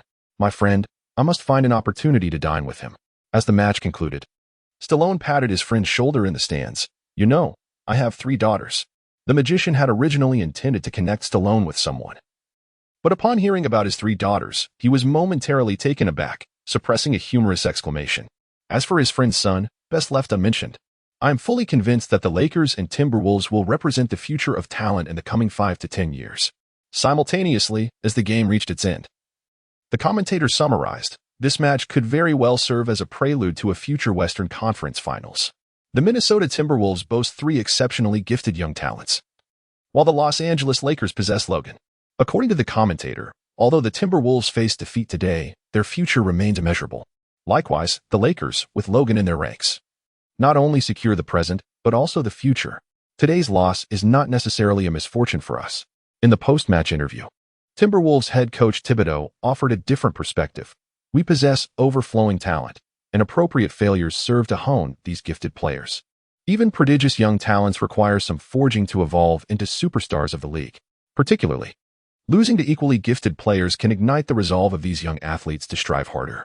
Thibodeau noted a palpable change in Andrew Wiggins' demeanor after this defeat.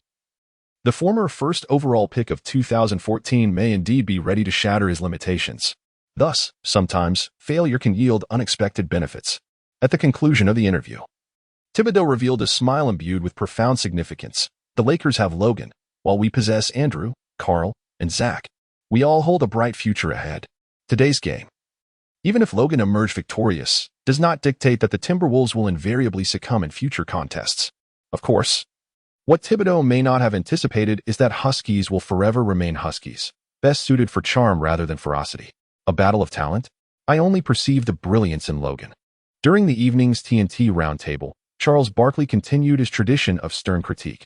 Does Andrew Wiggins truly possess talent? That leaper has no future in the NBA. Karl Anthony Towns has yet to establish dominance in the paint. Shaq, you understand my sentiment.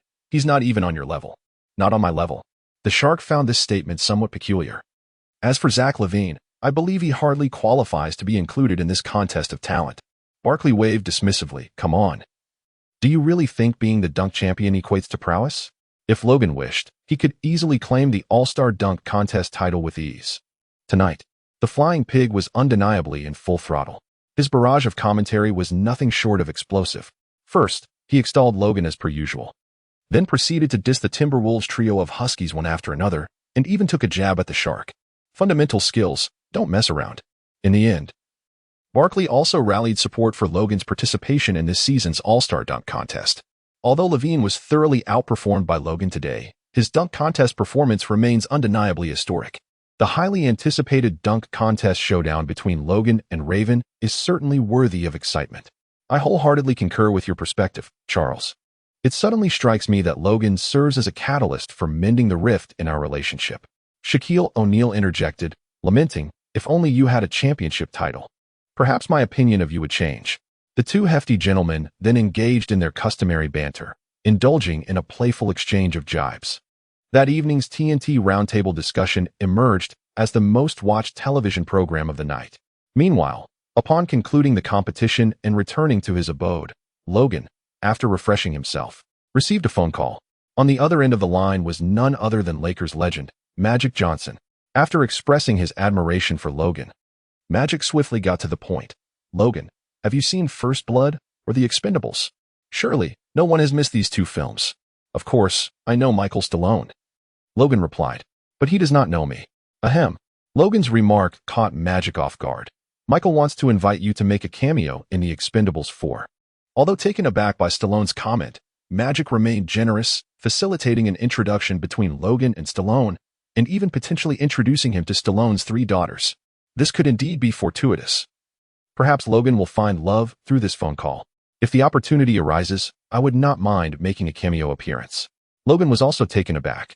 Today, he noticed Stallone at the sidelines. However, he never anticipated that Stallone would extend an invitation for him to participate in the blockbuster The Expendables. Not only as a cameo in the film, but he also wished to introduce his daughter to him. The magician had given Logan a word of caution. He has 3 daughters. I am aware. Logan was quite impressed by Sylvester Stallone's 3 daughters. In his previous life as an avid reader of online literature, he had lost count of how many basketball-themed novels he had perused. The premise of Stallone's daughters as protagonists was almost a staple in various basketball narratives. However, given the current trajectory of events, could it be that he was destined to replicate the storyline of those basketball tales? The realm of Chinese online literature was indeed not misleading. After exchanging a few casual pleasantries with the magician, Logan hung up the phone, and before he could recline back onto his bed, the phone rang once more. This time, the caller was none other than his agent, Tyler Finson. Logan, the Patek Philippe contract has been sent back to headquarters and is now officially in effect. Finson's exuberance nearly radiated through the phone. Congratulations. From this moment forth, you are officially a millionaire. Patek Philippe truly lived up to its reputation as the Emperor of Watches. They not only offered Logan a post-tax contract worth a fortune, but also airlifted a selection of over 100 timepieces, which arrived at Logan's doorstep the very next morning. In the correspondence from Patek Philippe, they expressed that Logan could either keep the watches if he fancied them or choose to collect or gift them if he preferred. Such wealth allows for such indulgence. Chapter 63. Team Trade Plans. Kobe is coming. The news of Patek Philippe airlifting a plethora of luxury watches to Logan's home swiftly dominated the headlines in the United States. Clearly, for this brand's first-ever spokesperson, Patek Philippe was extending the utmost treatment. Logan, it was said, possessed a timepiece from a limited edition of only 300 globally. In Los Angeles, at the Staples Center, Russell, who had arrived early for practice, approached Logan with his phone in hand. "This is the one, the limited edition in opulent gold. They sent me one as well." Logan cast a glance, confirming that it was indeed a familiar style and colorway. More importantly, this limited edition watch bore a unique number. The special symbol 007300 was somewhat etched in his memory. Goodness, could it be? A numbered limited edition that was impossible to acquire, and yet you received one? D'Angelo Russell was utterly in awe of Logan. Becoming a spokesperson for Patek Philippe certainly afforded one the privilege to indulge. But what about this piece? It had already been discontinued for a decade, with only 3,000 pieces released globally, a true collector's item. Russell still held onto a sliver of hope, despite the fact that this piece had a higher production number than the previous one. There was absolutely no chance that a brand new version still existed. The latest limited edition, a gift from Patek Philippe to Logan, seemed entirely plausible. However, this watch, long since discontinued, left Russell incredulous that Logan could possibly possess it. Was the packaging unique? Indeed, this inaugural packaging was special. Patek Philippe utilized this distinctive box solely for this model. When this watch was initially released, the exterior packaging alone had skyrocketed in value. To maintain its prestige, Patek Philippe even ceased production of this packaging. It certainly should have been included on the list of gifts.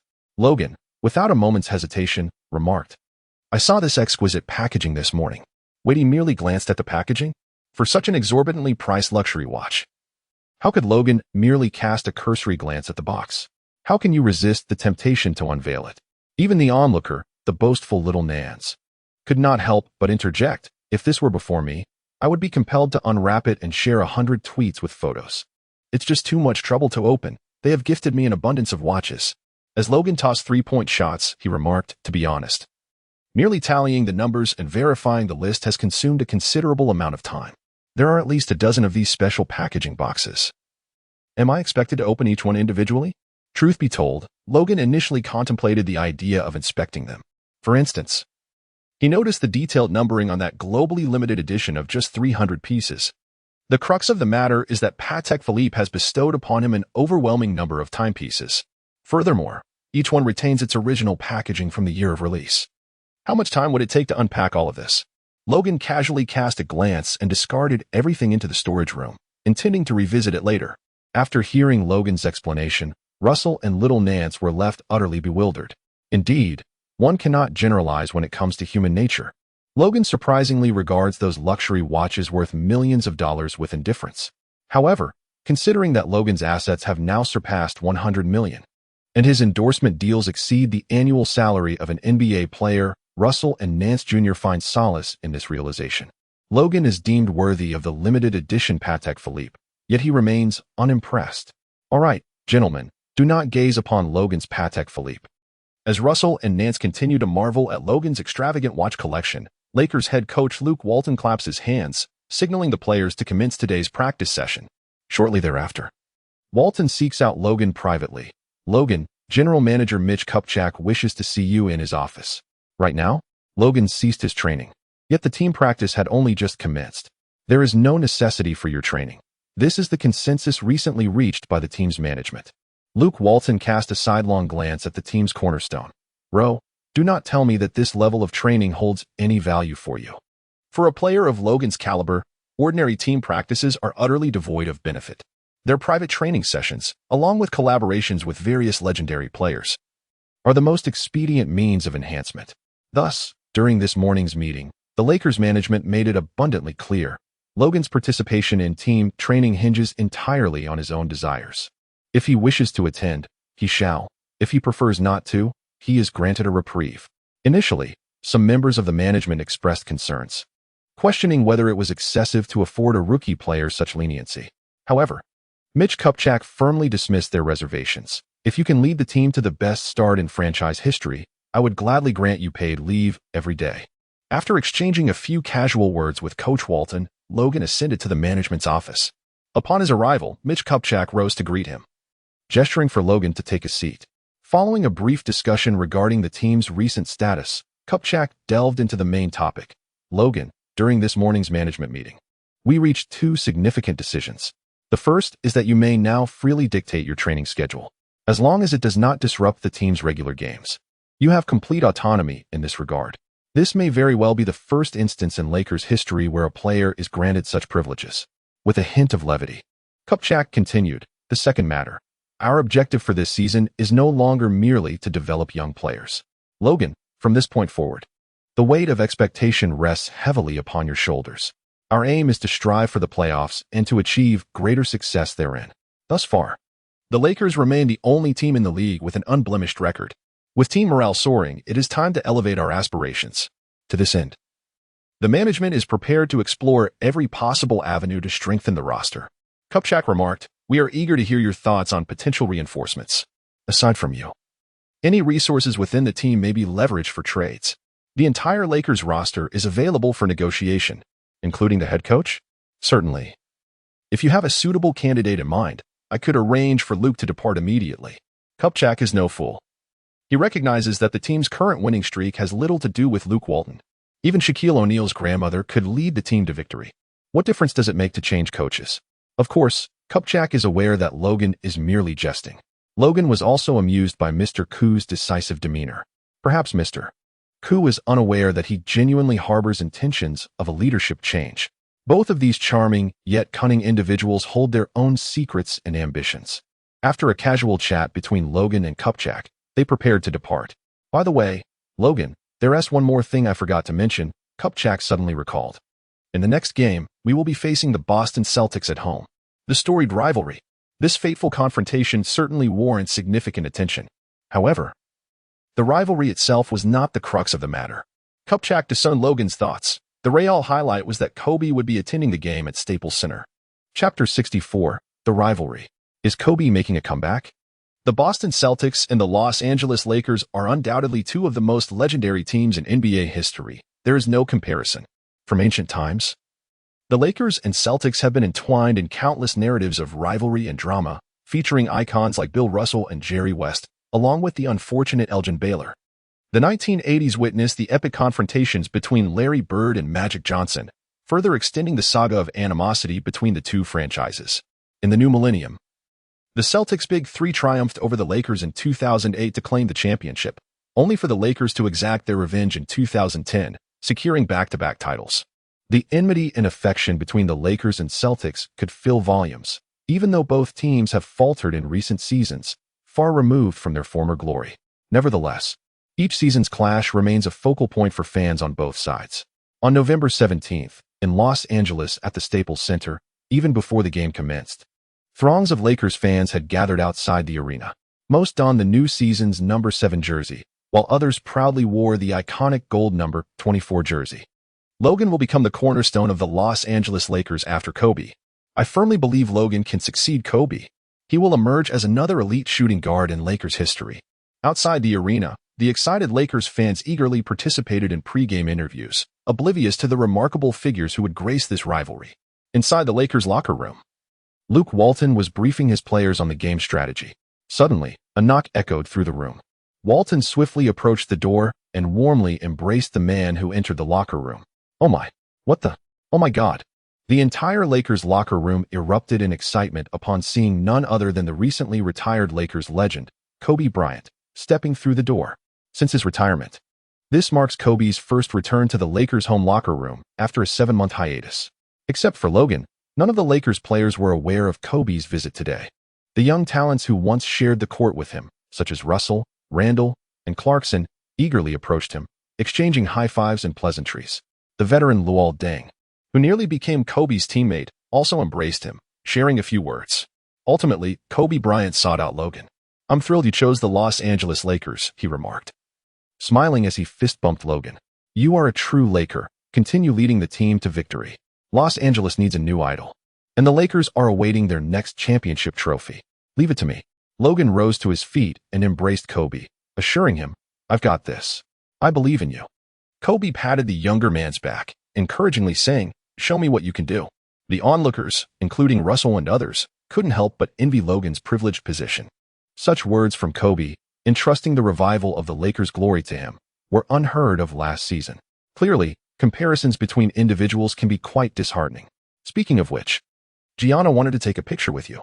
After discussing the future of the team, Kobe redirected his focus primarily to his family. Gianna Bryant, affectionately known as Gigi, who had been following closely behind Kobe, seized the moment to step forward and pose for a photograph with Logan. She also requested an autograph. "Logan, you play so much more beautifully than my dad." Taking advantage of Kobe's distraction, Gigi leaned in close to Logan's ear and whispered, "I'm now one of your fans. And all my teammates are your devoted admirers too. So, could you sign a few more for us?" Word had spread that Gianna Bryant was coming to watch Logan's game, and her teammates eagerly urged her to secure more of Logan's signatures. In this day and age, who isn't a starstruck girl? Logan possesses striking good looks and exceptional athletic prowess. To not be his admirer would be nothing short of blind folly. Naturally, this is no issue at all. Logan casually signed a few autographs and handed them to Gigi, who sparkled with joy in her eyes. Nothing brings greater happiness than the thrill of being a successful fan. Don't let the Boston team outshine you, Logan. Kobe still allowed a moment for little Walton before leaving. He pointed at Logan and declared, "No matter what, dominate them." With that, Kobe forcibly whisked away his daughter. "Dad, Logan is incredibly handsome." Gianna, still in a daze from being pulled away, exclaimed, "From now on, I will watch his games and learn his skills." "Gigi, do you think I lack understanding of the game?" Kobe chuckled awkwardly. "This girl, the top 10 player in NBA history, stands right beside you. Yet you are infatuated with a rookie. Who can one reason with?" "No, I just think Logan plays better than you, Dad." Gianna Bryant turned her head. "Dad, face the reality. It's Logan's era now. You're getting old." Hearing his daughter's remarks, the once unyielding Black Mamba felt a tinge of helplessness. He truly began to regret bringing Gigi to Staples Center to witness Logan's live game. Soon, both teams concluded their pre-game tactical preparations and emerged from the player tunnel. During the player introductions, Logan basked in the loudest cheers from the fans. Without a doubt, Logan is the new darling of Los Angeles. He truly deserves such adulation. The two commentators on the sidelines attempted to say something, but the Staples Center erupted with even more fervent applause. A throng of Lakers fans eagerly pulled out their phones to capture the moment as a man in a suit emerged from the Lakers player tunnel. It seemed that no one on the Lakers team, aside from Logan, was aware that Kobe would be attending today. The entire crowd of Lakers fans was oblivious to the fact that Kobe Bryant was present, witnessing the long-standing rivalry between the Lakers and the Celtics. "Oh my, did I just see that correctly? Is that really Kobe Bryant? How long has it been since we last saw him at Staples?" The former hero of Staples Center made his first appearance at the arena he once dominated since retiring. The seasoned commentators were equally astonished by Kobe's sudden appearance. The arrival of the Black Mamba was utterly unexpected. Amidst the enthusiastic cheers from the crowd, Kobe graciously accepted a pre-game interview from the media. Naturally, the majority of questions revolved around Logan. "Kobe, this is your first time returning to Staples Center after retirement, not as a Lakers player. Does it feel different?" "Indeed. Being here as a fan is a unique experience." "Have you been following the Lakers' performance this season?"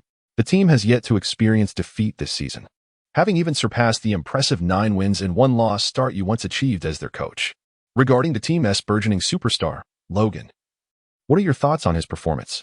The reporter's inquiries came at a rapid-fire pace, leaving no room for pause. The final question, in particular, momentarily caused Kobe to hesitate. Under Logan's leadership, the Lakers possessed the potential to strive for even greater achievements this season. Have you considered making a comeback to assist the young Logan on the path to championship glory? Chapter 65. Reclining at the limit, more challenging than the Black Mamba. To be frank, since my retirement, I have seldom followed the Lakers games.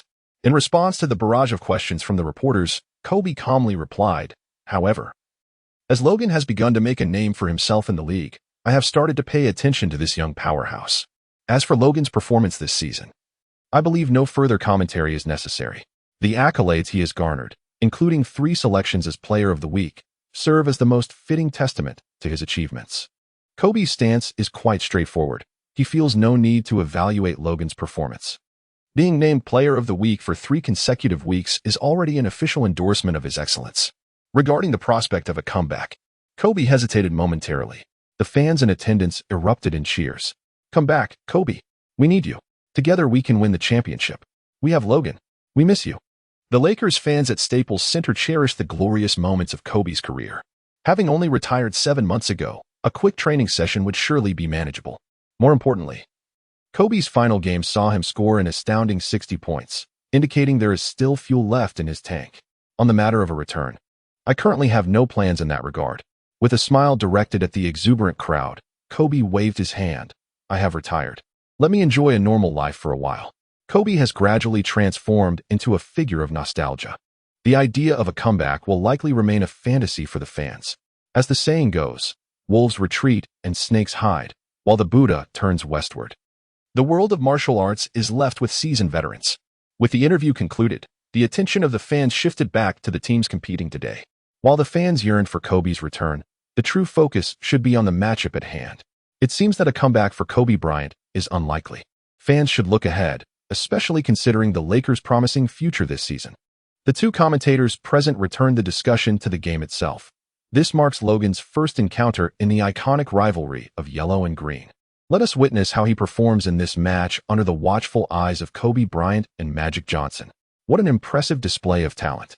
The live broadcast captured the scene at the sidelines, where Kobe Bryant found himself seated beside the legendary Magic Johnson. The 2 icons of the Lakers exchanged whispers, erupting into laughter. As the pregame warm-up concluded, the starting players of both teams took to the court. The Lakers' starting lineup featured Russell, Ingram, Randall, Nance Jr., and Logan, while the Celtics showcased Isaiah Thomas, Avery Bradley, Jaylen Brown, Tyler Zeller, and Amir Johnson. The centers positioned themselves at the center circle, and the referee tossed the ball high into the air. Nance Jr. triumphed over Amir Johnson, swiftly directing the ball into Russell's hands. The Lakers seized control of the opening offensive possession.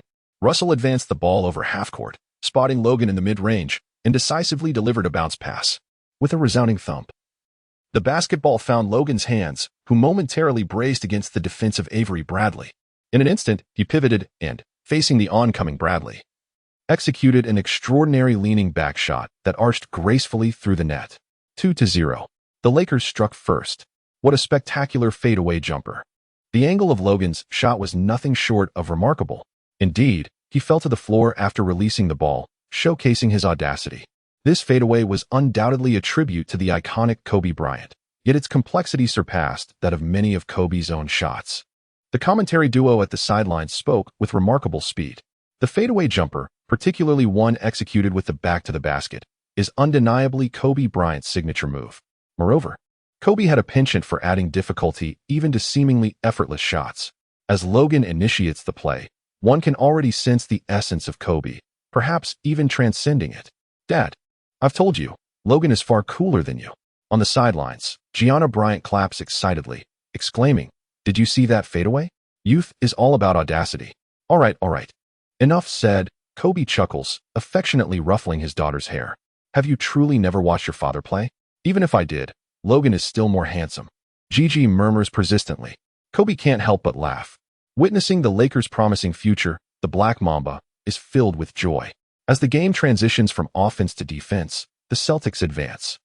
Isaiah Thomas dribbles past half-court, utilizing a screen to break into mid-range, and he releases the shot.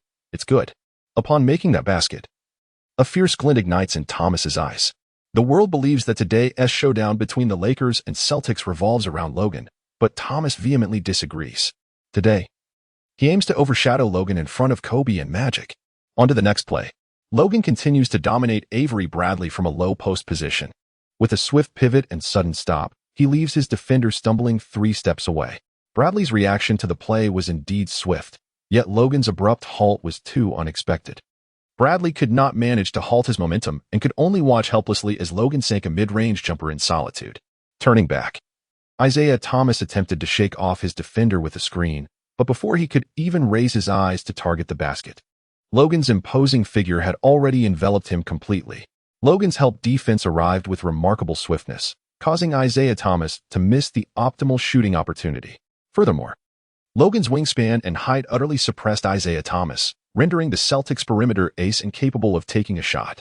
Although Isaiah Thomas possesses formidable offensive prowess, his greatest limitation remains his stature.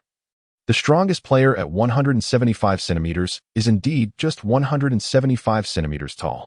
Logan stands at an impressive height of 198 meters with a wingspan of 212 meters, completely overshadowing the diminutive Thomas. More crucially, Logan's speed and leaping ability allow him to effortlessly thwart Thomas's attempts.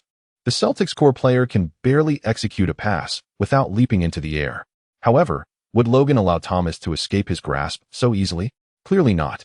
As Thomas jumps to make a pass, Logan springs into action, akin to executing a block, snatching the ball from Thomas's hands and cradling it in his embrace. The question arises, should this play be classified as a block or a steal? Regardless, following the interception, Logan transitions into offense with remarkable swiftness, racing down the court for a powerful slam dunk. The two commentators on the sidelines find themselves at a loss for words. After the interception, Logan decisively shifts from defense to offense, launching himself from just 2 steps inside the free throw line. With one hand, he grips the ball, elevating it like a blazing inferno, and delivers a thunderous dunk reminiscent of a fierce strike against the mighty K2. If you were unaware of the world's second highest peak, you certainly comprehend it now. Chapter 66. A catastrophe approaches. The new king ascends the throne this very day. An explosive dunk. I firmly believe Logan's participation in the dunk contest is a foregone conclusion. Moreover, I am convinced he has already secured his title as the champion of this season's All-Star Dunk Contest. However, this may hinge on whether Zach LaVine and Aaron Gordon choose to compete. Surely you jest. Do you really think Zach LaVine and Aaron Gordon could possibly outshine Logan in the dunk contest? Ridiculous. In Los Angeles, at the Staples Center, the commentators have bypassed the game's content entirely, launching straight into predictions for this season's All-Star Dunk Contest. In their eyes, a player of Logan's caliber not participating in the dunk contest would be a tragic waste of talent. Stop fixating on isolation plays, pass the ball and let it flow. The Celtics' young coach, Stevens, expresses his urgency. While Thomas possesses remarkable one-on-one skills, he tends to become overly emotional. Playing with such fervor is not always beneficial. Fortunately, at this moment, Thomas has not yet succumbed to such fervor. Back on the offensive end, the formidable 175-meter Russell passes the ball to Avery Bradley on the perimeter. With a fierce gaze and unwavering resolve, Bradley faces Logan's defense. He immediately dishes the ball to Jaylen Brown stationed in the corner. As the 3rd overall pick in the 2016 draft, the comparison between Brown and Ingram was a hot topic among fans prior to the draft. Their first on-court matchup has prompted the commentators to share their thoughts. However, much like Ingram, Brown has exhibited significant fluctuations in performance this season. In simpler terms, it seems today he is having an off night. The crisp sound of the ball striking the rim echoed as Nance seized the rebound. The Lakers surged forward in a counterattack. Russell executed a long bounce pass that found the advancing Logan. Upon receiving the ball, he disregarded the arms entwined around him, took 2 decisive steps, and with a deft maneuver in midair, lofted the ball into the basket. The referee on the sidelines immediately blew his whistle. Zeller's defense was deemed a foul for holding. Logan successfully made a 2-point shot and is awarded an additional free throw. What on earth? Zeller, with unabashed audacity, engages the referee in a debate. He committed a foul on that play, yet failed to halt Logan's scoring momentum. It is indeed quite challenging to endure. On the sidelines, Stevens can only helplessly bury his head in his hands. Logan simply cannot be restrained. Upon scoring, Logan himself gestured helplessly towards the sidelines. It is undeniable that the unpredictable nature of his shooting allows for such audacity. Logan implied that this level of defense is utterly ineffective against him. Indeed, just observe his exasperated gesture. The Celtics' defense is in dire straits. Naturally, for the two commentators, Logan's gesture could be interpreted in myriad ways. The most prevalent interpretation among viewers is undoubtedly, Logan dismisses the Celtics' defense with ease. With a swift motion, he secures the free throw, completing a 2-1 play as his offensive display continues unabated. In the first quarter, aside from Isaiah Thomas, the Celtics' offense falters entirely. Conversely, Logan not only flourishes individually, but also skillfully attracts the Celtics' defensive attention, delivering precise passes to find Russell lurking at the perimeter. Not only Russell, but even the tenacious Randall capitalizes on Logan's deft handoff, executing a smooth pivot before slamming the ball home with ferocity. A roar erupts, igniting the atmosphere in the arena. What was anticipated to be a monumental showdown between the storied rivals has devolved into a one-man show. As the Celtics struggle, the Lakers thrive, buoyed by soaring morale. The Lakers dominate the first quarter, amassing 32 points while the Celtics are limited to a mere 10.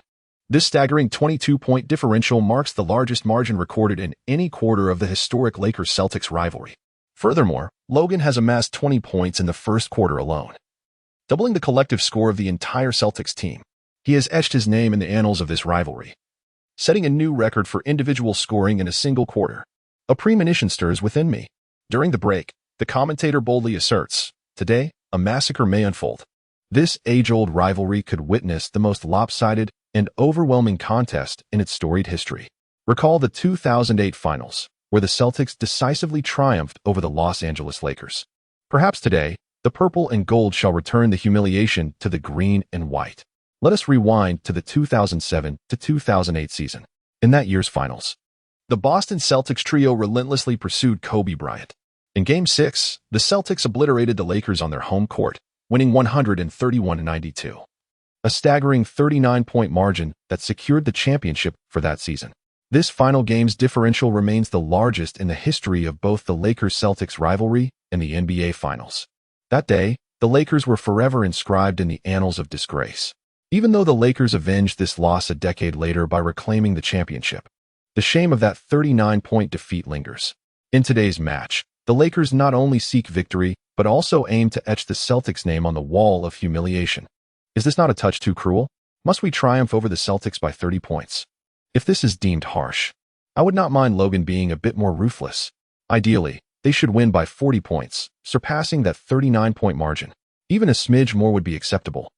The Celtics are destined to become sacrificial lambs, awaiting our slaughter. The Lakers fans in attendance have already begun to envision the bloody outcome of the game. The image is too beautiful to miss. Kobe, what are your thoughts on Logan? Amidst the fervent cheers of Lakers fans surrounding them, Magic inquired of the Black Mamba, "Do you believe he can uphold the future of the Lakers?" This question requires no answer from me, my friend. Kobe glanced at the enthusiastic crowd.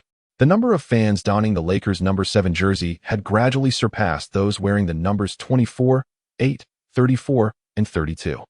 This is a signal, a herald of a new era for the storied Los Angeles Lakers. A new king ascends the throne today. Chapter 67, the largest margin of defeat in history. The era of the Celtics versus Lakers is no more. We may lose the game, lose the so-called Celtics versus Lakers battle. In Los Angeles, at the Staples Center, the young coach Stevens crouched on the floor, but I cannot accept such a lack of resistance and defeat. Losing is not terrifying. It is the utter collapse without opposition that constitutes true failure. Stevens can accept defeat, but not this kind of defeat. The Celtics players merely hung their heads in silence. Isaiah Thomas, who averaged 27 points per game this season, lifted his gaze. He wished to say something, yet the words caught in his throat. Despite his performance prior to today, he bore the weight of being the Celtics' core banner. At Staples, the mightiest 175 momentarily lost his way. Thomas managed only 4 points in the first quarter. Ever since Logan began to closely guard him, Thomas struggled to find his rhythm on the offensive end. Avery Bradley also remained silent, having been overwhelmed by Logan on both offense and defense. Bradley even felt that he was the primary reason for the team's first quarter debacle. Jason Tatum, the third pick of the 2016 draft, had little say in the matter. The disparity between Tatum and Logan was greater than that between a kindergarten child and a university student. The intermission ended swiftly, and both teams' second units took to the court. Influenced by the performance of the starters in the first quarter, the Lakers' second unit showcased no mercy at the onset of the second quarter. The trio of Reeves, Young, and the increasingly steady Wayne Ellington unleashed a barrage of three-pointers, collectively executing a 12-2 offensive surge. The deficit ballooned to 32 points. D'Angelo, have you ever heard of 58? Observing the rotation, players display their relentless prowess. Logan casually engaged in conversation while sipping water. It refers to the largest margin of victory in NBA playoff history. I recall that it was Chris Paul's Hornets who suffered a 58-point defeat to the Nuggets. Russell still vividly remembers those remarkable moments. Now they are the New Orleans Pelicans. The scene transports us back to the 2008 to 2009 NBA season. In the first round of the Western Conference playoffs, the Denver Nuggets faced off against the New Orleans Hornets. In the fourth game of this series, the Nuggets established a commanding lead of 22 points by halftime. Furthermore, in the third quarter, they achieved a staggering score of 27-11, expanding their lead to 38 points. By the fourth quarter, both teams had substituted in their entire roster of players. However, the Nuggets bench players, led by J.R. Smith and Linas Kleiza, displayed an astonishing lack of sportsmanship, delivering a ruthless performance of 33-13 in that final quarter. This ferocity culminated in the largest margin of victory in NBA playoff history, an astounding 58 points. To put it differently, had it not been for the onslaught from the Nuggets bench, the Hornets would have only suffered a 38-point defeat. It was indeed the overwhelming firepower of Denver's substitutes that birthed this historic margin. Today, the Lakers bench players appear to mirror the ruthless spirit of the Nuggets' past, showing no mercy in their battle against the Hornets. As the score gap widened further, Logan stood up to stretch his shoulders, acutely aware of the anxious expression on the face of Celtics coach Stevens at the sidelines. Yet, such anxiety proved futile. The Murphy's Law reminds us that often, the very things we dread are the ones most likely to come to fruition. Beep. During a dead ball, both teams made substitutions. The Celtics replaced their despondent bench players with their lethargic starting five. On the Lakers' side, Logan led the charge. The cheers from the Staples Center erupted with even greater intensity. And without Logan, the Lakers' lead had already swelled to 36 points. If Logan were to return, what a spectacle it would be. The entire arena erupted as Lakers fans rose in unison, roaring their synchronized chant. BOS, the abbreviation for the Boston Celtics, echoed through the air, reminiscent of the Celtics playoff battle cry, beat LA. Now, it was the Lakers fans' turn to retaliate. The Los Angeles Lakers were prepared to unleash their fury today. A catastrophe seemed inevitable. By how many points would the Celtics succumb to the Lakers? 40 points? 45? Or perhaps 50? The two commentators were profoundly moved by the electrifying atmosphere. Truly, this was a clash between age-old rivals. Lakers fans were practically yearning for the Celtics to crumble. With the ambience reaching such a fever pitch, Logan certainly could not disappoint the fervent Lakers supporters. Back to the game. Logan, in a remarkable display of defensive prowess, assisted in guarding the paint and executed a thunderous block against the penetrating Thomas. With a commanding grip on the ball, Logan swiftly passed it to Russell on the opposite side. In an instant, the Lakers quintet launched a collective counterattack, with even the less prominent Nance exhibiting far more enthusiasm than the Celtics defenders. Following Russell's feint pass to Ingram, he delivered a genuine assist to Logan, who soared to the rim for a spectacular alley-oop dunk, igniting the crowd as he scored. The score gap widened to 38 points, a mere step away from the 40-point mark, and just 1 point shy of equaling the largest margin in the storied Lakers-Celtics rivalry, with the potential to surpass it by 2. On the sidelines, the ever-composed Kobe exhibited signs of agitation. Let us not forget that it was Kobe who led the Lakers in their previous 39-point annihilation of the Celtics. Now, under Logan's leadership, the new Lakers stand on the brink of delivering an even greater humiliation to their rivals, potentially etching the Celtics' disgrace into the annals of history. Composure? Such a notion is non-existent. The relentless onslaught continues. As the first half concluded, the Lakers astonishingly amassed 72 points on their home court, while the Celtics could only muster a paltry 30. The staggering 42-point halftime deficit not only marks the most lopsided score in the history of the Lakers-Celtics rivalry, but also sets a record for halftime margins in this epic showdown. Notably, Logan has already tallied an impressive 37 points in this match, positioning him to become the first Lakers player since Kobe Bryant to eclipse the 40-point threshold in a Lakers-Celtics clash. Yet, beyond individual achievements, my primary concern lies in the extent of the Lakers' victory. A 40-point margin is no longer in question. Is a 45-point lead far-fetched? With only 3 points separating them from that milestone, and the prospect of reaching 50 points seeming increasingly plausible, the fervent Lakers fans continue to chant beat boss, even during halftime. Meanwhile, in the visiting locker room at Staples, the Celtics are in disarray. The turmoil extends beyond the players and coaching staff, reaching the Celtics management back in Boston, who are collectively in a state of despair. This includes general manager Danny Ainge, who had met with Logan over the summer in an attempt to secure his talents for the Celtics revival. Now, however, they find themselves as bitter rivals. With Logan leading the Lakers in a relentless pursuit of annihilation against the Celtics, showing no mercy. This young man is truly formidable. We must consider a trade. For relying solely on Isaiah Thomas is utterly insufficient to contend with the Lakers. Furthermore, this match has shattered Ainge's formerly conservative approach to team building. The rookie dividends gained from trading away Pierce and Garnett hardly stand a chance against a Lakers team bolstered by Logan's presence. Little Thomas is certainly not the cornerstone for the Celtics' future. It is imperative to seize opportunities and exchange small change for substantial gains. The humiliation left by the Lakers today will surely be avenged by the Celtics in time. However, the weight of this disgrace may be rather burdensome. As the halftime intermission concluded, the third quarter commenced. Clearly, the Lakers showed no intention of relenting. With the atmosphere among the fans charged to such an extent, can a 42-point deficit suffice? Certainly not. Led by Logan, the Lakers' starting lineup unleashed a formidable 9-0 surge at the onset of the third quarter.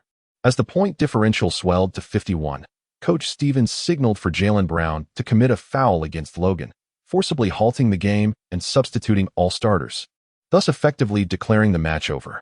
However, this marked merely the conclusion of the contest's competitive spirit, not the cessation of playtime. The Lakers took a moment longer to replace their starters than the Celtics, with the maximum lead at 1 point approaching 58. Meanwhile, Chris Paul, the esteemed point guard of another Los Angeles team, felt a shiver run down his spine, perhaps unaware of the monumental events that had transpired in the NBA during his training. By the way, Blake, that recently surging young talent from the Lakers, is rumored to participate in the dunk contest. After the chilling moment, Paul engaged in conversation with Griffin. Have you seen the dunk highlights of that kid named Logan? Indeed. That young man possesses remarkable leaping ability and exceptional athleticism. Griffin, dribbling with both hands, honed his ball handling skills, but relying solely on him. The Lakers cannot possibly advance to the Western Conference Finals before us. Since the Lakers formally exited the championship contention, the Los Angeles Clippers have gradually emerged as the preeminent NBA team in the city, aiming to reach the Western Conference Finals and even clinch the title ahead of the Lakers. I mean, if he participates in the dunk contest, do you think he could win? CP3 clearly showed disinterest in discussing topics related to the Western Conference Finals, a painful reminder of his career. Who knows? It depends on the creativity he brings on the day of the contest, Griffin pondered. But seriously, I am eager to see Logan's performance in the dunk contest. His highlights are already filled with imagination. Amidst the conversation between the Clippers' dynamic duo, the grim tale at Staples Center gradually approached its conclusion. With the Celtics waving the white flag early on, the Lakers expanded their lead to nearly 58 points but ultimately fell short of actually reaching or surpassing that figure. In the end, the Los Angeles Lakers achieved a season high of 132 points, triumphing over the Celtics by a staggering 50 points, with the final score standing at 132-82. This marked the largest margin in the storied history of encounters between the Boston Celtics and the Los Angeles Lakers. Under the watchful eyes of Kobe Bryant and Magic Johnson, these young Lakers etched their rivalry with the purple and gold foes permanently into the annals of NBA disgrace. The glaring disparity between the two teams was painfully evident. Perhaps from this moment forth, every encounter between them will result in a unilateral massacre by the Lakers. After this night, the legendary rivalry between the yellow and green may very well be a thing of the past. Chapter 68, O'Neal's Fiery Rebuke of Ainge. The most lucrative contract in Adidas history. The Boston Celtics will never triumph at Staples again. We defeated them by 50 points. My friends, this is indeed a 50-point victory. Today was a one-sided massacre. The Celtics were utterly feeble. No, it is not that the Celtics are weak. Rather, we are formidable. Logan is formidable. As the game concluded, Lakers fans present at Staples erupted in euphoric celebration before the cameras, reveling in the sheer ecstasy of triumphing over their rivals by 50 points. The euphoria was palpable, akin to the thrill of winning a championship. Of course, securing the championship would undoubtedly elicit even greater excitement. It is almost unfathomable that this is reality. Simultaneously, Celtics head coach Stevens, during a post-game media interview, appeared despondent. We prepared extensively before the game. Our coaching staff devised numerous strategies to address potential scenarios. Stevens chose not to elaborate further. As he indicated, the Celtics indeed held this rivalry in high regard. Both teams underwent significant transformations in the new season. The clash of the revamped Celtics versus the reimagined Lakers was meant to herald a new era in their storied rivalry. Yet, this narrative faltered after merely the first chapter. The Lakers' terrifying offensive prowess and Logan's commanding presence on the court rendered the Celtics' pregame preparations futile. In the face of overwhelming talent, tactics seemed laughable. Will the team seek to bolster its roster through trades moving forward? This game undoubtedly exposed numerous issues, prompting questions about whether the team's foundational strategy has gone awry. The reporters present were clearly unwilling to allow Stevens to evade their inquiries easily. They hurled a barrage of probing questions his way. "I'm uncertain." In response to these inquiries, "I must refrain from comment." Stevens opted to sidestep the questions.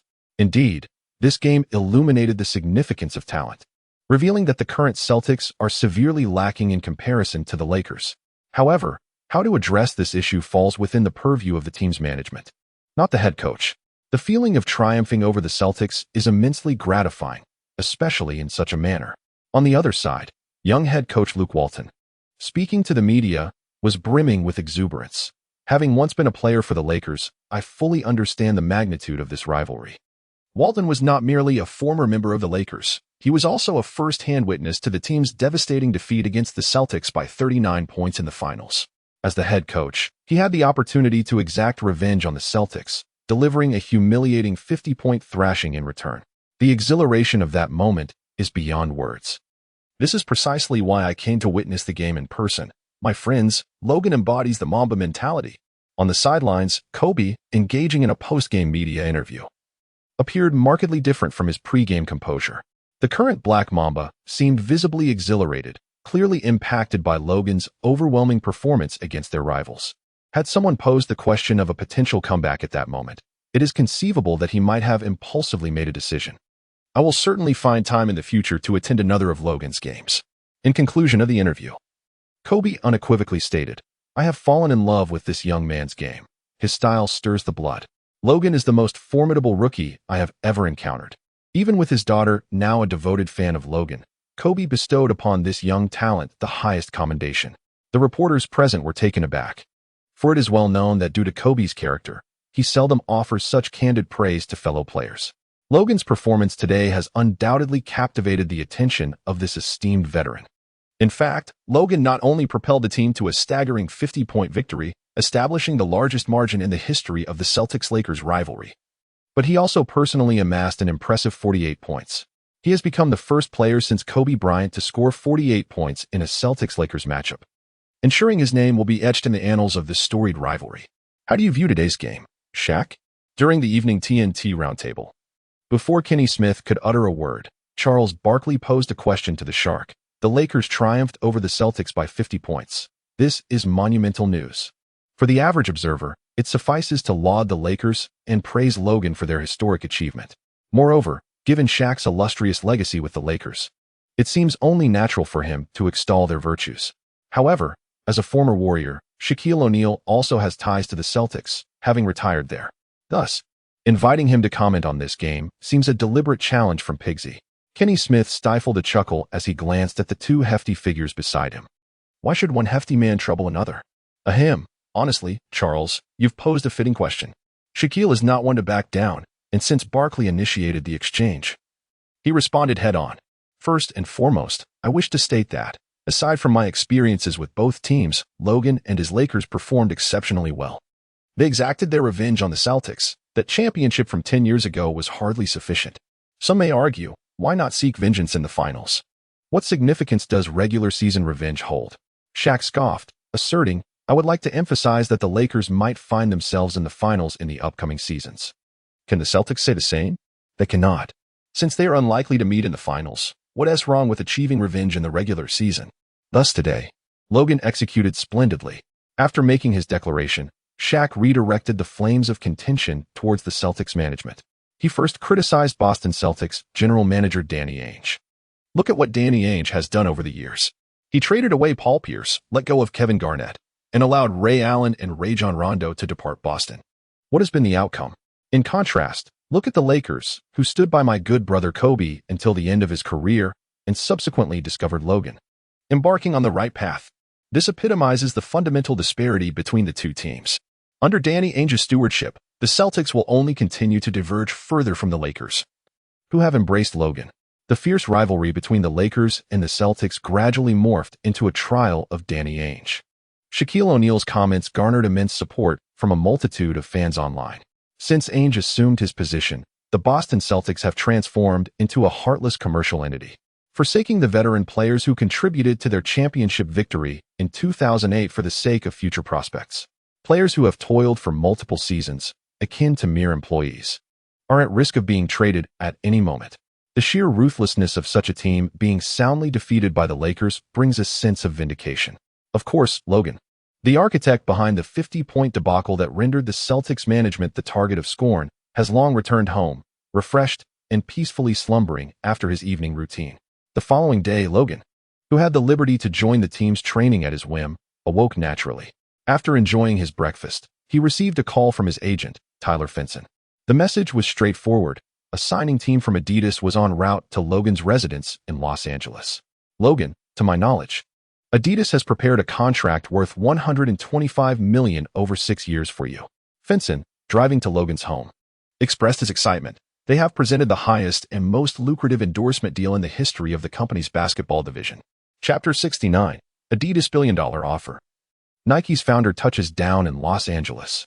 As Tyler Finson had indicated, the largest contract Adidas had ever offered in basketball was the sneaker deal bestowed upon Rocket star James Harden. After departing from the Thunder, Harden gradually reached an MVP-caliber level of performance. His endorsement fee of $14 million per year from Adidas ranks as the third highest in the league, following only Kevin Durant and LeBron James. However, with Logan's increasingly explosive performances in the NBA, his market value has surged. Adidas arrived in Los Angeles, brimming with sincerity and bearing an offer that would set a historic precedent for the company. Under Tyler Finson's guidance, the Adidas team arrived at Logan's residence.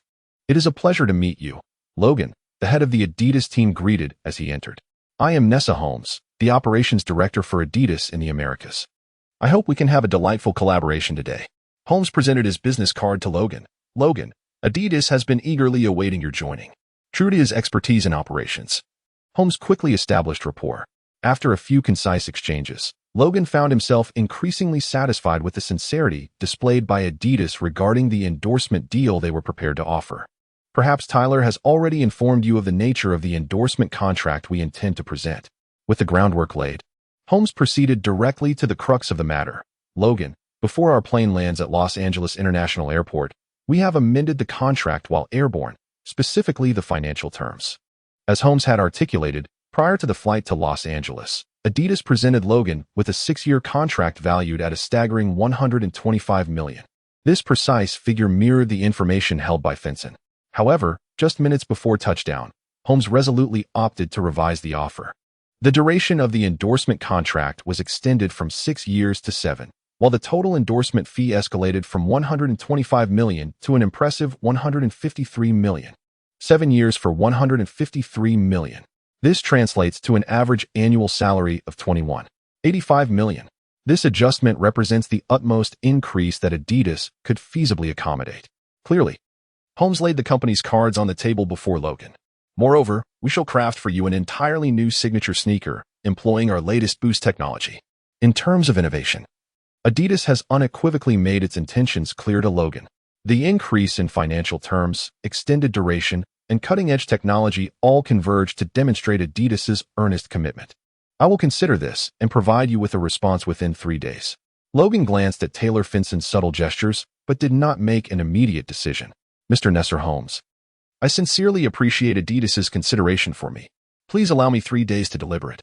Holmes, a shrewd individual, understood that Logan's hesitation did not stem from dissatisfaction with the offer, but rather indicated that he was likely in discussions with other companies, such as Nike, the only competitor capable of matching Adidas's prowess. For a player of Logan's caliber, securing an initial shoe endorsement is of paramount importance, and comparing options is entirely reasonable. "I trust that in 3 days, you will provide us with a satisfactory response, Logan." Holmes did not wish to waste Logan's time, leaving behind a backup contract before bidding him farewell. After seeing off the Adidas representatives, Taylor Finson dialed another number. "Logan, next up is Nike's signing team. They have been waiting for quite some time, and I held off on bringing them in until you triumphed over the Celtics." Hanging up the phone, Finson flashed a victorious smile at Logan. Adidas is reacting similarly, which is why their offer was abruptly increased. Finsun was no fool after this period. He had become acutely aware of Logan's commercial value. Following such a high-stakes game, his market worth could only rise. As Logan's agent, Finsun understood that the more his client earned, the greater his own profits would be. Hence, he was intent on maximizing Logan's value and marketability. However, what left Taylor Finsun astounded was the fact that Nike's signing team was led by none other than the company's founder, Phil Knight himself. Adidas had already demonstrated significant commitment by sending their regional operations director, but Nike had escalated the situation by dispatching their founder and chairman directly to Los Angeles. In terms of prestige, Nike appeared to hold the upper hand. Moreover, due to Phil Knight's personal involvement, he did not bring any pre-prepared contracts. "Logan, we can discuss all the terms at your pace," Phil Knight stated directly, "as long as you agree to sign with us. Any reasonable request you make can be incorporated into the contract on the spot. The agreement will take effect upon signing."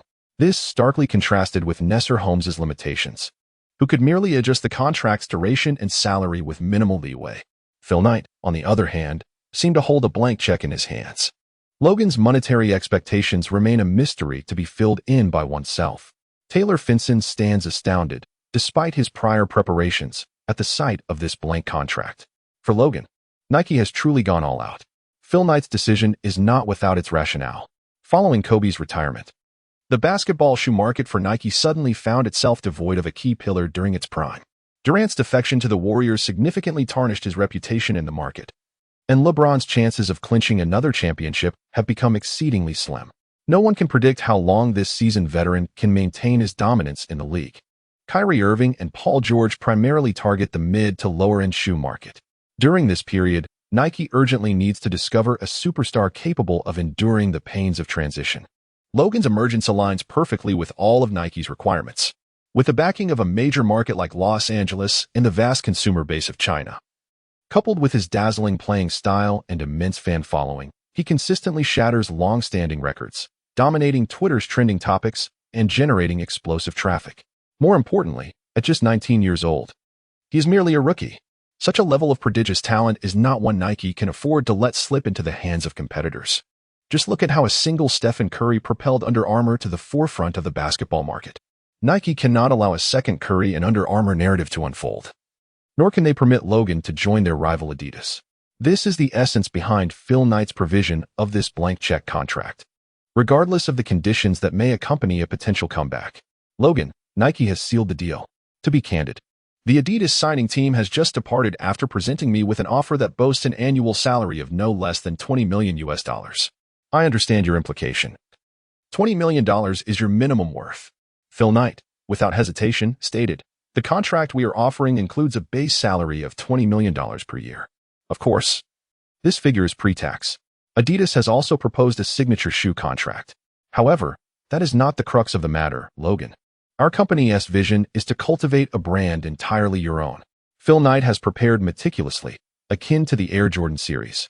We aspire to create a brand that belongs solely to you." What is a mere signature shoe? Nike intends not only to launch signature shoes for Logan, but also to develop an entirely new personal brand, introducing apparel that transcends mere footwear. Just as Patek Philippe seeks to harness Logan's influence within the youthful market to design a fresh, youthful collection, Nike aims to tap into the youth market, leveraging Logan's appeal to forge a trend culture that resonates more profoundly with the needs of the younger generation. Project X? Logan glanced at the draft plan handed over by Phil Knight. Prominently inscribed on the cover was a striking line in English, which translates to Project X. Chapter 70. Nike's Bold Gamble, Project X. The Battle of New York has arrived. The reasoning behind the name Project X is quite intriguing. Nike conducts meticulous research on every contracted athlete. Logan's Chinese name shares the same pronunciation as Wolverine Logan from X-Men. In fact, Nike even consulted translations from the East, discovering that the Chinese rendering of Wolverine is identical to Logan's name. Thus, they aptly chose to name Logan's brand using the X from X-Men. Upon opening the cover, the first page of the proposal reveals an X shape formed by claw marks, with each angle resembling the number 7, Logan's jersey number. The X serves as the brand's emblem, while the claw symbolizes Wolverine's mark, representing Logan himself. It is undeniable that Nike's design proposal for Logan's logo embodies a remarkably clear design language. Nike has precisely positioned the PX series to target the youth and fashion markets. Within this X-Plan proposal, Nike presents several conceptual designs for the PX1 sneakers, brimming with trendy elements and stylish labels. The aesthetics are not only innovative but also technologically advanced, featuring a front and rear separated Zoom Air cushion, a large carbon plate in the midsole, and a TPU hard piece in the heel. The technology incorporated into Logan's inaugural battle shoe surpasses even that of the Air Jordan's flagship models. Undoubtedly, they aspire for Logan's first-generation sneakers to make a resounding impact, establishing the PX series as a new benchmark in sneaker culture. I have complete faith in your capabilities, Logan. Phil Knight is brimming with confidence. We provide the best products, and you are the finest ambassador. With your performance on the court, these PX1s could potentially eclipse the AJ1, becoming the most successful product in basketball shoe history. The AJ1 is currently the most successful basketball shoe in the world, transcending mere footwear to become a cultural symbol. The PX series similarly possesses the potential to evolve into a cultural icon. Phil Knight's confidence in Logan is palpable. At the conclusion of the proposal, Nike notes that aside from a pre-tax annual salary of $20 million, Logan will also receive a 25% share of the annual sales revenue from the PX series. This revenue is calculated based on pre-tax figures, with Nike agreeing to cover Logan's California and federal taxes. Simply put, if the pre-tax sales of the PX series reach $100 million, Logan would earn not only a $20 million base salary, but also an additional $25 million from the revenue share, culminating in an annual compensation level of $45 million. Certainly, Nike does not believe that the PX series will achieve annual sales exceeding $100 million. It is noteworthy that in the entire basketball market, only the AJ series has accomplished such a remarkable feat of surpassing $100 million in annual sales. This achievement was built upon the foundation of over 20 generations of AJ's signature shoes. Furthermore, it was only through the combined efforts of various subsidiary brands that this milestone was reached. The PX series is merely in its infancy. To expect it to reach such heights based solely on its inaugural shoe is exceedingly ambitious. Thus, the substantial portion of Logan's contract is derived from his base salary. However, this perspective represents only Nike's unilateral viewpoint. What Logan truly values is the 25% share of the profits. The initial pricing for the PX1 model is set at $299. The preliminary release volume is established at 150,000 pairs, with plans to increase the quantity in response to market demand. There are two initial colorways, bringing the total release quantity to 300,000 pairs. Should all 300,000 pairs be sold, the sales revenue from the two colorways of the PX1 model would reach an astonishing $89.7 million. Logan secured 25, amounting to an impressive $42 million. His share of the profits even surpassed the base salary stipulated in the contract. Nike harbored doubts that the initial release of the PX1 would sell out the entire batch of 300,000 pairs. Logan may not share the same opinion. Please grant me a day to contemplate, and I shall provide you with a prompt response. Certainly, while Nike's X project is indeed alluring, Logan continued to adhere to the customary procedure, requesting that the other party await his contemplative decision. However, it was abundantly clear that the outcome of this endorsement battle for Logan's sneakers was already evident. Adidas had presented an offer that was indeed filled with sincerity, unveiling the largest basketball endorsement contract in the company's history, a bold attempt and a significant breakthrough. Regrettably, when it comes to audacity and high-stakes gambles, Nike remains the more seasoned contender. Remember how they took a gamble on Michael Jordan, leading to an extraordinary turnaround? This time, the bet on Logan is aimed at solidifying their position as the premier force in the basketball market. Logan, I have booked a flight to Portland for tomorrow evening. After bidding farewell to Phil Knight and his associates, Taylor Finson directly stated, after you conclude your game at Madison Square, we can fly straight to Portland. At Nike's headquarters, they would finalize the sneaker endorsement plan. Tomorrow, the Lakers will head to New York to face the Knicks at Madison Square Garden. Following this pivotal matchup in New York, Logan could fly directly to Nike's headquarters in Portland, tour the premises, and officially announce the signing plan at a press conference hosted by Nike. Clearly, it was not only Logan who had reached a decision. Taylor Finson had already meticulously arranged a series of subsequent events for his player. You truly are remarkable, Taylor. Logan chuckled, patting Finson on the shoulder. His agent certainly knew how to navigate the intricacies of the business. On the 18th, the day Logan resolved his sneaker endorsement matters, the NBA witnessed a series of spectacular individual performances. For instance, Anthony Davis, the star of the New Orleans Pelicans, finally exited the realm of empty stats, delivering a stunning performance of 38 points, 9 rebounds, 6 assists, and 4 blocks, leading his team to victory over the Trail Blazers and securing their third win of the season. As a son of America, Davis's statistics remained sharp. Yet the team's record was undeniably dismal. The Golden State Warriors also triumphed over formidable opponents, achieving their 10th victory of the season. With a record of 10 wins and 2 losses, the Warriors occupied the second spot in the Western Conference, trailing only the undefeated Lakers. The San Antonio Spurs were similarly competitive, with Kawhi Leonard contributing 23 points and 12 rebounds to help defeat the Grizzlies, placing the Spurs at 10 wins and 3 losses. Third in the West.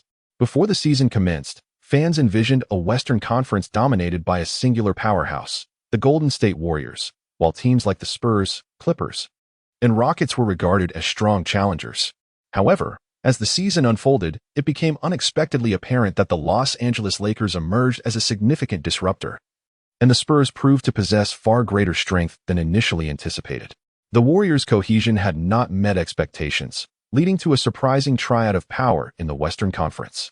Undoubtedly, this year's Western Conference playoffs promise to be fiercely competitive. It is hard to fathom that either the Warriors, Spurs, or Lakers could miss out on the conference finals. During an evening segment on ESPN, Stephen A. Smith chuckled, expressing his sympathy for whichever of the 3 teams fails to advance. "Wait a moment, Stephen. What did you just say?" interrupted Max Kellerman, his co-host. "Is there an odd name mixed in among those 3 teams you mentioned? The Los Angeles Lakers? Are you joking? I don't believe the Lakers belong in the same conversation as the Warriors and Spurs." Max Kellerman's stance was unequivocal. He argued that the Western Conference is not characterized by a 3-way rivalry, but rather a duel between 2 titans. The Spurs and Warriors have already secured their positions for the conference finals, while all other teams, including the currently undefeated Lakers, will merely serve as stepping stones for these 2 powerhouses. "I think you're still half asleep, Max," retorted Stephen A. Smith, an ardent supporter of the Lakers. "Which team in the league has yet to suffer a defeat? Which team currently holds the best record in the West? Which team boasts the top standing in the entire league? Shout its name, my friend. That team is the Los Angeles Lakers." He continued, "Take a look at the players who have been named Western Conference Player of the Week over the past 3 weeks, Max. While the Golden State Warriors and San Antonio Spurs certainly possess rich legacies, neither has had a single player earn the Western Player of the Week accolade this season. Not one. The Lakers will disrupt the dynamics of this year's playoffs. They are undoubtedly the wild card of the season. Though Smith may not be a Lakers fan, it does not hinder his enthusiasm for the team. All right, Stephen, it seems neither of us will convince the other. Let us shift to a more intriguing topic." Max Kellerman deftly sidestepped the confrontation. "Tomorrow, your favorite player will face off against your favorite team. Do you think the New York Knicks are prepared to contend with the Lakers?" Chapter 71. A scheduled spectacle. Is the head coach's daughter also a Lakers fan? Of course not. The Knicks are hopeless this season, replied Stephen A. Smith candidly. Facing the Lakers? They will consider it a significant success if they manage not to lose by 50 points. When discussing Logan, Smith undoubtedly heaps praise upon him. However, when it comes to the Knicks, Smith certainly refrains from offering any commendation for the team, since their failure to secure Logan over the summer. The team has been destined to endure yet another dismal season.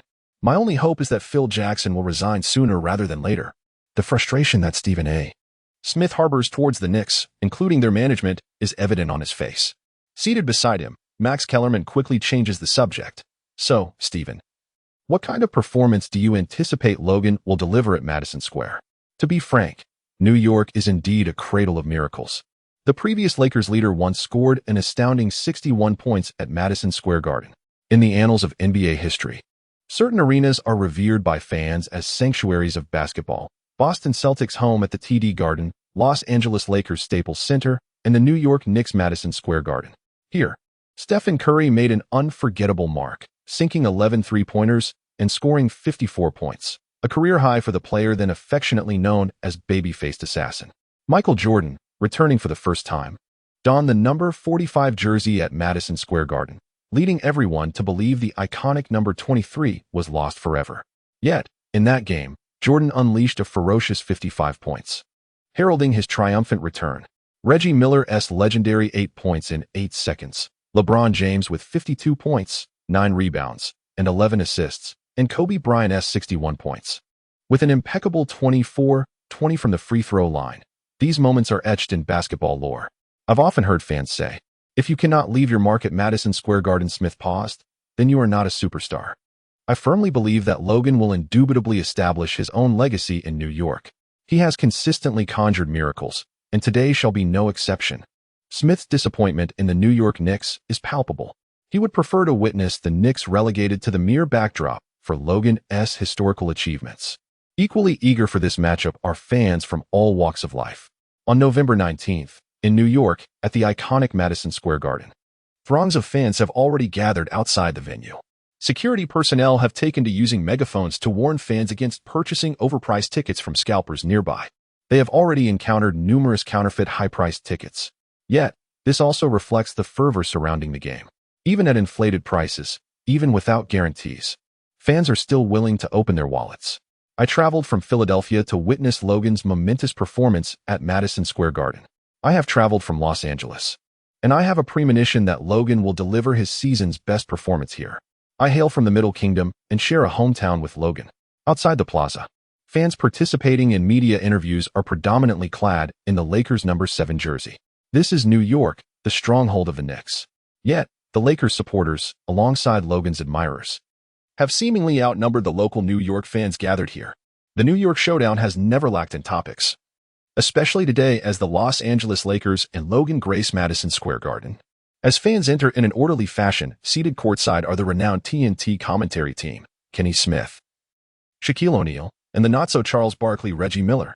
I heard that in order to commentate on this game, Charles caused quite a stir at the TNT headquarters last night.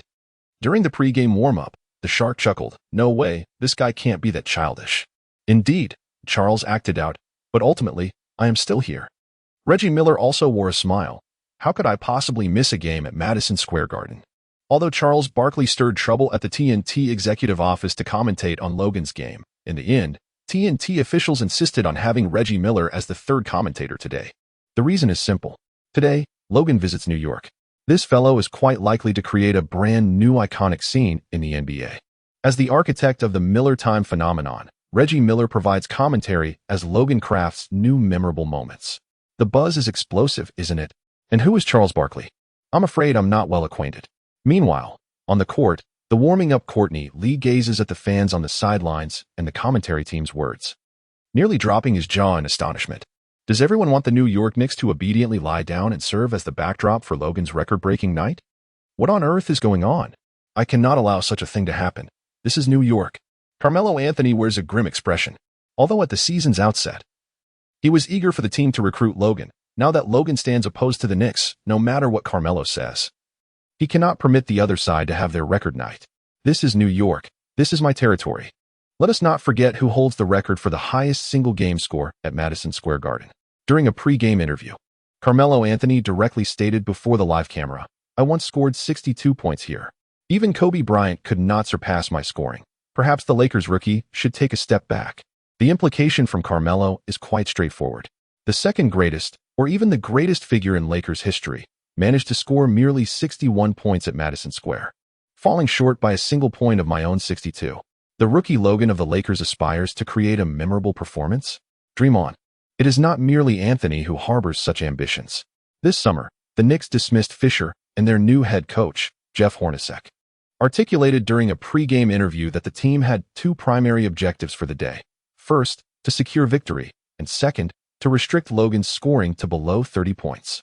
Hornacek is acutely aware that aiming to keep Logan's score in single digits, or even under 20, is utter folly. Not even Jordan could achieve that. However, achieving the goal of limiting Logan's score to less than 30 points is not an insurmountable task. One must commend Jeff Hornacek's astuteness. As long as Logan's points remain below 30, the Los Angeles Lakers stand little chance of triumphing in today's battle against New York. In a final inquiry, Coach Jeff Hornacek, the New York Reporter, transformed into a gossip columnist. "It is rumored that your daughter, Abby Hornacek, is an admirer of Logan. Has Abby offered you any valuable advice on how to contain Logan's scoring?" Chapter 72, The Return of the Behind-the-Back Pull-Up. A sensational block on Rose. Logan's remarkable performance in the NBA has captivated countless fans.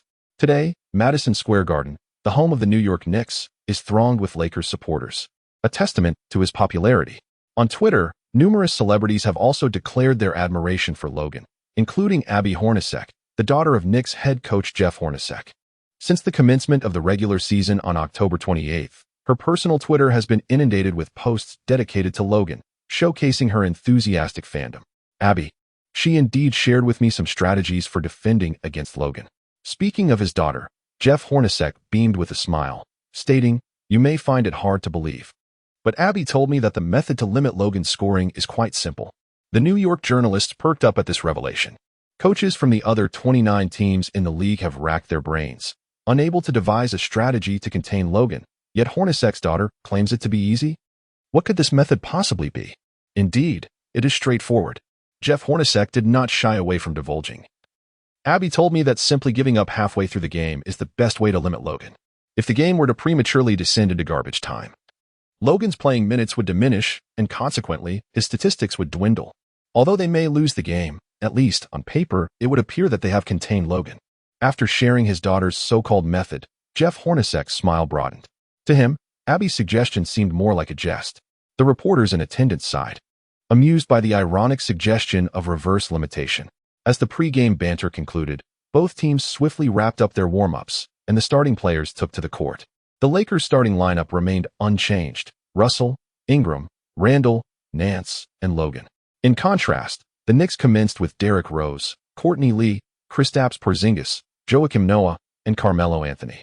As Melo stepped onto the court, he exchanged a knowing glance with Derrick Rose. There are certainly many who do not wish for Logan to etch history in New York. As Nance and Noah positioned themselves at center court, the referee tossed the ball high into the air. The inaugural battle of Logan's career in New York has officially commenced. During the jump ball, the physically gifted Nance triumphed over his opponent, deftly directing the ball into Russell's hands. The Lakers seized the initiative. Gaining possession for their first offensive play, Russell advanced past the half-court line and, without hesitation, passed the ball into Logan's grasp. Bang! Logan has just received the ball, and the entire Madison Square Garden erupts with thunderous cheers. The fans in attendance, fervently supporting their idol, offer the loudest encouragement. On the court, facing the relentless defense of Courtney Lee, Logan positions himself with a straight side stance, cradling the ball in one hand behind his back, reminiscent of the legendary Michael Jordan. Whoosh! In an instant, Logan, still grasping the ball with one hand, accelerates. The transition from 0 to maximum speed occurs in the blink of an eye. By the time Courtney Lee realizes what has happened, he finds himself utterly alone. Swiftly evading his defender, Logan charges into the paint. "Don't let him in," shouts Jeff Hornacek from the sidelines. Despite Logan being the idol of his own daughter, he shows no mercy on the court. With a swift maneuver, Rose and Anthony converge from both sides, intent on intercepting Logan's path with the ball. The Lakers' number 7 seized the opportunity, deftly leaping through the gap created by the double team, soaring towards the rim. As the Knicks' last line of defense, Noah let out a fierce roar, ascending to meet the airborne Logan, arms outstretched in an attempt to block the shot. The crowd held its breath in anticipation as Logan faced Noah head-on, executing a behind-the-back scoop that sent the basketball arcing over Noah's fingertips and into the net. 2-0, the Lakers claimed the first 2 points. The behind-the-back move. Shaquille O'Neal on the sidelines recognized the play instantly. Logan had unleashed the very same behind-the-back scoop he had showcased during the Summer League. Oh, how delightful it was to witness such a moment on the NBA stage. Kenny Smith was equally exhilarated, marveling at Logan's audacity to replicate the behind-the-back scoop in an NBA game. The entire Knicks team was left bewildered by Logan's finesse. On the court, Joakim Noah could scarcely believe his eyes. Was the behind-the-back scoop truly not just a stroke of luck? Could someone genuinely wield this move as a staple in their arsenal? Unbelievable. Unthinkable. The ball was in play, Joakim. Ultimately, it was Rose who nudged his former teammate, prompting Noah to regain his composure and initiate the baseline play. Rose advanced rapidly with the ball, skillfully maneuvering past Russell with a series of swift changes in direction. He then surged along the sideline into the paint, confronting the approaching Nance, executing a magnificent reverse layup in midair.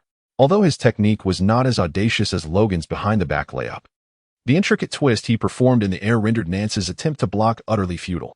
Thud. Alas, The mantis stalks the cicada, unaware of the lurking oriole. Ross executed a flawless behind-the-back maneuver to evade the lengthy arms of Nance, only to be met by Logan, who soared in from behind to deliver a resounding block that sent the ball crashing against the backboard. In the ensuing battle for the rebound, Porzingis overpowered Randall, poised to seize the offensive rebound. Yet, in a heartbeat, Logan, fresh from his emphatic rejection, swiftly pivoted, his toes barely grazing the ground as he launched himself into the air. With his primal energy unleashed, Logan's second leap eclipsed even Porzingis' maximum vertical. Lakers number 7 secured the defensive rebound, landing and seamlessly transitioning to offense, deftly maneuvering past 3 Knicks defenders in rapid succession. He soared towards the basket for a thunderous slam dunk, adding another 2 points. 4-0. The Lakers' momentum remained unyielding. Oh, my God! Though the game had only just begun. The adrenaline in the commentary booth had reached its zenith. Logan astonishingly blocked Derrick Rose on the defensive end. Moreover, he triumphed in the rebound contest, outpacing Kristaps Porzingis on his second jump. But that was not the end of it, Shaq. It certainly was not. Reggie Miller was equally exhilarated. Logan maintained his speed throughout the fast break, skillfully accelerating while handling the ball, effortlessly bypassing the entire Knicks backline. Logan's evasion of the Knicks defense was as effortless as crossing a New York street in the early morning. Kenny Smith added, Shaq, which of Logan's offensive plays, this one or his initial behind-the-back move, do you think would claim the top spot in today's highlights? That's a tough call. The Shark, eschewing protocol, proclaimed, Logan's most spectacular moment is invariably the next shot. Perhaps his next basket will secure the pinnacle position on today's highlight reel. Chapter 73, 63 points in 3 quarters. A historic record at Madison Square Garden. Shaquille was indeed correct. The spectacular will always be the next play, particularly for a player as creatively gifted as Logan.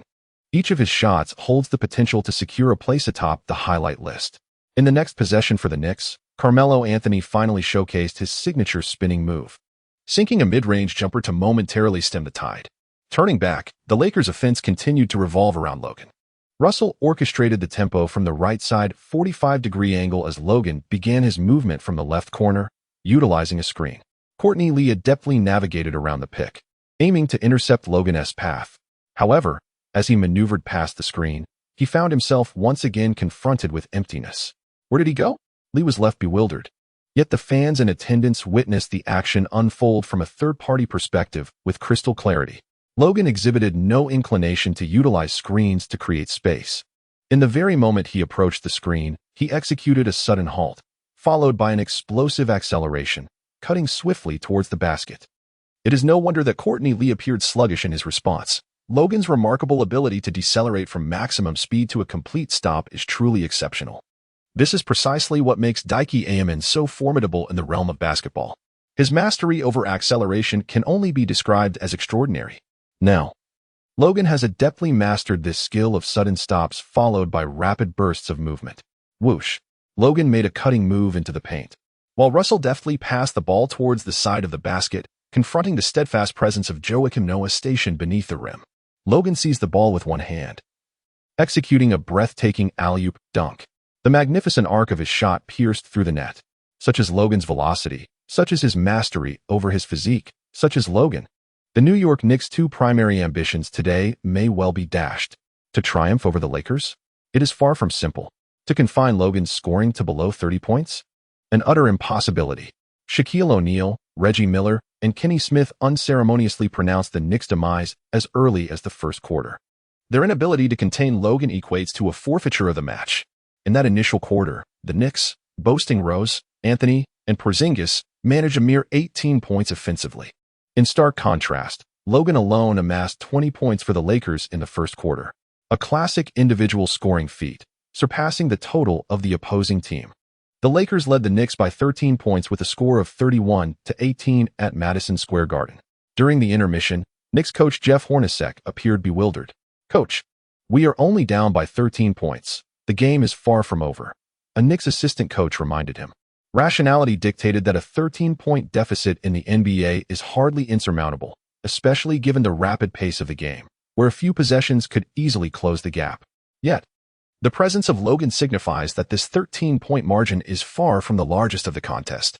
Consider this. He alone scored more than the entire Knicks team in that first quarter, and he did so in a mere 9 minutes of play. As the game progressed, the disparity between the two teams is bound to widen. How to secure victory? Impossible, even disregarding the outcome of the game.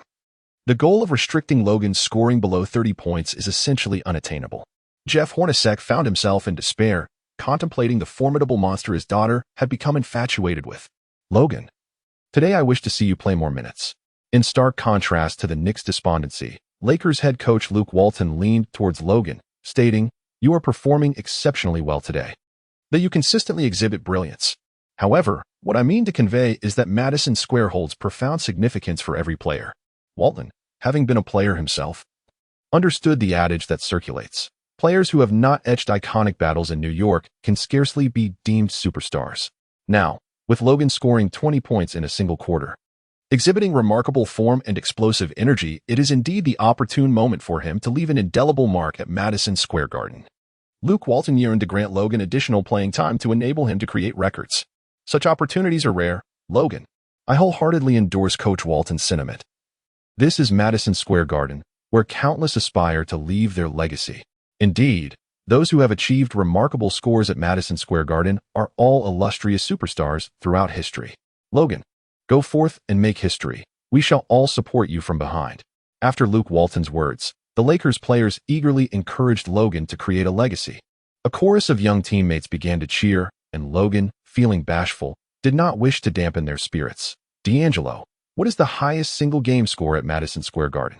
The visiting player scored 61 points, a record set by Kobe.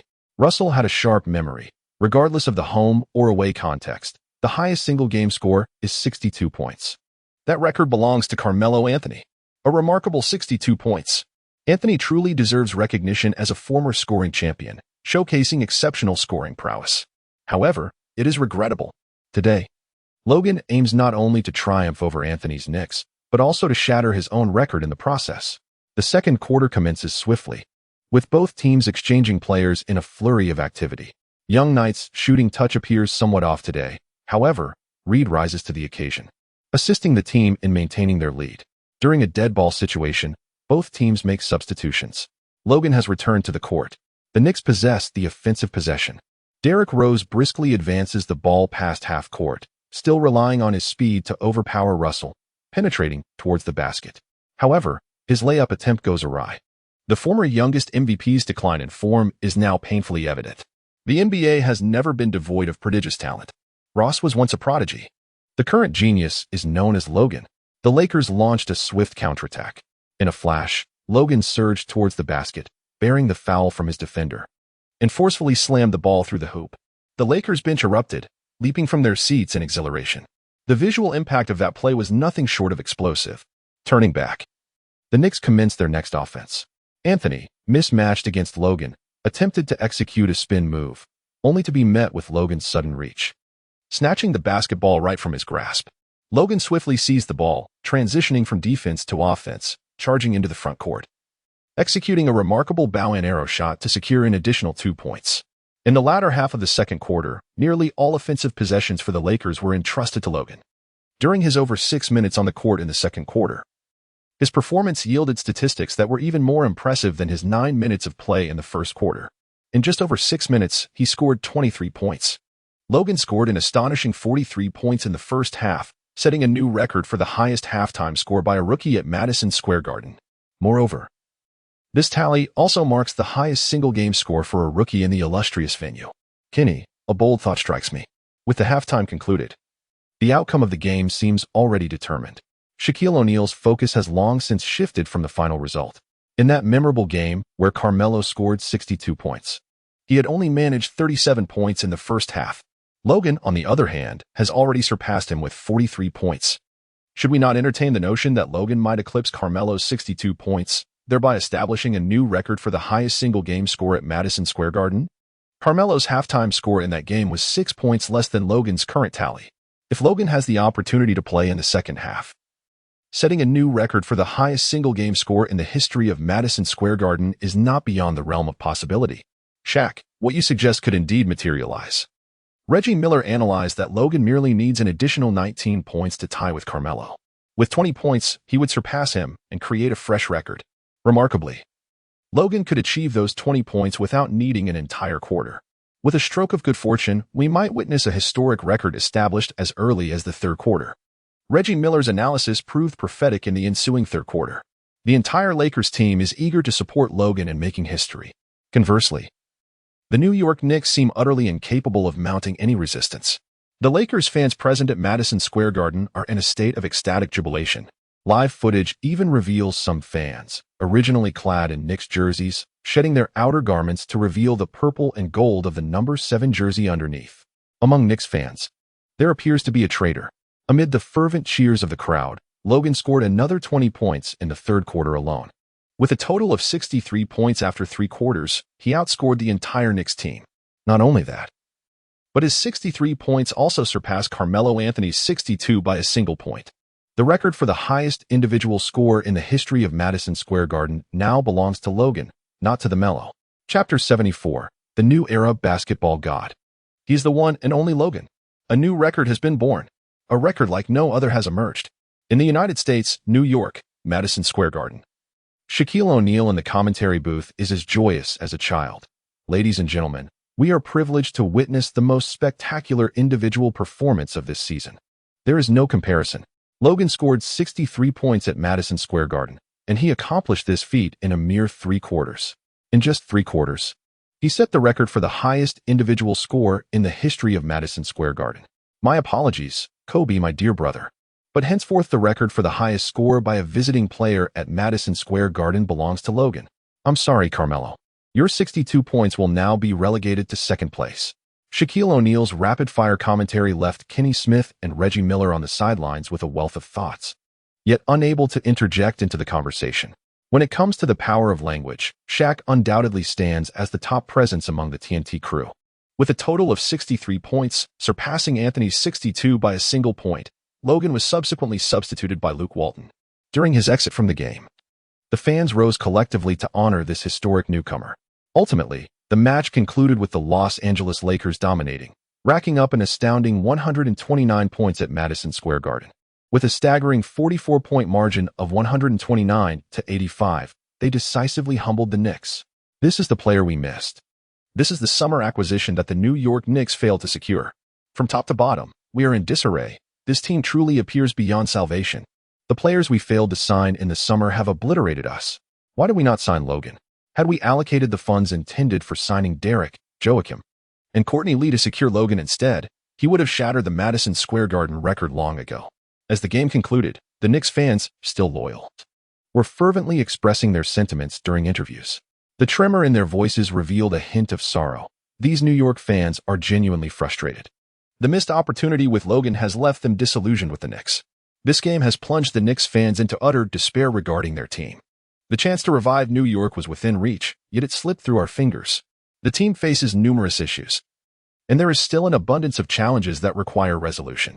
Post-game, Knicks head coach Jeff Hornacek lowered his head, acknowledging this match was not solely a reflection of the players' shortcomings, but a significant failure of the coaching staff as well.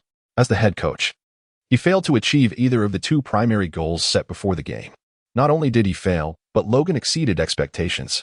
Hornacek is undoubtedly accountable for today's outcome. As for the management's inability to secure Logan during the summer, Hornacek refrained from elaborate commentary. He is well aware that had the team acquired Logan, all of this season's problems would have been swiftly resolved. Logan is the ultimate remedy for all perplexities. This is common knowledge, even to the simplest minds. Yet, the conundrum lies in the fact that the team's management has failed to secure Logan. Is it beneficial to dwell on the events of the past summer? Clearly not. One must always look forward. Today, Logan is akin to a deity. In a separate interview, Lakers player D'Angelo Russell bypassed the formalities. This is no mere god donning the Lakers' number 7 jersey. Logan is the god. Regardless of divine status, Logan remains simply Logan. Lance Stevenson leaned in closer to Russell. Listen, my friend, even if a god were to arrive today, they could not halt Logan's scoring momentum. Not even a deity could suffice. After concluding the interviews with Lakers players, the journalists converged around Logan in a frenzy. This young prodigy from the Celestial Empire is undoubtedly the star of the evening. However, prior to the commencement of the interview, Nick Young and Lou Wade doused Logan with a cold splash of reality in front of the live cameras. It's a well-established tradition in the NBA to temper a teammate's fiery performance with a dose of cold water. As seasoned veterans among the Lakers rotation, they felt compelled to do the same to Logan. Drenched in their icy remarks, Logan's responses during the media interview became notably succinct. Despite the brevity of Logan's post-game remarks, the media's coverage was anything but concise. ESPN reported 63 points in 3 quarters. Logan sets the record for the highest individual score in Madison Square Garden's history. TNT exclaimed, Shaquille O'Neal is losing his mind. Logan scores 63 points, shattering records at Madison Square Garden. ABC noted, teammates exclaimed, not even a god can stop him. The Celestial Empire's rising star, Logan, achieves divine recognition in New York. Not only these prominent outlets, but other American media also headlined, NBA earthquake. Following Logan's historical showdown in the yellow-green battle, the New York game creates yet another miracle. Is he the next basketball deity of a new era? Logan continues to reshape perspectives and perceptions in pivotal contests. This may well be the greatest rookie season performance in NBA history in the New York game. Logan sets yet another record. The next Kobe Bryant? The next Michael Jordan? No, he is the singular Logan. Across all American social media platforms, Logan once again ascends to the pinnacle of trending topics. On Twitter's trending list, Logan's name has become the most discussed topic, with a level of fervor so intense that it eclipses the combined total of the second and third trending subjects. It is noteworthy that the third topic is the Battle of Logan in New York. The second topic is Logan scored an astonishing 63 points in a single game, surpassing the total points of the entire Knicks team. In other words, discussions surrounding Logan have dominated the top 3 positions on Twitter's trending topics, leaving others in the dust by countless streets. 63 points? Logan achieved that in New York. Meanwhile, in Los Angeles, Kobe, having just concluded a business engagement and returned home, looked at his daughter Gigi, who was jumping with excitement. Gigi, you can't be serious, can you? It is worth noting that in the previous game at Staples Center, Logan had just permanently etched the Celtics' name in the annals of disgrace. Remarkably, this feat had not even been 48 hours in the making. Logan has just undergone a transformation that defies expectations, scoring an astonishing 63 points in just 3 quarters at Madison Square Garden. How could Kobe possibly believe this to be true? Equally astonished by this revelation was LeBron James. Typically not one to peruse the internet during the season, he was nevertheless alerted by a piercing scream from his son, Bronny, who could hardly contain his excitement. When his son emitted such a heart-wrenching cry, LeBron, naturally, felt compelled to inquire about the cause of the commotion. Dad, if I tell you, you'll definitely scream louder than me. Bronny James mischievously presented his phone, displaying the news. Logan scores 63 points in New York in 3 quarters. In stark contrast to Bronny's exuberance, LeBron James fell into a profound silence upon reading the report. This sudden quietude rendered the atmosphere somewhat awkward. Bronny, with an innocent curiosity, blurted out, "Why aren't you reacting?" How could LeBron James possibly find words in such a moment? Chapter 75, officially signed with Nike. A surprise arrival from Ferrari. In the eyes of James, Logan has always been the man who could potentially usurp his throne in the future. Now, the state he has exhibited seems to convey to James, I am not merely a contender for your throne in the future, I am already poised to seize it. The world is abuzz with discussions regarding Logan's explosive performance in the New York battle. However, the protagonist himself, following the conclusion of the match, requested a brief leave from the coaching staff. Are you heading to Portland? Luke Walton pondered. Is it to finalize a contract with Nike? Indeed, he confirmed. So you all return to Los Angeles, and I shall fly back after completing the signing in Portland. Logan expressed himself with utmost clarity. There is no need for any concealment from the team management. Wishing you success. Walton granted Logan permission for his journey to Portland without hesitation. After all, attendance at the team training was entirely voluntary. There were no objections to him traveling to Portland to fulfill his business commitments. With the approval of the team management, Logan briefly informed his teammates before dialing his agent, Tyler Finson, and setting off for Portland. He spent a night in the luxurious suite that Nike had arranged for him well in advance. The following morning, Logan arose, freshened up, and stepped out of the hotel. A Ferrari adorned with a massive Nike logo was parked at the entrance. "Mr. Logan, we are ready to take you to the company headquarters," announced a suited Nike public relations representative, gesturing for him to enter the vehicle. The journey was silent. "We have arrived, Mr. Logan," the PR representative declared as they reached their destination, the speed of the Ferrari unquestionable. Upon arriving at Nike headquarters, Logan was escorted through the entrance. "Logan, I have been eagerly awaiting your arrival." Phil Knight approached him as soon as he stepped inside. "I am delighted that you ultimately chose us. Here's to a fruitful collaboration." Logan and Knight exchanged a handshake, with Logan expressing hope that their collaboration would not falter. "Of course it won't. From the moment you stepped through that door, our partnership was destined for success," Phil Knight exclaimed, brimming with excitement. Securing Logan for Nike's new strategic initiative marked a significant stride towards triumph. During the tour of Nike's headquarters, Phil Knight inquired about Logan's thoughts on the Ferrari adorned with the prominent Nike logo. Upon hearing Logan's positive remarks, Phil Knight promptly declared, "This custom Ferrari, under my personal account, is a gift for you, Logan. I will arrange for the air freight company to have it parachuted into Los Angeles immediately." He pulled out his iPhone and sent a message. "Logan, by the time you arrive in Los Angeles, the car may already be waiting for you." After concluding the tour at Nike's headquarters, Phil Knight accompanied Logan to the signing press conference. Logan's appearance alongside Phil Knight instantly rejuvenated the journalists who had been waiting all morning. Could it be? The enigmatic player that Nike has been touting as a secret signing is none other than Logan? What a revelation. I had initially presumed it to be a rookie. Yet here stands Logan. Wake up, folks. Logan is indeed a rookie, albeit the most prominent one. This implies that Logan has turned down Adidas' offer of a staggering $22 million annual salary. What kind of lucrative contract has Nike bestowed upon him? The reporters exchanged astonished glances, equally taken aback by Nike's unexpected bombshell. The formidable partnership between Nike and Logan is bound to send ripples through the sneaker market. It seems everyone had already speculated on this. Observing the varied expressions on the journalists' faces, Phil Knight decided to unveil the truth. "Indeed, as you have surmised, Logan has officially entered into his signing agreement with us. In the coming years, we will collaboratively launch a new trend-setting brand under Nike, the Project X series." A new trend-setting brand? The journalists immediately seized upon the key phrase. "Mr. Knight, do you imply that Logan's contract extends beyond a mere sneaker endorsement?" Phil Knight employed the term brand rather than signature sneaker line. This suggests that Nike's offer to Logan encompasses not only a sneaker contract but also other derivatives. Yes, the PX series will mark Nike's second independent brand in its history. Phil Knight elaborated. "To put it simply, you may consider it akin to a second Air Jordan."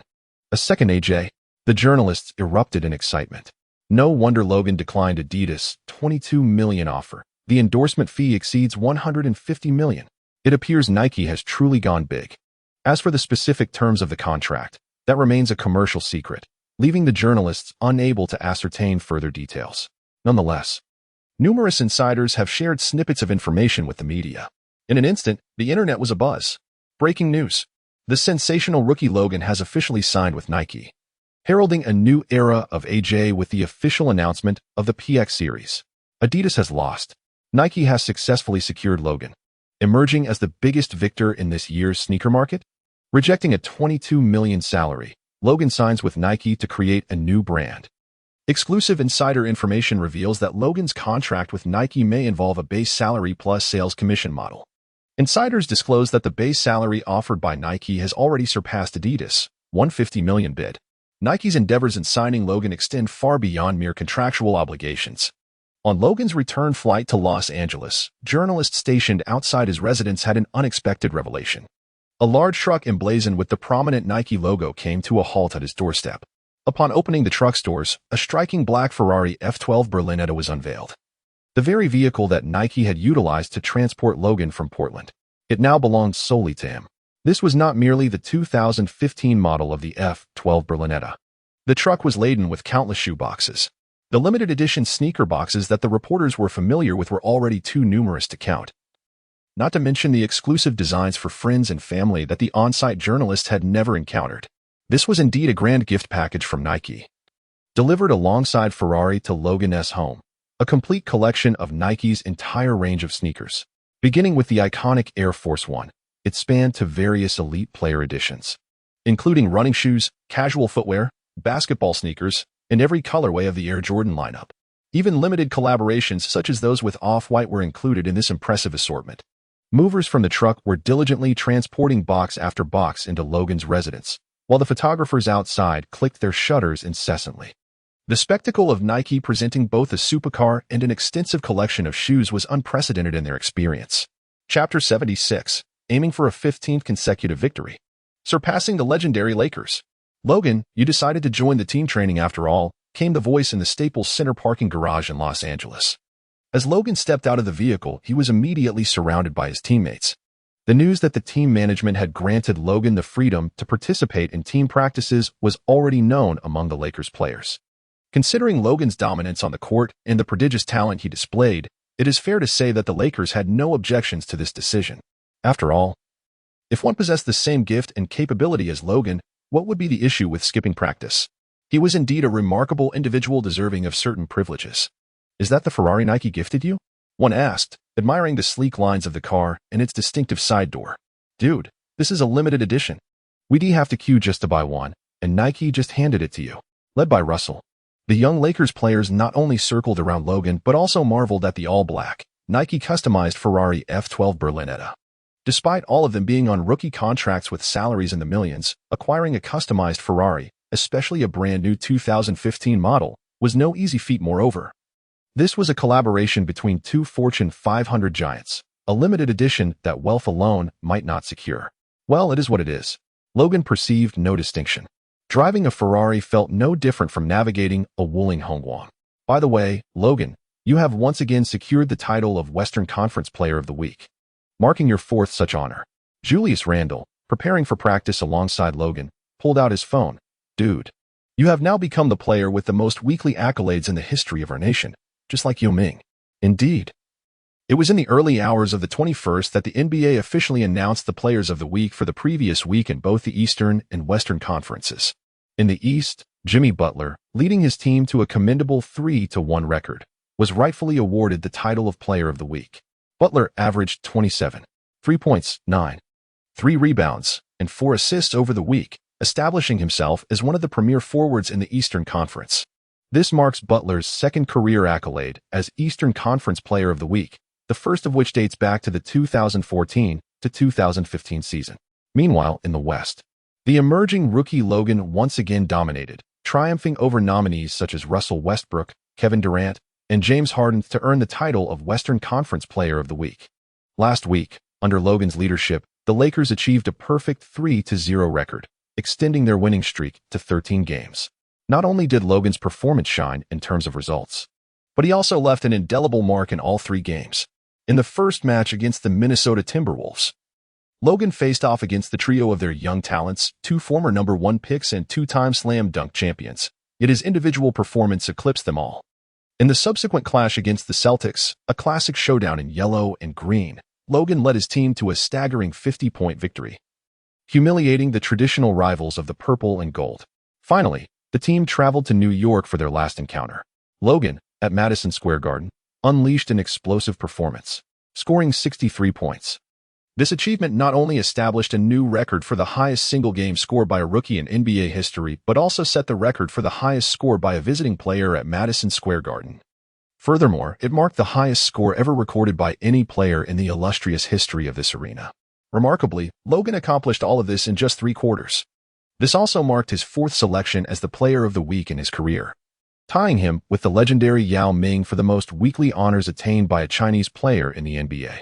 Additionally, his consecutive 4-week reign as Player of the Week surpassed that of LeBron James, making him the player with the most consecutive weekly accolades in NBA history. More significantly, his 4 weekly honors now represent the highest number achieved by a rookie in NBA history, breaking the record he himself previously held after being named Player of the Week in his 3rd week. In other words, he has surpassed his own record. Am I the Player of the Week again? Logan mused as he listened to Randle's grandiloquent remarks, responding with calmness. I hardly pay attention to that anymore. Frankly, Logan is beginning to comprehend LeBron's sentiments regarding the Player of the Week award.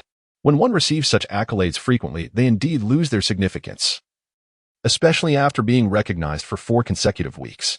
Wasn't it said that the Western Conference Player of the Week is difficult to retain? Is this truly the case in the Western Conference? On November 22nd, Los Angeles Lakers returned home to face the Memphis Grizzlies. The Grizzlies may have been the first team to experience the benefits of the salary cap surge this past summer, awarding their core point guard, Mike Conley, a staggering 5-year, $153 million contract extension. Conley became the first player under the new salary cap to sign a contract exceeding $150 million. Since securing this lucrative deal, Conley has not disappointed his team. Thus far in the new season, the Grizzlies boast a record of 9 wins and 4 losses, with Conley averaging an impressive 24 points and 8 assists per game, along with his outstanding defensive contributions. Each aspect justifies the substantial salary he has been granted. However, today, the fans at Staples Center are indifferent to their opponents. Their only focus is the super rookie Logan, who has been honored as Player of the Week for 4 consecutive weeks. In his home arena, Logan continued his spectacular display. In the first quarter, facing Tony Allen, known as the Kobe Terminator, Logan dazzled with his lightning-fast dribbling, leaving his defender bewildered. For Tony, who has been in the league for 13 years, this was a challenging encounter. In his prime, he guarded Kobe in the finals, yet he never faced such difficulty as he did today against Logan's thunderous speed. What does it mean to have the will but lack the means? This is precisely it. Under the relentless pressure exerted by Logan, Coach Tony witnessed the Lakers surge ahead of their rivals with a commanding 30-15 lead in a single quarter. It appears that the Kobe Terminator is due for retirement. In stark contrast to Logan, Tony Allen seems to have become rusted and sluggish. How delightful is this description? Tony Allen has indeed become rusted. The two commentators on the sidelines freely expressed their opinions. Faced with Logan, it is evident that Coach Tony ought to retire and return to the fields. In the early stages of the second quarter, the Lakers and the Grizzlies bench players engaged in a rather lackluster exchange. Upon the return of the starters in the second quarter, Mike Conley assumed the defensive responsibility against Logan. However, the man, who stands a diminutive 13 centimeters shorter than Logan, was mercilessly outmatched, leaving him feeling quite unsettled. The point differential in the second quarter not only failed to close but was, in fact, further widened. Ultimately, Logan clocked out after 3 quarters, boasting a remarkable stat line of 45 points, 7 assists, 5 rebounds, 3 steals, and 3 blocks, while comfortably seated on the bench to watch the remainder of the game. Following their victory over the Grizzlies, the Lakers have now achieved an astonishing 14 consecutive wins to start the season. They continue to set records for the best start in franchise history, now just 1 win away from tying the best performance over the first 15 games. Should Logan lead the Lakers to victory in the upcoming home games, the Los Angeles Lakers would clinch an impeccable 15 wins and 0 losses at the outset. A record of 15-0 would surpass the 14-1 record of the 08-09 season, creating the finest opening performance in the franchise's history for the first 15 games.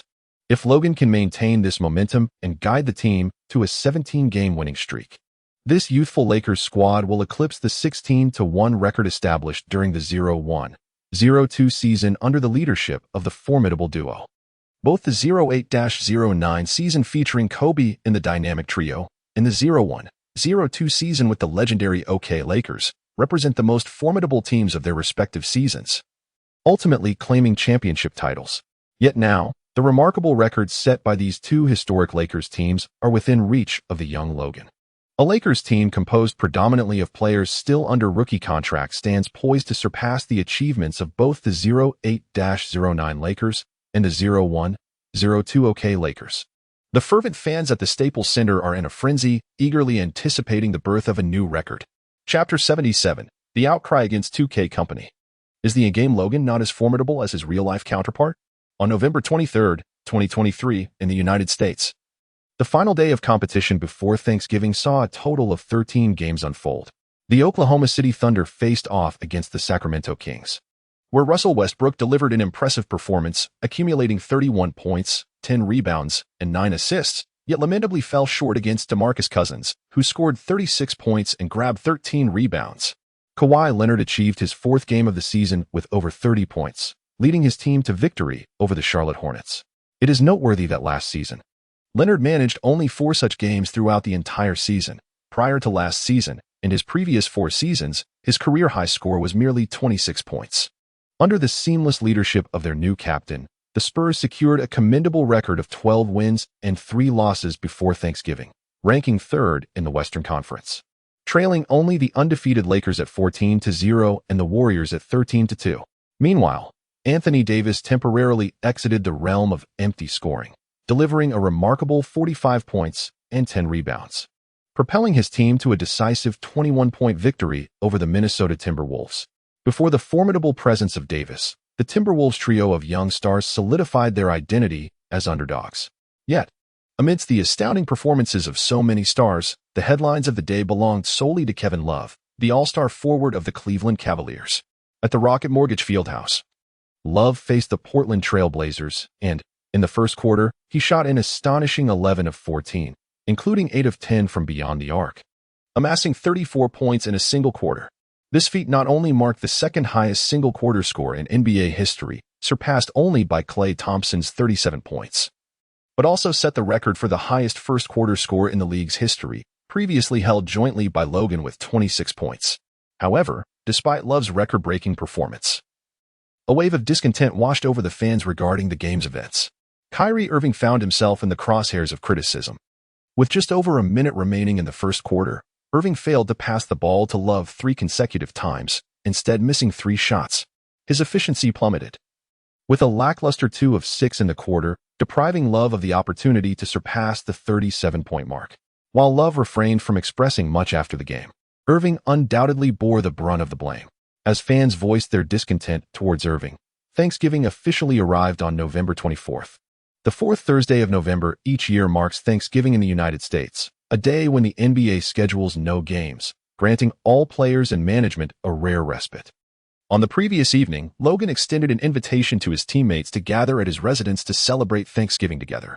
Among the entire Lakers roster, D'Angelo Russell exhibited the most enthusiasm for the prospect of spending the holiday at Logan's home. Notably, Russell is also somewhat of a sneaker aficionado. Logan's home is filled with limited edition Nike sneakers, and Russell is undoubtedly eager to broaden his horizons. Moreover, he yearns to explore Logan's underground garage, where a sleek, all-black limited edition Ferrari awaits. Logan, I assure you, my primary interest lies in the Thanksgiving turkey. In the underground garage, as Russell gazes longingly at the F12 Berlinetta, he asserts with fervor, I am not a sneaker enthusiast. No, a car aficionado. What is this Ferrari F12 Berlinetta? What are these limited edition Nike sneakers? I'm indifferent. The Thanksgiving turkey is the true eternal icon. Of course, before indulging in the turkey, Russell takes a moment to capture a memento in front of the F12 Berlinetta. Clearing his throat, as he reluctantly ascends the stairs, he emphasizes once more. I just think that massive logo is incredibly cool. I understand, there is no need for further explanation. Logan cast a knowing glance at Russell, one that conveyed an unspoken understanding. Those who comprehend, comprehend. Those who do not, need not be elaborated upon. Indeed, those who understand, understand. Russell fervently nodded in agreement. Similarly, during the visit to the F12 Berlinetta, both Randu and Zionins exchanged skeptical looks with Russell, as if to say, I can hardly believe you. What on earth is this 2K endeavor? On the second floor of Logan's residence, Jordan Clarkson was engrossed in a game of PS4 with Reeds, nearly throwing his game controller in exasperation. Logan, this game is infuriating. Upon noticing Logan's approach, Clarkson gestured towards the screen, exclaiming, I tried to get past a Tony Allen using your character in the game, and I simply couldn't do it. Logan's prowess in dominating Coach Tony is well recognized by Clarkson. Yet, in the latest NBA 2K17, Logan appears unable to shake off Tony Allen. This discrepancy between the game and reality raises questions about its quality. Frankly, I too find it unreasonable, though it may be attributed to one's skill level. In a tone reminiscent of a mentor, Lou Wei offered guidance to Clarkson. There are no subpar players, only subpar gamers. Nonsense. The portrayal of Logan in 2K does not align with the universally acknowledged excellence he embodies. Clarkson was indignant. He promptly accessed the 2K section of the game forum. Without a doubt, the threads inundating the forum echoed sentiments of disbelief. How could the game rate Logan a mere 82? Is 2K company delusional? After breaking through defenses, Logan is inexplicably unable to dunk over Karl Anthony Towns? What about the behind-the-back move? I want to execute Logan's behind-the-back maneuver in his signature meteor dunk. It simply cannot be performed in the game. This mirrors the complaints from the previous season regarding Curry's portrayal in 2K16, which failed to capture his real-life precision. This season, Logan in 2K17 has become the target of fan outcry. Have you ever witnessed a player named Player of the Week for 4 consecutive weeks receive a mere 82 rating? Have you ever seen an offensively agile player who navigates defenses with the ease of walking a dog, unable to elude defenders through sheer speed? What about the pull rod behind Logan's signature? What about Logan's signature meteor slam dunk? Where are Logan's unreasonable dunks? None to be found. What on earth is going on? In truth, the players' grievances have been duly noted by the 2K company. The crux of the matter is that they are simply unable to replicate Logan's extraordinary in-game exploits in reality. Take, for instance, the Meteor Dunk in the game. It has been rendered as a layup, instantly losing its essence. If it lacks authenticity, it is better left unattempted, lest they face the wrath of the players.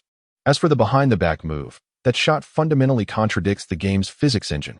How can it be executed? It simply cannot. Furthermore, the issue of Logan's inexplicable ratings has drawn significant criticism from players. In this regard, 2K has indeed made earnest efforts. For any rookie, even a top draft pick, 2K maintains stringent control over ratings. When Logan first joined the game, he had a mere score of 75. The rating of 82 was hastily adjusted through a patch following Logan's explosive performance. Assigning such a high rating to a rookie indeed contravenes the established rating principles of the 2K NBA series. In truth, the company has discussed these issues with me. Logan, unperturbed, casually disclosed to Jordan Clarkson that they would conduct a special motion capture for him in the upcoming version. Is that the 2K18 of next year? Indeed. It is the 2K18 of the forthcoming year. Logan nodded and remarked, "They have previously discussed the prospect of collaboration with me. I shall be the cover athlete for the upcoming 2K.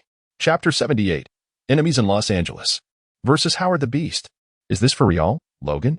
The initially skeptical Jordan Clarkson was now visibly exhilarated. "You're going to be the cover athlete for the next generation of 2K? No way. That is absolutely incredible." It was not only Clarkson who was stirred by the news. Players like Rui Hachimura, Zion Williamson, and even the usually composed Brandon Ingram gathered around Logan, eager to share in the excitement, as 2K has expanded its dominion in the realm of basketball video games. Each iteration's cover athlete has become a focal point of discussion within the gaming community. From Chris Paul in 2K8, Kevin Garnett in 2K9, Kobe Bryant in 2K10, to Michael Jordan in both 2K11 and 2K12, and Blake Griffin, Kevin Durant, and Stephen Curry in 2K13, followed by LeBron James in 2K14. And Durant and Curry once more gracing the covers of 2K15 and 2K16, each cover star has been a prominent figure in the league. In his sophomore year, Logan is set to grace the cover of 2K. Furthermore, the 2K company will conduct a unique motion capture session for him, without delving into anything else. I plan to purchase 100 copies upon the game's release. As the highest paid player on the team, the venerable Luol Deng had little else to add. "Logan, I am wholeheartedly behind you." To which Russell jestingly remarked, "But aren't you someone who doesn't even play games? Why buy so many copies?" Deng retorted, "What is wrong with indulging in my wealth?" With a commanding presence, he declared, "Just for that statement, I must acquire another 100 copies." Although he does not own a single PS4, Luol Deng remains resolute in his intention to buy the 2K17 game. Supporting Logan requires no justification. Well, we shall see when the time comes. Logan interrupted the conversation, declaring it was time to feast on turkey, a traditional custom associated with Thanksgiving.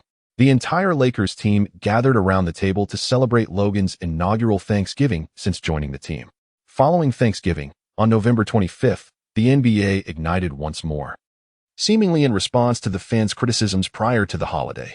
In his first game after Thanksgiving against the Dallas Mavericks, Kyrie Irving erupted in the first quarter, scoring an impressive 19 points. Shortly thereafter, Kevin Love showcased his shooting prowess in the second quarter, hitting all 4 of his attempts and accumulating 13 points. Much to the delight of LeBron James, whose smile could hardly be contained, with Irving and Love combining for 39 points in the first half. James casually contributed 19 points and 11 assists throughout the game, relishing the Lakers' 12th victory of the season. The Cleveland Cavaliers boasted an impressive record of 12 wins and 2 losses, temporarily securing the 3rd position in the league and 1st in the Eastern Conference due to their success. On the other side, Anthony Davis, who had recently escaped the clutches of futile scoring before Thanksgiving, found himself once again ensnared by the backcourt duo of the Trail Blazers. He concluded the game with a disheartening tally of 31 points, 13 rebounds, and 5 blocks, leaving him feeling quite dejected. This sentiment deepened as he returned to the locker room and observed the game being broadcasted on the large screen. In the first nationwide broadcast following Thanksgiving, ESPN chose to forego teams like the Cavaliers, Warriors, and Spurs, instead opting to showcase the Los Angeles Lakers match against the Atlanta Hawks. This season, the Hawks, having acquired the formidable Dwight Howard from the Rockets, held a commendable record of 9 wins and 5 losses, positioning them in the upper echelon of the Eastern Conference. However, in Los Angeles, at the Staples Center, the Lakers fans showed no mercy to Howard. "Dwight, get out of Los Angeles. Overwhelmed that big fool, that Dwight Howard." The Lakers supporters made it abundantly clear that he was unwelcome, as they unleashed a torrent of jeers during the warm-up session.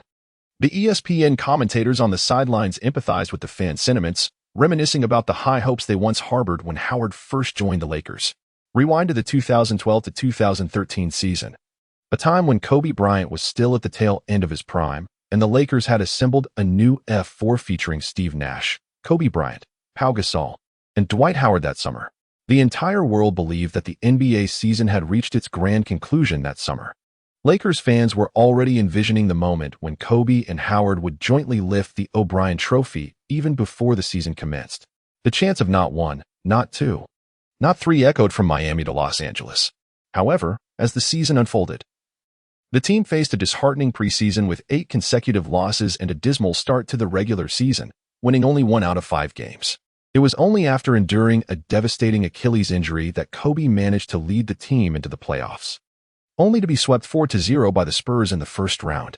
Following such a calamitous season, Howard abandoned the hopeless Lakers for Houston, leaving the franchise bereft of future prospects and preventing Kobe from ever reclaiming his former glory. Could Dwight Howard escape the wrath of Los Angeles fans unscathed? Absolutely not. This was precisely why ESPN chose to broadcast the game nationwide. In the fierce rivalry of the Lakers and Celtics, they would not allow the transgressor Dwight Howard to depart Staples Center comfortably. The world was eager to witness the spectacle. How will Logan dismantle the Atlanta Hawks' interior defense? Dwight, are you prepared? Amidst the chorus of boos, Hawks head coach Mike Budenholzer patted Howard on the back. "Today's game carries significant pressure for you. I am quite familiar with these fans. They have jeered at me for 3 seasons since 2013. Howard, however, was already accustomed to the ambience of Staples. "Rest assured, coach, this environment will not impose pressure on me. Rather, it will serve as my motivation." The motivation to silence Staples. Howard was not merely speaking idly. The last time he graced Staples, he played merely 26 minutes, yet efficiently amassed 16 points and 15 rebounds, leading the Rockets to a resounding 20-point victory over the Lakers. He had quieted the raucous crowd numerous times over the past 3 years. "I am referring to that rookie across the court," Budenholzer cautioned Howard. "The newcomer named Logan is not to be underestimated.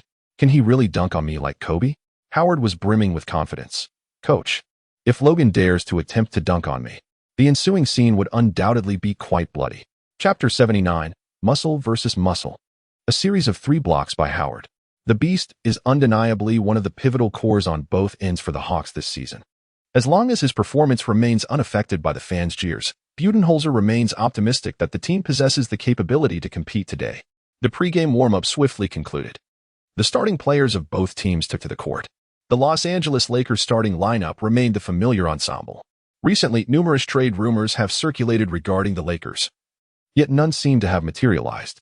Observing the 4 young starters alongside Logan, the commentator on the sidelines analyzed the recent developments. There are rumors suggesting that the Lakers intend to package 3 young rookies in exchange for Anthony Davis. There are also whispers that the Lakers have set their sights on the Bulls forward, Jimmy Butler. In any case, as we approach the trade deadline this season, we can anticipate what transactions the Lakers may undertake. The Los Angeles Lakers command immense attention, with every move they make becoming the focal point of the American media. Anthony Davis and Jimmy Butler are indeed among the targeted players on the Lakers' wish list. However, acquiring either of these all-stars is far from straightforward. As they endeavor to trade for a marquee player to support Logan, Mitch Kupchak is simultaneously exploring deals for core rotational players to enhance the depth of the roster. Unfortunately, Kupchak's previous firm rejections of trade proposals involving Logan have led to a lack of responses from other teams regarding the Lakers' trade attempts. Whether the Los Angeles Lakers will alter their lineup during the midseason remains uncertain, even to the team itself. Naturally, the fans at Staples Center are indifferent to the team's trading strategies. Their focus is solely on showering Logan with enthusiastic cheers while vociferously booing Howard. Joining Howard in the starting lineup are Dennis S.C. Charter, Kent Bazemore, Sabonis Savrocha, and Paul Millsap. As the 2 centers stand at midcourt, the referee tosses the ball high into the air. The mighty Howard, having gathered his energy, wins the tip-off against the young Nats. The Atlanta Hawks gain possession for the first offensive play. SC Charger advances the ball past half-court, and as Howard positions himself under the basket, he swiftly delivers the ball to the paint. With a resounding thud, Howard, disregarding any sense of sportsmanship, uses his strength to overpower the defense, spins towards the basket, and leaps for a two-handed dunk, aiming to emphatically score over Nance, silencing the Staples Center crowd. In a flash, as Howard rises to dunk, Logan unexpectedly emerges from behind, extending his arm to swat the ball away. Although Howard ultimately manages to complete the dunk over Nance, the basketball has already vanished from his grasp. The ball soars away, and Randall, seizing the moment, positions himself effectively to gain control before Paul Millsap can react. Randall, possessing a commendable ball-handling ability, decisively transitions from defense to offense, propelling the team's counterattack. Flanking him are Ingram and Logan, both prepared to soar, with the Hawks defenders scrambling back. Bazemore finds himself unable to monitor all three Lakers players on the fast break. Moreover, when it comes to speed, Bazemore simply cannot match Logan. Understanding the urgency, Randall, aware that Logan's speed surpasses his own, makes a swift decision to bounce past the ball into his teammate's hands as Logan nears the free throw line. Logan seized the ball and took off directly, 2 steps inside the free throw line, arm swinging in a grand arc, executing a thunderous windmill dunk. 2-0. The Los Angeles Lakers made their mark first. Oh, what an exhilarating transition from defense to offense. Logan had just emphatically blocked Dwight Howard's seemingly unstoppable dunk on the defensive end. Immediately following that, he collaborated with Julius Randle to execute a counterattack with another magnificent windmill dunk. This moment sent the Lakers fans in attendance into a frenzy, for it was precisely the spectacle they had come to witness. As the two commentators on the sidelines remarked, the fans were eager for two outcomes. First, to see Howard humbled today, and second, to witness Logan's divine prowess once again. Now, these two scenarios converged beautifully. Can one not be elated? Indeed, the joy was explosive. I had let my guard down, neglecting the defender approaching from behind. On the Hawks side, Howard took the initiative to shoulder the blame. Logan's speed was simply too formidable. His assistant's defense arrived in the blink of an eye. To be honest, Howard had underestimated the situation. Larry Nance Jr. was unable to apply sufficient pressure defensively, causing Howard to overlook Logan's presence. In the next play, Howard approached with heightened caution, backing down towards the basket, executing a sidestep with a delicate hook shot. Honestly, ever since the rough-and-tumble Howard was bested by the Lakers in the finals years ago, he had diligently honed his hook shot and soft layup. The results were commendable. This particular shot expertly evaded Nance's defense and seemed destined to score. Bang! Unfortunately, just behind Nance, the Lakers' number 7, once again igniting the crowd, soared into action. As the basketball reached its apex and was about to descend, he made contact, altering its trajectory and preventing it from finding the hoop. Once more, it was Logan. Logan had thwarted Dwight Howard's attempt yet again. But let us not celebrate prematurely, for the basketball landed back in Howard's hands. He was poised to dunk. The commentators on the sidelines struggled to keep up with the unfolding drama on the court. Though Logan had successfully contested Howard's hook shot at the apex of his jump, the basketball fortuitously fell into Howard's firm grasp. In the fleeting moment as Logan landed, the formidable beast executed a perfectly timed leap, bending his knees with fervor, intending to deliver an emphatic dunk over Logan. With a resounding crash, just as Logan had touched down, he too launched himself into the air to meet the oncoming Howard head-on. The two physiques collided with tremendous force, a visual explosion of muscle against muscle, sending shivers down the spines of every Lakers fan in attendance. In the next instant, the once unstoppable Howard wore an expression of disbelief, for he realized that his seemingly invincible physique was being thwarted by a guard standing less than 2 meters tall. Logan not only withstood Howard's powerful dunk attempt but also emphatically blocked the beast himself. With a resounding thud, Howard, shocked and unsteady, tumbled heavily onto the Staples Center floor. Meanwhile, Logan, having executed the block with finesse, landed gracefully, regained control of the basketball, and swiftly initiated a counterattack. Within 5 seconds, he orchestrated a breathtaking fast break, soaring to dunk over the station defender, Paul Millsap.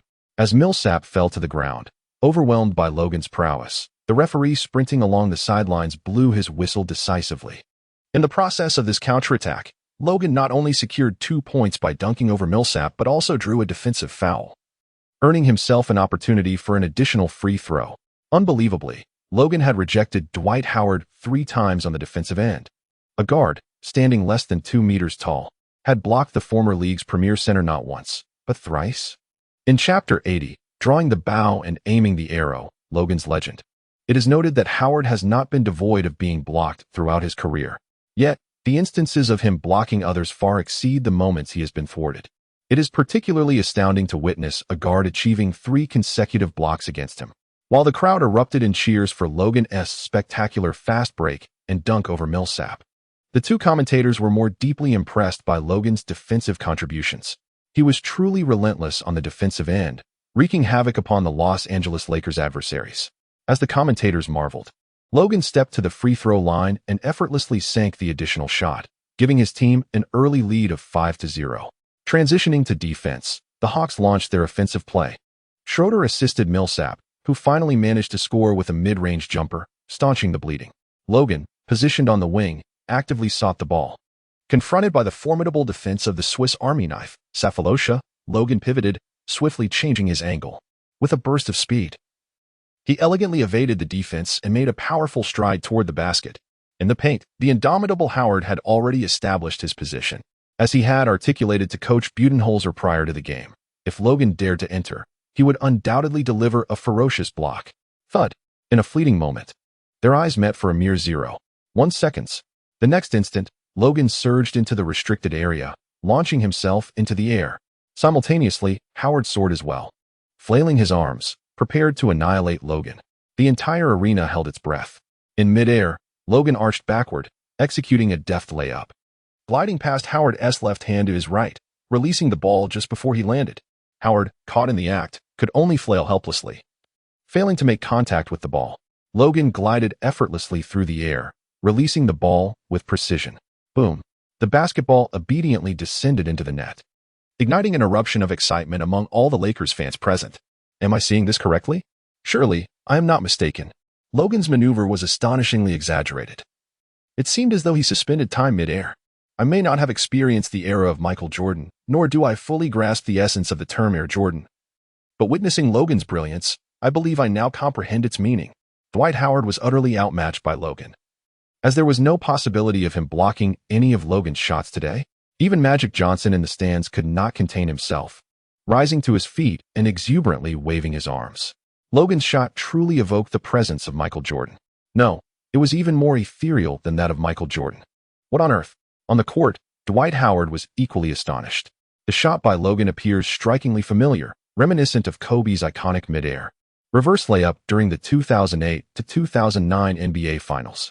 However, the level of difficulty in the execution of these two maneuvers differs significantly. Logan's gliding distance is not only farther but also more astonishing. Has Logan's prowess surpassed that of the legendary Kobe in his prime? Or is it that he is no longer the player he once was? Dwight Howard finds himself questioning the very essence of his existence. He even entertains the notion that perhaps both possibilities have concurrently materialized. In the first quarter, Logan showcased his feral instincts on the defensive end. Wielding his acute perception with remarkable finesse, Dwight Howard faced not merely the formidable challenge of Lonnie Walker's tight defense and Julius Randle's potential double team, but also the ever-looming threat of Logan, the wild hunter, who could strike from the air at any moment. Today was truly a battle of cornered beasts. Howard appeared bewildered, completely dominated by the Lakers' strategic defense. This predicament was unavoidable. Logan exhibited an unprecedented level of focus, a staggering 200%, leaving Dwight in a precarious position. This intensity was not limited to defense alone. On the offensive front, Logan's lightning-fast dribbling left both SVI Mykhailiuk and Kent Bazemore in a state of sheer anxiety. His unpredictable shooting style rendered Howard, who was desperately intent on delivering a block, as chaotic and aimless as a headless fly in midair, apart from exhausting his energy. Every leap Howard attempted on the defensive end yielded no fruitful results. Logan consistently exhibits an array of postures as he launches the ball. And the remarkable truth is that he actually manages to score. Who can one turn to for reasoning in such a scenario? As the first quarter concluded, the Lakers secured 29 points on their home turf, leading the Hawks by a substantial margin of 15 points, who only managed to accumulate 14. In the second quarter, the Lakers' rotating lineup, buoyed by the increasingly fervent cheers of the crowd, maintained their relentless offensive prowess. Fortunately, the Hawks bench also showcased formidable talent. The likes of Tim Hardaway Jr. and Mike Muscala displayed resilient resistance against the Lakers' second unit, resulting in a thrilling exchange of attacks. This dynamic back-and-forth scoring did not narrow the point gap, nor did it exacerbate it. As both teams made substitutions, the return of the starters shattered the previously stagnant state of play, with Logan ruthlessly exploiting the opportunity. In the latter half of the second quarter, he continued his explosive scoring dominance from the first. The Hawks found themselves utterly powerless against his prowess. To echo the sentiments of the fans from the Middle Kingdom who were watching the live broadcast, today, Logan stands as the valiant archer, akin to the legendary Guijuxia. This match is Logan's own rendition of the heroic tales of. Amidst the fervent cheers of over 20,000 Lakers fans at Staples Center, Logan repeatedly breached the defenses of the Eagles, particularly dismantling the formidable barrier posed by Dwight Howard. In merely 3 quarters, the Lakers' number 7 amassed an impressive 55 points, propelling his team to a resounding victory by 30 points. A masterful performance, clocking out after a mere 3 quarters. Logan, with an impressive stat line of 55 points, 7 rebounds, 5 assists, and 6 blocks, sat on the bench and watched the entire game unfold. Ultimately, the Lakers dominated at home, scoring 126 points and triumphing over the Hawks with a staggering 36-point margin, concluding the match at 126-90. After the game, Hawks head coach Mike Budenholzer graciously accepted interviews from the media. When discussing Logan, Budenholzer openly praised his exceptional performance on both ends of the court. "I have never seen Dwight so thoroughly outplayed on the offensive end by a guard. Logan is the first. He is always so remarkable." Budenholzer sighed and shook his head, lamenting, "If Logan had donned the Hawks' number 7 jersey today, I believe the Lakers would have suffered an even more humiliating defeat than we did. Which team in the league wouldn't wish to exchange their number 7 for the Lakers' number 7? Alas, it is a wish unfulfilled." After concluding the interview with the Hawks coach, reporters rushed to surround Howard before he could enter the players' tunnel. The journalists barely had the chance to raise their microphones to him before the audience's boos surged like a tidal wave towards Howard. In the Staples Center, fans fervently lashed out at Howard, particularly after the Lakers' decisive victory over the Hawks, during which Howard's performance had been lackluster. If not now, when would they express their disdain?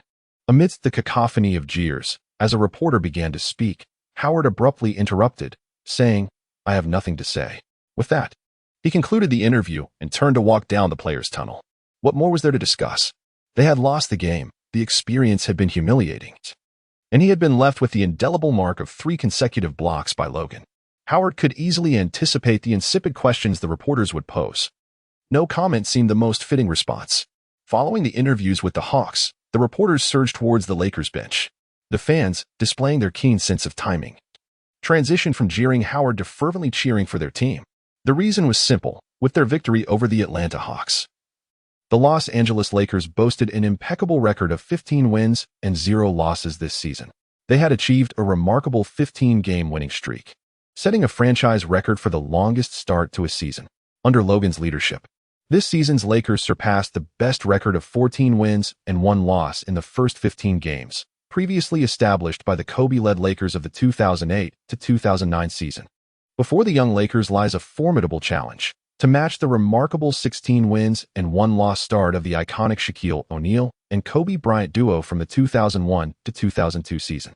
Should they succeed in claiming victory in their next 2 games, they will eclipse the record set by that legendary combination. I am acutely aware of the significance of this game. It transcends mere rivalry with Dwight Howard. Luke Walton, in a media interview, expressed his understanding. "We have achieved the best record in the first 15 games of our franchise's history. The team is in exceptional form, and we are entirely confident in our ability to continue winning. Apologies, Kobe, for it is now the era of Logan." As a former teammate of Kobe, Walton jested in front of the camera, "The 2 records you held will soon be surpassed by Logan." It appears that the post-game interviews may have already been anticipated. Later, Kobe Bryant himself retweeted an ESPN video on his Twitter, adding, "Keep pushing forward, Logan. Purple and gold." In Kobe's view, records are merely waiting to be broken. If, years from now, the best start in Lakers history still belongs to him and that hefty figure, it would indicate that the purple and gold have yet to discover the next true leader to bear the mantle. This would not bode well. Logan's emergence, while jeopardizing Kobe's records, symbolizes the Lakers' discovery of a new emblematic figure. Kobe would be thrilled if only he knew. Notably, shortly after Kobe's tweet, He was mentioned by none other than Shaquille O'Neal, his partner from the 2001 to 2002 season. "Hey, Kobe, my brother, shall we go watch Logan surpass our record?" Kobe Bryant. The Lakers' next contest will take them to face the Denver Nuggets on the road. After concluding their battle in the high altitudes, they will return home to confront the Milwaukee Bucks in their 17th game. If all goes well, the matchup against the Bucks may very well be the occasion for the Lakers to surpass the 16-1 start of the 2001 to 2002 season. The game will be broadcasted nationwide, prompting O'Neal to invite Kobe to serve as a guest commentator alongside him, forming a dynamic commentary duo reminiscent of the original OK combination. To speak candidly, this sensational narrative has captivated fans even more than the possibility of the Lakers etching their name in history. Since the OK duo jointly lifted the FMVP trophy at the Phoenix All-Star Game, instances of them collaborating have been scarce. However, on the night the Lakers aimed to set a record, the OK duo made a nostalgic appearance in the commentary booth, evoking a sense of legacy. Initially, Kobe was reluctant to engage with this topic, but he could not resist Gigi's persistent mentions. The internal conflict of the Black Mamba, already teetering on indecision, was swayed by his daughter, leading him to boldly issue a second tweet today. "Shaq, if Logan can return to Los Angeles victorious from the Denver Highlands, I shall attend their 17th game." Shaquille O'Neal, do you want Kobe to be a TNT commentator? Absolutely. But the Lakers must continue their winning streak and seize the chance to make history for him to consider it. I must admit, when it comes to maintaining an aura, Kobe truly excels. The news of the OK duo potentially reuniting in the commentary booth ignited a frenzy online. I fervently hope the Denver Nuggets are overwhelmed. The Nuggets must not prevail. I yearn to witness OK commentating on the Lakers games. I want to see OK narrate Logan's match. Go, Logan, conquer the Denver Highlands. Amidst the fervent clamor of fans online, the Los Angeles Lakers journeyed to the Denver Highlands. The home of the Denver Nuggets, the Pepsi Center, is rather unremarkable. The critical factor is the altitude sickness that can bewilder players visiting for the first time. To many fans, the Denver Highlands are akin to a natural graveyard for rookies. Countless players making their inaugural appearance at this altitude have succumbed to physical discomfort and a drastic decline in performance. Logan, a rookie making his debut at the Denver altitude, faces a unique challenge. If the game were held at Staples Center, I am confident the Lakers would secure an effortless victory. Indeed, this season's Denver Nuggets are far from formidable. However, at such elevation, can Logan swiftly acclimatize to the effects of altitude? That remains a question. I merely hope that Logan's performance today does not starkly contrast with his previous displays, as I eagerly anticipate the re-emergence of the dynamic duo in the commentary booth. At the Pepsi Center in Denver, the commentators begin to warm up for the match, wishing for Logan to maintain his stellar form, enabling the return of the iconic duo. Yet, altitude sickness is no trivial matter. Nevertheless, as the game commences, the commentators soon realize their concerns were unwarranted. In the jump ball, Lonzo Ball triumphs over Nurkic. Russell brings the ball across half court and immediately passes it to Logan. Despite widespread apprehension about altitude effects potentially diminishing Logan's performance, he appears utterly unfazed. In a flash, he deftly maneuvers past Wilson Chandler, who is tasked with defending him. With lightning speed, he glides through the Denver half-court, treating it as his personal playground. Scoring seems effortless for him, akin to slicing through vegetables. By halftime, under Logan's leadership, the Lakers hold a commanding 22-point lead over the Nuggets. It seems altitude sickness has no bearing on Logan whatsoever. In fact, his speed appears to surpass that of previous games. Perhaps our worries were misplaced. Altitude effects may only impact ordinary players, leaving superstars like Logan unscathed. We can now begin to anticipate the thrilling commentary of Kobe Bryant and Shaquille O'Neal as they narrate Logan's game. Chapter 82. Kobe Shaq. Logan vs. Giannis. OK commentary showdown. Ultimately, the Denver altitude could not withstand Logan's relentless offense. The Los Angeles Lakers triumphed over the Denver Nuggets, achieving their 16th consecutive victory since the season's inception. This remarkable streak stands as the longest in Lakers history for a season start. Moreover, they are merely one win away from the best record of 16 wins and 1 loss in their first 17 games. An opportunity lies before Logan. As the game concludes, a commentator exclaims, "The youthful Lakers stand just one step away from etching a new chapter in the annals of their history." And before Shaquille O'Neal and Kobe Bryant at Staples Center, Logan shall have the chance to transcend the legendary duo. Now, the entire world eagerly anticipates the 17th game of the Los Angeles Lakers season. The reunion of the formidable duo is imminent, and a historic start looms in sight. The clash between the Greek phenomenon Giannis Antetokounmpo and the Chinese Marvel Logan is on the horizon. The upcoming match for the Lakers is not merely a solo showcase for Logan. During the evening's ESPN program, Max Kellerman analyzed that the Milwaukee Bucks star Giannis Antetokounmpo has also experienced a remarkable resurgence this season. As Max Kellerman articulated, Antetokounmpo, affectionately known as the Greek Freak, has displayed significant enhancement and progress across all facets of his game this year. Last season, he averaged 16.9 points per game, but this season, his scoring has ascended to an impressive 23.5 points, accompanied by 8 rebounds and 5 assists. On the defensive end, he averages 6 steals and 9 blocks per game. Giannis has showcased his extraordinary talent in both offense and defense, and the moniker Greek Freak is not merely a colloquialism. However, Stephen A. Smith disagrees, asserting, "Listen, Max, no matter how monstrous a player may be, none can rival the prowess of Logan. Do you understand what I mean?" Despite Giannis's significant improvements in physicality, offensive capabilities, and even his nearly unassailable attributes compared to previous seasons, he still pales in comparison to the newly emerged Logan. Stephen A. Smith firmly believes that Logan's next performance is destined to be a showcase solely for him. As for Giannis Antetokounmpo, he can only await his education at the hands of Logan. As the entire internet anticipates the commentary on Logan's historic achievements on November 28th, the NBA officially announced the Players of the Week for the Eastern and Western Conferences. Coincidentally, the two colossal players set to meet at the Staples Center were the very recipients of these honors. The Eastern Conference Player of the Week was none other than Giannis Antetokounmpo, the core player for the Milwaukee Bucks. Last week, Giannis averaged an impressive 25 points, 10 rebounds, and 5 assists, numbers that might seem unremarkable at first glance. However, what is truly terrifying is his defensive prowess. In just 3 games over a single week, he averaged 7 steals and 0 blocks. A player capable of averaging 25 points, 10 rebounds, 5 assists, 4 steals, and 3 blocks in a single week is indeed a rare gem in the annals of NBA history. The transformation of Giannis Antetokounmpo has captured the attention of the entire world. The moniker Greek Freak is far from a mere facade. Certainly, achieving double-digit rebounds is a formidable task if one seeks to replicate Giannis's remarkable weekly averages.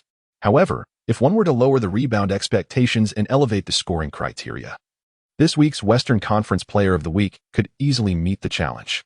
The accolade for the best player in the West this week goes once again to the young guard, Logan, of the Los Angeles Lakers. Under Logan's leadership, the Lakers have skillfully maintained an undefeated streak this past week, boasting an impressive record of 3 wins and no losses. To date, they stand at a remarkable 16 wins and no losses, firmly positioned at the pinnacle of the league. Logan has averaged an impressive 45 points, 3 rebounds, 7 assists, 4 blocks, and 4 steals per week. He is the first player in NBA history to achieve such remarkable statistics of 45 points, 5 rebounds, 5 assists, 4 blocks, and 4 steals in a single week. If Giannis Antetokounmpo is the Greek Freak, then Logan undoubtedly deserves the title of the Celestial Monster. Furthermore, this marks the 5th occasion in his career that Logan has been honored as the NBA's Player of the Week, achieving this accolade for the 5th consecutive time. This accomplishment surpasses his previous record of 4 consecutive weeks as Player of the Week and positions him ahead of Yao Ming as the Chinese player with the most Player of the Week awards in NBA history. It is noteworthy that Yao Ming secured his 4 awards throughout the entirety of his career, while Logan's journey is just beginning.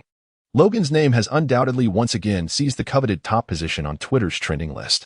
On YouTube, the official NBA channel has also successfully dominated the viewership rankings with a highlight reel showcasing Logan's performance over the past week.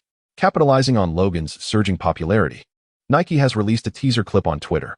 The short film opens with a claw mark reminiscent of Wolverine, tearing through the screen to form and shape. The X project has been officially announced. The debut of Logan's first-generation signature sneakers, the PX1, is now on the countdown. Following Kevin Durant and Stephen Curry's combined 50 points leading to victory, Russell Westbrook's impressive triple-double of 27 points, 14 rebounds, and 13 assists, and Anthony Davis's commendable 36 points and 13 rebounds despite a loss. All eyes on November 29, 2023, are fixed on Los Angeles, particularly the Staples Center. For basketball enthusiasts worldwide, especially fans of the Los Angeles Lakers, this matchup is simply unmissable. At the Staples Center, the commentary booth buzzes with excitement as Kenny Smith remarks swiftly, "The first reason for today's anticipation is the presence of Kobe Bryant, invited as a special commentator." The broadcast captures Kobe, clad in a suit and wearing headphones, smiling as he greets the audience. The second reason is the reunion of the legendary Shaq and Kobe duo, an iconic pairing cherished by countless Lakers fans. Beside Kobe, the formidable Shaquille O'Neal whispers something in his ear, and their joint commentary elicits continuous cheers from the Staples crowd. Of course, Kenny Smith stands to the left of Kobe, while Shaquille O'Neal occupies the right. Who holds the central position? It is abundantly clear. The third reason emerges as Kenny Smith refocuses the lens on himself. The new leader of the Los Angeles Lakers, the supernova from the East, Logan, is set to face off against the Milwaukee Bucks. The clash between the Eastern Monster and the Greek Titan promises to be a spectacle worth witnessing. Logan versus Giannis. In the parlance of 2K gamers, this confrontation epitomizes the clash of numerical prowess versus modeling genius. The final reason. Today, it is the Sharks' turn to speak.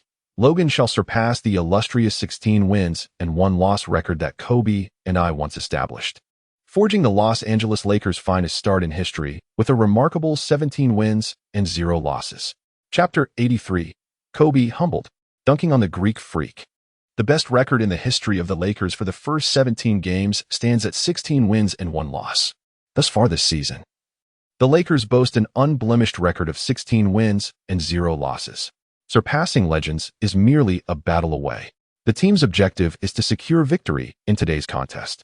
In a pregame interview, Lakers head coach Luke Walton proclaimed, "A 17-0 start? Why not?" The former 16-1 Lakers featured Shaquille O'Neal and Kobe Bryant. "Today, we possess Logan. As long as Logan is on the court, the team harbors the potential to achieve the extraordinary." Walton's trust in Logan is unequivocal. Securing this victory, defending our home court, and crafting history is undoubtedly within reach. As both teams conclude their pregame warm-ups, the starting players step onto the court. The Lakers' starting five remains unchanged. Regarding Russell and Randall, former teammates, Kobe, seated at the commentary desk, offered a brief assessment of their performances this season. Undoubtedly, the core of the Lakers remains Logan. After a simple commendation of Russell and Randall's progress, Kobe noted, "D'Angelo and Julius have effectively fulfilled the roles of the second and third options. However, if Logan, as the team's leader, fails to shoulder the responsibility, no matter how much D'Angelo and Julius improve, the Lakers would not achieve their current success." To put it plainly, Russell and Randall are merely embellishments. The true architect of the Lakers' ascendance among this season's elite is Logan. The Milwaukee Bucks starting lineup consists of Matthew Dellavedova, Tony Snell, Jabari Parker, John Henson, and Giannis Antetokounmpo. As both teams' players take to the court, the centers position themselves at the midline. The head referee lofts the ball high into the air. Without further ado, Kyle Kuzma swiftly bests his opponent, directing the ball into Russell's hands. The Los Angeles Lakers seize the offensive possession to commence the game. Russell advances past half court. Without hesitation, he passes the ball to Logan. Bam! As Logan sees the ball, the Lakers fans in attendance immediately rose to their feet in a chorus of cheers. Deep within their hearts, they had embraced Logan as the new king of Los Angeles. Amidst the jubilant throng, Logan maneuvered with extraordinary speed, evading his defender and launching himself into the paint with a powerful stride. In the key, John Henson positioned himself beneath the basket, arms raised high, clearly intent on preventing Logan from scoring easily. Fortunately, the airborne Logan chose not to force his way through. Instead, he executed a deft double clutch, evading Henson's outstretched arms, poised to deposit the ball into the hoop. Suddenly, just as Logan was about to release the basketball, a colossal figure surged in from behind. It was Giannis. The Greek freak had come to assist, intent on swatting Logan's shot. The situation was perilous. The commentary booth, where Shaquille had been lauding Logan's rapid ball handling and graceful moves in midair, fell silent as Giannis barreled in from behind, ready to deliver a thunderous block. The jubilant Lakers fans, who had been reveling in the moment, were suddenly left breathless. Time appeared to stand still. In a shocking turn of events, instead of shooting, Logan astonishingly caught the ball with one hand, defying gravity itself. In the critical moment when Logan was plummeting towards the ground, he executed a high, reverse throw. As Giannis reached the apex of his jump, Logan deftly maneuvered to evade him in a moment of suspended animation. When the basketball soared past Giannis Antetokounmpo, he too was descending. The ball artfully evaded the defense, arcing gracefully through the net. Whoa! In the next instant, the Staples Center, which had been silent for what felt like 0.01 seconds, erupted in a cacophony. Nearly 20,000 fans were in a frenzy. They had not anticipated that the offensive and defensive linchpins of both teams would collide in the very first exchange. Logan deftly evaded his defender, executing a layup against John Hanson. Giannis Antetokounmpo lurked ominously behind, poised to deliver a resounding block. Ultimately, however, Logan's finesse prevailed. He skillfully capitalized on his hang time, performing a behind-the-back switch mid-air, and executed an extraordinary floating shot to secure 2 points. Magnificent. Truly remarkable. Kenny Smith was beside himself with excitement. Shaq, honestly. This play showcased exceptional skill from both the offensive and defensive sides. Indeed, had it been that fellow Charles attempting the layup, Giannis would have undoubtedly sent it into the stands. The Shark chuckled. Fortunately, the one soaring through the air is not a pig, but Logan. Kobe, what are your thoughts on this play? In a playful jab at the flying pig Barkley, the Shark turned to the Black Mamba. Did Logan's move remind you of yourself? Kobe candidly replied, to be honest, I didn't see my reflection in Logan's play. I had already released the ball after my initial hesitation. Once upon a time, a comparison was made regarding the significant physical disparities between Kobe and Jordan. The visibly noticeable difference in the size of their hands is a crucial factor determining the ease with which they executed aerial maneuvers. Without such remarkably large hands, Logan would have found it nearly impossible to grasp the ball with one hand mid-flight and perform such fluid actions. In this regard, Kobe holds undeniable authority. How did Logan execute that final airborne maneuver? It was accomplished with an enormous and powerful hand. Kobe's hands are undeniably strong, but are they truly large? Not particularly. Therefore, the notion that he sees his own reflection in Logan is one that Kobe would vehemently oppose. The Shark quickly recognized this truth as well. From a certain perspective, Logan's innate talent ranks among the best in NBA history. As the game transitioned, the Bucks launched their offense.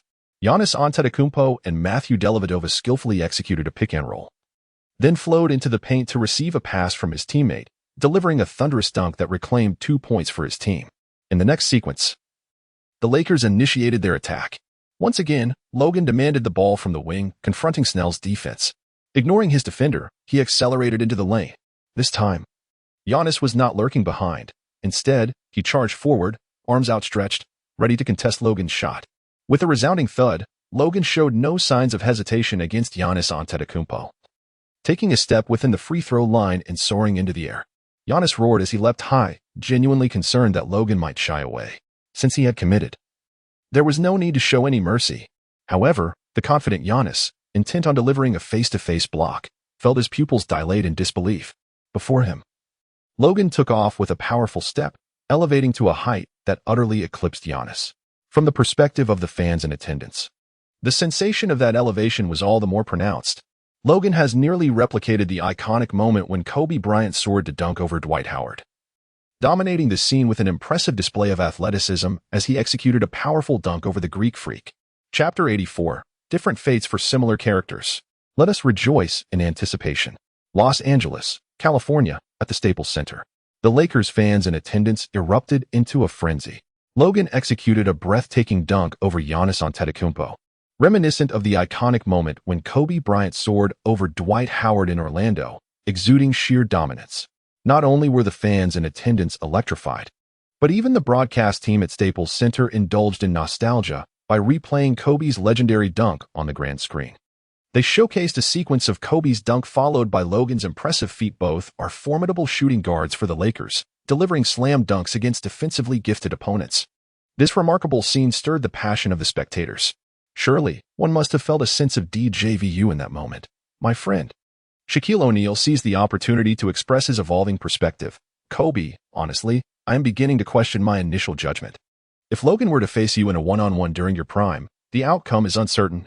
Earlier, during a TNT roundtable discussion, the topic of Jordan versus Logan, Kobe versus Logan, and Wade versus Logan sparked widespread debate across the internet. O'Neal had confidently asserted that Jordan would decisively triumph over Logan, that Kobe and Logan would be closely matched, ultimately favoring Kobe, while Wade might indeed succumb to Logan. At that time, O'Neal was convinced of the soundness of his assessments. Even after witnessing Wade's defeat at the hands of Logan, Shaquille remains steadfast in his beliefs. Yet today, as he observes Logan's celestial performance once more, O'Neal finds himself questioning his previous conclusions. A one-on-one duel between peak Kobe and Logan may not be as straightforward as Kobe 6, Logan 4. It could very well be an evenly matched 55-45, or perhaps Logan might even emerge victorious at 6, with Kobe trailing at 4.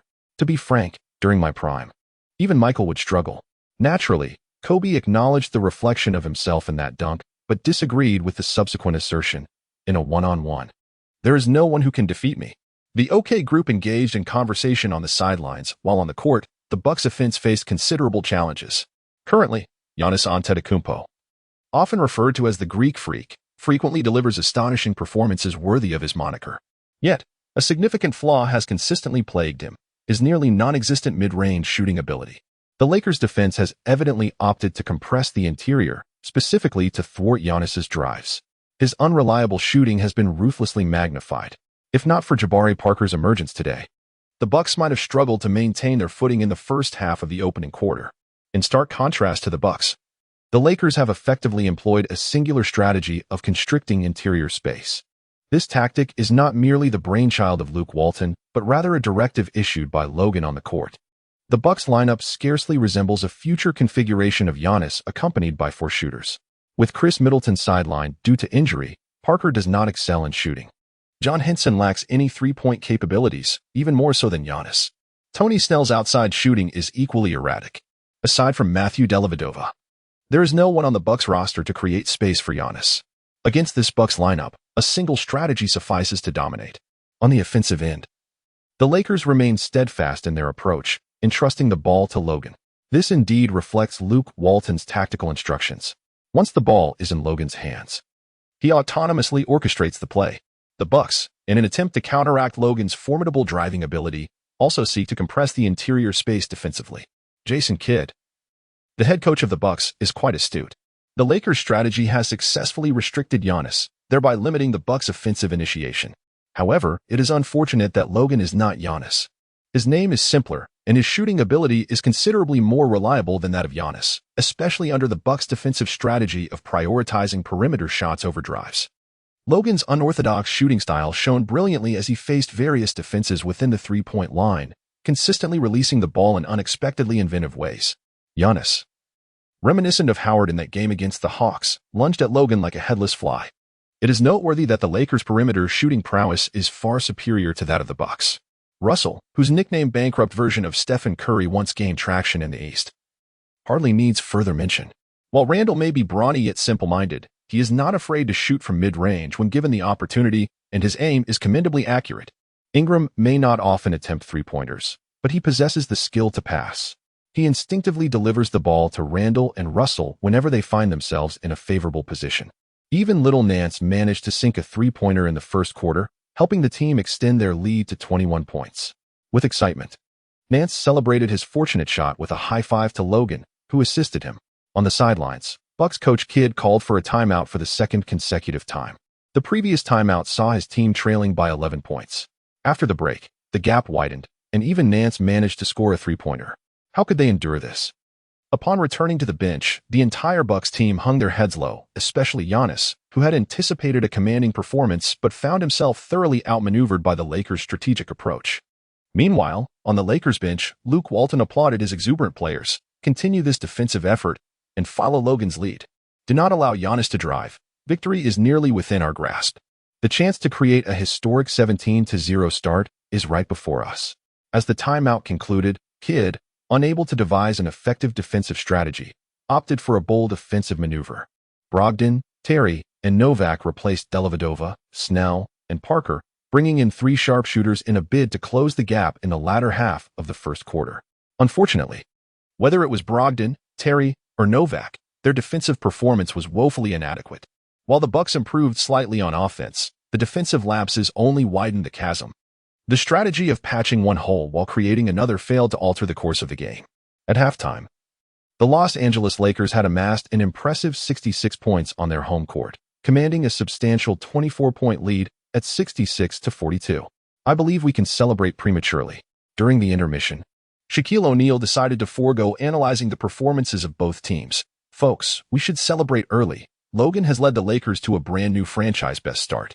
Chapter 85. The crowd roars, MVP. 17 consecutive victories conquer Staples. The fans at Staples Center will not have to wait long. Even though the game is only halfway through, they have already begun to revel in a celebratory atmosphere. They are prematurely celebrating the Lakers, led by Logan, for establishing the best start in the team's history over the first 17 games. In truth, their early festivities are well justified, as the Lakers, maintaining their lead, did not falter in the second half of the match. As Logan stepped onto the court for the third quarter, he swiftly extinguished any lingering suspense. With his relentless assault on the opponent's defense, the Milwaukee Bucks found themselves devoid of any hope for a comeback. Ultimately, amidst the jubilant celebrations of Lakers fans who began their festivities well before halftime, the team triumphed over the Bucks with a resounding 25-point victory, marking their 17th consecutive win since the season's inception. This remarkable streak extends the franchise's record for the longest unbeaten start to a season. A new benchmark has been established. Ladies and gentlemen, as the final whistle blew, commentator Kenny Smith rose from his seat, acknowledging that Logan had led his Lakers to forge an unprecedented chapter in the team's history. To everyone's astonishment, they had indeed accomplished a flawless 17-0 record. Shaquille O'Neal appeared momentarily disoriented. Though he had mentally prepared for the Lakers to make history this year, the reality of it left him somewhat bewildered. The era has undeniably shifted. He truly belongs to the annals of the past. Beside him, Kobe Bryant, seated in the commentary booth, remained silent, merely joining the crowd in applause. The Black Mamba had long recognized the winds of change. It is now the era of the youth, or rather, the era of Logan.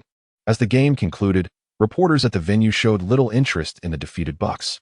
Coach Kidd had prepared his responses to media inquiries, only to find that no reporters sought him out post-game. Giannis was equally bewildered. When he turned to seek out the journalists, he discovered that they had already flocked to the Lakers bench, exemplifying the age where popularity reigns supreme, leaving the Bucks to languish in obscurity. Logan is indeed an everlasting deity. Giannis, remember everything that transpires today. Jason Kidd gently patted the back of the Greek freak. Do you not aspire to be a player like Logan? The spotlight illuminated the arena, capturing the attention of the masses. Logan is indeed a remarkable player. I comprehend your sentiments, Coach Kidd. Giannis Antetokounmpo firmly engraves the events unfolding before him in his mind.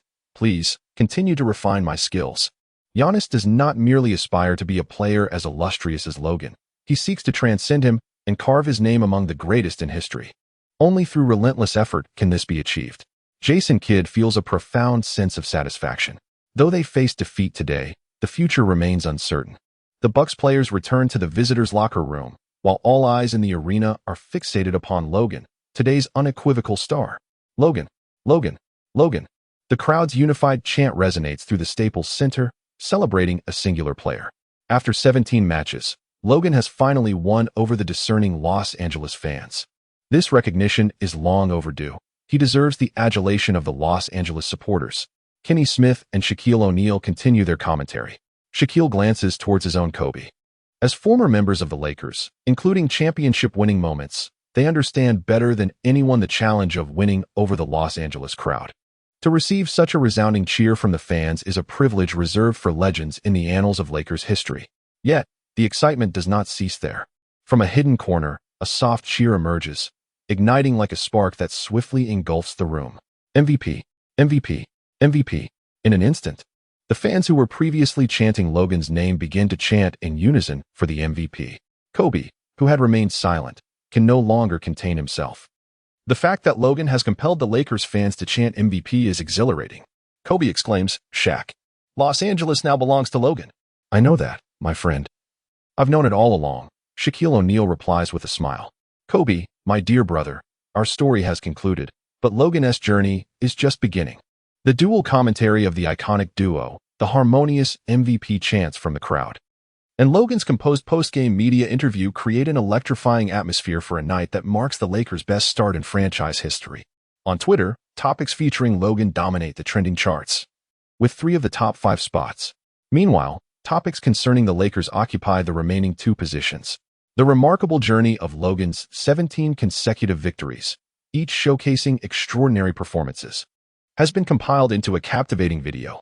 The viewership of this video has skyrocketed, akin to a rocket's ascent, poised to set new records. American media outlets promptly featured headlines on their homepages in the most conspicuous positions, declaring, "The OK Duo's record has been shattered." Under Logan's leadership, the new Lakers have achieved an unparalleled start with 17 consecutive wins. The sky is the limit for Logan, with a flawless record of 17 wins and no losses. They stand as the strongest team of the season thus far. Who can thwart Logan's momentum? The Lakers' winning streak seems destined to extend, with an 18th victory merely a matter of time. Not only American media, but also prominent portals in China, such as TX Sports and Xlang Sports, have disseminated news alerts. The unstoppable Lakers, the relentless Logan, a 17-game winning start. Are the Lakers destined for the championship? The Staples Center reverberates with MVP chants. Logan emerges as the foremost figure in China. Following Kobe, he is the only player to conquer Staples Center. He is Logan, with a remarkable start of 17 consecutive wins. Could he claim the regular season MVP in his rookie year? Logan asserts, why not? Undoubtedly. Logan is not merely a treasure trove for American media, but also a goldmine for Chinese media. Those who secure first-hand insights about Logan hold the key to boundless traffic. On November 30th, following yet another triple-double performance from Westbrook, the NBA's schedule for November came to a close. On December 1st, the NBA officially and punctually announced the monthly awards for the 2016 to 2017 season, including the Eastern and Western Conference Rookie of the Month, Coach of the Month, and Player of the Month. Furthermore, the NBA revealed the predicted rankings for the season's awards for the first month, such as the Rookie Rankings, Team Strength Rankings, and the MVP rankings for November. Chapter 86, Rookie of the Month, Player of the Month. A dual harvest of glory and records. Chapter 86, Rookie of the Month, Player of the Month. A dual harvest of glory and records. In the 2016 to 17 NBA season, the Eastern Conference's Rookie of the Month was awarded to Malcolm Brogdon, the backup point guard for the Milwaukee Bucks. Throughout November, Brogdon averaged 9 points and 3 assists per game, making a notable contribution to his team within his limited playing time. Initially, the NBA had intended to bestow the Rookie of the Month honor upon Joel Embiid. However, due to Embiid's insufficient number of games played, awarding him the title would contravene the rules of the game. Brogdon's selection as the Eastern Conference's Rookie of the Month, in some respects, underscores the overall lack of quality among this year's rookies. In truth, were it not for Brogdon's emergence, the 2016 rookie class would have been starkly exposed for its inadequacies. As it stands, there has yet to be a standout performer among the 2016 draftees. Reflecting on the 2016 to 17 season, Brogdon ultimately claimed the Rookie of the Year title, averaging 10.2 points over the course of the season. This marked the lowest average points per game for a Rookie of the Year winner since the 1952 to 53 season, spanning a remarkable 64 seasons. The shortcomings of the 2016 rookie class become evident in this context. Nevertheless, with Brogdon serving as a buffer, it was clear he would not contend for the Rookie of the Year award. Meanwhile, in the preceding month, Logan led the Los Angeles Lakers to an undefeated record of 14 wins and no losses, securing him the Western Conference's Rookie of the Month title without question. Although the 3 consecutive victories in October did not contribute to the monthly record, Logan's 14-game winning streak in November was a remarkable feat that left his opponents in the dust. The NBA opted not to detail his average statistics from the previous month, as the team's performance alone sufficed to justify his selection. Furthermore, the NBA's commentary explicitly stated that Logan had effectively secured all future Western Conference Rookie of the Month awards in advance and had even preemptively locked in the title of Rookie of the Year for the season. The official announcement has confirmed that Logan has secured the title of Rookie of the Year, thus concluding the suspense surrounding this seasonal accolade. Additionally, Logan has become the first player from the Celestial Empire to be named the Eastern Conference Rookie of the Month since the era of Space E. During Space Ye's rookie season, he was honored with the Rookie of the Month title only once. It is anticipated that Logan will soon surpass Space E in the number of monthly honors received. In the 2016 to 2017 season, the Eastern Conference Coach of the Month was awarded to Tyronn Lue, the head coach of the Cleveland Cavaliers. Lue remains indifferent to such accolades, as the Cavaliers' sole objective is to defend their championship title. In contrast, the Western Conference Coach of the Month award went to Luke Walton, the new head coach of the Los Angeles Lakers. Having started the previous season with the Warriors undefeated, he has once again maintained a perfect record with Logan this season. Walton's coaching achievements far surpass his successes as a player. However, American fans have expressed considerable skepticism regarding his coaching tenure.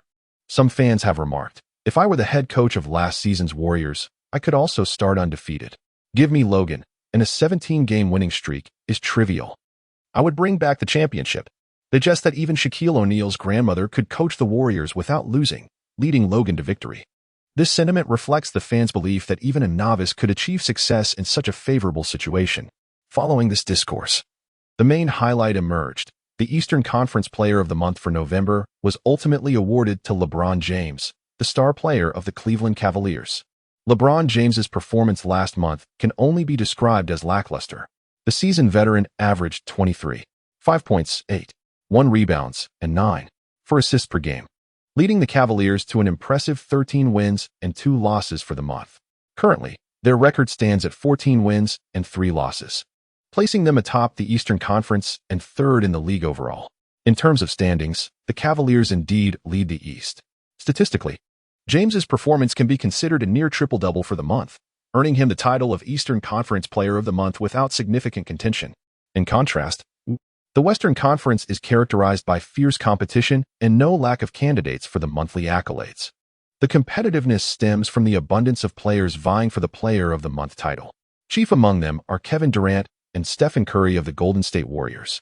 With a record of 15 wins and 2 losses, the Warriors currently sit second in the West and league-wide. Both Durant and Curry have showcased remarkable statistics, leading the NBA to nominate them together.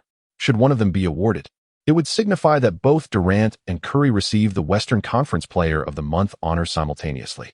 Aside from the Warriors, Kawhi Leonard, the rising star of the San Antonio Spurs, also deserves a nomination. The Spurs hold a record of 15 wins and 4 losses, ranking third in the West and fourth in the league. Last month, under Leonard's leadership, the Spurs achieved an impressive 9-game winning streak, leaving a lasting impression on fans.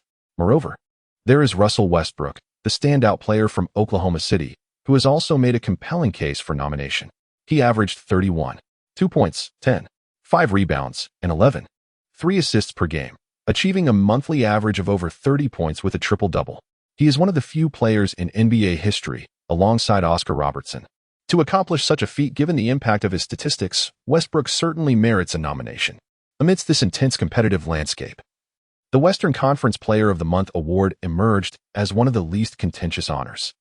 The November 2016 to 2017 Player of the Month for the Western Conference is none other than Lonzo Ball of the Los Angeles Lakers.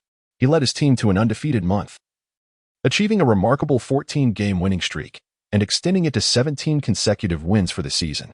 His monthly averages include an astounding 46.8 points, 6.8 rebounds, and 8.5 assists, alongside 2.8 blocks and 3.5 steals, with a mere 0.5 turnovers per game. Logan has become the 4th player in NBA history to average over 40 points per game in a single month. The 3 who came before him are Elgin Baylor, Kobe Bryant, and Wilt Chamberlain, all of whom were once Los Angeles Lakers. Now, this distinguished list welcomes yet another Laker. Simultaneously, Logan has also emerged as the 2nd player in NBA history to average over 45 points per game in a single month, surpassing both Elgin Baylor and Kobe Bryant, and standing alongside only Wilt Chamberlain in this elite category. Notably, he is the sole player in NBA history to average over 8 assists per game in a month while maintaining a mere 0.5 turnovers. Furthermore, he is the first player to average 40 points per game in a month while contributing 2.5 blocks and 3.5 steals defensively. It goes without saying that Logan has also set numerous remarkable records in November. His astounding performance of 63 points in just 3 quarters at Madison Square Garden speaks volumes. Without question, he has earned the title of Western Conference Player of the Month for November. Consequently, Logan becomes the first Laker to receive this honor since Kobe Bryant. The last time Kobe claimed the Western Conference Player of the Month award was during the 2012 to 2013 season, the year the new F4 was formed. Following that season, the Black Mamba could never quite return to his former glory, except in his final game. Logan has become the first player from the Celestial Empire to win the NBA's Player of the Month award since the illustrious Yao Ming. During his illustrious career, Yao achieved this accolade twice, once in the 2006 to 2007 season and again in the 2007 to 2008 season. After a 9-year hiatus, a homegrown player has once more claimed the esteemed title of NBA Player of the Month. More significantly, Logan has etched his name into the annals of NBA history as the first rookie to receive this honor in the inaugural month of the season. Throughout the decades of the NBA's existence, he has left a unique mark of his own. Chapter 87, Rookie Season MVP. In addition to announcing these monthly awards, the NBA has also unveiled the first rankings of the new season. In the rookie leaderboard, Logan undoubtedly claims the top position. The NBA officials have explicitly stated that the Rookie of the Year award has already been secured by Logan well in advance. Consequently, many betting companies have eliminated the betting options for the Rookie of the Year category. The entire world is aware of Logan's impending victory. What purpose does the opening line serve? Following Logan, Brogdon, Joel Embiid, and Saric occupy the 2nd to 4th spots, respectively, in the team strength rankings. The Los Angeles Lakers have surged from a predicted 25th place at the season's outset to the 2nd position in the league. As for the top spot, it remains with the Golden State Warriors, featuring Kevin Durant, Stephen Curry, and Klay Thompson. The Cleveland Cavaliers hold the 3rd position, while the reigning champions have slipped from 2nd to 3rd due to the Lakers' emergence. The 4th and 5th places are occupied by the San Antonio Spurs and the Toronto Raptors, respectively. The Clippers and Bulls, initially predicted to be in the top 5, have been replaced by the Lakers and Raptors. Notably, the rapid decline of the Bulls' ranking alongside the Lakers' ascension has created a captivating spectacle. In the first MVP prediction ranking of the season, Logan has ascended from having no nominations to securing the top position. This achievement is evident in his personal statistics, on-court performance, and the overall success of the team. Logan eclipses any player on this list. Just take a glance at the illustrious names trailing behind him. In ESPN's Morning News, Stephen A. Smith points to the large screen: LeBron James, Kevin Durant, Kawhi Leonard, Stephen Curry, and Russell Westbrook. He even dismisses mentioning the likes of James Harden and Blake Griffin. Among the players featured on this list, which one is not a renowned superstar? Perhaps Kawhi Leonard and Westbrook may lack a bit of stature, but James, Durant, and Curry are undoubtedly among the top 3 in the league. Even Leonard, who may be slightly less prominent, boasts an NBA Finals MVP and a championship title. While Westbrook may not quite measure up, his consecutive All-Star Game MVP awards still lend him considerable prestige. Yet, against a backdrop of such illustrious MVP candidates, the rookie Logan stands alone at the pinnacle. What does this signify? Frankly speaking, if Logan maintains this form and the team's performance remains strong, why should he not be considered for MVP? The notion of a rookie claiming the MVP title certainly sounds far-fetched. However, throughout NBA history, there have indeed been players who have achieved this feat in their inaugural season. Foremost among them is the basketball emperor, Wilt Chamberlain. In his rookie season, he averaged an astounding 37.6 points and 27 rebounds per game. Not only was he named Rookie of the Year, but he also secured the All-Star MVP and regular season MVP, earning a spot on the All-NBA first team. The second example is the legendary Wes Unseld. In his rookie season, Unseld averaged 13.8 points and 18.2 rebounds. While not the best in the league statistically, he significantly aided the Baltimore Bullets, leading them to a remarkable 21 additional wins compared to the previous season, elevating them from 6th to 1st in the Eastern Conference. His contribution to the team's transformation earned him both Rookie of the Year and MVP awards, a well-deserved recognition. The examples of these ancient legends serve as a reference. Chamberlain represents unmatched statistical dominance, while Unseld exemplifies a team uplift of over 20 victories. Now, let us turn our attention to Logan. Stephen A. Smith brings up Logan's personal statistics and the Lakers' performance from the previous season. Just look at these numbers. I need not waste much breath on Logan's statistical prowess this season. However, it is imperative to emphasize his crucial role in enhancing the team's performance. In the previous season, the Los Angeles Lakers managed to secure a mere 17 victories throughout the entire campaign. Fast forward to the present, under the leadership of Logan, the Lakers have achieved an impressive 17 wins without a single defeat in just over a month of the season. It appears to be merely a matter of time before he propels the team to an increase of over 20 victories. Functioning like a relentless force in enhancing both individual performance metrics and the overall success of the team, Logan has impeccably met the standards. He may very well be the 3rd player in history to secure the MVP award in his rookie season. ESPN's perspective has garnered considerable recognition and support from numerous fans. We may be on the verge of witnessing the first player since the dawn of the new century to achieve MVP status in his debut season. Indeed, figures like Wilt Chamberlain and Wes Unseld belong to an ancient era. It is not that fans lack respect for these two legendary icons. Rather, it is simply that their achievements are distanced from the modern game. In an era when the overall quality of players was comparatively lower, the challenge of earning MVP in a rookie season was significantly less daunting. Both the Big Dipper and the Bone Crusher were undoubtedly formidable. However, should Logan attain the MVP award in his rookie season, the significance of his achievement would undoubtedly surpass that of these two titans. On the evening when Logan was honored as the Western Conference's Player of the Month, the Lakers hosted their Western rivals, the New Orleans Pelicans. Prior to the commencement of the match, Logan received the trophy symbolizing the Western Conference's Rookie of the Month from the hands of Lakers general manager Mitch Kupchak. Logan, may I touch your trophy? Logan is set to receive the award ceremony for the Player of the Month, and from the bench, Ingram eagerly volunteers. I'll take the trophy for the Rookie of the Month. No problem. Once the trophy is handed to Ingram, Logan steps back onto the court. Amidst the roaring cheers of the fans, he accepts the trophy representing the Western Conference Player of the Month. This time, the envy is not limited to the entire Lakers team. Anthony Davis, the core of the Pelicans, who is playing away, also gazes with admiration. It is worth noting that throughout his career, Davis has yet to claim a Player of the Month award. This season, he has averaged 32 points, 13 rebounds, along with 2 steals and 2.0 blocks per game. His performance is undoubtedly of elite caliber in the league, merely based on statistics. He already embodies the essence of a Player of the Month. Unfortunately, due to the team's performance, he has not even received a nomination for the Western Conference Player of the Month for November. Of course, compared to individual accolades, Davis is more eager to secure victories. Watching Logan bask in the adoration of the Staples Center crowd, a bold thought suddenly blossoms in Davis's mind. What if his teammate were Logan? Chapter 88. Another fruitless effort. Does Davis wish to team up with Logan? It is not unreasonable for Davis to indulge in such daydreaming. Firstly, there have indeed been whispers in the community that the Los Angeles Lakers are in discussions with the New Orleans Pelicans, attempting to trade for Anthony Davis. Considering the players on the Lakers roster alongside the underwhelming Davis, this trade seems nearly impossible. Yet, one must not forget that the Lakers have a storied history of executing audacious trades. What harm is there in attempting to rob the Pelicans, even if the heist proves unsuccessful? What is wrong with trying? Secondly, Davis's patience with the Pelicans is gradually wearing thin. Reflect on the data he has produced in recent years. His tenure in this underperforming team is not a recent development. Rather, the instances of futile efforts have become increasingly frequent.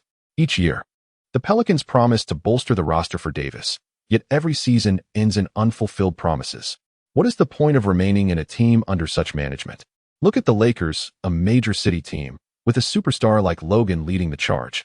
Davis believes that playing alongside Logan might allow him to coast to victory. Observing the Lakers' current 17-game winning streak juxtaposed with the Pelicans' dismal record, Davis grows increasingly frustrated, and the desire to leave the Pelicans intensifies. However, rationality reminds him that the notion of playing alongside Logan is merely a fantasy.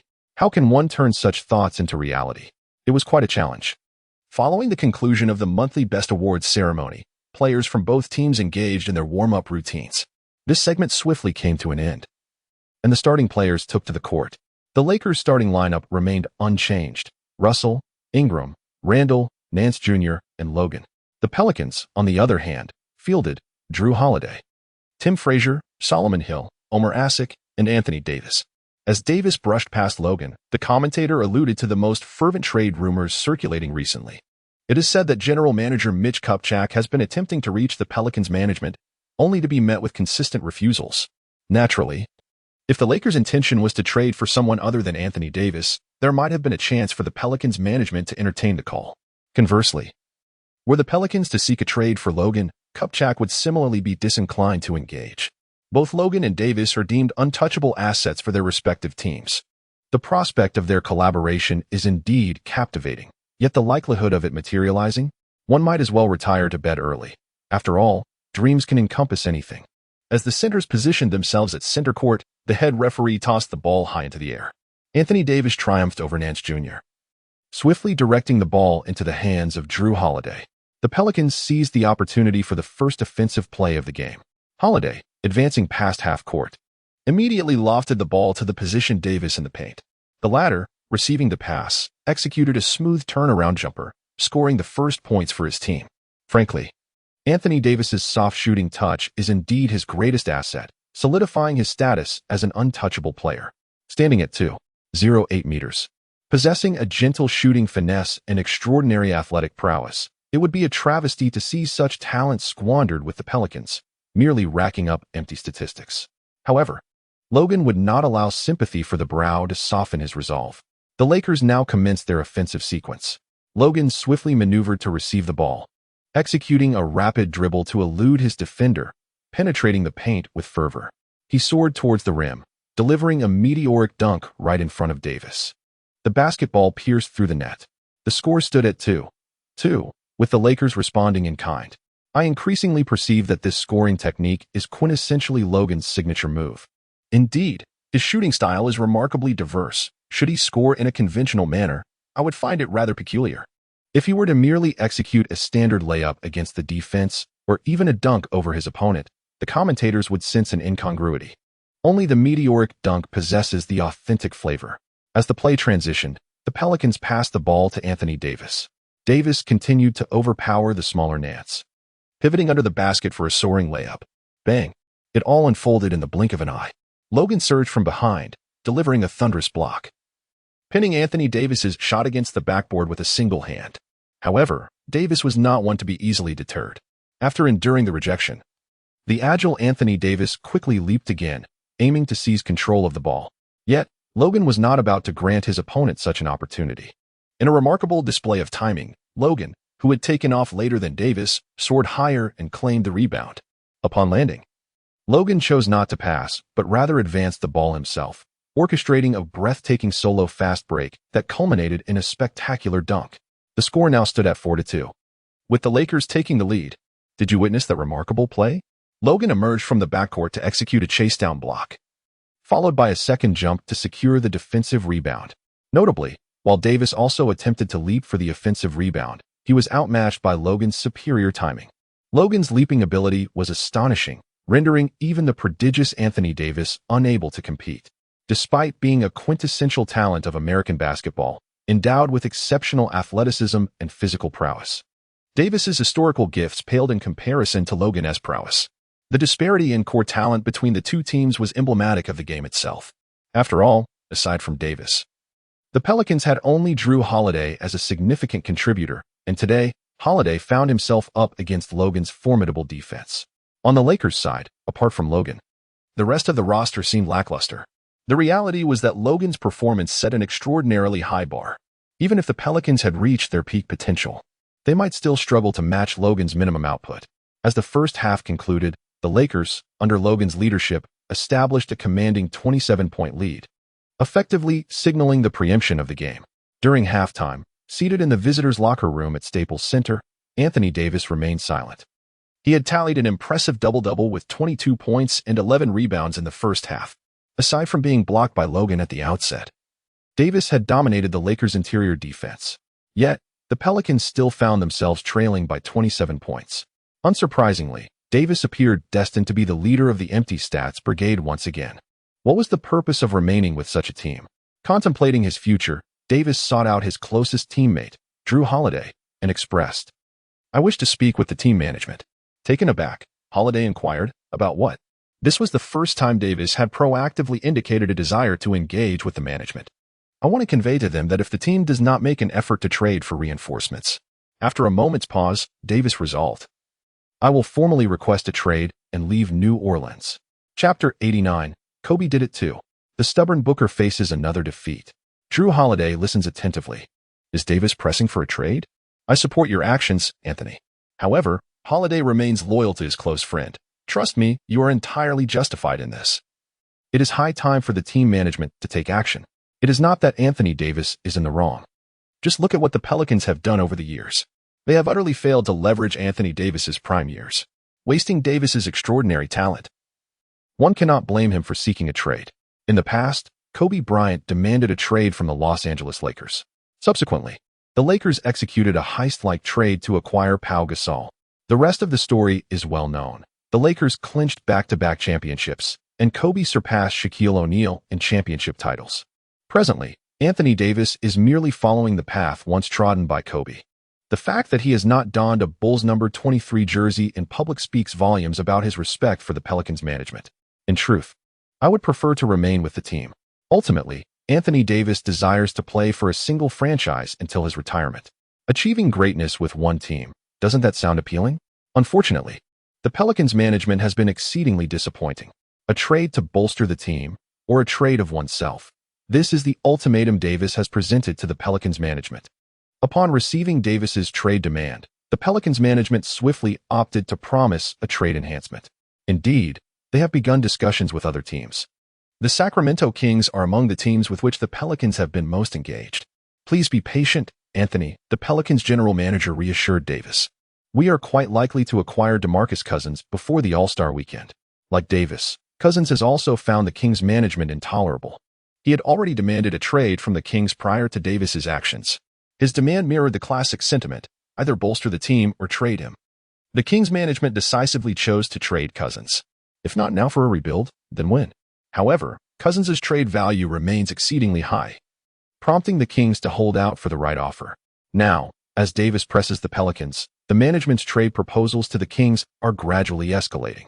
The close communication between the two teams has not gone unnoticed by many media outlets.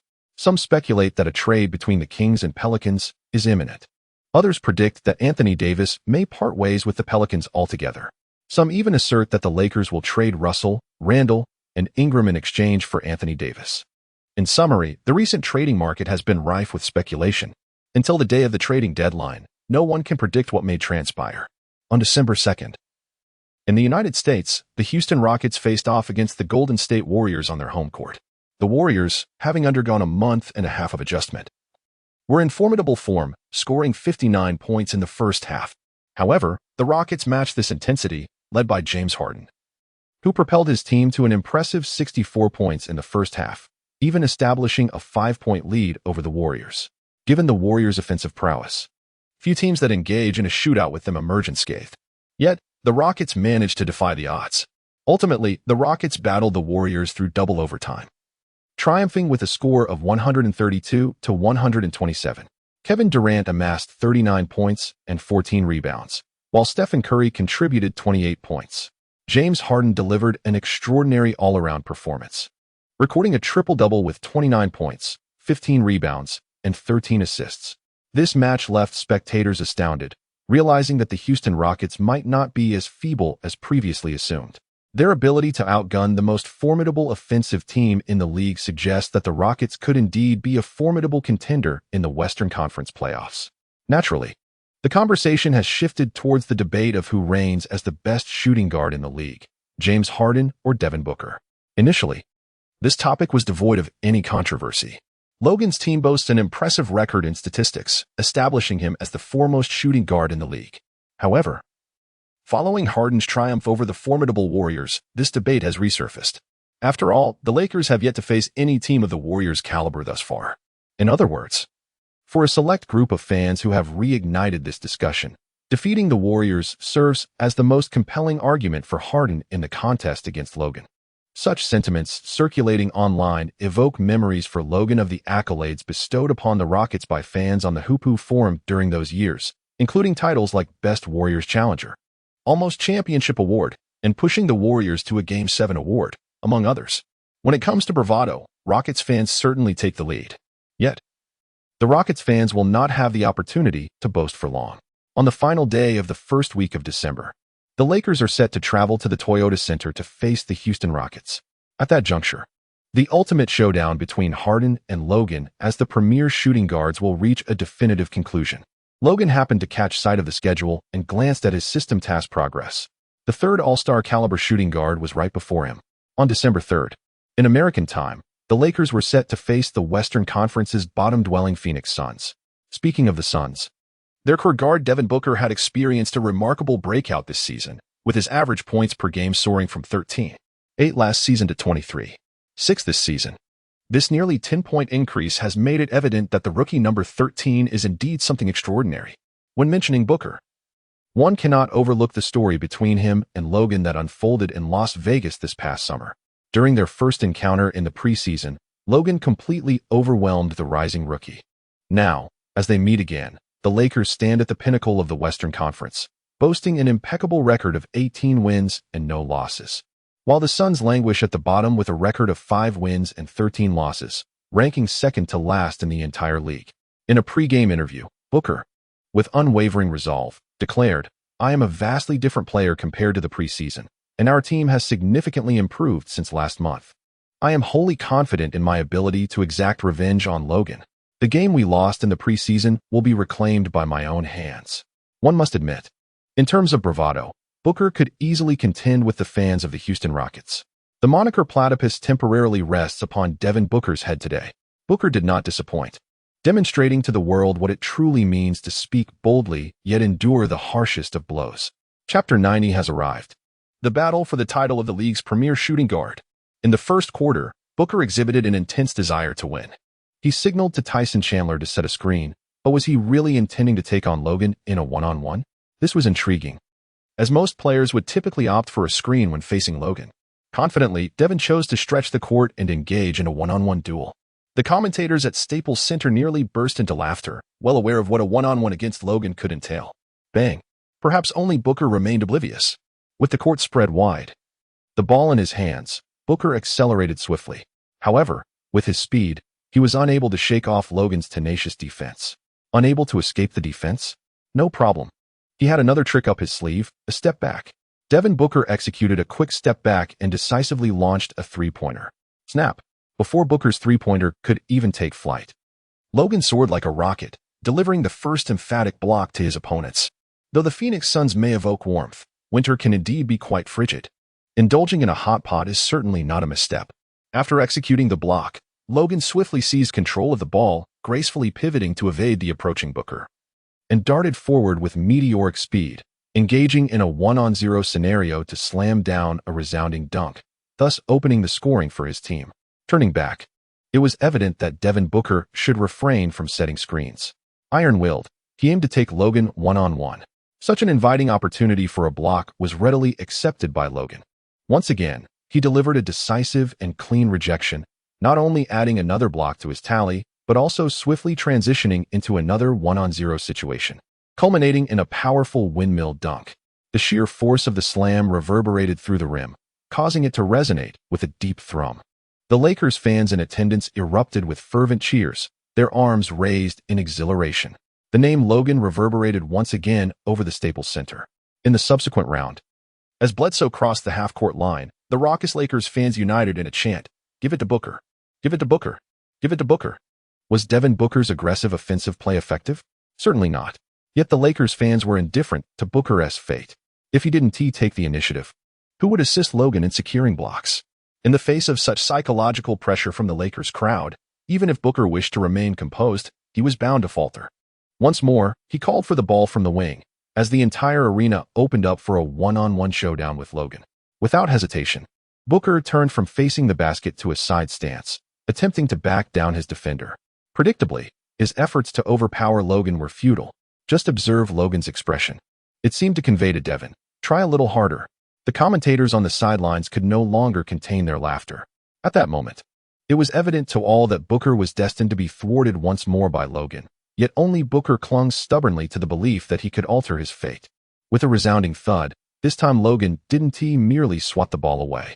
He soared to block Booker in midair, converting the play into an offensive transition, assisting a fast break for Randall, who finished with a powerful two-handed dunk. The score stood at 6-0. In a mere 40 seconds into the game, the Lakers appeared poised to seize control, and indeed, they did just that. During the early part of the first quarter, the Suns demonstrated to the audience why they languished at the bottom of the Western Conference.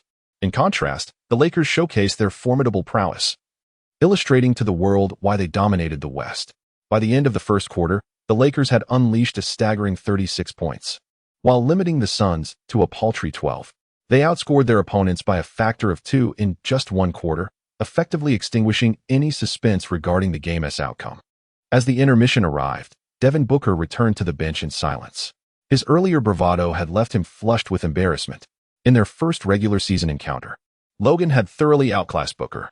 Now, in their second meeting, Booker had believed he had made progress throughout the season, only to realize that he had been mistaken. He remained the same player incapable of breaking through Logan's defense. Logan remains the omnipotent Logan. Your esteemed self shall forever remain your esteemed self. Ultimately, the match concluded with an absolute dominance exerted by the Lakers. They once again amassed an impressive total of 130 points on their home turf, triumphing over the Phoenix Suns with a resounding score of 130-95, thus securing a victory by 35 points. Had it not been for the Lakers' rotation players struggling with their shooting touch for most of the game, this could have been yet another massacre akin to the legendary rivalry between the Lakers and the Celtics. It is often the case that such tragedies do not come to fruition easily. It is only after the conclusion of such matches that Logan truly comprehends the rarity and value of the memorable 58-point spectacle. It is no wonder that numerous authors of basketball novels in previous eras have fervently toyed with the motif of 58 within their narratives. Indeed, it is both a rare and classic occurrence. Following their victory over the Suns, the Lakers have now achieved a remarkable 19 consecutive wins to start the season. They stand merely one victory away from a historic 20-game winning streak. The Lakers' 20th match will mark their first back-to-back contest of the season, facing none other than the Houston Rockets. This means that after concluding their home massacre, the entire Lakers team will fly overnight to Houston, where they will challenge the Rockets, who recently defeated the formidable Warriors on Sunday. The impending battle between James Harden and Logan, the top shooting guards in the Western Conference, is eagerly anticipated. It is noteworthy that Nike has seized this opportunity for a marketing explosion. In the early hours of December 4th, Nike disseminated information across its official website, Twitter, and various social media platforms, announcing the debut of its new independent brand, the PX Series, featuring the inaugural PX1 basketball shoe, set to make its official appearance during the Lakers vs. Rockets game. This is not a launch, merely a reveal. Nike's marketing strategy is indeed perfectly timed. The theme of the Rockets vs. Lakers matchup centers on the showdown between James Harden and Logan, the premier shooting guards in the league. Furthermore, Harden is the flagship star of Adidas, holding the largest endorsement contract in the realm of basketball that the brand currently possesses. Logan has become a coveted asset for Nike, marking yet another chapter in the ongoing rivalry between Adidas and Nike. Additionally, should the Lakers triumph in this match, they will achieve a remarkable feat, only the second occasion in NBA history to commence a season with 20 consecutive victories, a first for the franchise. On this historic night, Nike officially unveils the PX1, a premier basketball shoe whose inaugural colorway is bound to carry countless stories. With a shoe rich in narrative, how could one fear lackluster sales? Such a notion is absurd. As long as Logan secures victory in today's clash of the league's top shooting guards, the sales of the PX1 are poised to be nothing short of astonishing. Chapter 91. The X Project debuts. Maury faces a devastating car crash. Nike and Logan are set to launch a new independent brand, the X Project, and its inaugural signature shoe is on the verge of release. In the face of the Houston Rockets, Logan will don his very own signature footwear. This confrontation between Adidas' star and Nike's rising talent, James Harden versus Logan, promises to be a gripping duel among the league's elite shooting guards. Following Nike's global announcement in the early hours, media outlets across the United States are buzzing with excitement. Networks like EBC have dedicated segments in their morning news to preview the launch of the PX1's first colorway. To those who have not experienced the release of the AJ1, the significance of the PX1's debut may elude you. On ESPN's morning segment, Stephen A. Smith reminisces, "I recall the year when Michael Jordan was an unstoppable force." Logan this year carries a hint of that same essence. Fans who are well-versed in NBA history and familiar with Michael Jordan's legacy are queuing outside Nike stores in their cities. Back then, the AJ1 was banned due to its vibrant colors, yet Nike willingly covered the fines incurred by Jordan. The narrative surrounding the AJ1 is so rich that Stephen A. Smith could speak indefinitely about it. After all, the story of Michael Jordan is profoundly compelling. Now, the inaugural signature shoe of Nike's second independent brand is about to be unveiled amidst the Lakers' pursuit of their first ever 20-game winning streak and the enticing duel between James Harden and Logan. Stephen A. Smith highlights these captivating elements. Honestly, as long as Logan avoids hitting the rookie wall today, as long as he performs well, I can envision the PX series dominating the sneaker market for an extended period. Importantly, does the rookie wall even exist for Logan? It is utterly non-existent. As time gradually slips away, the Toyota Center in Houston is poised for the imminent clash between the Houston Rockets and the Los Angeles Lakers. The arena is brimming with fans eager to witness the spectacle. To my knowledge, even Rockets general manager Daryl Morey is en route to the venue to experience the game firsthand. Prior to the tip-off, the commentators from ABC are energizing the atmosphere, underscoring the immense anticipation surrounding this match. Frankly, I am indifferent to who may be spectating from the sidelines. My sole curiosity lies in catching a glimpse of Logan's PX1 generation and its true form. One commentator candidly remarked, "Whether Morey attends the game or not is of no concern to me. Logan's X-Plan, the first generation, is undoubtedly the highlight of today." However, during the warm-up session, Logan did not don the highly anticipated sneakers. It is likely that he will wear the globally spotlighted inaugural colorway of the PX1 before the official commencement of the match. The pre-game warm-up concluded swiftly, and the starting players of both teams stepped onto the court. The Houston Rockets lineup today featured Patrick Beverley, James Harden, Trevor Ariza, Ryan Anderson, and Clint Capella. The Los Angeles Lakers maintained their usual starters, Russell, Ingram, Randall, Nance Jr., and Logan, as the gaze of the entire audience fixated on Logan. The young Lakers number 7 squatted down in front of an advertisement board. In the next moment, a Lakers staff member jogged over to Logan, presenting him with a purple and gold shoebox. Upon opening the box, there lay a pair of ultra-low basketball shoes primarily in platinum color.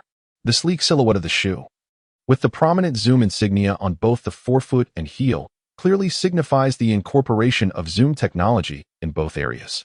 Moreover, a striking Wolverine claw mark on the tongue proclaims to the world that these platinum ultra-low shoes are the inaugural release from the new independent PX series, a collaboration between Logan and Nike. The PX1 Platinum. In a live broadcast, Logan changed into the PX1, performing a few simple movements.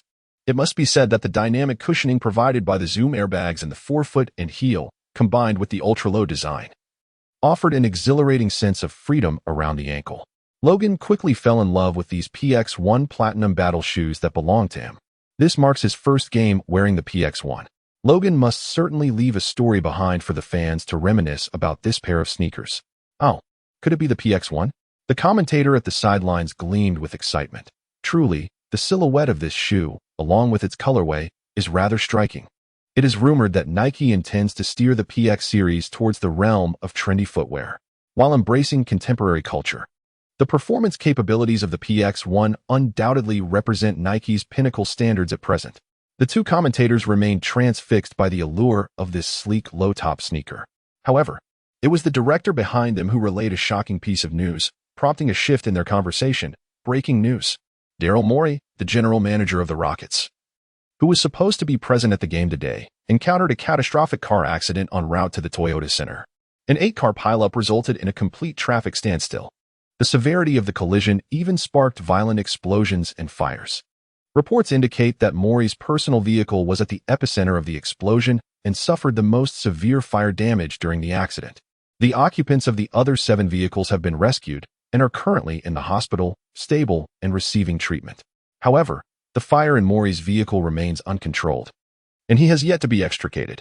Reflecting on the latest updates provided by the director, the two commentators fell silent. It is evident to any rational person. After such a devastating collision and subsequent explosion, the car would have been engulfed in flames. It would be miraculous if Morey were to emerge unscathed, let alone alive. Such hopes are but a dream. Upon hearing the news from the sidelines, Logan felt invigorated. He glanced at his brand-new sneakers while processing the grim report regarding Morey. Indeed, today is a splendid day. Chapter 92, a breakthrough in elevator screens. Harden still has tricks up his sleeve. Amidst the dire circumstances surrounding Rockets general manager Morey, the game continued as normal. The centers of both teams took their positions at mid-court as the referee tossed the ball high into the air. Little Nance triumphed over the king of cards, swiftly directing the ball into Russell's hands. The Los Angeles Lakers seized the initiative for their opening offense. Russell rapidly advanced past half-court and decisively opted to pass the ball into Logan's awaiting hands. Bang! Before Logan could firmly grasp the ball, Ariza, who was defending him, swiftly closed in. Speaking of Ariza, there remains an intricate tale between him and the Lakers. It is worth noting that during the era of Kobe and the Three Towers, when the Lakers clinched the championship, Ariza's 2 pivotal steals were indispensable. At that time, the Lakers contemplated elevating Ariza, envisioning him as a stalwart defensive presence alongside Kobe. Regrettably, Ariza proved to be less than reliable. After departing from the Lakers, He spent a year with the Rockets before moving on to the New Orleans Pelicans and the Washington Wizards. After years of wandering, he returned to the Rockets, gradually adapting to his new role as a 3D player. Facing a familiar opponent, Logan showed no signs of mercy. After all, Ariza was merely a relic of the Lakers' past, not a remnant of Logan's. Whoosh! Without a moment's hesitation, Logan executed a high-speed dribble, instantly vanishing before Ariza. He evaded the defense and surged into the paint, launching a meteor-like dunk against the incoming Capella. Swish! The basketball pierced through the net as if propelled by magic. The Los Angeles Lakers were the first to score. This left Capella utterly bewildered.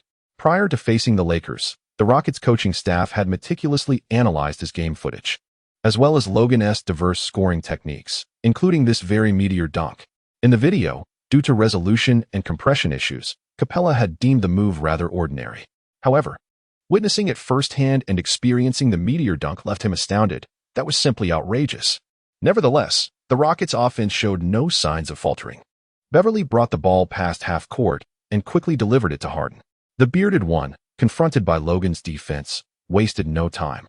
He executed a series of crossovers before driving into the lane and swiftly retreating to create space. Whoosh! Just as the opportunity arose, Harden fired a three-pointer with lightning speed. This retreating three-pointer was a maneuver that Devin Booker also executed with finesse, but compared to Harden, Booker's retreat was sluggish and lacked such exaggerated flair. Bam! Unfortunately, different players. But the same fate. As Harden launched his retreating three, Logan met him head-on and swatted the shot away.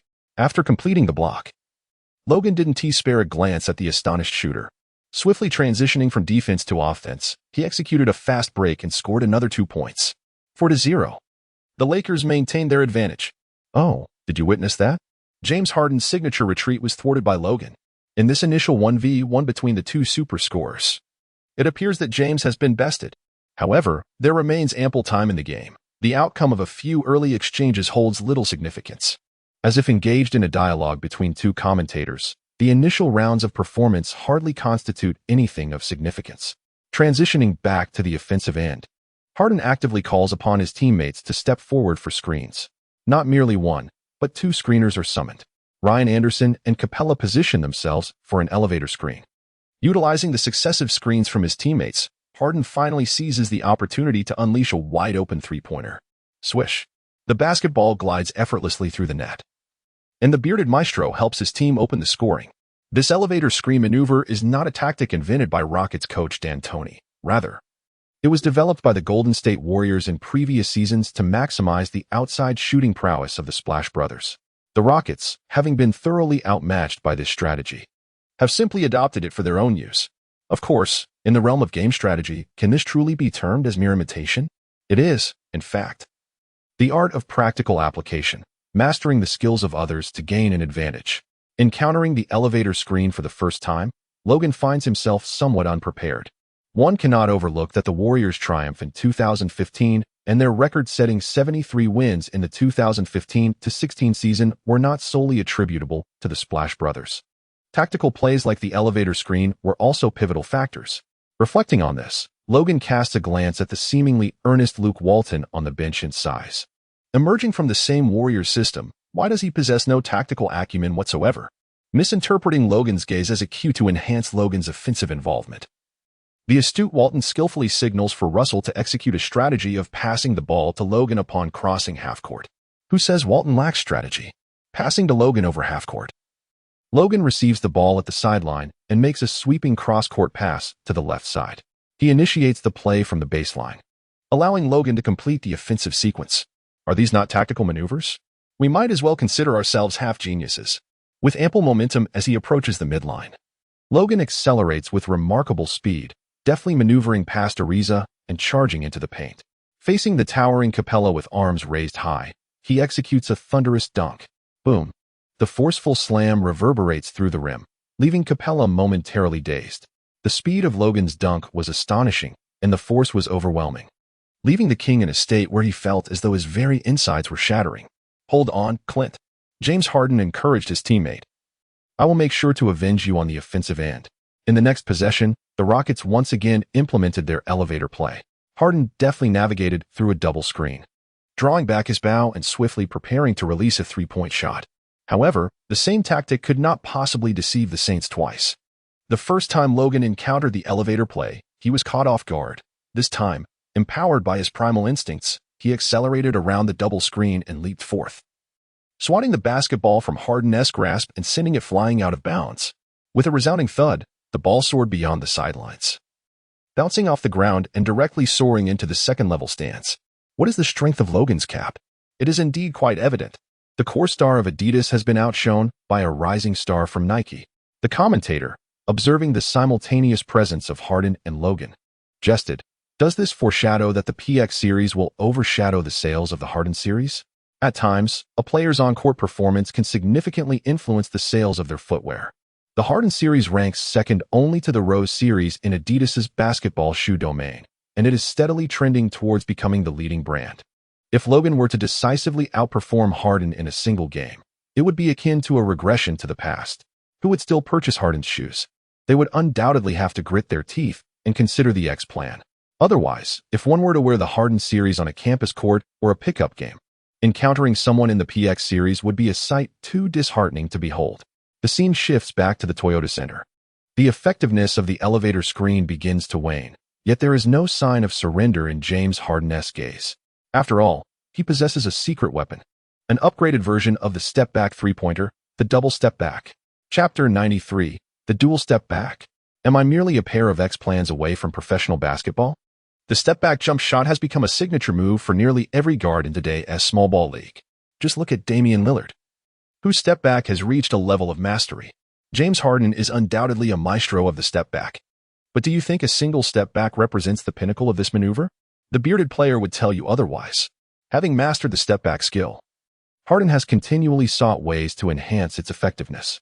During his regular training sessions, he not only honed his step-back technique, but also discovered a unique skill unparalleled in the world, the double step-back.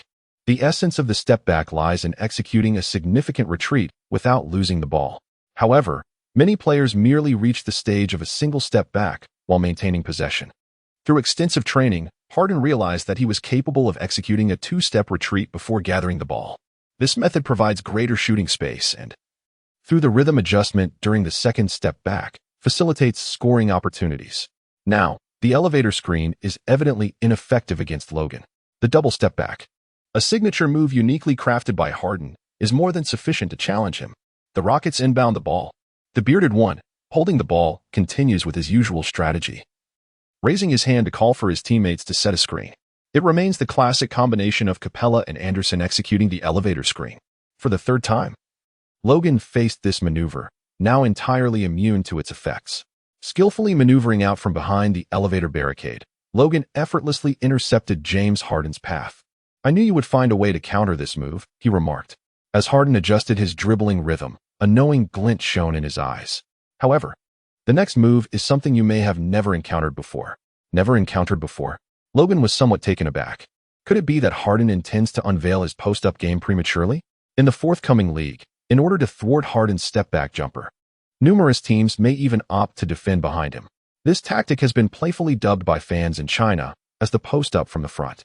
Logan certainly would not position himself behind Harden, for he harbors no fear of the bearded one's step-back maneuver. Bam! In a fleeting moment, the Lakers' number 7 found himself contemplating as the bearded one commenced his performance.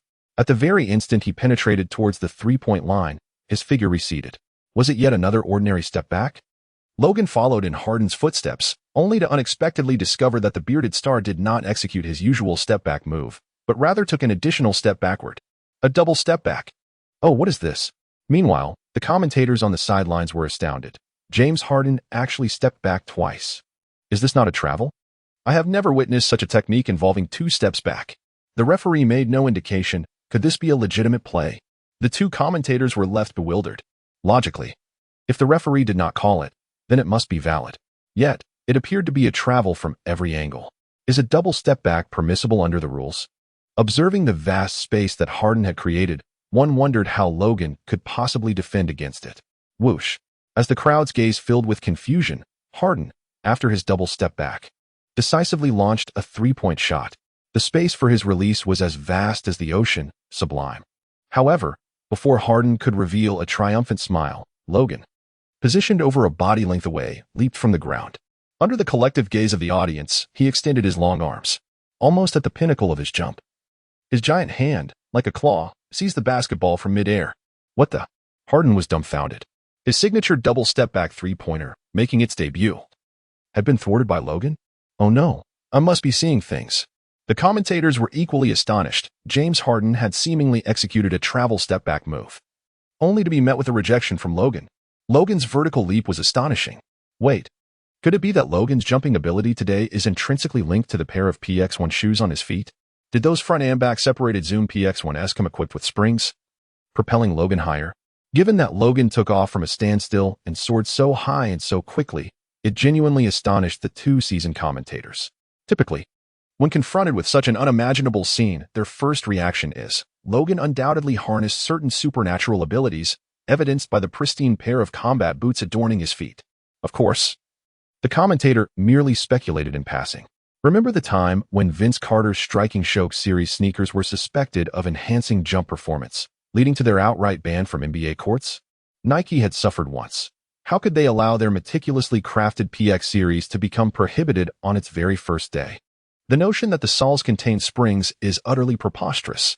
Yet, as the saying goes, the speaker may be unintentional, but the listener is discerning. All the fans who witnessed the game, upon hearing the commentator's audacious conjecture, turned their attention to the Platinum PX1S gracing Logan's feet. The fans were indifferent to whether Nike would learn from its past mistakes. They were only willing to believe what their eyes beheld. They saw Logan, clad in PX1S, soaring to unimaginable heights. He not only blocked Harden's step-back three-pointer, but also caught him off guard with a near-traveling double step-back three, setting aside Logan's almost supernatural physical prowess. There must be something amiss with those Platinum PX1S. In no time, Twitter erupted with fervent discussions regarding Logan's PX1S, flooding the platform like mushrooms after rain. At Nike headquarters, Phil Knight appeared utterly bewildered. The original plan was to build hype before the Rockets faced off against the Lakers, creating buzz to elevate brand awareness. Then, following the game's conclusion, they would amplify the PX series' notoriety based on the events that unfolded. However, during the game itself, Logan had already propelled the X Project's brand name into the top 5 trending topics on Twitter through his performance. Nike need not intervene. The PX1S popularity had already soared. Countless fans were eager to acquire the inaugural PX sneakers at the earliest opportunity. If I donned the PX1S, could I dunk? Am I merely a pair of PX1S away from becoming the mightiest 175 at my university? A sincere inquiry. If I am 165 this year, could purchasing a pair of PX1S grant me a chance to enter the NBA? On Twitter, amusing American fans unleashed one hilarious tweet after another. Even before the game concluded, discussions about the PX1S release date had soared to the 3rd position on Twitter's trending list. Perhaps we could save a considerable amount on promotional expenses, folks. Gazing at the data statistics, Phil Knight could hardly contain his delight. Whether the PX1 soles were equipped with rockets, I cannot ascertain. But I can confidently predict that when the PX1S officially launch, their sales will skyrocket. Chapter 94. A staggering deficit crushes the Rockets. A winning streak that surpasses the Warriors. The influence brought by Logan continues to expand. Due to the fervent discussions among fans on Twitter, even many casual internet users, who are not particularly interested in basketball, have turned their attention to this pair of PX1 sneakers. The design of the shoes is truly captivating, featuring a sleek silhouette complemented by a platinum color scheme. The ultra-low top design gives the impression of a fashionable cultural shoe. With the current widespread online discourse, the attention surrounding them is astonishing. Some users have even mistakenly believed that this pair of PX1 represents a limited edition sneaker that is exceedingly difficult to acquire. Returning to the Toyota Center, the gaze of the entire audience is fixated on Logan's feet, specifically on those platinum-colored shoes, to the extent that they overlook the increasingly widening score gap as the Rockets struggle at home. James Harden, however, does not have the luxury of contemplating whether Logan's shoes are equipped with springs. His sole focus is on helping his team recover from the deficit. Unfortunately, the gap is not something he can simply chase down at will. After his elevator screen and step-back jumper proved ineffective, Harden resorted to his signature move, the double step-back jumper. Yet, even this maneuver, when faced with Logan, merely resulted in a resounding rejection. Refusing to be deterred, Harden attempted the double step-back once more, testing the boundaries of legality. His three-pointer, however, was once again snatched away mid-air by Logan, who executed a stunning block. Following the rejection, Logan sprang into action, darting towards the front court. Under the watchful eyes of the crowd, he executed a thunderous dunk, adding another 2 points to the scoreboard. James Harden found himself at his wits' end. He had truly exhausted all his options. As the first half concluded, the Rockets managed a mere 40 points on their home turf, while their counterparts, the Los Angeles Lakers, amassed an impressive 65 points, leading the Rockets by a staggering 25 points. In the first half of the match, Logan played for 15 minutes, contributing an impressive 35 points, alongside 5 blocks and 3 steals. Without a single assist, he relied solely on his personal offensive prowess and his meticulous defense against James Harden. His efforts had already set a solid foundation for the team's victory. It appears that the Adidas star is no match for Nike's rising darling. During halftime, the commentator remarked, "Has Logan completely overwhelmed James Harden?" The answer is undoubtedly affirmative. Another commentator added, "Just look at the statistical data presented by both players in the first half. Now consider their respective performances on both offensive and defensive fronts." Logan dominated both ends of the court, while Harden was the one being controlled on the offensive front. Moreover, Harden dared not confront Logan's offensive prowess on the defensive end. Ariza and Beverly could only serve as mere ATMs for Logan's scoring. How could the bearded player, known for his lackluster defense, possibly challenge Logan? In the Rockets' locker room, James Harden could only furiously toss the towel in his hand, consumed by impotent rage. The halftime intermission soon came to a close, and the players engaged in a fierce battle during the early stages of the third quarter.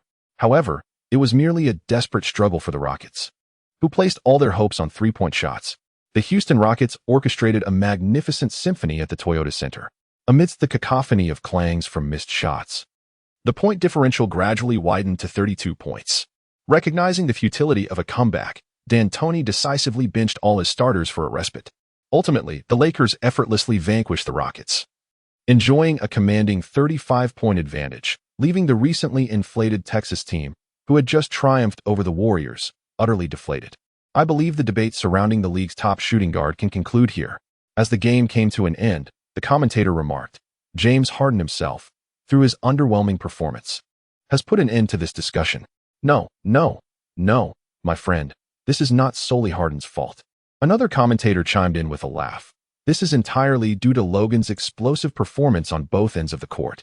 Indeed, Harden's performance was lackluster today. But the reason for his underperformance lies in the fact that he was closely monitored by Logan. If D'Angelo Russell were to guard Harden, and the bearded player did not deliver a career-defining performance, it would be an affront to the title of Adidas marquee athlete. Unfortunately, the man standing before Harden was Logan. It is not that Harden lacks strength. It is merely that Logan is exceptionally formidable. In this match, Logan played for only 21 minutes, contributing a game-high 49 points, along with 6 blocks and 5 steals. Adding to that, he casually secured 7 rebounds. Without a single assist throughout the game, Logan showcased a unique 4-by-5 statistical performance. Meanwhile, with this victory, the Lakers extended their winning streak to 20 games since the start of the season. A remarkable 20-game winning streak. This marks the second longest season-opening winning streak in NBA history. It is the longest in Lakers history, aside from their legendary 33-game winning streak. This current 20-game streak stands as the second longest in the annals of the Lakers' storied legacy. Indeed, throughout the annals of NBA history, a 20-game winning streak does not rank among the top 3. The legendary Lakers of yore, with their remarkable 33-game streak, need no further elaboration. The Miami Heat, with their impressive 27 consecutive victories, achieved this feat in a season not too distant in the past. The Warriors, who boasted a 24-game streak during their record-setting 73-win season, regrettably fell short of the championship. The Rockets, during the Yao McGrady era, brought forth countless cherished memories for fans across the nation with their 22-game winning streak. Even a 20-game winning streak, aside from the Lakers of today, includes the Milwaukee Bucks of 1971. Thus, the current Lakers merely share the 5th position in history. In a rational discourse, one might ponder whether this year's Lakers have the potential to surpass last season's Warriors, thereby establishing the finest start in NBA history. During the evening's TNT roundtable discussion, Kenny Smith posed an intriguing question based on the dominance exhibited by the Lakers thus far. They appear to be significantly stronger than the Golden State Warriors at the same juncture last season.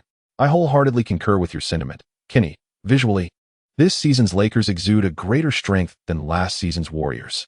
Shaquille O'Neal expressed his perspective, setting aside my status as a Lakers legend and my admiration for the team. The Warriors during their 20-game winning streak last season were already showing signs of fatigue, with their path to victory becoming increasingly arduous.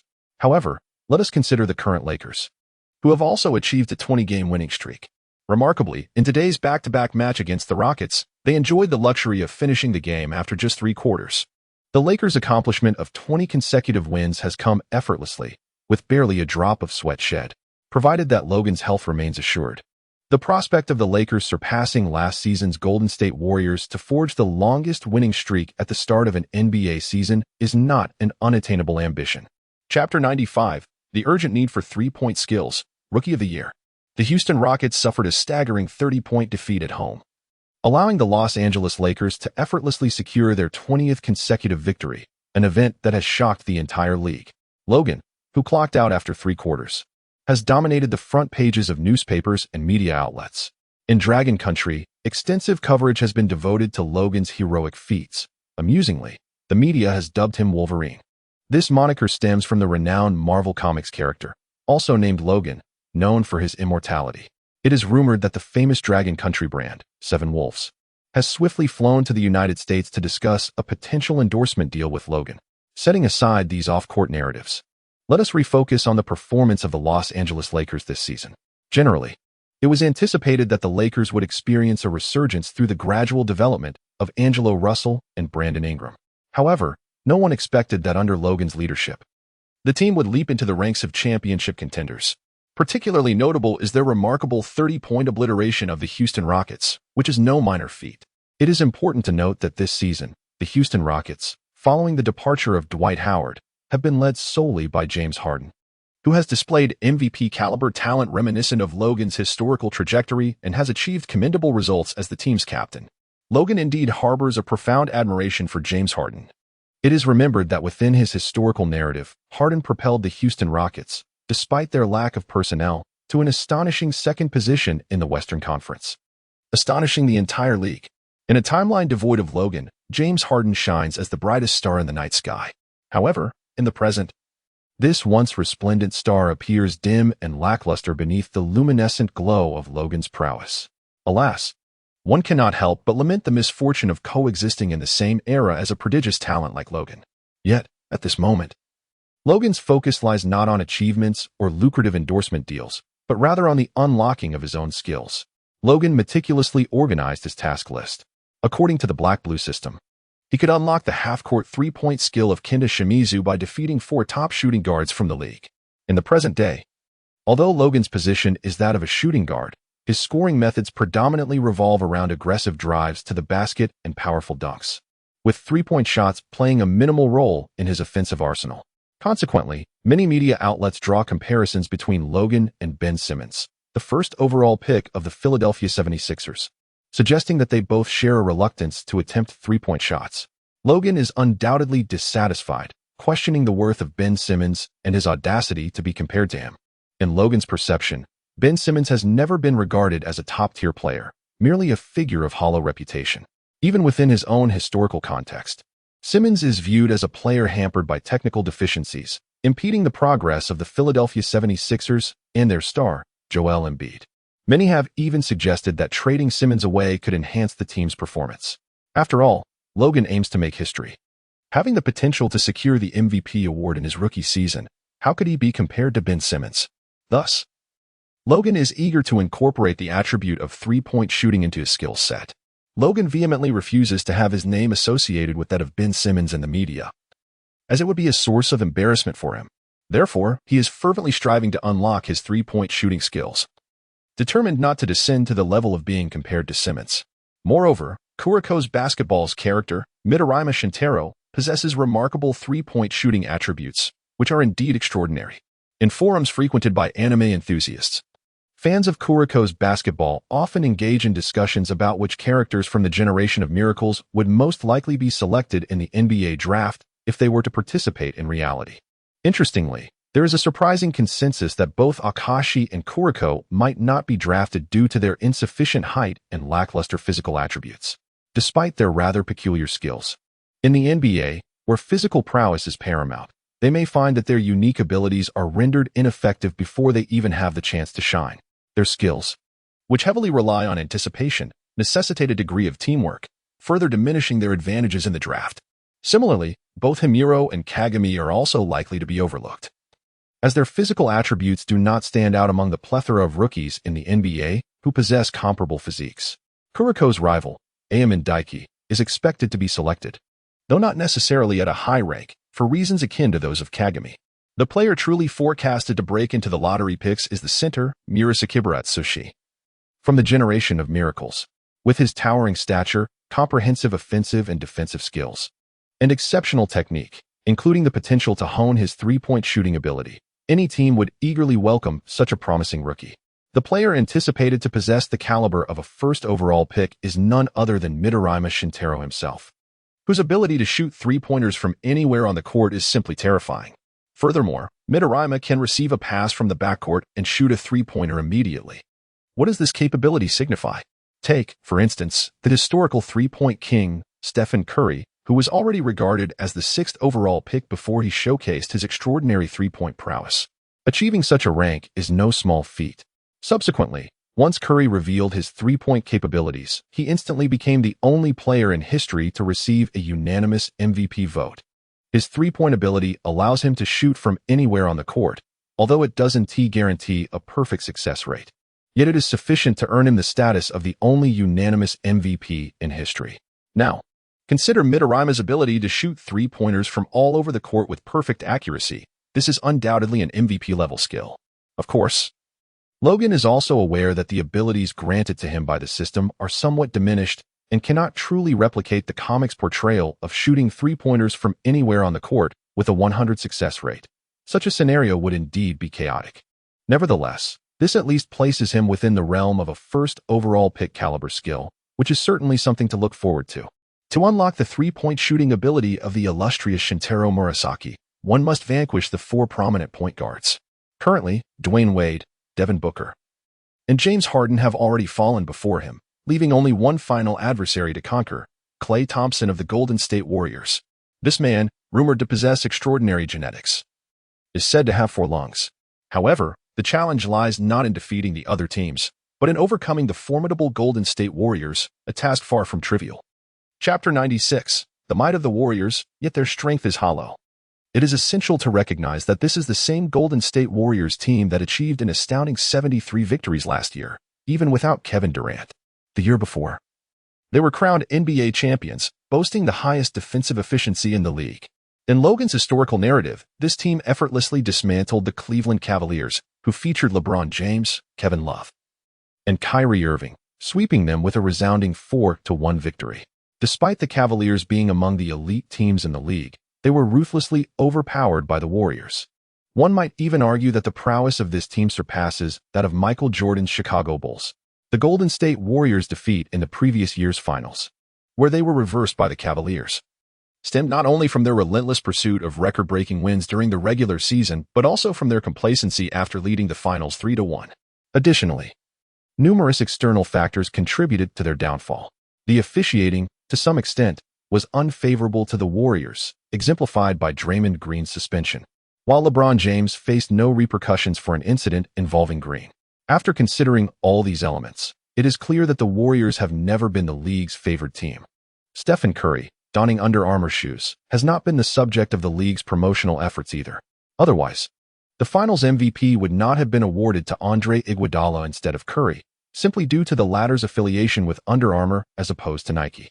In Logan's historical narrative, both James Harden and Stephen Curry possess MVP-caliber talent. However, they have never been the league's primary figures to be idolized, largely due to their less favorable public images. One is often mocked for his incessant head-shaking and braces, earning him the nickname of elementary school student. Another figure, adorned with a bushy beard and lost in the allure of nightclubs, possesses a pair of eyes that exude languor and vacancy. Such an image hardly qualifies as a candidate for the league's exaltation. It is utterly implausible. It is essential to recognize that the league operates as a commercial entity, and its idol-making endeavors are fundamentally aimed at maximizing profit. They would never elevate someone with such a disheveled appearance to divinity. From Michael Jordan to Kobe Bryant, Each exemplified a dashing image, radiating charm and sophistication. Although LeBron James may not embody the archetype of a classic handsome figure, he belongs to the realm of the rugged, akin to the likes of Vin Diesel and Dwayne Johnson, who possess their own unique appeal. Thus, the league has consistently overlooked James Harden and Stephen Curry, often subtly targeting them. In the annals of Logan's history, the season LeBron James continues to occupy the pedestal of reverence. Meanwhile, the league has shown a keen interest in the rising star of the Philadelphia 76ers, Ben Simmons. Regrettably, this individual has proven to be a lost cause. Subsequently, the league's gaze shifted toward the emerging talent Luka Doncic, hailing from a small European nation where geopolitical tensions with the United States are minimal. Nevertheless, under oppressive circumstances, achieving 3 championships in 5 years, with the other 2 narrowly missed, attests to the formidable prowess of the Golden State Warriors. Logan is acutely aware that vanquishing the Warriors is no simple feat. Logan understands that, relying solely on his own prowess, he possesses the capability to vanquish over 25 teams within the league. While defeating lesser teams may be a straightforward endeavor, there exist certain formidable opponents that cannot be subdued by Logan's strength alone. Even if the fully developed black-blue system could potentially offer a solution in the future, it is not an immediate remedy. For instance, teams of the caliber of the reigning champions, the Cleveland Cavaliers, or the Golden State Warriors, present a considerable challenge. To triumph over such elite teams, they must rely on a cohesive collective effort. Merely depending on Logan's individual talents will not suffice. Logan is acutely aware that the current superficial prowess of his team, though seemingly impressive on paper with 2 former All-Stars, is ultimately rather unremarkable. The point guard D'Angelo Russell, alongside rookie sensation Brandon Ingram, finds himself struggling to adapt within the Los Angeles Lakers, much like his historical trajectory. Both players are unable to showcase their true potential. D'Angelo Russell requires a significant share of ball possession, yet Logan, prior to unlocking the skills of Gennaro Gon, also demands a considerable amount of the ball, thereby stifling Russell's scoring capabilities. Simultaneously, Ingram faces a similar predicament. Without the ball, he is rendered ineffective. In Logan's recollections, during his historical timeline, both players thrived only after being traded to the New Jersey Nets and New Orleans Pelicans, respectively, where they were afforded ample ball possession. Under Logan's current dominion of the ball, they are unable to perform. As for the 2 former All-Stars on the team, Logan can only chuckle in disbelief. Small forward Luol Deng, now past his prime, is merely fortunate to still be playing. His presence on the court is commendable. With Logan's support, Deng has managed to average around 15 points this season, a testament to Logan's efforts. However, this figure pertains solely to offensive contributions. Defensively, Deng is akin to a sieve, easily breached by opponents. Once upon a time, Deng garnered the attention of Kobe Bryant, who even threatened to join the Lakers unless Deng was brought on board, due to Deng's formidable defensive prowess. Yet, now, Deng's defensive abilities have all but vanished, leaving him with little to offer. Logan distinctly recalls that Luol Deng, in his historical trajectory, delivered a mere average of 5 points per game, subsequently relegated to the bench by the Los Angeles Lakers, appearing in only 1 game throughout an entire season while pocketing over $10 million. Even after LeBron James joined the Lakers, Luol Deng had long since retired. Yet he still consumed $5 million of the team's salary cap each year, complicating LeBron's efforts to enhance the roster. Logan is quite satisfied with the current performance. As for another former All-Star center, David Lee, Logan finds himself at a loss for words. This season, David Lee has mirrored his time with the Warriors, plagued by injuries and limited appearances. To preserve his value, Logan often selflessly sacrifices his own possession, intentionally feeding David Lee the ball. Chapter 97. Targeting the brow.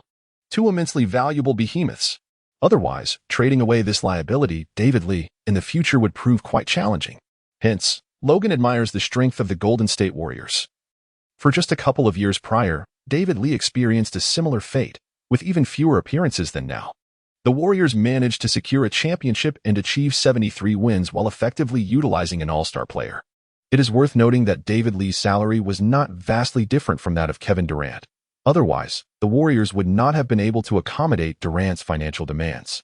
As for the other 2 centers and power forwards, center Julius Randle is bold and tenacious. Logan recalls how Randle's fearless play earned him a lucrative contract with the New Orleans Pelicans. However, this season, he has yet to reach his peak performance. Nonetheless, Julius Randle remains a valuable asset. Power forward Larry Nance Jr.'s performance has been rather unremarkable, especially when compared to his father's legacy. What combinations can strengthen this roster? Lakers general manager Kupchak has declared that all trades will be dictated solely by Logan. Even the head coach is expendable.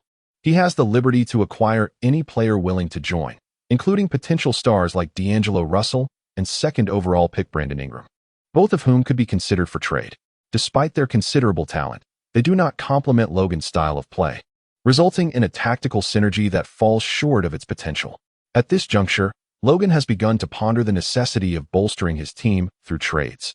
For a basketball team is not comprised of a single individual, but rather a collective of five.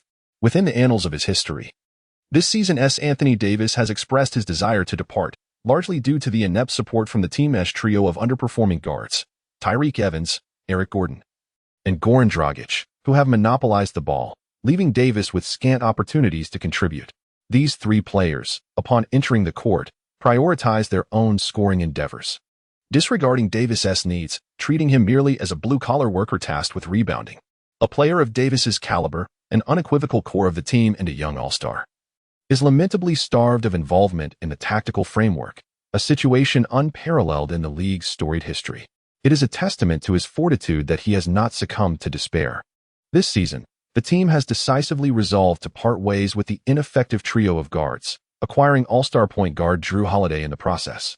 Yet the results have not markedly improved. In Logan's historical narrative, acquiring DeMarcus Cousins and Rajon Rondo occurred much later, and even with their addition, the New Orleans Pelicans' performance remained subpar, teetering on the brink of playoff contention, unworthy of their all-star roster, which boasts four such luminaries. Could a successful trade facilitate the acquisition of Anthony Davis? In Logan's eyes, Davis is an extraordinary talent. Even the formidable LeBron James, during his championship pursuits, has had to assemble a trio of superstars, often navigating precarious circumstances. Victories have been fraught with challenges. Whether it be relying on Ray Allen's clutch three-pointer for a narrow win against the San Antonio Spurs or overcoming a 1-3 deficit, aided by officiating, to triumph over the 73-win Golden State Warriors. Conversely, losses have been stark and decisive. The peak Miami Heat's trio was thoroughly outmatched by a cadre of seasoned Mavericks, while the veteran Spurs, with only the addition of rookie Kawhi Leonard, dismantled the Heat with ease. However, after acquiring Anthony Davis, LeBron James and the Los Angeles Lakers surged through the playoffs, dispatching opponents with remarkable ease. Remarkably, the Lakers had failed to even reach the playoffs the previous season, despite possessing numerous promising young talents. Even with James's injury at critical moments upon his return, the Lakers faltered against the Memphis Grizzlies and Phoenix Suns, teams languishing at the bottom of the league. This marked the first instance in James's illustrious career that he did not participate in the playoffs. In the following season, the Lakers endeavored to strengthen their roster, bringing in Davis, veteran Rajon Rondo, and Danny Green, along with perimeter specialist Avery Bradley. Nonetheless, skepticism surrounded their championship prospects, with many favoring the Philadelphia 76ers and Los Angeles Clippers. The team had also parted with promising young talents such as Lonzo Ball and Brandon Ingram, both capable of averaging over 20 points and 10 assists. While the team's strength had undeniably increased, whether it had reached championship caliber remained uncertain. As the playoffs commenced, Bradley, earning over $10 million, opted out due to pandemic fears, while fellow $10 million player Green's performance was disastrous, with a three-point shooting percentage below 30 and defense that resembled tissue paper. Despite these setbacks, LeBron James ultimately achieved his coveted championship, doing so with unprecedented ease. In the Western Conference semifinals, Davis delivered a breathtaking three-pointer at the buzzer against the Denver Nuggets, preventing the Lakers from trailing 1-2, a potential turning point. It is evident how transformative Anthony Davis is as a player. Should Logan manage to trade for Davis using D'Angelo Russell and Ingram, even with additional assets, the Lakers' prowess would undoubtedly experience a significant elevation. Simultaneously, he recalls two exceptionally valuable prospects from this season's draft, positioned around the 30th pick. Chapter 98, League Transactions. The arrogance of the uninformed man. These two individuals have each earned the accolade of Most Improved Player for 2 consecutive years. The Most Improved Player award is not easily attained. It can elevate one from an obscure benchwarmer to an indispensable starter for every team in the league.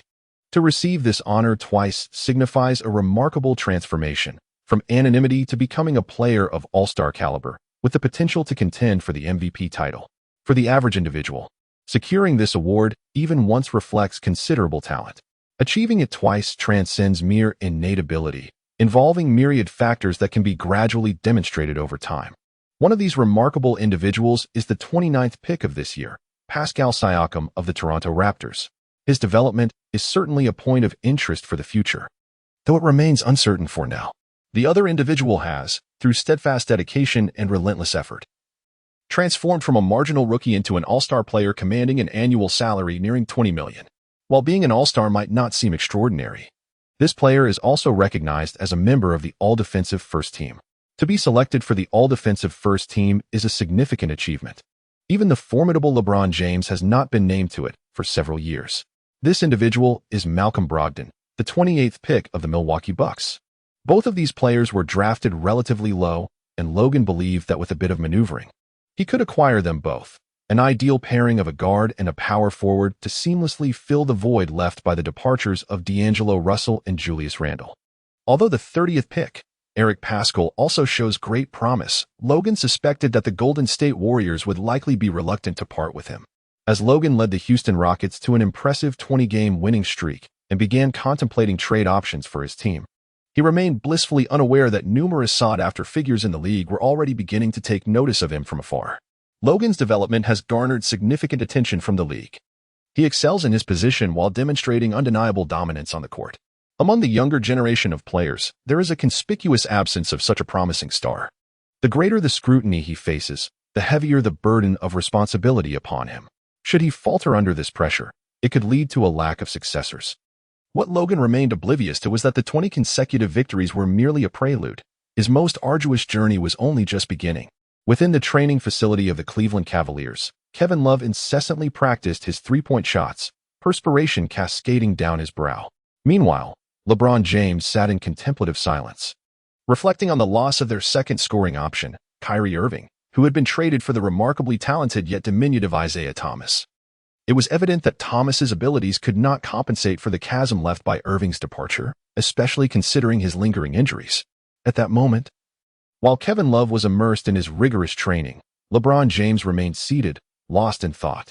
His moments of introspection were fleeting, and his circle of confidence was notably limited, with Logan being one of the rare few.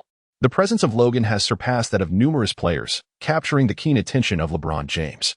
As a teammate, Logan undoubtedly serves as the finest companion and an optimal scoring asset. However, if they were to become adversaries in the future, the challenges awaiting the opposing side remain uncertain, which is precisely why LeBron James recognizes the formidable nature of Logan. In terms of focus on basketball and the intensity of training, LeBron believes he would not yield to anyone. Yet, in terms of visible talent, even if LeBron is reluctant to admit it, he must concede that Logan possesses an edge over him. The notion that effort can overcome deficiencies in innate talent seems almost laughable in the presence of Logan. This year's circumstances differ from Logan's original historical trajectory. LeBron has transitioned from playing small forward to point guard. Meanwhile, the injury to the formidable Isaiah Thomas has not proven as severe as anticipated, allowing him to perform commendably and maintain an average of over 20 points per game. LeBron's relentless defensive support for Thomas has rendered Thomas's defensive shortcomings less pronounced. The Cleveland Cavaliers remain a top-tier team in the league, and LeBron harbors hopes of re-entering the all-defensive first team after several years. However, it is evident to any astute observer that relying on this roster will not lead to a deep playoff run, especially when faced with the formidable Golden State Warriors, bolstered by the addition of Kevin Durant. Nevertheless, LeBron appears unfazed, seemingly possessing a strategy in mind. Kevin Love, fatigued from exertion, steps to the sidelines for a breather, wiping the sweat from his brow. As LeBron James approaches, he suddenly smiles and whispers, "The trade has been finalized." Kevin Love is momentarily taken aback, aware that a trade was in the works, but assuming it would not involve him, likely pertaining to Thomas instead. Yet, LeBron's statement surprises him. How could a trade be completed so quietly? Curiosity piqued, Kevin cannot help but inquire, "Boss, who exactly did you trade for?" LeBron, with a cold demeanor, replies, "I traded for the only man in the league whose ambition surpasses mine, oblivious to the heights of the world." Kevin Love is left in stunned silence.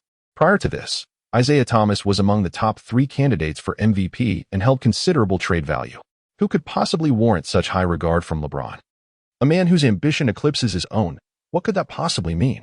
Kevin Love, despite racking his brain, remains clueless about the identity of this individual. Seemingly reading Kevin's thoughts, LeBron coldly states, at this moment, he is right here. Just then, from outside the arena, a robust and composed figure gradually approached. Kevin Love could not help but exclaim in astonishment. It was none other than Jimmy Butler, the stalwart of the Chicago Bulls. However, he was merely a former key player of the Bulls, since the return of Derrick Rose and the acquisition of Dwayne Wade this season, forming a formidable quintet. Jimmy Butler had been relegated to the periphery of this elite group. Unbeknownst to Kevin Love, Jimmy Butler had achieved remarkable feats in the annals of Logan's history. Chapter 99. The Emperor's Desire. The organizational forward. Upon hearing LeBron James' words, Kevin Love was momentarily taken aback. LeBron was clearly dissatisfied with the Cleveland Cavaliers roster this year and had been actively seeking trades. Kevin was aware of the ongoing discussions regarding potential trades. However, he was apathetic towards the notion of trading, adhering to the adage that one should not concern themselves with matters that do not affect them. After all, he was an indispensable asset to the Cavaliers, and it was improbable that he would be included in any trade unless the management of the Cavaliers or other teams were irrational enough to exchange him for a player like Kawhi Leonard or Logan, a scenario that was purely fantastical. Even if the Cavaliers were to engage in any trades, Kevin was certain they would primarily involve Isaiah Thomas. Nevertheless, LeBron's statement startled him. He had not heard of any trades, and now it seemed that a deal had been made without any prior indication. The traded players were undoubtedly Thomas and Jay Crowder, acquired in exchange for Kyrie Irving. Curiosity piqued. Kevin could not suppress his intrigue about who had been brought to the team. After a moment of hesitation regarding whether to inquire, he ultimately succumbed to his curiosity and directly posed the question to LeBron. "Boss, who exactly did you trade for?" LeBron replied coldly, "I traded for the only man in the league whose ambition surpasses mine, a man who is blissfully unaware of his own limitations." Kevin Love shivered at the remark. It was rare for LeBron to bestow such high praise upon anyone. LeBron was unwavering in his aspiration to transcend Michael Jordan. To think there was someone with even loftier ambitions than LeBron himself, who could this individual be? Was it the highly sought-after Logan? LeBron, perceiving Kevin's thoughts, remarked, "I'm joking. There is no way Logan would come here. I merely stated that this individual possesses ironclad resolve and lofty aspirations. I did not imply that he possesses equal prowess to mine." Indeed, Kevin Love flattered, since Kobe Bryant's retirement. Who else in the league could rival the boss's prowess? "Humph," LeBron James remarked, "are you joking? Even if Kobe Bryant had not retired, he could never match my prowess. As for his successor, that Logan fellow is certainly worth observing. There are expectations surrounding him." Kevin Love thought to himself that perhaps he had inadvertently flattered LeBron inappropriately. He inquired, "Can this person truly fill the void left by Curry?" "Kevin," LeBron began slowly, "have you considered why I have chosen to play as a point guard this year?" The answer seemed straightforward to Kevin Love. Firstly, it was undoubtedly because LeBron had aged another year. Playing as a point guard would conserve more energy compared to his previous role as a small forward. Secondly, it also facilitated his ability to support Isaiah Thomas, providing him with opportunities and defensive assistance. After all, whether it was to utilize Thomas effectively or to enhance his trade value, such measures were indispensable. Was there perhaps another reason? Kevin Love was at a loss to fathom it. Just as he was ruminating on this conundrum, LeBron revealed the answer himself.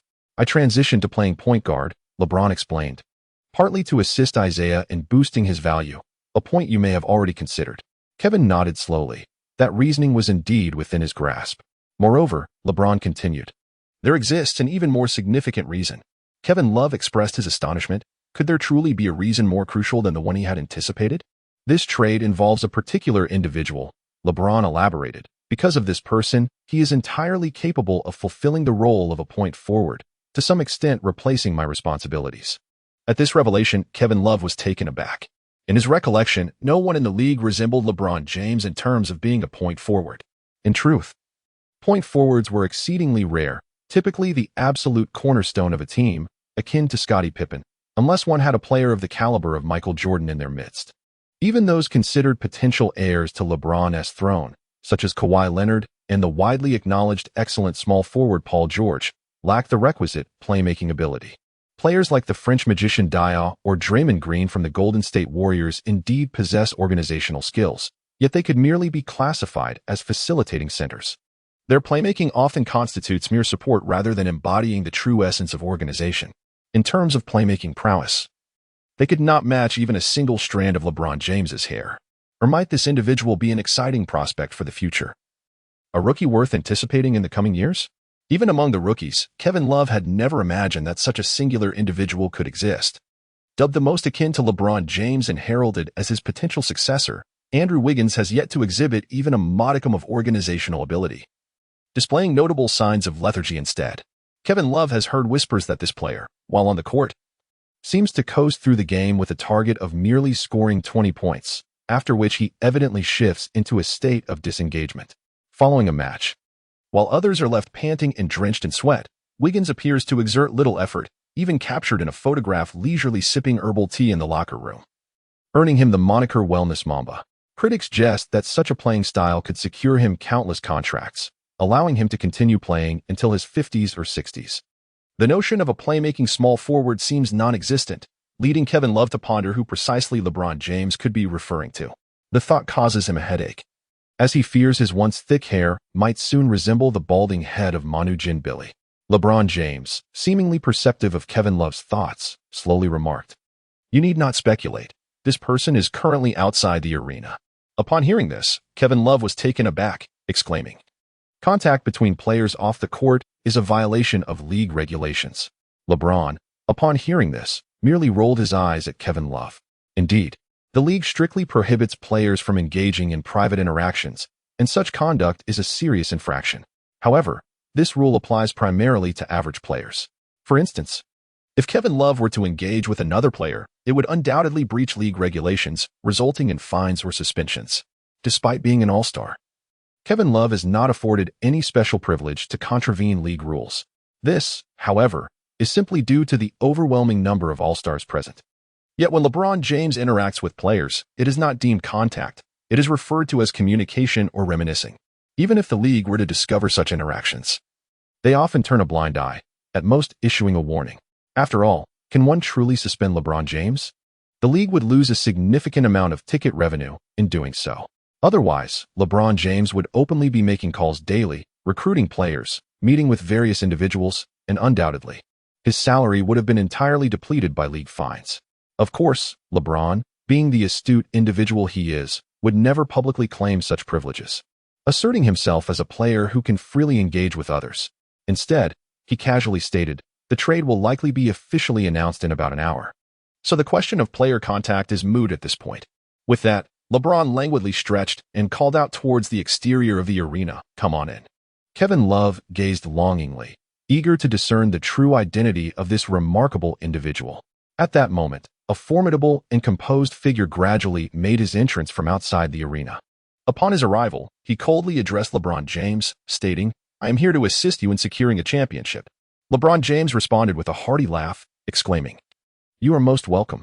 The man then retorted with a smirk, "Even if your performance falters, I can still lead you to victory. Much like that time you scored only 9 points in the finals." Kevin Love was taken aback, incredulous that someone would claim the ability to guide LeBron James to triumph, suggesting a level of madness. While it was true that LeBron had experienced a few more runner-up finishes, he had also secured 3 championships. Even Kobe Bryant would not dare to make such a bold assertion regarding LeBron's potential for success. LeBron laughed, saying, "If only I had someone like you to share the burden when I scored 9 points back in the day." Kevin Love felt a shiver run down his spine. He could hardly believe someone had the audacity to engage LeBron in such a manner, and even more astonishing was LeBron's apparent indulgence of him. The tone of their conversation suggested an equality, a stark contrast to the typical demeanor of a newly traded player, speaking with such authority and bravado. Everyone knew that the pivotal game in which LeBron scored only 9 points against the Dallas Mavericks was deemed the greatest humiliation of his career, a topic he would prefer to avoid. Yet, this individual intentionally brought it up, audaciously provoking LeBron. Kevin Love quickly focused his attention, eager to uncover the identity of this bold figure. To his astonishment, he realized that the person in question was none other than Jimmy Butler, a prominent player from the Chicago Bulls. Kevin Love had never imagined that this individual would be traded to the Cleveland Cavaliers. Jimmy Butler exemplified an inspirational journey. Drafted as the 30th pick in the first round, a position typically associated with marginal talents, he had risen from obscurity to become a cornerstone of his team, playing the small forward position for the Bulls and standing on the brink of all-star recognition. However, many regarded the Chicago Bulls as a team lacking in strength, suggesting that the prowess of their so-called star player was merely average. Nonetheless, he remained a former standout of the Chicago Bulls. Since the Chicago Bulls introduced Rajon Rondo and Dwyane Wade this season, forming a formidable trio, it is evident that Jimmy Butler has become the least significant member of this triumvirate, teetering on the periphery of its core. It is worth noting that despite Dwyane Wade appearing to be past his prime, he still managed to average over 24 points and 5 rebounds last season, propelling the Miami Heat to the Eastern Conference semifinals, where they narrowly lost in a decisive Game 7. This achievement is particularly remarkable considering the absence of another star player, Chris Bosh, who was sidelined for the entire season due to a pulmonary embolism, potentially jeopardizing his career. The Miami Heat, apart from Dwyane Wade, had scarcely any notable players. Yet they still managed to reach the Eastern Conference semifinals, which speaks volumes about their resilience. Otherwise, how could the Chicago Bulls possibly offer Dwyane Wade a contract nearing $20 million for the season? As for Rajon Rondo, his talent is undeniable. He consistently averages double-digit assists on any team he joins. However, his peculiar temperament often alienates both players and management alike. Given Rondo's caliber, he could easily serve as a starting point guard on a championship team. This season, his arrival in Chicago signifies his ambition to excel and secure a contract far surpassing his current lucrative deal. With these two players in the lineup, it is likely that Jimmy Butler will find it challenging to even touch the ball. While Butler excels off the ball, he still requires some degree of ball control. However, both Rondo and Wade demand significant ball possession, leaving little opportunity for Butler to assert himself. In this framework, Butler's tactical role may even be overshadowed by that of his blue-collar counterpart, Taj Gibson. It is for this reason that Jimmy Butler may be inclined to consider a trade to the Cleveland Cavaliers. Kevin Love cleared his throat and said to LeBron James, "Boss, can we have a word?" He pulled LeBron aside and remarked, "Please don't deceive me. What type of point forward is he? Can he even handle the ball? By that logic, I could be considered a playmaking power forward too." When Kevin Love uttered those words, he could not possibly have foreseen the remarkable achievements Jimmy Butler would attain within the annals of Logan's history. Chapter 101, The Choice to Rebirth. Within this historical narrative, the Chicago Bulls' endeavor to assemble a trio of superstars ultimately culminated in failure. The following year, Dwyane Wade's contract was bought out, and the once magnificent player, now in steep decline, returned to the Miami Heat. Meanwhile, Rajon Rondo's tenure with the Chicago Bulls also ended in disappointment, leading him to a tumultuous journey that saw him join the New Orleans Pelicans, and it was only upon joining LeBron James with the Cleveland Cavaliers that he found redemption. However, the legendary career of Jimmy Butler officially commenced with the failure of the Bulls' super team. If one were to juxtapose the careers of Kevin Love and Jimmy Butler, despite Love's accolades, including being a rebounding champion and achieving the remarkable feat of averaging 30 points and 30 rebounds, and even securing a championship ring under LeBron James' leadership, such accomplishments pale in comparison to the extraordinary narrative of Jimmy Butler. Should one assert that Kevin Love's career is more successful due to his championship ring, he would likely feel an overwhelming sense of shame. After the disintegration of the Chicago Bulls, Jimmy Butler was traded to the Minnesota Timberwolves. At that time, the Timberwolves boasted two all-star caliber stars, Karl-Anthony Towns and Andrew Wiggins, yet neither could propel the team into the playoffs. Given Butler's experience and maturity, Towns acknowledged him as the team leader. Upon his arrival in Minnesota, Butler swiftly asserted his leadership, guiding a Timberwolves team that had long been devoid of playoff experience into the postseason. However, tensions arose when Butler expressed dissatisfaction with the apparent laziness of the team's future cornerstones, Towns and Wiggins, particularly on the defensive end.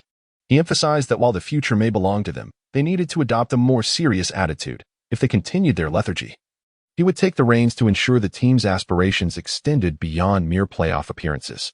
Although Wiggins, known for his mild temperament, agreed with Butler's sentiments, his actions remained unchanged.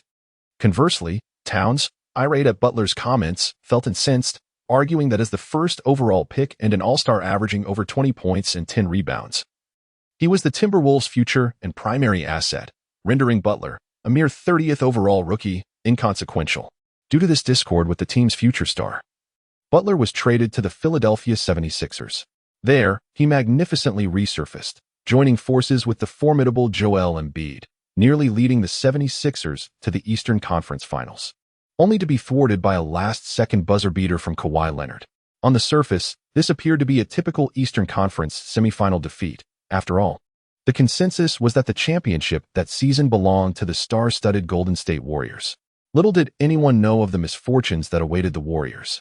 That year, the Western Conference champion Warriors faced a catastrophic turn of events as their key player, Kevin Durant, suffered an injury during the Western Conference semifinals, prompting the Houston Rockets to prematurely celebrate their impending finals berth. The Rockets believed that an injury-riddled Warriors team posed no threat, and they were confident in their matchup against the Portland Trail Blazers. However, in a shocking turn of events, the Warriors, led by Stephen Curry and Klay Thompson, defeated the Rockets, advancing to the Western Conference Finals to face the Blazers. The Blazers, under Damian Lillard's leadership, shared a similar overconfidence, believing they could easily best the Durant-less Warriors. They seemed to have forgotten that the previous year, it was the same Warriors team that had achieved a record-breaking 73 wins, eclipsing the Chicago Bulls' long-standing regular season record. Underestimating their opponents, the Blazers were swept 4-0 in the Western Conference Finals, returning home in disgrace. As they entered the finals, no one dared to underestimate the Warriors, well aware that the 73-win team had returned. In contrast, the Toronto Raptors, now bolstered by Kawhi Leonard, lacked the prowess of the Cavaliers who had once overturned the 73-win Warriors. Most observers favored the Warriors. However, in a cruel twist of fate, Klay Thompson, the Warriors' second star, suffered a torn ACL in his knee during the finals, leaving the team in dire straits. Even Stephen Curry and Kevin Looney took to the court with injuries. And among the 5 core players, 4 were ailing, leaving only Draymond Green, who, despite being uninjured, found himself lacking in support from teammates, proving to be of little use in isolation. With such a lineup, any team from the Eastern Conference facing the Golden State Warriors in the finals would undoubtedly emerge victorious. In the aftermath, the media expressed their lamentations, had it not been for Kawhi Leonard's last-second heroics in Game 7. The championship might very well have belonged to the Philadelphia 76ers, leaving Jimmy Butler just a hair's breadth away from securing his first championship ring. Subsequently, Butler opted not to renew his contract with the 76ers and departed for the Miami Heat. This time, Jimmy Butler's performance was nothing short of sensational. Prior to the season's commencement, many speculated that the Miami Heat were merely vying for the top draft pick. However, Butler led a roster filled with seasoned veterans and rookies to clinch the 5th seed in the Eastern Conference. Yet, the astonishing saga of Jimmy Butler was merely beginning. In the first round of the playoffs, they faced the 4th-seeded Indiana Pacers, whose star player Victor Oladipo had returned. The teams were evenly matched, and with Oladipo's return, expectations were tempered. Nevertheless, the odds-makers could not have anticipated that the Miami Heat would utterly dominate their opponents, sweeping the Pacers in a resounding 4-0 victory and advancing to the second round of the playoffs. Chapter 102, Complete Roster. 4-way trade. The Miami Heat's adversary in the Eastern Conference semifinals would be the Milwaukee Bucks, who boasted the best record in the league. Alongside an MVP and Defensive Player of the Year, as well as All-NBA first-team member, Giannis Antetokounmpo. What does it truly mean to possess an MVP, a Defensive Player of the Year, and be an All-NBA first-team member simultaneously? Thus far, only 3 individuals in the league have achieved the remarkable feat of securing all 4 prestigious accolades within a single season. Among them is, of course, Giannis Antetokounmpo. The second is none other than the basketball deity himself, Michael Jordan. The third, who boldly claims that Michael Jordan never triumphed over him, is Hakeem Olajuwon. Indeed, he is the illustrious Dream who captured every championship ring during the 2 years of Michael Jordan's retirement. Giannis stands as the third in this historic lineage, a testament to his formidable prowess. At that time, the media and bookmakers alike believed that the Miami Heat's journey had reached its conclusion. However, under the leadership of Jimmy Butler, the Miami Heat accomplished the extraordinary. They decisively defeated the Milwaukee Bucks, led by the MVP Giannis, with a score of 4-1. The Bucks' sole victory came during Giannis's absence due to injury, which certainly left a resounding impact on the MVP's reputation. Following the game, the media unleashed a barrage of criticism, branding Giannis as the most underwhelming MVP in history.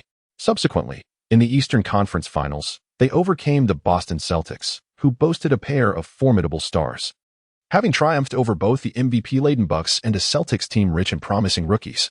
The Miami Heat returned to the NBA Finals after a lengthy hiatus since the era of LeBron James and his illustrious trio. In the Finals, during the very first game, the Heat's primary point guard Goran Dragic and their leading center Bam Adebayo both suffered injuries and exited the court, deprived of these key players. The Miami Heat battled valiantly for 6 games but ultimately fell short against the Los Angeles Lakers, led by LeBron James and Anthony Davis. Nevertheless, Jimmy Butler astounded all by achieving 2 remarkable triple-doubles, each with over 30 points, helping his team secure victories against the Lakers. Had Kevin Love foreseen the future accomplishments of Jimmy Butler, he would likely have been left in utter disbelief. Yet, it is pertinent to acknowledge that at this juncture, Jimmy Butler had yet to evolve into the legendary figure he would later become. His ball-handling skills, which would garner much acclaim in later years, were at that time merely adequate. His primary offensive strategy often consisted of a left-handed layup following a drive, which seasoned defenders could easily counter. Additionally, his three-point shooting percentage was rather unremarkable, far from the Jimmy Butler of the storied historical line. "You do not understand," LeBron James remarked with profound significance, foreseeing that Butler would one day emerge as a playmaking forward rivaling his own prowess, thus completing their roster. Kevin Love gazed intently at LeBron James. Given LeBron's assertion, he felt compelled to believe him. "All right, boss," Kevin Love conceded. "What made you think to trade for this individual?" "I'm not entirely sure," LeBron James replied with a shrug. "It felt as though a sudden epiphany struck me, urging me to acquire this person, and hence I endeavored to facilitate the trade. I can't quite explain it." Kevin Love scrutinized LeBron James for a prolonged moment. "You speak as if from an enigmatic tone," he remarked. LeBron's expression was earnest, conveying that he was speaking the truth, leaving belief to the discretion of his friend. Of course, Kevin Love remained skeptical, even though Jimmy Butler's current stature paled in comparison to that of Kevin Love. He was still a player teetering on the edge of all-star status. The notion that a trade for an all-star caliber player could hinge on a mere whim was utterly implausible. Nonetheless, with Jimmy Butler already present, he had little choice but to accept the situation. At that moment, neither LeBron James, Kevin Love, nor even Jimmy Butler could fathom that the butterfly effect had already taken root. Due to Logan's transmutation, a formidable warrior from the Dragon Kingdom had emerged, disrupting the historical trajectory of this realm, leading to numerous alterations within it. To rectify the timeline and counter Logan's might, the laws of this dimension would bestow inspiration upon certain players, thus forging a formidable roster to challenge Logan's Los Angeles Lakers. "But how exactly did you orchestrate this trade?" Kevin Love inquired, his curiosity piqued regarding the particulars of the transaction. The Chicago Bulls already possessed Dwayne Wade and Rajon Rondo. They had no use for Isaiah Thomas. "How did you manage to market Thomas and not trade him to them?" LeBron James offered a mysterious smile. "I'm too fatigued to elaborate at present. In any case, you will discover the specifics of the trade in just an hour." An hour later, the news of the trade indeed arrived. The events of this season diverged slightly from the historical narrative of Logan. This season, the underperforming Atlanta Hawks were profoundly disappointed with Dwight Howard's performance, seeing no glimmer of hope for a championship. Consequently, the Atlanta Hawks decided to embark on a rebuilding phase, engaging the Chicago Bulls, Sacramento Kings, and Cleveland Cavaliers in a 4-team trade. The Cleveland Cavaliers, eagerly seeking reinforcements, swiftly initiated the trade, sending Isaiah Thomas and Jay Crowder to the Chicago Bulls in exchange for Jimmy Butler. The Chicago Bulls, however, had no need for Isaiah Thomas, as they already boasted superstars Rajon Rondo and Dwayne Wade in their backcourt. They retained Crowder to fill Butler's position, a player they deemed essential. Subsequently, the Chicago Bulls dispatched Isaiah Thomas, along with a trade exception and a draft pick, to the Atlanta Hawks in return for the injury-plagued and underperforming Dwight Howard. Thus, the formidable trio of Rajon Rondo, Dwayne Wade, and Dwight Howard was officially formed. Despite Howard's mediocre performance this season and his struggles with injuries, one might argue that even a frail camel is larger than a horse. Perhaps he would thrive in Chicago. The Atlanta Hawks sent Isaiah Thomas to the Sacramento Kings in exchange for 2 future draft picks, marking his return to his original team, where he would support DeMarcus Cousins. Chapter 103. The Butterfly Effect, 3-Point Experience. The recent Square trade has unleashed a significant butterfly effect upon the events within the historical timeline of Logan. In his original timeline, the discontented DeMarcus Cousins, dissatisfied with his team's performance, decisively departed from his mother team, the Sacramento Kings, after this season, and joined the New Orleans Pelicans. forming a formidable twin tower alongside Anthony Davis. At that time, the New Orleans Pelicans boasted an elite roster featuring top-tier point guard Rajon Rondo, all-star defensive guard Jrue Holiday, all-star power forward Anthony Davis, and all-star center DeMarcus Cousins. This lineup, without a doubt, appeared more formidable than the championship-winning twin towers of the Houston Rockets and San Antonio Spurs from previous years. Upon the emergence of such a roster, it was universally acknowledged that this constituted a championship-caliber team. Moreover, the two assertive players, Rajon Rondo and DeMarcus Cousins, coexisted harmoniously with their teammates, devoid of any discord, fostering an exceptionally positive team atmosphere. After all, both Anthony Davis and Jrue Holiday were renowned for their amicable dispositions, and their playing styles did not demand excessive ball dominance. Logically, the chemistry of this team, combined with its paper strength, reached an almost invincible level.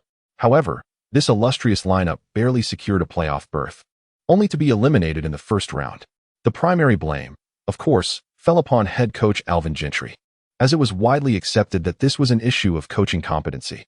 As Shaquille O'Neal famously remarked, "Even if my grandmother were to coach the New Orleans Pelicans, she could lead them to the playoffs." DeMarcus Cousins, still embroiled in the playoffs, faced a devastating Achilles injury that nearly curtailed his career, resulting in losses amounting to over $100 million. However, with the arrival of Isaiah Thomas, Cousins has opted to remain with the team, recognizing Thomas as a formidable ally, having secured the fourth position in last season's MVP voting. The Sacramento Kings have also promised to bolster Cousins' support with more powerful teammates. The rampant speculation surrounding Cousins' potential trade to the New Orleans Pelicans, where he would form a formidable twin tower alongside Anthony Davis, has now subsided. With that rumor laid to rest, the focus shifts to the forthcoming whispers regarding Davis. At this moment, Logan is diligently training in the gym, perspiring profusely. When it comes to practice, Logan never shirks his responsibilities, despite possessing the elite talent akin to that of Siren's ace, Taiga Kagami. In the manga, although Kagami possesses extraordinary abilities, he is renowned for his unparalleled dedication during the era of miracles. Each day, he is the first to arrive at the training facility and the last to depart. Beneath Kagami's cool and aloof exterior lies a fervent and industrious spirit. Logan mirrors this resolve, continually honing his skills. Today, Logan focuses on perfecting his three-point shooting. With no defender in sight, he sinks his first shot effortlessly. Following that, he nets a second three-pointer before retreating 2 steps behind the arc to attempt another. This shot, much like the visions in Logan's mind, finds its mark with ease. His younger brother, D'Angelo Russell, watches with an amused smile as Logan practices his three-point shots. Russell is convinced that his own three-point shooting prowess surpasses Logan's, given that Logan seldom attempts three-pointers during games. To Russell, hitting three-pointers unguarded lacks significance, after all. Even players like Dwight Howard and Ben Wallace have managed to make consecutive three-pointers under similar circumstances, as evidenced by footage. Suddenly, he recalls something and tells Logan, "By the way, a trade has occurred. Isaiah Thomas has been dealt to the Sacramento Kings, and Jimmy Butler has joined the Cleveland Cavaliers." Logan nodded, having heard of the stir within the Cleveland Cavaliers regarding Jimmy Butler's return to the team. Jimmy Butler, Logan exclaimed with gravity. This man was no easy adversary, after all. He was a contender worthy of rivaling the Emperor himself. Angelo Russell, munching on peanuts, was so startled that he dropped the shells onto the floor. What? Jimmy Butler? Capable of standing toe-to-toe with the Emperor LeBron James? Surely, Logan's mind cannot be unhinged. Logan licked his lips, his mind undeniably intact. How could Angelo Russell possibly comprehend